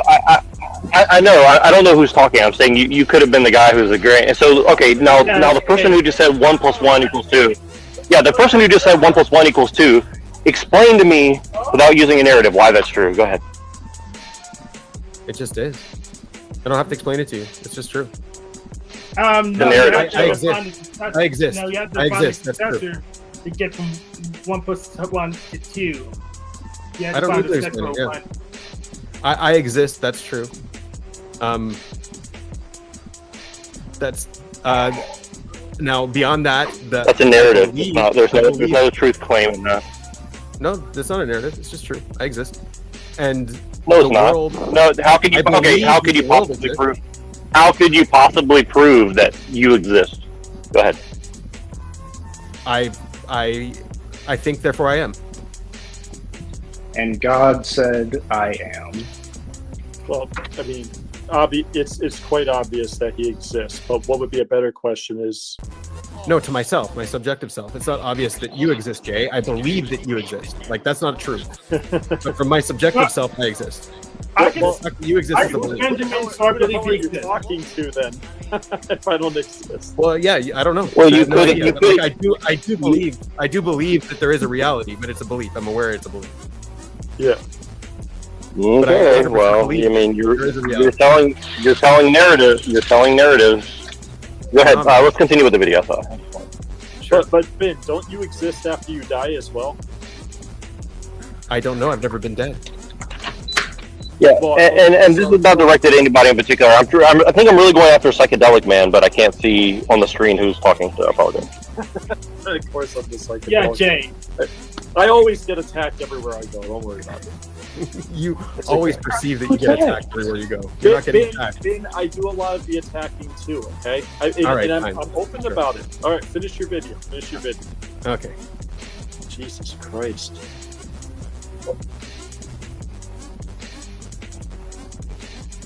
Oh shit! It's not pulled up. 1 second. I was playing. It further grows when as atrocities. When an enemy is vilified, it only ensures that we ourselves become the villain to those that we vilify. It further grows when, as a collective, we are faced with our own narratives and worldviews in opposition to and allied with the narratives and worldviews of others. We are faced with a test of humility to let go of ego and let go of these looping delusions. Any narrative or worldview that ends in catastrophe rather than enlightenment and progress must be scrutinized with extreme prejudice and responsibility. A narrative or a worldview that justifies a delusion must always be in essence in direct opposition with truth. When the truth is revealed, those that cling to the lie will be caught in the spotlight of truth. So I got a few things here. So Stalin, ours is just cause. Victory will be ours is a just cause. Victory will be ours. Right. Right. I get where you're going with this, Ben. It makes Right. sense, but a lot of it I get. is- That's fine. I'm just like presenting. So, yeah. No, I Yeah. agree with you, but I think that the way I would frame it, instead of that it's related to narratives, it's really related to a person's a personal shadow kind of merging with a collective shadow. Sure. Right? Sure. So, thanks. Go ahead.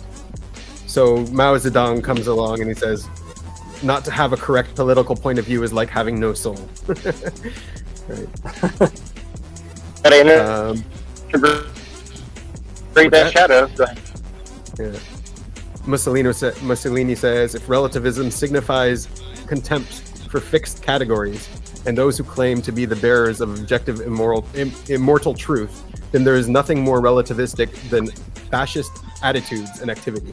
From the fact that all ideologies are of equal value, we fascists conclude that we have the right to create our own ideology and to enforce it with all energy of which we are capable. We have Mr. Mustache Man here. The best way to take control over a people and to control them utterly is to take a little of their freedom at a time, to erode rights by 1,000 tiny and almost imperceivable reductions. In this way, the people will not see those rights and freedoms being removed until past the point in which these changes cannot be reversed. Don't touch my privileges, mean Mr. Mustache. Right. Don't touch my privileges, or you can. And we have Gobbles here. Almond milk on you. He's another. He's an officer. If you repeat a lie often enough, people will believe it, and you will even come to believe it yourself. So I see that in people who tell narratives. The more they tell the narrative, the more they believe that is what happened and that is the truth. But Ben, what's interesting too is there's truth in all these lies. That's okay, but it just takes one lie to corrupt the whole thing, to make it miss the mark. No, I get that, but you know, and the reason why there's truth in all these lies is because we're looking back at them and realizing that. So there's your narrative truth, because we know the narrative, we know where it started and what the outcomes were. We can see, they're caught in the spotlight of truth. We can see their delusion in their narrative. Right. Like Stalin here, that they have a just cause, right? Yeah.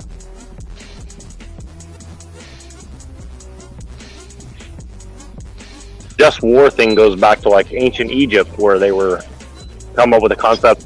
You know, how do you justify a war for a very long time? You know, I'm just saying that, like, I think it's important to keep that in mind because we're kind of looking at political statements. But political, I think people separate political versus like personal, and I think that you can't really. I mean, morality and ethics are always linked, in my opinion. Like, you know, and I think that that's kind of the hard part about like what we're looking at things. People read this stuff that me, Mr. Mustache, and Goebel said, and they extrapolate that out. Well, this is just about politics. No, it's about how do you subvert someone's individual will to make them do things as evil that they think is good. I mean, that's really what it's about, in my opinion. But how do you justify your actions, really? How do you justify what you're doing? And I don't see the subjective narrative as any different. Yeah. Narratives and worldviews not only make claims and interpretations about the past, but also about the future, allowing for the possibility of the ends justifying the means, and often create self-fulfilling prophecies. And so the truth about the delusions of conflict is that they are the cause of the conflicts they produce. So this is a good contrast here. We have Abraham Lincoln saying, "Sir, my concern is not whether God is on our side. My greatest concern is to be on God's side, for God is always right." So, self-fulfilling prophecies are BS because I would have used one to get in some kill swans already. It's BS. But okay, continue. Sure, I understand.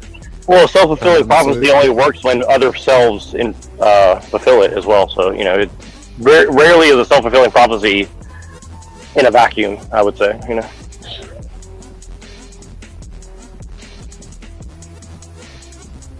Self-fulfilling narrative, maybe. Self-fulfilling narrative, yeah.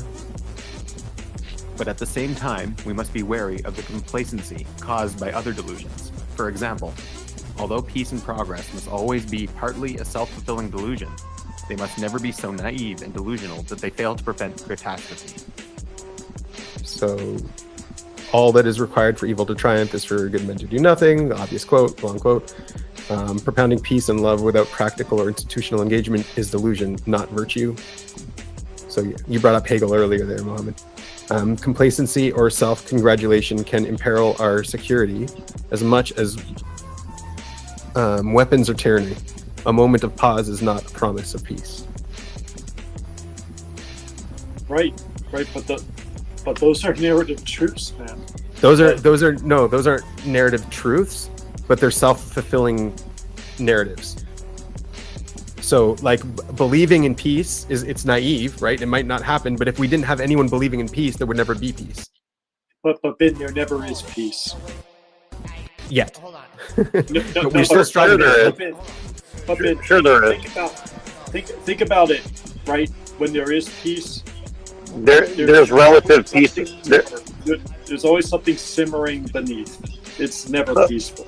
Are you quoting Nietzsche? Are you quoting Nietzsche right now? Or are you saying that all is war or whatever? Like, what do you mean? There's never peace. What does that mean? Well, if you look at the peacekeepers of the world, right? They might prevent smaller conflicts from happening, but they never prevent the big ones, right? So, and the reason why is because a lot of times preventing that small stuff is actually. I think you're missing the point. So let's get away from peace. Okay, fine. There never is peace. But the point was, like, you get these famous people who are like, oh, I always knew I was going to be a famous actor, right? Yeah. And then they eventually became a famous actor. They followed their dream. They followed their narrative, right? They were absolutely delusional. Everyone was probably right when they were saying, you know, you like so much competition, you just have to have a lucky break, blah, blah, blah. But eventually they ended up making it. So who ended up being right? The one who was delusional with their narrative. But there's like thousands of other people with that same exact narrative and they never make it anywhere, right? So like you need to chance making it, you need that delusion, you need that narrative, and then that narrative fulfills itself. I know, but you're so like everyone wants to get with Teal Swan, and so right, Hank is not going to get there. It's a delusional narrative, but maybe someone will. Right, but the thing too is like you're taking like a dissonance, like a collective dissonance, and you're just saying, well, it's just all narratives, which it's not necessarily that, you know. So sure. Well, what is it necessarily then? Well, I mean, I could say this whole video here is a combination of not just like false narratives, but also false axioms, false observations. Okay, well, give us the correct ones then. Go ahead. I'm waiting. No, but you see, I'm not going to fall into that trap because it's like I'm pointing out. You're not even listening to what I'm saying. No, I am. I'm just saying, give me the correct axioms and stuff, and we'll get to the truth. There's never going to be an answer. No, you're the one saying that something's false. Well, give us a comparison. Give us a standard by which to evaluate your claim. I didn't say the video was false. I said him using narrative, the word narrative, to encompass something that's greater than all those things. It's multifaceted. It's not just that one thing. That is untrue. I didn't say what he pointed out inside that was all untrue. It was clearly true. I know. We see the truth now because narratives have truth in them. So this is my personal perception of the mechanics of narratives, and it's how I see it, and it's going to be limited to my own perspective. But I'm still sharing my perspective. Right? That's what got us here. Is because I feel like I was being misunderstood. Yeah. Right? Yeah, and again, I'm just saying, like, if you have a better perspective that you think is closer to the truth, like, just share it with us so we can benefit. That's all I'm trying to get at. Well, I mean, throughout this whole chat, I pointed out the 4 truths, right? There's 4 different ways to perceive truth. They're all connected to the cognitive functions, etc. Right? Minus the attitudes, just at an energetic level, which has been missed over and over and over and over again. So I'm not going to keep repeating myself. Okay. It's multiple, Ben, and you know I have said it multiple times. Sure. This equals this truth. This equals this truth. This equals this truth. This equals. There's 4. Okay. Well, my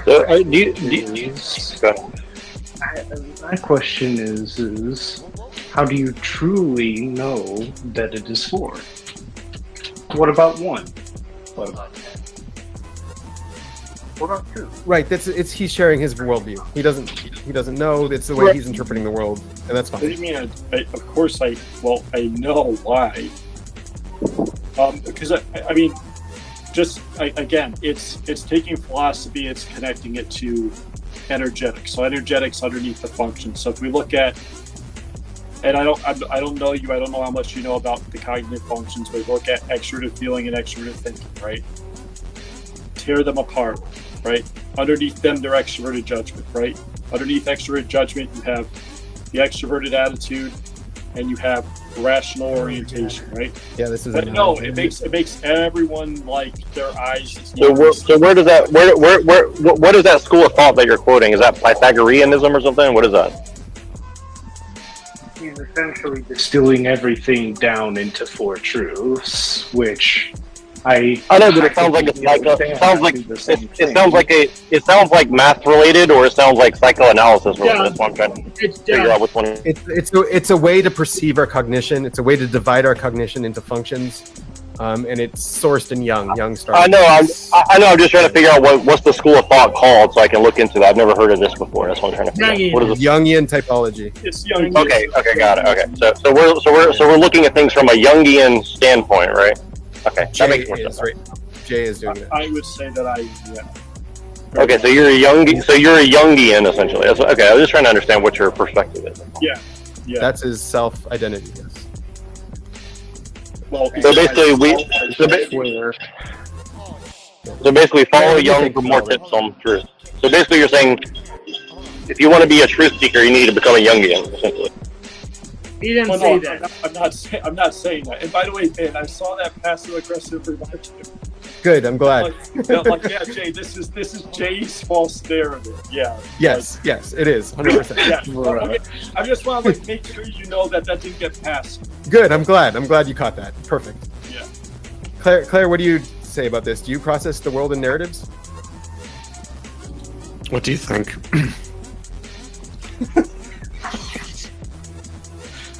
Is this a? I think this is Hank's Discordian by the channel. PE. Sorry, I didn't hear that. I'm Everything not you really said, you know following. I don't know what the context is that you're talking about. It just sounds like you're arguing because you like it. Oh, I see what you're seeing. Okay. Wow, a lot of passive aggression going on in this Jungian circle here. I like it. No, it's actually an OP circle, and I'm kind of like the outlier. No, there's more non-typology people here now than there are typology people here. Put it that way. That's true. Yeah. Okay. No, that's factual. That's factual. What does OP stand for, by the way? I don't. It's another school of Jungian typology, which I'm sure offends Jay because he doesn't consider it Jungian, but whatever. But Ben, stop with the passive aggressiveness. First off, That wasn't passive aggressive. I was just trying to get back to the topic. Okay. All right. I like the passive aggressiveness. Turn into active aggressiveness, please. All right, I'll keep going. Would anyone behave without justification? Regardless of how twisted our minds, when challenged by reality itself, we would falter before any lack of justification. No matter how far we fall, our justifications must eventually land on our narrative and worldview interpretation before acting. So yeah, self-justification is a treacherous servant. Surely, nobody would accept a narrative or worldview where they are painted as the villain. However, when faced with being projected onto by this narrative or worldview, there is a choice in how we respond. That's just the devil looking at themselves as an angel, and mistakes were made not by me. Sure. Yeah, and generally speaking, this is true, right? For like in terms of dissonance and shit like that, and neuroticism and all this shit, right? It is. Okay. But we could also say there are people who live their shadow, like they accept that they're the villain in the story too. Well, here, this is this next part here. Yeah, you're jumping ahead. Okay, it's a little bit difficult to wrap your head around, so we can pause afterwards to try to understand it. But so if it is true here, if it's true that we are the villains, and if it's false that we're so we've got true that we're the villains or false that we're the villains. True that we are the villains. We can either accept this narrative and actively redeem ourselves, or reject it and keep our current state. If it is false that we are the villains, we can either accept this narrative in order to make concessions, or reject it and prove our character through actions. So, I'm sorry we fought. I hate it when you're wrong, Jay. And I'm whatever Gotham needs me to be. It's like, it's okay. I will be the villain. Right. I'll still do what is right, and whatever they perceive me as, that's on them. Right. So we're not really the villain. It's false, but we'll accept that. We'll prove our character through actions. Right. Yeah. The difference between or accepting not. truth. What's that? Sorry, Ben. Or not. Some people really just accept that they are the villain in the story, and they live that. They live their mean side. I would like you to point me to somebody who is like that. Oh, right here. If I wasn't a villain, I literally just wouldn't be. Other than Hank. No, I think a lot of criminals are like that, to be honest. They still justify their actions. They don't do it without justification. They do. They do justify their actions. But what's kind of interesting is there's this like nobility on the other side of it, though. It's like it's interesting. Like the whole Robin Hood narrative, right? That's a justification for Robin Hood's thievery. I mean, well, no, Robin Hood was a hero. Like he wasn't. And okay, that's the narrative. That's right. But like from his perspective, from the perspective of the king, he wasn't, right? That's the thing. Yeah. Sure. Yeah. Okay.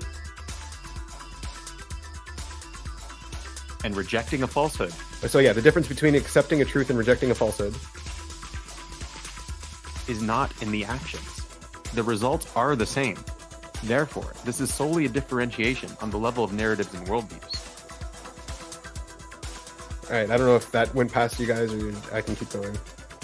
So here, like if you accept the narrative and actively redeem yourself, or reject and prove through character and actions, like this is the same. You're redeeming yourselves or actions. Like this is where you want to be, right?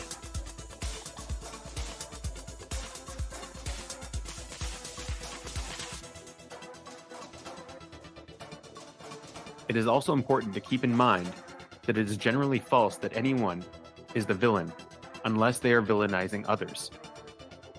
If only everyone would stop vilifying and prove character through actions, narratives and worldviews would no longer hold power over us. Here we have Dalai Lama guy. Anger and hatred are the real enemies that we must confront and defeat, not the enemies who appear from time to time in our lives. But can't time change the perception of a villain? Sure. So if that's the case, then well, it doesn't. But it won't change the objective fact if they were actually a villain or not a villain, right? Well, like we can all believe that some guy in history was this saint and savior and amazing character, even though he wasn't that in history. Well, but you can. Sounds like we're talking about noble savages.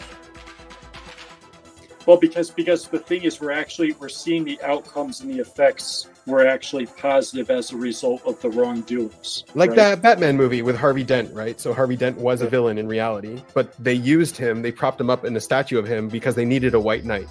So they used him, they twisted his narrative in order to use him. Yeah. Well, and it sounds like we're talking about noble savagery too, because you're saying like, well, some people are not noble, but they're bad guys in some way, but savagery is sometimes y'all should really watch Primal by like Gennady Tysiarski or whatever the name is. This tackles it very well. Well, have you ever guys heard about the archaic? Sorry, go ahead. That essentially it is all about perspectives, and it is all about perspectives in that the cycle of hatred can be a very destructive one, and running around. So can love. So can love, though. So can love. What's up? What? The cycle of love can lead to hate. Hate leads to anger. Indeed. Anger leads to suffering. They all lead to each other, I believe. Yeah. But I can give a. I'm not going to give a. Have you guys ever heard of the archetype of Jehovah, Satan, Lucifer, and Jesus? Have you ever heard of that before? Never heard of them. No, never. But I don't totally. I don't know how useful they are, though. They sound kind of useless. Ben, you think fucking archetypes are useless?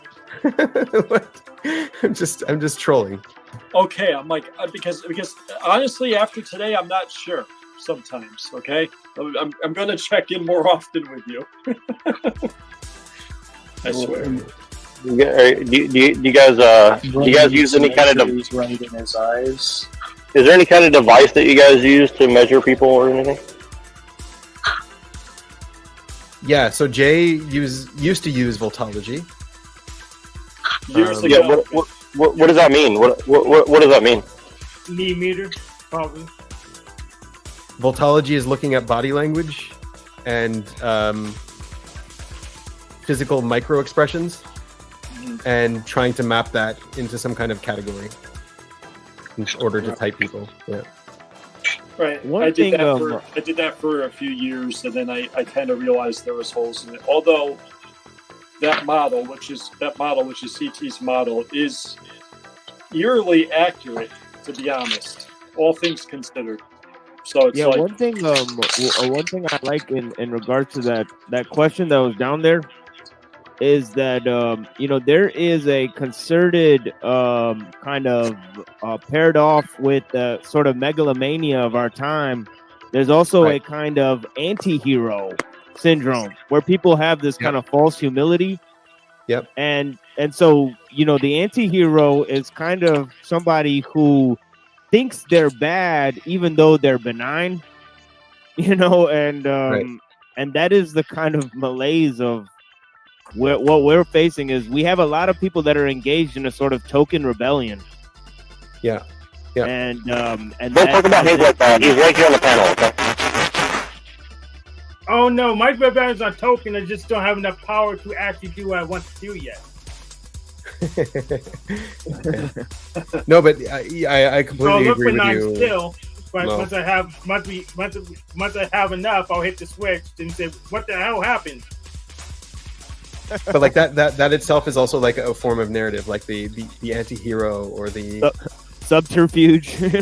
So tell me I'll be an anti-villain because I can play nice. You're just the best, Hank. That's it. There's no that's your narrative.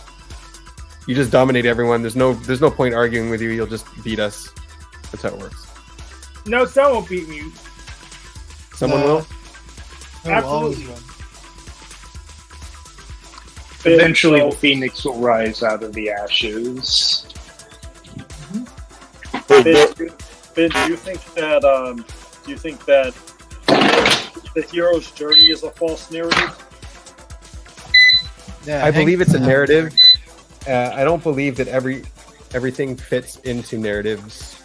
It's an abstracted narrative. It's a narrative that is consistent across our stories and literature. It's not necessarily a narrative that is consistent in our personal lives, but it does match up with several people's personal lives. How's that? I guess I'll take it. Sure. Okay. See, now who's passive aggressive?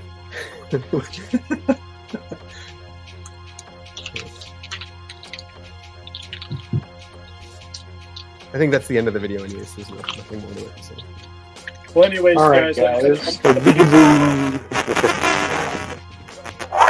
Holy crap! What is that mic? Oh Neuro, my your mic is getting your mic has distortion. You got to come back in. How about now? Better? Jay told you it was his mic. Is it better now or no? A little bit. Yeah, a tiny bit. Yeah, maybe. Oh, I just want to ask you what CT meant. What was CT? Yeah, got nothing from that. Jay left. He left. We got no more Jay. You know what I'm talking more about? Jay. It's like CT something, typology, voltology. Something. Yeah. CT, cognitive type is what it's called. Yeah. I never heard of it. How long has Jay? Yeah. How long has he been doing that? Jay? Yeah, that's his thing, right? Yeah, like at least 10 years. All right, guys. Muhammad, I just gotta cry over your beard. I'm so sorry. Wait, he cut his no. Your mustache is still here. Oh, okay, all right. Yeah, it's still attached to my face. Yeah. Okay, I cool. just shaved my mustache off. Yeah. All right. Yeah, it looks pretty different, but it is what it is. It'll grow back. It's okay. He gave it to me. All right, gamers. I'm gonna pop off. I'm gonna head out. I had a lot of fun. I had a lot of fun. Thanks for coming, man. I appreciate it. Wow, I learned quite a little bit, and this has helped further my understanding on how. It's really furthered my understanding on perspectives. Nice. Good luck with your trunk. Indeed, I'm gonna just take it. I'm gonna figure it out with a calm heart and tranquil mind. See ya. All right, bye. Bye, Nico. Thanks for coming. Have a good one. Whoop. All right. What do you think, David? Were you listening to the discussion? Oh, yeah. I was here the whole time. I was listening to a lot of it. Thank you, Claire, for meeting yourself. You just want to hear like some thoughts that I have? Yeah. Share your thoughts because you weren't talking to anything. Yeah, You do the narrative thing. You know you do the narrative thing. I know. Yeah, no, I know I did the narrative thing. I feel like as the time went on, we were like changing what narrative meant, maybe a little bit, but also, I mean, it's okay. It's okay to change.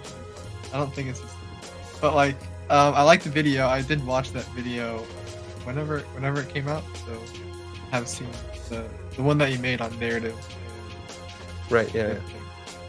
Kind of like put the whole entire last like 2 hours into like a quick snippet, and like the thing is, what I'm gonna say, like Claire already said it. Like he already said what I already said it, so I don't want to say it again. But if you know what it is, that's already good. condensed the last 2 hours into a short little sentence. Yep. Yeah, he did. He's so good. I was like, that's it. That's about it.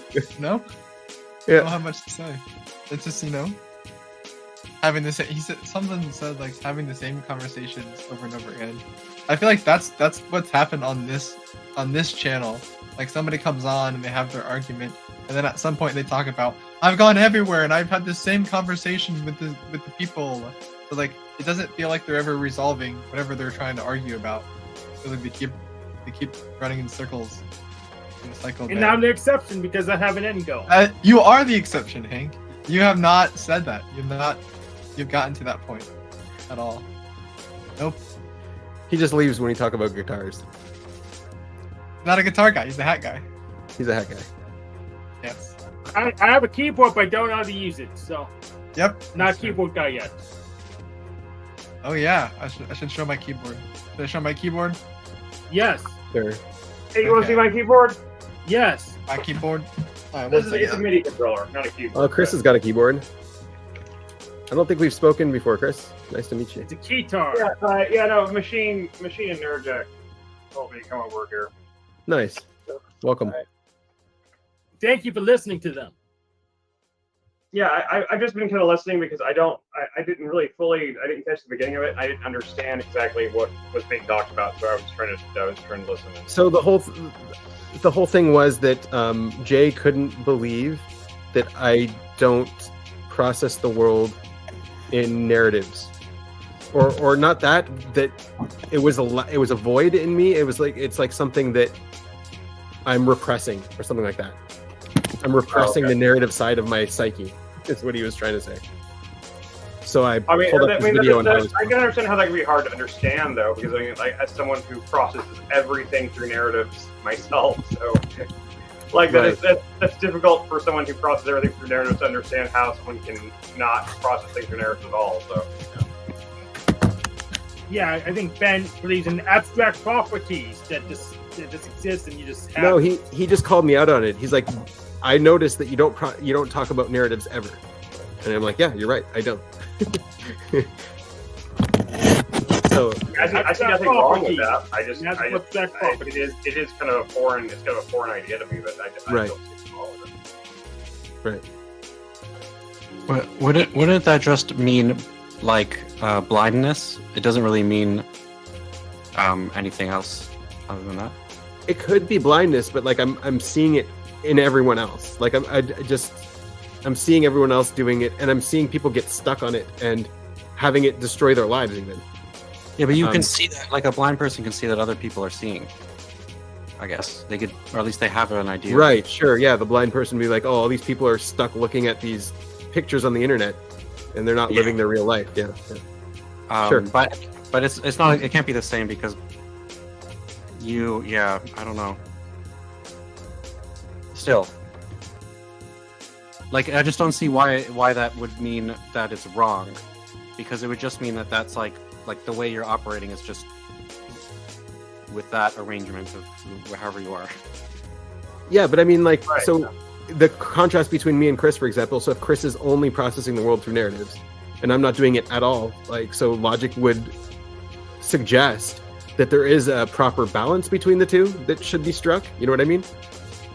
Should though? Maybe, I don't know. I'm throwing that out there. Or it's just it might just be a different modus operandi, like a different way of being. I think that's what it is. I think it's a different modus operandi because, like, I mean, honestly, I see narratives as very, it's a very natural thing for humans to see the world through. I think it's a big part of language because of the fact that we have memory, right? So our language and our ability to process language is entirely connected to our concept of memory, and the fact that, like, whenever we speak words and stuff, we're reaching back throughout our entire history of that word and its meanings and everything else like that. So like even just like the usage of a word like love carries with it a narrative, even if you don't think of things in narrative terms. I think, right? Does that make sense? Can you ask that question again? I was listening. It's just I didn't get the. I'm not trying to argue with you or anything. I know. I'm just saying that I think that I guess the reason it's hard for me to understand how someone could view the world without any narratives at all is because our very concept of language and communication is tied to narratives. Like I said, like even like something like a concept of like the word love. The word love is a great thing. In the movie like even Life. a sentence structure. A sentence structure is tied to. There's like an object, subject. Have you seen Waking Life before the movie? Have I seen what? The movie Waking Life. Waking Life? I might have. It's a great film. It's Richard Linklater. It's all done rotoscope animation. They shot a bunch of stuff in DV and then rotoscope the whole thing. There's the scene in it where this girl is talking about, whenever I say the word love and those sounds, those vibrations come out of my mouth and they hit your ears, and it brings to mind like all of your various, like what love is to you is built upon like all of the things that have been associated with that vibration, that term, everything in that happens in that moment. You're taken through an entire narrative of what love is. Yeah. So I mean, so that's the reason why it's difficult for someone like myself to imagine not seeing the world through a narrative in any sense at all, because I don't see how I could even like understand language without it, because every word, everything like that everything I express carries with it the weight and the overall expression of all this time and all this my life up to this point. Like the words have definitive meanings, but they also have personal meanings, and those personal meanings are necessarily backed up by, you can call it history, but they are nonetheless narratives, right. Are perspectives, and so, I mean, but I can see how you still look at the world in more objective ways and not attach a conscious narrative to everything, but how do you avoid right. How do you avoid narrative being a part of your constitution overall, in general, without losing your ability to communicate almost? I mean, that's we talked about this. Yeah, we talked about this last stream a little bit on the different ways we think, and one of the things people had a hard time with as well. I think David also resonated with this way of thinking. Is that my also flow state? Taylor thinks this way. My way of thinking is prelingual, so I think in things that are non-lingual, and then afterwards I have to translate them into some form of language. And if the word love doesn't work for you, I can change the word. It doesn't matter. I just have to translate it. I have to translate it into a language. That's a mind-blowing kind of way of thinking. I don't even know what to say to that, man. Like, that's crazy. I mean, I'm not doubting you one bit once again. By the way, this is yeah. Well, I'm just hearing what you're saying. I'm like, wow, how do you do that? I don't, like, my brain just goes right. Like, yeah, it's a different cognition. It's a different cognition. Completely different, cognitive mode. Have you seen the movie? Another movie, I talk in pop culture, but have you seen the movie Arrival? I like Arrival. Arrival, it's about aliens, sort of, but it's about aliens that they teach this woman their language, and their language does not include a concept of time in it. And therefore, by learning the language, it rewires her brain where she suddenly stops thinking her memories become unlinked to time. Right. And so language can be used to transmit thoughts, and can be used to and therefore I can add those thoughts to my whatever it's called. I was trying to use palette. that. I was trying to use that idea from that movie as a way to try to understand what you're talking about. Right. Yeah. Yeah.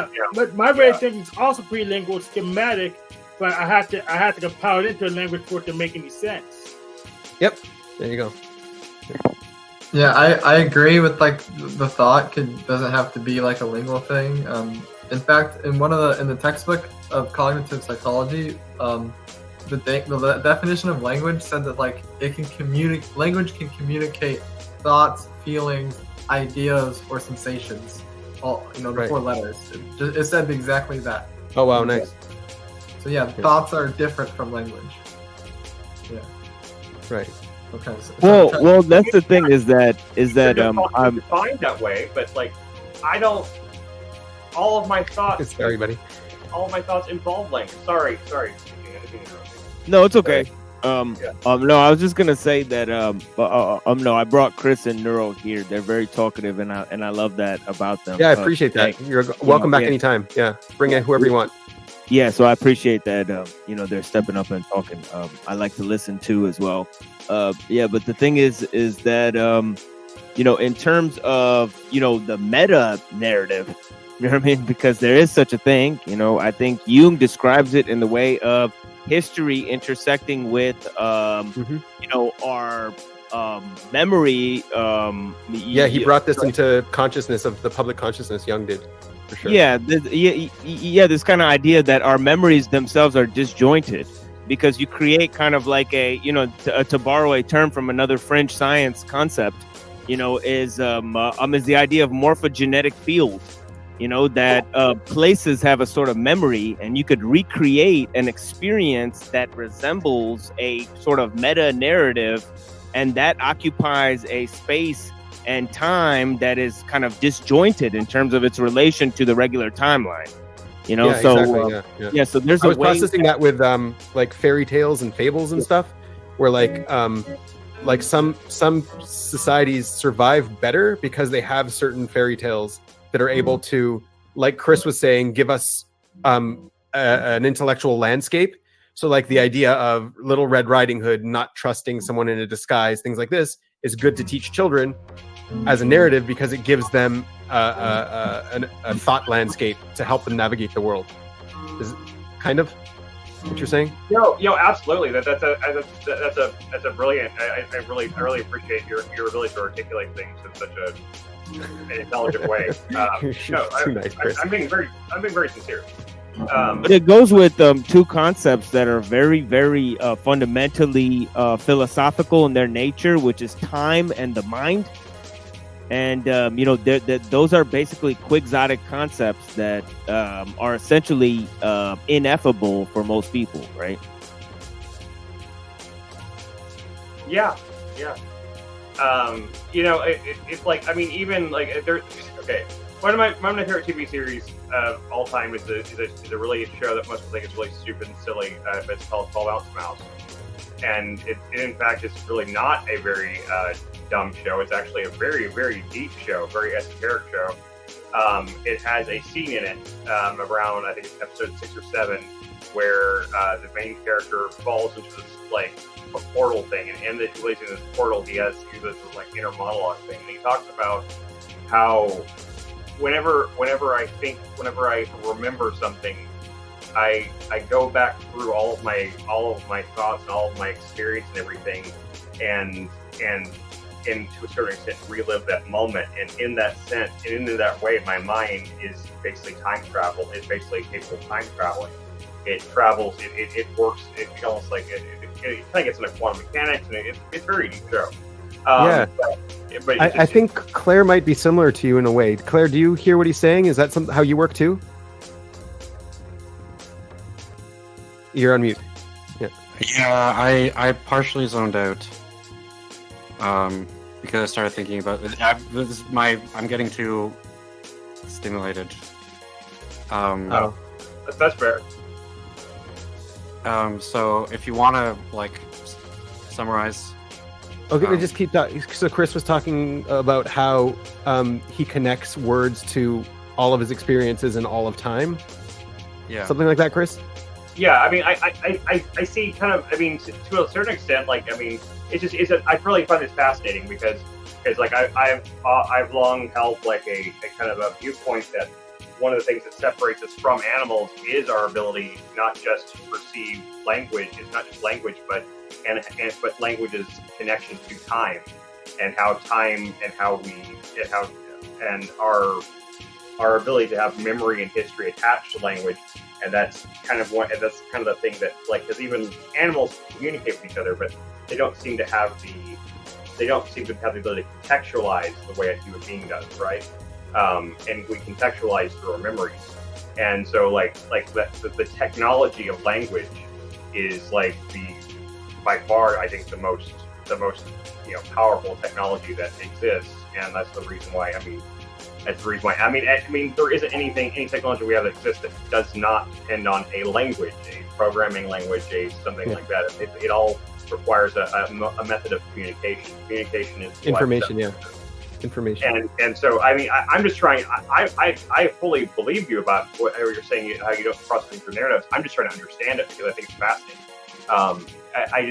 I've never even thought about it, and I've thought about thinking of things in those terms before. So, have you guys ever heard of capitalist realism with Mark Fisher? No.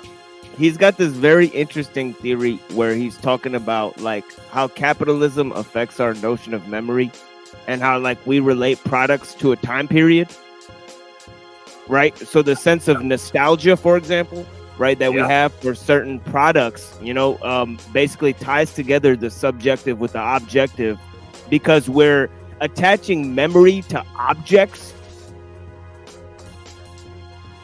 You guys get what I'm saying, right? I completely get what you're saying. I don't really see why it has to be tied to capitalism, because like I think that would happen even without capitalism existing. Well, it's like how we were talking about like Office Space. Like how Office Space is not a real experience, but it's an experience for millennials to feel what it was like to work back then in a cubicle job. You know what I mean? It's a fantasy based on a real experience. That was just pretty much recent, right? But like the recent past has become nostalgic, right? Yeah, I almost forgot about that conversation because everything else happened at stream, but that was something I really did want to go into, because like that to me, that realization I had on that, I think that there's something really to that the fascination that Generation Z and late millennials have with shows like The Office and Friends is directly tied to the fact that those shows are set in places that don't exist for them anymore. It's like almost anthropological to a degree. It's to them. Like The Office is like Narnia. It's a fantasy world. It's something that doesn't exist for them. They don't have third places either. They don't have places like the Friends coffee shop, right? They don't have these mutual gathering spots. And there's this yearning for that. It's cultural, it's locational, and it's temporal. It's time. Yeah. Yeah, and that's the thing with Narnia or Lord of the Rings, that they're almost a modern commentary on the past, right? They couldn't exist without that. It's an analogy. It's an abstraction of the world, an analogy of the world. But like the narrative links, it's trying to make a narrative commentary on the world, leaving it to us to apply the narrative. Absolutely, yeah. I mean, there are some words that I'm glad that I didn't like that exist, and I can see how you would have to have the thought before creating them, like projection, for example.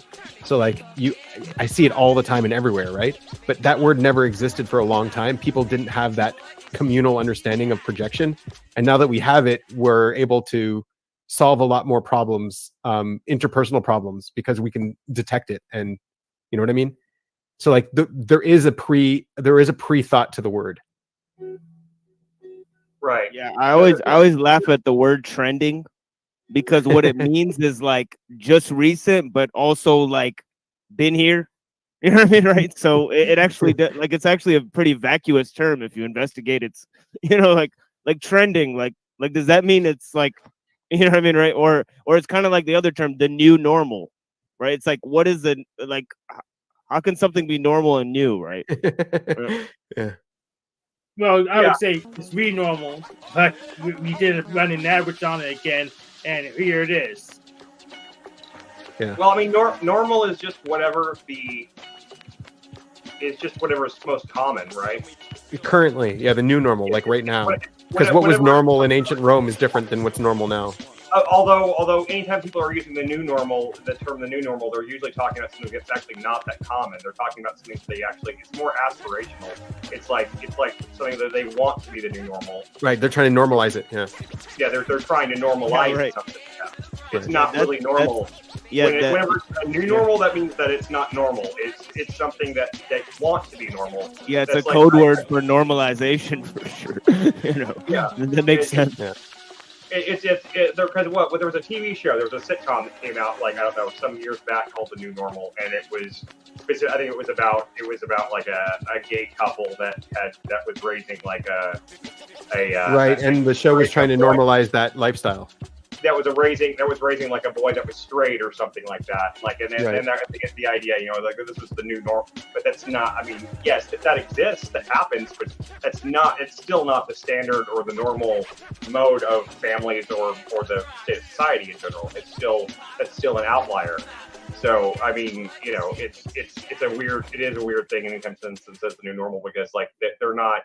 A new normal would be something that is completely become pervasive and so pervasive that we don't even notice it. That I mean, the internet you could call a new normal compared to 20 years ago before the internet was what it is today. You know, the internet is a new normal. The internet is now normal. Yes. I like movies like 8th Grade and Hereditary. Those are good movies. Yeah, they're great movies. I think Bo Burnham did a great job. That's great. That was really good. Yeah, that really was really impressive. But it's like, because it's like it's not nostalgic, but it's like creating presenting a familiar situation to everyone, but in a way that like you understand it from more perspectives and more deeply, and with feelings maybe you didn't have. And then Hereditary is like that too, I think, where it's like this family, like just generational trauma, just shown in this like crazy way that it's like, everyone's got their freaking generational trauma in their house, but then like watching it happen, like play out in this movie is like, I like that, because it's like it's becoming more familiar with things that are like real to you by seeing it. Seeing it in another context or in another family, like stepping outside of it. Since we're on this topic of nostalgia and things like that, I have a quick aside type thing. I woke up yesterday with like this kind of like weird stroke of inspiration. I wrote this song that I don't know what to do with, because it's like this cutesy little like weird pop song thing that it's not at all like me. And it's been kind of like rattling around in my head for like 10 years, but I never really wrote it out or did anything with it. And I finally did that like about 2-3 weeks ago. And suddenly I had this, and the premise of the song is like a girl singing to a guy, like asking him to be her Obi-Wan Kenobi. It's very corny, okay? And I suddenly had this stroke of inspiration. I was like, what if instead of like that just being a song, what if it was part of like, what if I made a musical? My daughter currently is a theater geek, and my wife literally went to school for theater. She's a theater design major, and I myself have always been I've been trying to I've been a screenwriter and written films and trying to be a filmmaker for a long time. So I had this. Really? Is there anything publicized that you've done? I can point. There is one short that got made in Brazil. That got made in Brazil. That is on Vimeo. If you go on Vimeo and you search, I'll see if I can find the link real fast. So if you go on. Cool. Yeah, if anybody wants to promote anything, just let me know in private chat, and I'll give you a chance. I also have a channel too that I okay. But that's not a big deal. Anyway. Yeah. Drop it in chat, and I'll bring this video up just so you guys can see it. But if you want to watch it, it's a 25-minute little like psychological horror thing. That anyway. But regardless, I was trying to say, like, I had this sudden stroke of inspiration. I was like, what if I made a musical that was literally about 90s nostalgia, like about kind of framed around a love story about two kids who both grew up. The first movie they ever saw was Star Wars, right? But it kind of starts out with like their memories of that, and then it cuts to them right after they just saw Rise of Skywalker, and how devastatingly awful that movie is, and it kind of like, and then it kind of jumps back and forth through time through their relationship, and uses like pop culture references kind of like as various like, you know, milestones and points and stuff like that, and kind of uses like the framework of the evolution / de-evolution of Star Wars and like what it means to people and how it used to mean a lot to people, and now I think because of the oversaturation of it, it means very little to very few people anymore. And using that as a framework to kind of explore the idea of nostalgia and how pop culture, like things like that, you know, affect in time of their lives. I mentioned that just to ask this panel, like if any of you guys think that's an interesting concept, if you think that's something that would be, you know, something that would you go see a musical like that? I mean, a lot of people won't go see musicals in general, but I mean, like I said, like I have a daughter. I mean, yeah, if you pull it off, well, for sure. Yeah, why not? I mean, I was just curious just to get like it's interesting. A kind of a pulse read on like if anybody thinks that's an interesting idea at all, because sometimes I have these ideas that I get really hyped up on, and then I realize like sometimes later that nobody else thinks it's a good idea. It was just you the whole time. So I was before I dived head first into trying to make something like this, I thought maybe I could ask a few random people that I know Machine and Hank, but I've never met Claire, David, and is it Benjamin? Yep. Yeah, that works. If I'm not saying it right, please. No. Yeah, it's whatever you say is right. Don't worry. Okay. I just thought, our new show. We are talking about. Yeah, we have this here. Mini-series. We're talking about doing a mini-series as well, but yeah, I think there's a lot of interest. I'm really interested in like what you're talking about, like thinking in a prelingual way, because I guess we do all think prelingually in the sense that, because I think about this, like I have a 1 and a 16-month-old daughter, and one of my I have two daughters, and one's 16 now and the other one's 16 months, and whenever the first was born, I didn't think about this much, but then I think about, but whenever Juniper, the smaller one, was born, it suddenly, like, I was talking to her and like, I'm playing with her and stuff like that, and it suddenly realized to me, it suddenly dawned on me how, that a baby has no concept of, when they're born, they have no concept of language. They don't understand the words. They hear sounds, but they don't understand the words. Yeah, but like you said, it's built into us, language. It's like there's a structure. Somehow it's structured. Communication is. Not all the words have been invented yet from their brain. Like they don't understand all the different words and all the different concepts or whatever. They just that blank slate concept of seeing this baby, right, and seeing her start, and you can start seeing her making those connections between, like, right, between like daddy, like the her hearing the term daddy, and then her connecting it to me, and her seeing me and saying like that's my daddy, and you see those connections start forming, these synapses start and it's absolutely fascinating to me, and from a what we are as humans, and what, if there is anything that's truly, and I believe there is, but at the same time, I'm also open to believing there's not anything truly special about us humans, that we are maybe just overly advanced apes or something like that. I mean, that's possible as well. I think we're more than that, but I choose to believe that too. It's not something that I believe because it's a definitive fact. It's something I believe because I choose to believe that, and so I really am fascinated with ideas like that, and yeah, I did a little presentation on this topic. Oh, nice. About the philosophy of language, right? And where can we find it? Yeah, I'll try to send it to you guys. I know you said you sent me a message, but I didn't receive it. So try to send it again at themachinelive0@gmail.com. So that's my email that I posted on my channel there. You can find it under the links of my channel. So you may have sent it to the wrong email, but yeah, I can link you with that presentation I did on the philosophy of language. But I was talking about Quine Yeah, I have the machine lies 0 at gmail.com. Yeah. So you sent me an email? Yeah. Okay, I seem to have not gotten that. I don't know. I'll try again. Post it in the Discord, Machine. Yeah, maybe I'll look in my spam there, but yeah, I'm not seeing the email. But yeah, try sending it again on look for your email. Post the Discord. I'd like to see it again myself. I think I've seen the first presentation of yours, but I'd like to.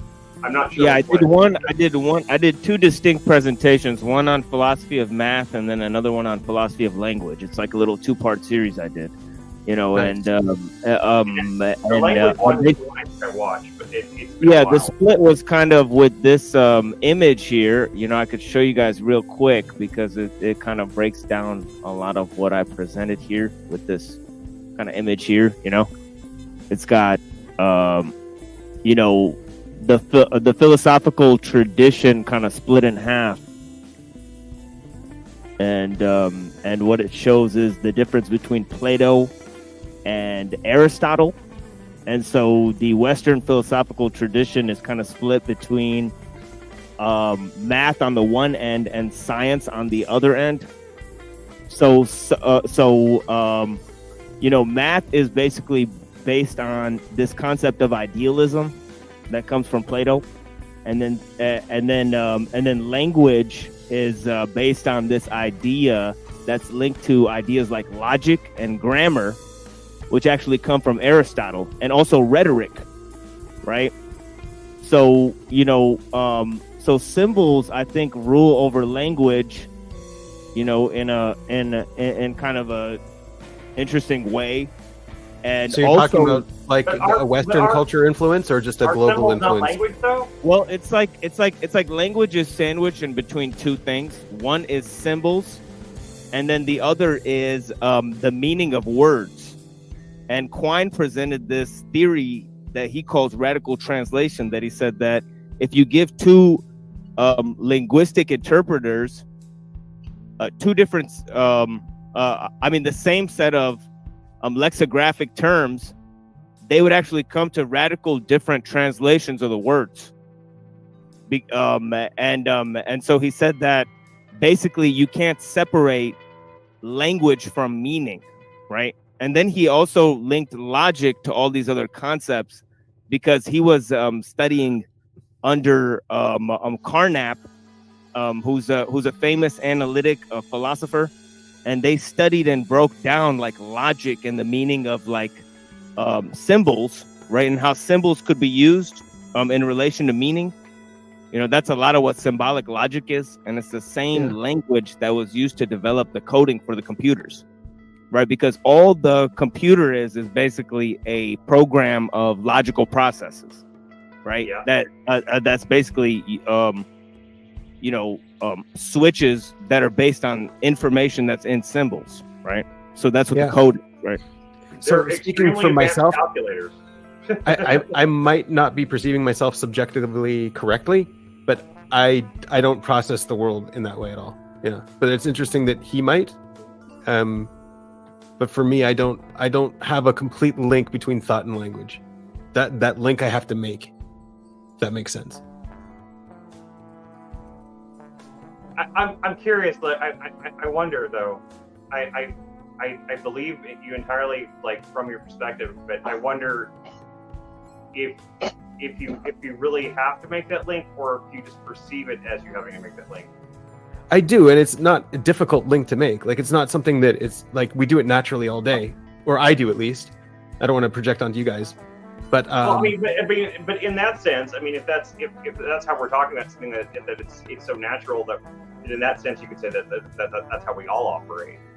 I can't say that, right? Because I know it doesn't sound fairly okay, but Chris. Okay, so studying Jungian typology and the way different people operate, I can definitely say that we all process things differently. We all have different cognition. And so I can't, like, if I look at my cognition and how I process things, I'm not allowed to project that onto you. Like, that's not how you process things. I can't do that. I have to see, right. In order to see the world through your eyes, I have to actually see it through your cognition. Let me put it in a more, a more ideo like syncretic form. Just as math is to science, logic is to language, right? So these are two different processes, right, or tools that we use, or ways of thinking, you can call it, right? Right. That are radically different from each other, and they employ radically different tools to those ends, right? In terms of math, uses a science or a theoretical form, and then language uses a logical or a grammatical form. Right. So I don't differentiate as well between math and logic. Like math and logic for me are one and the same. Well, I think they're different in the way I described what their function is used for, right? So we can say they're the same, but like in reality. Okay. So I'm going to push back a bit. So logic is used for math, 100%. Is math used for logic? Maybe not necessarily. So maybe logic is a precursor to math. Maybe. See what I mean, though? So you had to distinguish. You just made a clear distinction. No. So yeah. But you need logic for math. Math doesn't work without logic. So you need. So logic is a precursor to language and math, is what you're saying. Well, no. Maybe I would have it differently, but I'm just pointing out that you've made a clear distinction, right? Which is all that I wanted to say. That there is just a distinction. And the way I described it is on the basis of the functionality, right? How we basically use those things in the common parlance, right? But yeah, right. Yeah, that's nice. No, it's nice to think about that kind of landscape as well, because like I personally don't pay attention to that landscape, so it's an interesting thing to start processing. So appreciate that. Thank you. For sure. Yeah. Communication, like you communicate with body language and symbols and that's an excellent point. That's another aspect of what I was going to say, is that language is that communication is greater than language, is it not, right? Yeah. Really nice. Communication is greater than language, but do they are they not? I mean, even when a baby, a blank slate, even in their pre-lingual state, in the sense of language, and like what we think of as language in terms of words, they still are communicating via language, via like, body language, via like their faces, like those. It's still language, even if it's not lingual in that sense, isn't it? I mean, this isn't like some pre-thought of philosophical thing. I'm just thinking it's like, so from what I heard, I'll ask you a question, and I think maybe you can sort of do a mathematical conversion to see how it applies to you. So basically what you're talking about body language and nonverbal communication, what Claire and Mohammed were talking about.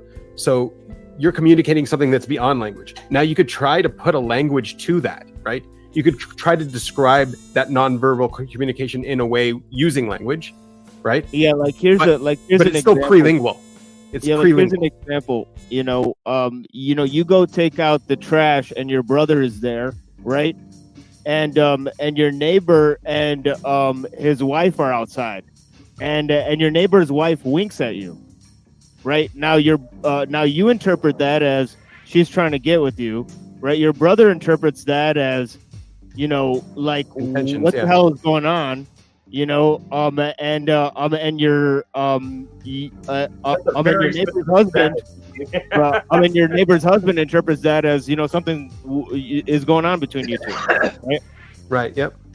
That's a super specific example. Machine. Reading into intentions. It is specific, but it's a good one. It's a good one. It's a good one, Brad. I'm just saying, is this something that happened to you, Machine? Because that sounds. No, you pulled it out of thin air. No, I heard it. No, I heard it on the radio, to be honest. But yeah. Okay. So where did he get it from? Yeah. The person was describing how proof is non-existent. How the same evidence could be used for proof of different things, right? So that's what he was. Yeah, right. So different interpretations of their intentions. Yeah. Yeah. So the intention was something, though, right? What was the intention of the winking lady? We'll never know. Right. But I guess like people are just Unless you guessing at the ask- different unless you intentions. went and actually asked her with words, and then you can clarify it. But yeah. Right. Well, maybe she won't tell you. But like, Maybe so not. all of that stuff, all of Maybe that not, stuff, but if you believe it it as could. true, is a narrative. I said it could Or be it's clarified, not that it would be. But it Oh, could okay. That's yeah. I agree.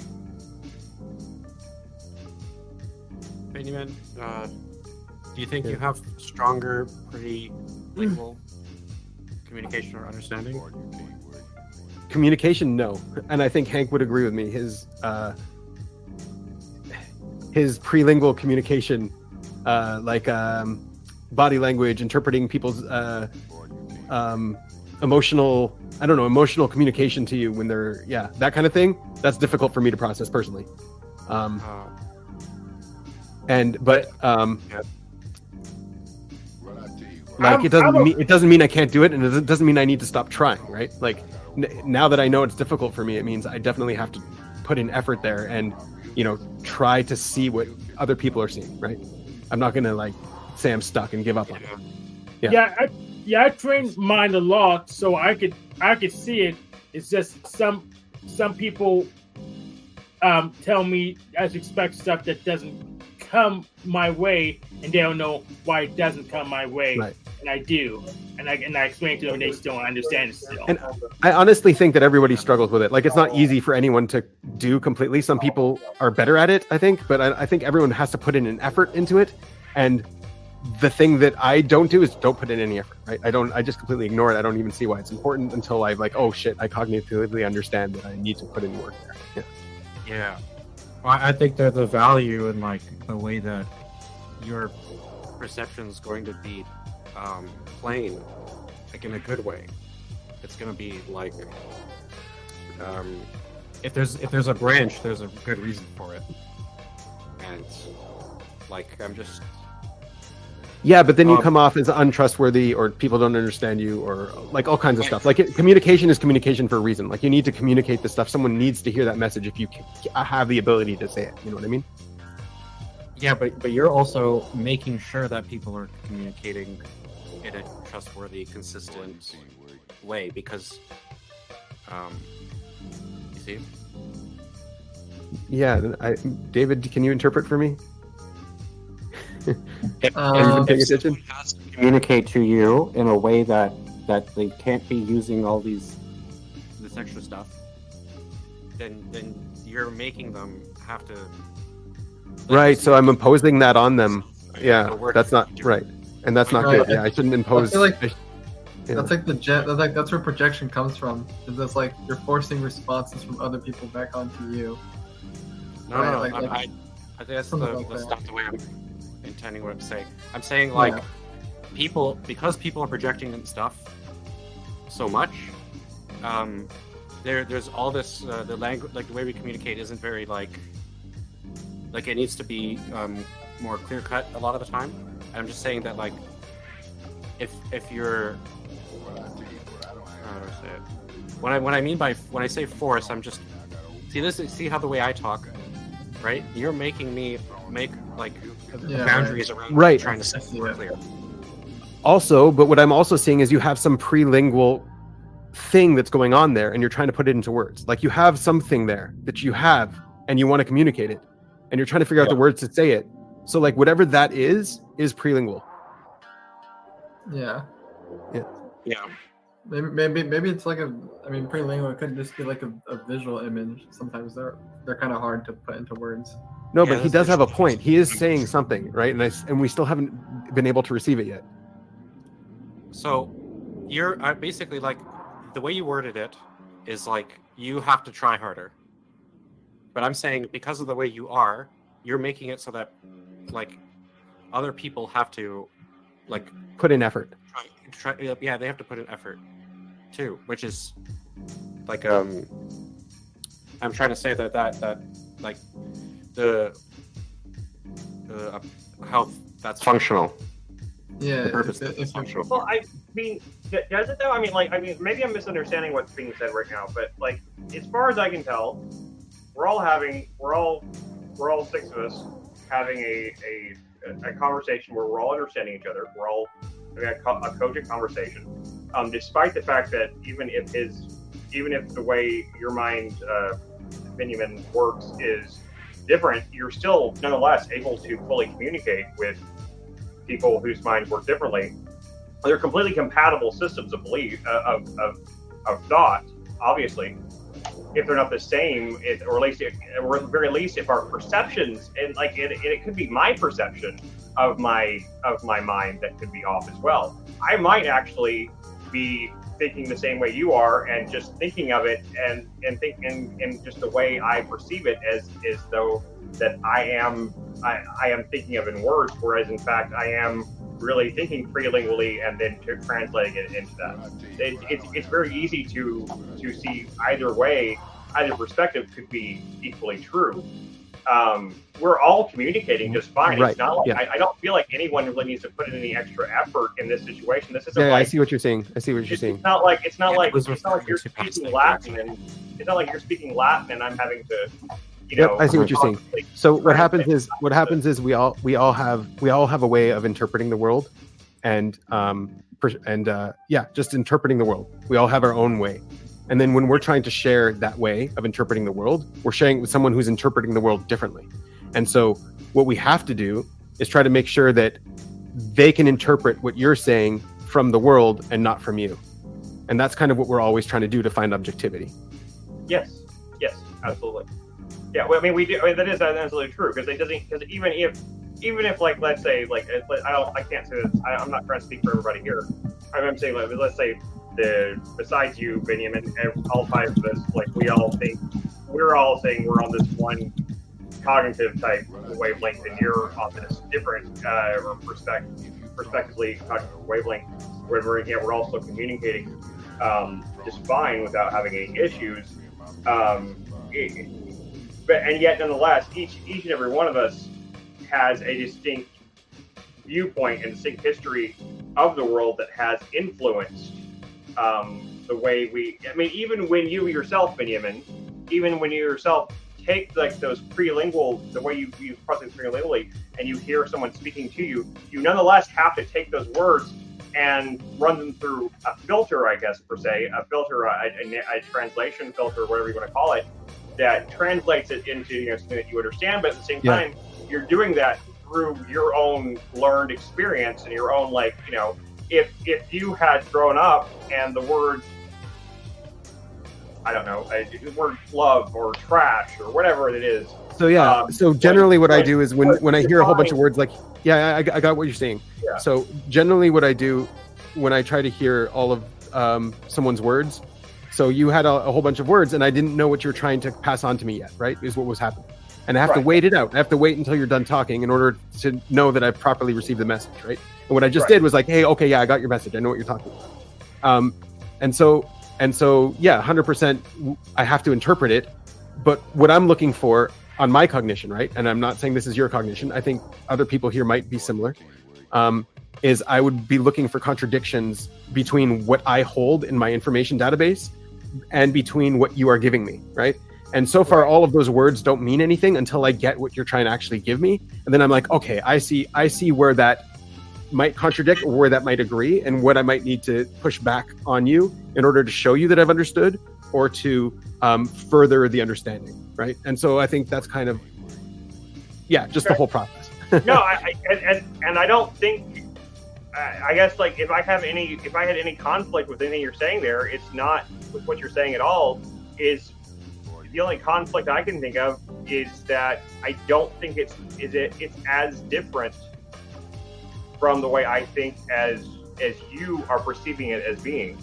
I think that they're still very similar modes of thought, even if there are subtle differences. I don't know if there are differences that are extreme enough to, like, differentiate them from, to really differentiate as a completely separate mode of thinking. I think that it's nuance, really. It's a nuance. It's a nuance. Can I bring David into this for a second? Sure. Yeah. Hey, were you hearing the whole conversation so far, or you're doing your own thing? No, I've been listening. All right, nice. So he's talking about our cognition and how he doesn't think our cognition is that different. Can you tell him your observations on this subject? Yeah, the cognition is different between people or similar? How different is it? It's very very different.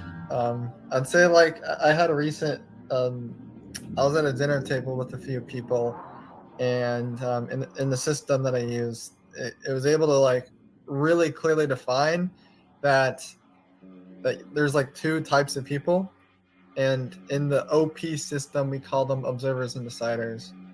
And the way that their minds are processing information or the situation is on different wavelengths as each other. So I was at a table with 3 deciders from 3 different generations and 3 observers from 3 different generations. And even though that they were from different generations, they had completely different experiences. They gone through different things in life. What I was still seeing, and of course I had to look for it. If you don't look for it, you won't see the concept that I'm pointing out. But they were really acting pretty strictly within their cognitive ability. They weren't not. It's what they weren't doing. They weren't. So like we were cognitively, like the cognitive psychology is what I'm trying to get to. Is that like the words, we will use the same words. We have the same language. We have the same, way of speaking. Like a lot of it can be commonly understood, but there is depending on what kind of like side you're on, you're gonna take the words in a different way, or you have words that are like loaded in your mind. So if you want to get me to talk more, you got to say David, because that's my name. There's a lot of loaded energy behind David. But for you, for Chris, it doesn't really mean much to you, but it means a lot to me. It's my name. It's like there's a lot behind that. And so that would be like, you kind of take that, and if that's for every single word or every single like concept or idea, it gets really hard to actually know. But yeah, there's a lot of different I'd say people are processing stuff in a lot of different ways, and you can kind of categorize it. Well, no, I would say that every single person processes things in a different way, even if there might be similar in some cases. Every single person processes things in almost completely different ways, just because of the differences we have as people. And thank God for that. Right. Even if you don't look at God, I think that's a good thing. No, I agree. Yeah, 100%. I appreciate, and I'm appreciative of the fact that there is someone like Benjamin and David and whoever else that does think in that different way. Because if everyone just thought the same way as me, then there would never be any progress or anything, because it requires first of all 2 things. It requires, well, one of the primary motivators and primary movers of progress is conflict, and I don't mean conflict in like a war sense, but I mean in intellectual conflicts, intellectual friction. I mean, you could even like equate this to sex. Sex is friction, right? Sex is friction that reaches a point that ultimately can. Just because you can do something doesn't mean you have to. But go ahead. Well, now I'm not sex. What's going on here? But I'm saying, in the most primal. I'm trying to relate the most primal human thing way I can. Right? I'm trying to take it to the most basic human level. Is that friction between 2 different people who are nonetheless communicating and nonetheless getting along? We can have a pleasant conversation. We can get along, but by having different beliefs, like your different perspective is going to, in many ways, it's going to affect my perspective and give me new ideas, new perspectives, and my ideas give you new perspectives, and it spider webs out and creates this entire thing until actually new ideas, new things crystallize from that. Without people that think differently, without neurodivergence or neurodiversity or whatever you want to call it, the world is dead. Yeah. If everyone could really be made to be conform to the same exact mental patterns, then like what's the point? What are we doing here? You know, like I think the world would die out. I think human civilization would die out without some degree. That's the reason why so many of these streams devolve into drama streams, is because people they're looking for conflict. They're looking for conflict because they're looking for friction. They're looking for something that sparks new ideas. Even though a lot of these drama streams don't do anything to actually engender new ideas, but nonetheless, it's still more stimulating than watching a bunch of people just getting along and agreeing with absolutely everything everyone was saying. So you've just doomed my channel. We're all agreeing here. That really sucks. Ah, shit, damn it. Fuck. You're you. I don't agree with anything you said. Okay, cool. I think that's what Claire's saying. That's what Claire's saying. Where we have to do work, we have to do like effort to like disagree. You want us to disagree, but I could disagree with everything you're saying, and then that's a lot less work for me. I don't have to. I don't want to argue you. I'll just agree then. Yeah, isn't that right? Yeah, but you do agree. You did agree, David, on what he said, like about different forms of cognition being necessary. Sure. Yeah, you think everyone should be just like you, David? Yeah. Yeah, honestly, everybody should just be your cognition, and the world would be a better place. I've had this exact thought so many times, and it happens in like the Rocket League game. I was like, fuck my teammate. They should just think exactly like me and would be like locked in. It's yeah. I have thought, yeah. Everyone should think like me. Do you see how that's wrong though? I don't think I could do. It's not right or wrong. I'm saying like that's what my brain tells me is like that's what. Okay, yeah, you're being honest. You're being honest and open about what your brain is telling you. But are you able to self-reflect on that? Yeah, I can step outside of it. I'm like, this is dumb. This is stupid. There you go. Why am I? So why you am do I agree thinking with him. this way? It's like the default. You do agree with him fundamentally. Program. Like that's. Well, yeah. default. I mean, conflict is uncomfortable. It's uncomfortable, and it creates not just it's not just uncomfortable, but it creates intense discomfort at times. Like being challenged on anything, especially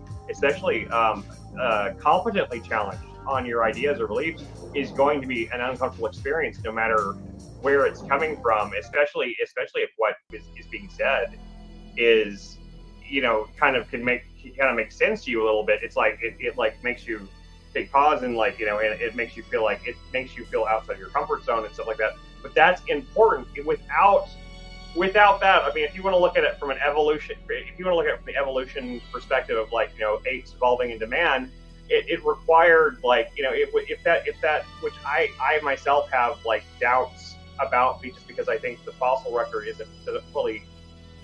I'm not saying that the evolution is wrong. I think it's true. I just don't think that the way we historically perceive it is exactly the right one. I think we still haven't. But something like this is inconsequential, though. Like for this kind of conversation, you know what I mean? Like, so what? Some of us believe in evolution. Some of us don't believe in evolution. We can still talk about the topic. My point is, evolutionarily speaking, in order for adaptation to occur, in order for something, you have to have something to adapt to. The environment. You adapt to your environment. Yes, 100%. Yes, we had this conversation too on Mo's channel. We had this conversation on Mo's channel. He brought in a good thing to watch, and one of the points was that our human environment has become so different in this day and age that we are evolving to.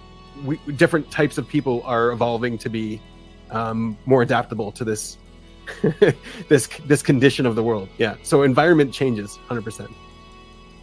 Yeah, I mean, I guess that's all I meant. It's just that human progress requires us to adapt, but in order for us to adapt, we have something to adapt to, which requires conflict, which requires something different to, we have to encounter something different that we have to adapt to, and we have to figure out a way to thrive within that. And environment being social or land-wise, whatever, in just IRL. Yeah. I relish conversations with people who think differently than me. I do. Yeah, 100%. I had to learn that. I didn't used to feel that way all the time. I used to be, when I was younger, I was very much, like a lot of people are, where like it, things like that. If it made me uncomfortable or something, then like you avoid things that make you uncomfortable. You gravitate towards things that feel home-like to you or whatever. And it was really through the process of when I was doing screenwriting and stuff like that. And my partner, the director that I was working with and stuff, and I would write these things that I would think were brilliant, and I would send them to him, and he would send me this list of criticisms that would be really cutting and harsh and stuff like that. And at first, I really resented it, but over time, every time I would take that advice and take the criticism and implement it, it made the script better. It made it better every time. It refined it. It gave it more heft. It gave it more. It made it leaner and meaner, and it made it, it improved the work. And therefore, I learned over time that that those different perspectives, those people that are telling me, they're telling me now if they're just telling you no, everything you're doing is shit, you should stop. That's not helpful. But if someone's telling you yeah, okay, yeah, that what you're doing is there's some good things here and here. This is shit. This is shit. This is shit. It's giving you constructive criticism. That's invaluable to me as a writer. And I find the same thing in terms of life with people. I find that it's invaluable to me to find people that you can still communicate with. You can still find common ground with. But at the same time, you have different perspectives, and you learn from those perspectives, and that's what ultimately facilitates growth. One of the things I noticed too is most people don't want to hear other people; they just want to hear what they have to say. Really, the conversation we're actually listening to is what we're saying. We're not listening to anyone else. Right. Yeah. Well, I mean, I consciously make a conscious effort to try to not do that. No, I'm not saying you are specifically. I'm just saying in general, me too. No, right? I'm not saying you're right. In general, that's all I'm doing, right? Just like with what the line in Fight Club, where they're at the meeting and he says something about when people think you have cancer, they really listen to you, and she cuts him off, says, instead of just waiting for their turn to speak, that's there's a real deep cutting truth in that. A lot of people aren't listening to anything, and I see this on panels all the time, because you'll actually see someone talk and make all these points, and the next person jumps in, they don't address or say anything about anything that was just said. They just go back to whatever they were saying an hour ago. When the last time they got to speak, they're just waiting for their turn to speak. They don't even bother trying to contextualize it. They don't bother trying to say oh, let me go back to this thing I was saying before because I didn't get my thought out. They just go right back into it because the whole time they were just on pause, just waiting to spew whatever it was, And mom is a narrative. I see that all the time in Panelverse and other books. What's that, Claire? Sorry, I said your mom is a narrative. That's what I had to say multiple hours Oh, ago. thanks. Okay. I'm just bringing it back. All our mom is a Hey, you know what? My mom is a narrative. Is that the drama? Damn fine one. Are you bringing the drama, Claire? Narrative. All right. Okay, Eric. You guys know. All right, I'm gonna ban you, Claire. No. Just kidding. You moved him to the bottom of the barrel. Now he's holding Denizen, us all up. welcome. Have we spoken before? No. All right. Well, welcome. Denizen came over with me from my stream. I was doing a stream, and then Machine, he said he had to head over here, and so we were well, let's go over and talk to the people on this panel. So welcome. Well, Chris, drop me your channel too, because I'm gonna try to jump on. Yeah, I'll drop it in private. Yeah, sure. Yeah, sure. You like Larry David? You like Larry David?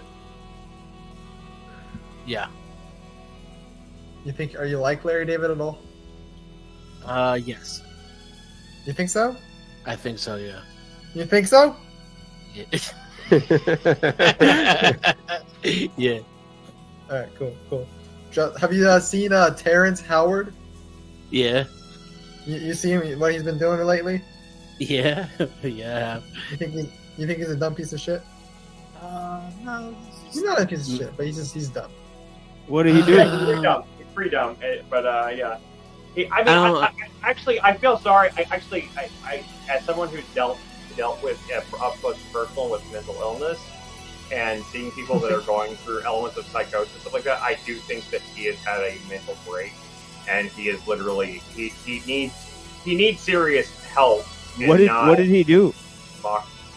Terrence Howard he's came up with a theory called Terryology. Yeah. And basically Terryology is the just guy like, from Hustle and Flow that looks the guy like from Hustle and Cuba Flow. Gooding Jr. Correct. Yeah, the Cuba Gooding Jr. wannabe that was in Iron Man, the first Iron Man. Yeah, that guy. Oh, that's the one. Okay. Yeah. So, do you agree that 1 × 1 = 2? No. Well, no, of course No, it doesn't. he's conflating instances with multiplication. That's where his theory falls apart. It has like he really is saying that 1 × 1 = 2. Yeah, that's Well, that the theory. explains that explains my math and language point perfectly, I think. Well, like, did he? I wonder if he just had a brain injury where he's seeing everything like this skewed this way, so he sees the plus sign, the multiplication sign is the same thing or something. I have a question. Another question for you, Mo. He's also saying like a 2, or like the square root of 4 is 2, so the square root of 2 is 1. Who's saying that? That's Terrence Howard. He's like built this whole. Oh my It's god. called Terryology. I'll put it. I got a question for Mo. Just trying to remember what it is. Oh yeah. So if language is based on logic, so then why can we have paradoxes when using language, but not when using math? There are clear mathematical paradoxes. Yeah, there are. Yeah, I would say I don't understand the question because there are. What are the mathematical paradoxes? David just mentioned. Have you ever heard of Cantor? It's Yeah, not that more goes into my philosophy of math presentation, which maybe I should send you both of them.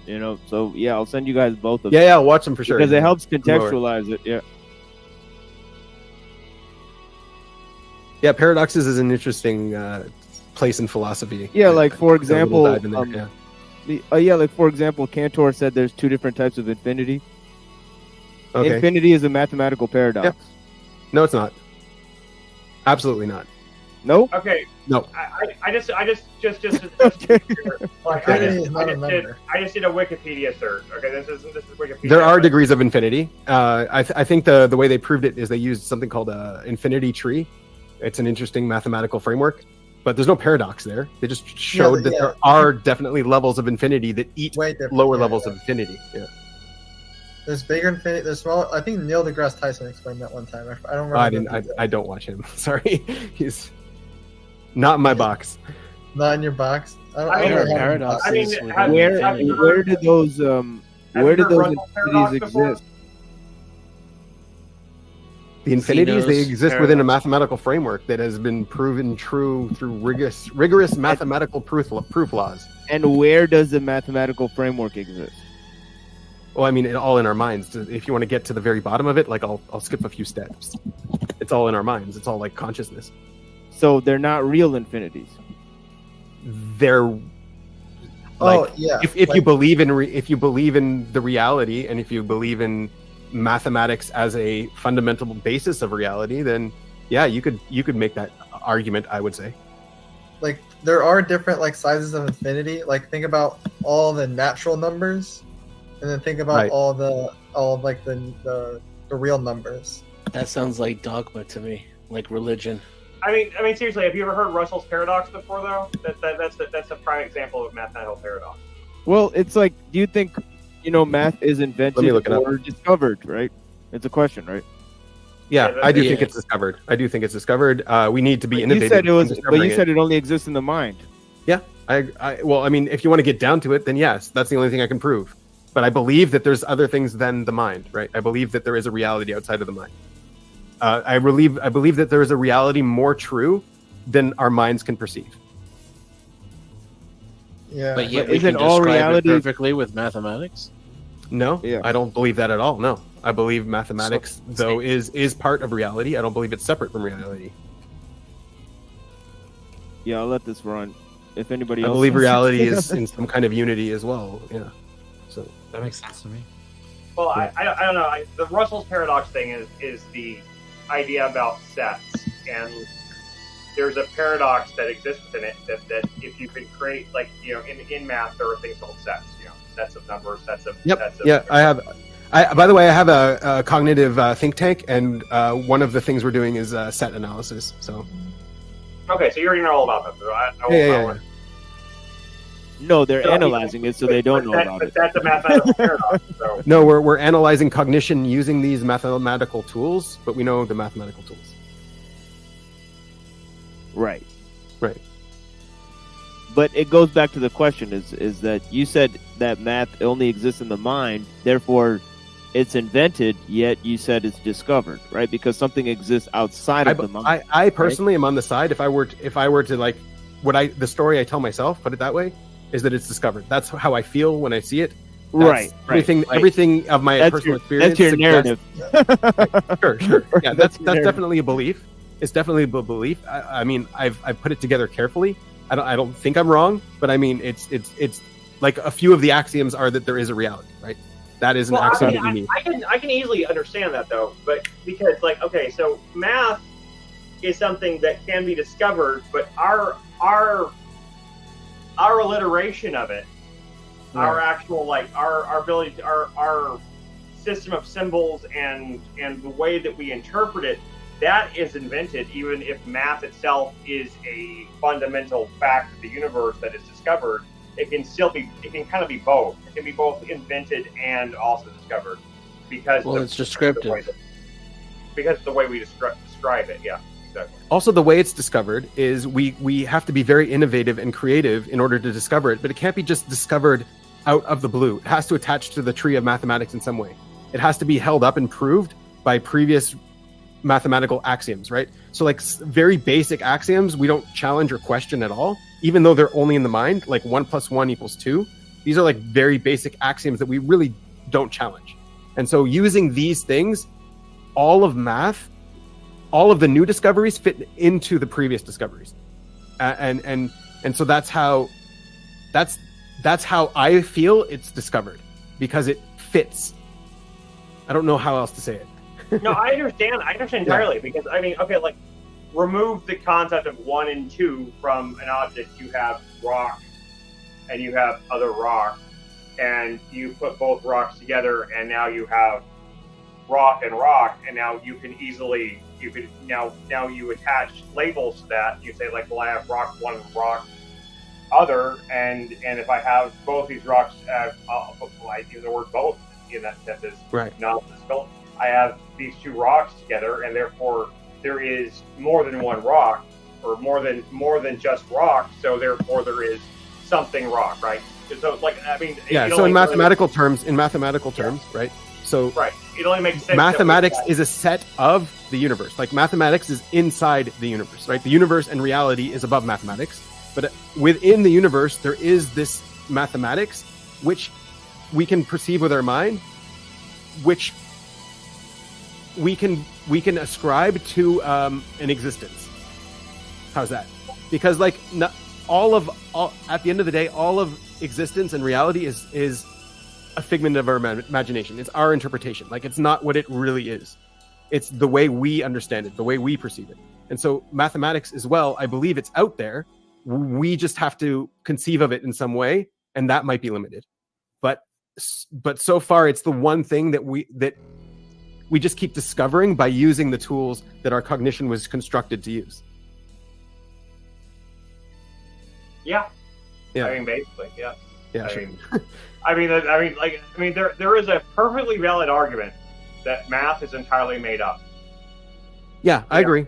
That's a valid argument. I don't believe it, but it's a perfectly valid argument, and it's one that, like, you can't really easily, like, argue with. No, it's fine. It's a valid argument. It's not. You don't even need to argue with it. I agree. I personally do believe in math. By the way, okay, I'm not one of those people. Yeah, that's okay. Yeah, but I believe in it because it, like, I've heard an argument before, and it's hard to argue with. It's like, well. So this is one of the things we can differentiate. We can differentiate between an externalizing process and an internalizing process. Math, we can externalize. We can use it to create something and predict the outcome of that thing. So if I can use math in order to tell you that this bridge will fall if I put 1,000 kilograms on it, then let's go and see that. Let's go and put it on there and see if the math is right. And the math ends up being right? So like the externalizing process of mathematics, we can verify. The internalizing of it, the way that we understand it, that has to be subjective. That has to be something that we can't be sure. We can never be sure about that part. Yeah.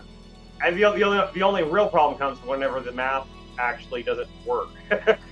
Like with gravity, for example, or so far it's consistent. Like physics is consistent. Well, no, I mean gravity is not fully gravity. The mass of gravity does not fully add up. Yeah. So what you're So the math works. The theory maybe doesn't work. So there's a difference between math and theory. Yeah, because math works in so many other areas, and obviously we're doing mathematical approximations of reality is what we're doing. Right. I'm just saying that like when you get down to the nitty gritty of the mass of gravity, like it comes a point where the math actually breaks down. Like have you ever so far the most successful theory of gravity that like that we can't see it break down is the theory of general relativity. Like that is just an insane way to conceptualize the world that absolutely matches what we're seeing in reality. And like just the way that space and time get bent, like it's hard to wrap your mind around. And I can understand people being like, no, that's not true, because I don't want to invest the time required in order to understand it. But from a physicist perspective, like that's how we're able to make GPS work perfectly, is because we understand general relativity. Yeah. I'm talking about. Well, here's the thing. There's a difference between a model and a theory, right?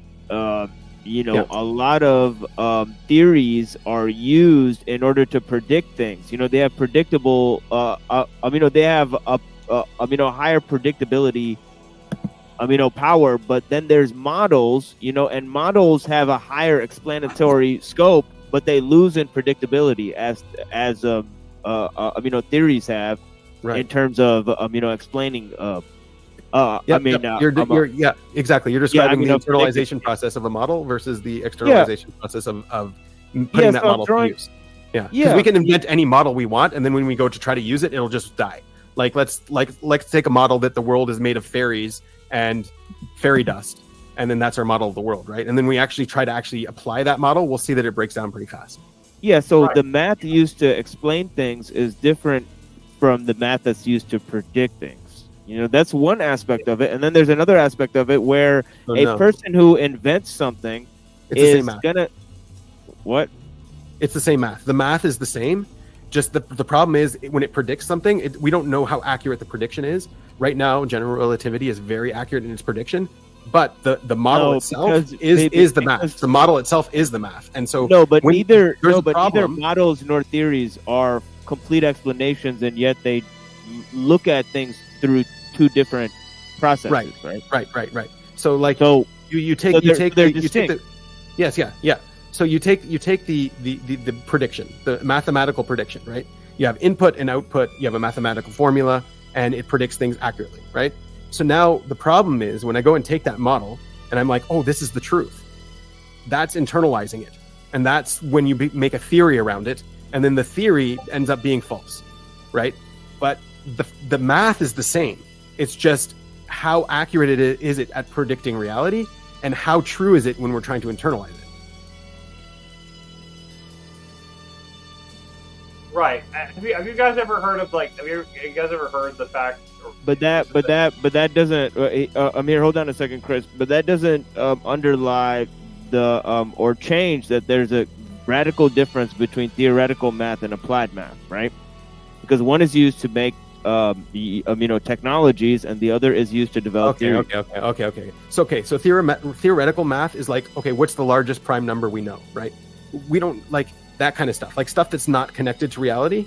Exactly. See, this is what I'm talking about, right? Yep. Yeah. So that's all theoretical math. It's all true. We can all eventually, like, all of the time when we try to apply these theoretical maths, we don't know where in reality they apply. And a lot of the times we wait until like we run into a problem And then we discovered that there's already a theoretical mathematical framework to describe this phenomenon, and we apply it and we see that it works, right? So like theoretical math has its uses, and it ends up in the end, a lot of it won't. A lot of it will never end up being proven. And the difference is falsifiability. I mean, and the scientific method. I mean, that's a clear difference, right? Yeah. So scientific method is about externalizing. It's about that. Yes, it's about proving it in application. Yeah, but the math is the same. I just posted a couple of links just to something I think is fascinating about the fact that we don't actually fully understand how bicycles work. I think it's it's only tangentially connected to our conversation. What about bicycles do we not understand? Right. Check out these articles, man. I just posted two of them from these are reputable sources. I can't see a single thing in a bicycle that I wouldn't understand unless like we're going to subatomic particles. It's complicated, but basically you completely understand centripetal force. Yeah, 100%. Okay. You completely understand gravity. I mean, to the degree that we understand it today, yes. I understand it to the degree that physicists understand it today. I'm a physicist. I mean, physicists. Some people still argue over these things. They still argue over lift. No one's arguing about general relativity right now. There are some things that I think we should be arguing about that we're not. But no one's arguing about general relativity. No one's arguing about the standard model. No one's those arguments have been put to bed. And I think we should definitely question them. We should definitely question these ideas. But we're not arguing. General relativity. General relativity works, yeah. But we're questioning that theory. We haven't run into a problem where general relativity hasn't solved it, for gravity. So until we run into that problem and we need a new framework and a new theory or a new math, then general relativity is just going to stay. There's nothing better. Okay, so this is according to CBC, the Canadian Broadcasting News, an article from 2016. But it talks about it. Literally, this is the title of the article is "Science of Cycling is Still Largely Mysterious." And basically what it says is that in reality, we know precious little about how bicycles actually work, beyond the basic mechanics of pedal turns gear that turns wheel. But it's the physics that are really fascinating and some mysterious. The forces that keep a bike going, the variables that make one bike better than the rest, why a riderless bike seems to feel safe, right straight, and what the best design really is. Quantum physicist Michael Brooks summed up nicely in an article when he wrote that forget mysterious dark matter and an inexplicable accelerating expansion of the universe. The bicycle represents a far more embarrassing hole in the accomplishments of physics. So it's really weird. Okay, so I used a program to engineer things called Maple Sim or whatever. It was a stupid program that I really fucking hated, but we were forced to use it in school. And there's definitely other programs there. But anyways, this little world of Maple Sims uses differential equations and physics in order to simulate an entire world the exact way it works, right? And so what you do is you end up inserting objects into this world and inserting forces and motors and all this kind of stuff and having it completely render that thing. So you could definitely 100%, I've designed more complicated things than a bicycle in this world. So you can definitely design the bicycle, and the bicycle is being run on mathematics, and it works exactly like the bicycle works in reality. So I don't know where possibly we could look at a bike and be I don't understand that. The math understands it, right? We don't know why the math works. Right. Well, maybe we don't know why the math works electricity, perfectly, but the math works, and so the math understands it. So our inability to understand it is our inability to understand the math. That's it. Well, sure. I don't doubt that it's that the failing comes on the human level of just not being able to play gravity or how a bicycle works. That's not my. I'm not saying that it's not. No, yeah, I know. I'm just refuting that idea. It's just but maybe there's a point there somewhere. But I'm just saying that quantum physicists that we don't understand how these things work. That was the point. Yeah, and then you claim too, which surprised me. I still don't agree. Quantum physicists said that the holes in our understanding of a bicycle is far more troubling than our lack of understanding in quantum physics. I just think that's a startling quote. Listen to physicists argue about how airplanes work. They still don't they don't even agree on that. They don't. No, we what makes understand how lift airplanes work. We understand how lift works. We That's not understand. true. Yes, it's 100% true. Yeah, I know from personal experience that I can completely design an aircraft and lift based on mathematics and understand it. And yes, we know the expected outcome of certain things that have already been done. No, but the fundamental right. principles are still under debate right now among people who specialize in these fields. I specialize in this field. You're There's a no physicist. debate. Yes. Yes. Okay. How many degrees do you have in I can't tell you where I work, but I can tell you that I'm in Israel and I'm a physicist and I know how planes work. How's that? How many degrees do you have in physics? From what university? So the university I went to was, I don't want to share like personal information, sorry. But like the university I went to was, you can look it up. It's the only university in Canada with a nuclear power plant in order to do labs. And when I was there, actually back in like 2003, something like that, we had Iranian students there. And like, there was no question about Iran at the time. There was no nuclear program at the time. And just a whole bunch of students. They were all Persian people. They were like really cool people. And we hung out and learned engineering physics together at this university. And yeah, I knew all these. No, yeah, this is really weird. It's really weird. I'm looking back and I'm like, oh, so like what I did was, as an alumni, I went back to the school and I asked the dean there. I'm like, hey, whatever happened to those Iranian guys? Like, was that something? And he's like, we don't talk about that. They're gone. Yeah. Well, to be fair, that was a much more interesting answer than the question I asked. Yeah, really, for sure.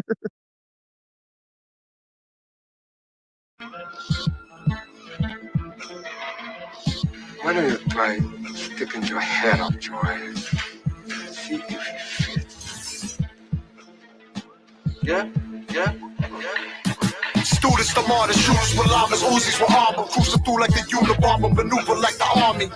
This hell await us, or is this a living hell on earth? But what if life's another kind of test, prepares for the worst? Swerve through the darkest trenches, learning God's perceptions and intentions through grinding ledges, plotting benches from project benches. I've learned a lot of lessons, time will test us. Comrades who ride against us over pride and jealousy. It's kind of senseless. I describe relentless from an environment that's crime infested, knowing my total potential to rise is endless. Higher than ever was making it look effortless to the death of us. It's not the precipice, but with the messages. I know the ledge like I know the edge of the cliff, overlooking the rocky road of rival. Me, my holy disciples, just a couple killers. It's also known to mostly trifle. Holding the rifle to your dome while quoting the Bible. Oh, shit, man, I got everything. I got Venus, I got black beauties, I got pink hearts, yellow jackets, reds, grass, speed, acid, pumpkin, Dixon's Valium, Atherax, Glidonate, Chinese ladies. I got the everything, dude, man. You name it, I got it. I got a pill make you throw up and don't worry about it. I got a pill make you throw up and die. Raised in the slum, fallen angels with razors and guns, briefcases of drugs, hatred and love, taking the blood, facing the blood, we ultramagnetically blazing it up, like purple rain, angel dust, the cocaine from the plug, shooters with AKs, take a bomb, get what they want, run the gun, you can stand in the bomb till everything's done, take everyone's head, end of the world, everyone's dead, they say we're doing to die too, and hell awaits us in the end, maybe they right, maybe they wrong though. Who are they to say they afraid? Gave up on their dreams, we ain't the same. We're the rarest breed. There's nothing that we can't achieve. But in the meantime, pass the beat. Word, listen to the beat.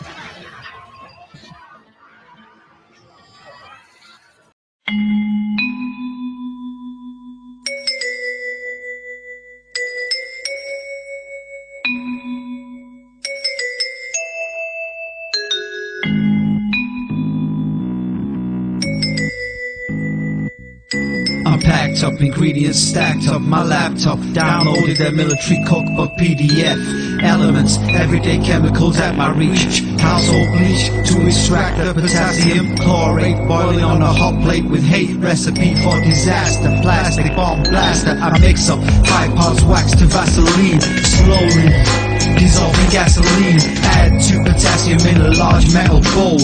Knead like dough, so they leave real slow. Gasoline evaporates, cool dry place. I'm strapped up, cross my chest, bomb belt attached. Deeply satisfied with the plan I hatch.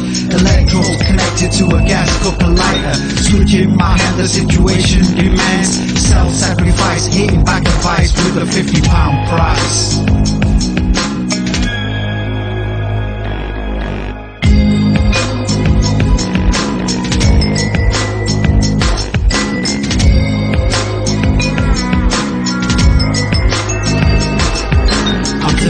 Numb, but the hurt is gone. Gonna build a dirty bomb. Use this privilege and education. My PhD will free me. Paid off the Ruskies for weapons grade uranium. Taught myself skills from Pakistan. Iran upgraded. In stage 2 of the plan. Rage, a thermonuclear density gauge. Stolen by the Chechens from a base in Georgia. I get some cobalt 60 from a food radiator. So easy to send the infidel to their creator. It takes a dirty mind to build a dirty bomb. Simplicity is numbing. Genius is dumbing down the situation to a manageable level. To make the world impossible to live for these devils. A suitcase of Semtex, a mobile phone trigger. Blow them all to hell for $1 million figure.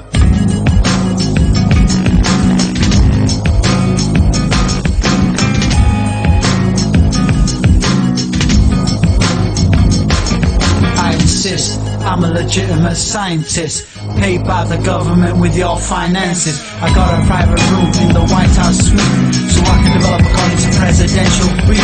The Megatron, Don Gulf War veteran, foremost proponent of the neutron bomb. At the center, atomic, surrounded on all sides, wrapped in layers of lithium deuteride. The bomb detonates, causing lithium to fission into helium, tritium, neutrons into fission. The blast causes shockwaves that melt body fat. Uniquely though, they leave the buildings intact. I made a 25 mega bomb daisy cutter, a great blast radius with very little clutter. There's less radiation, so you get a cleaner bomb. Sure money, people, it costs $1 billion.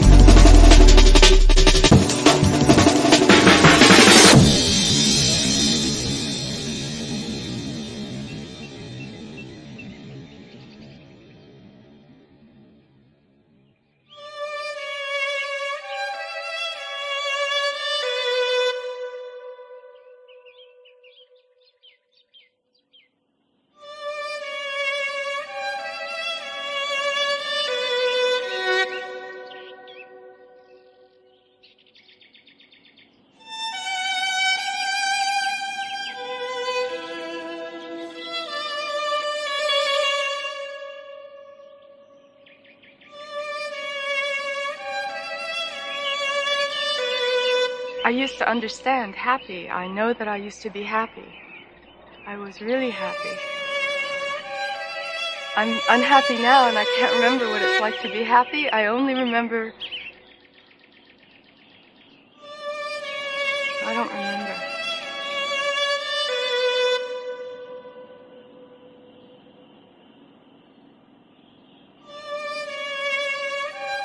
I remember being happy only in comparison to not being happy, which is what I am now.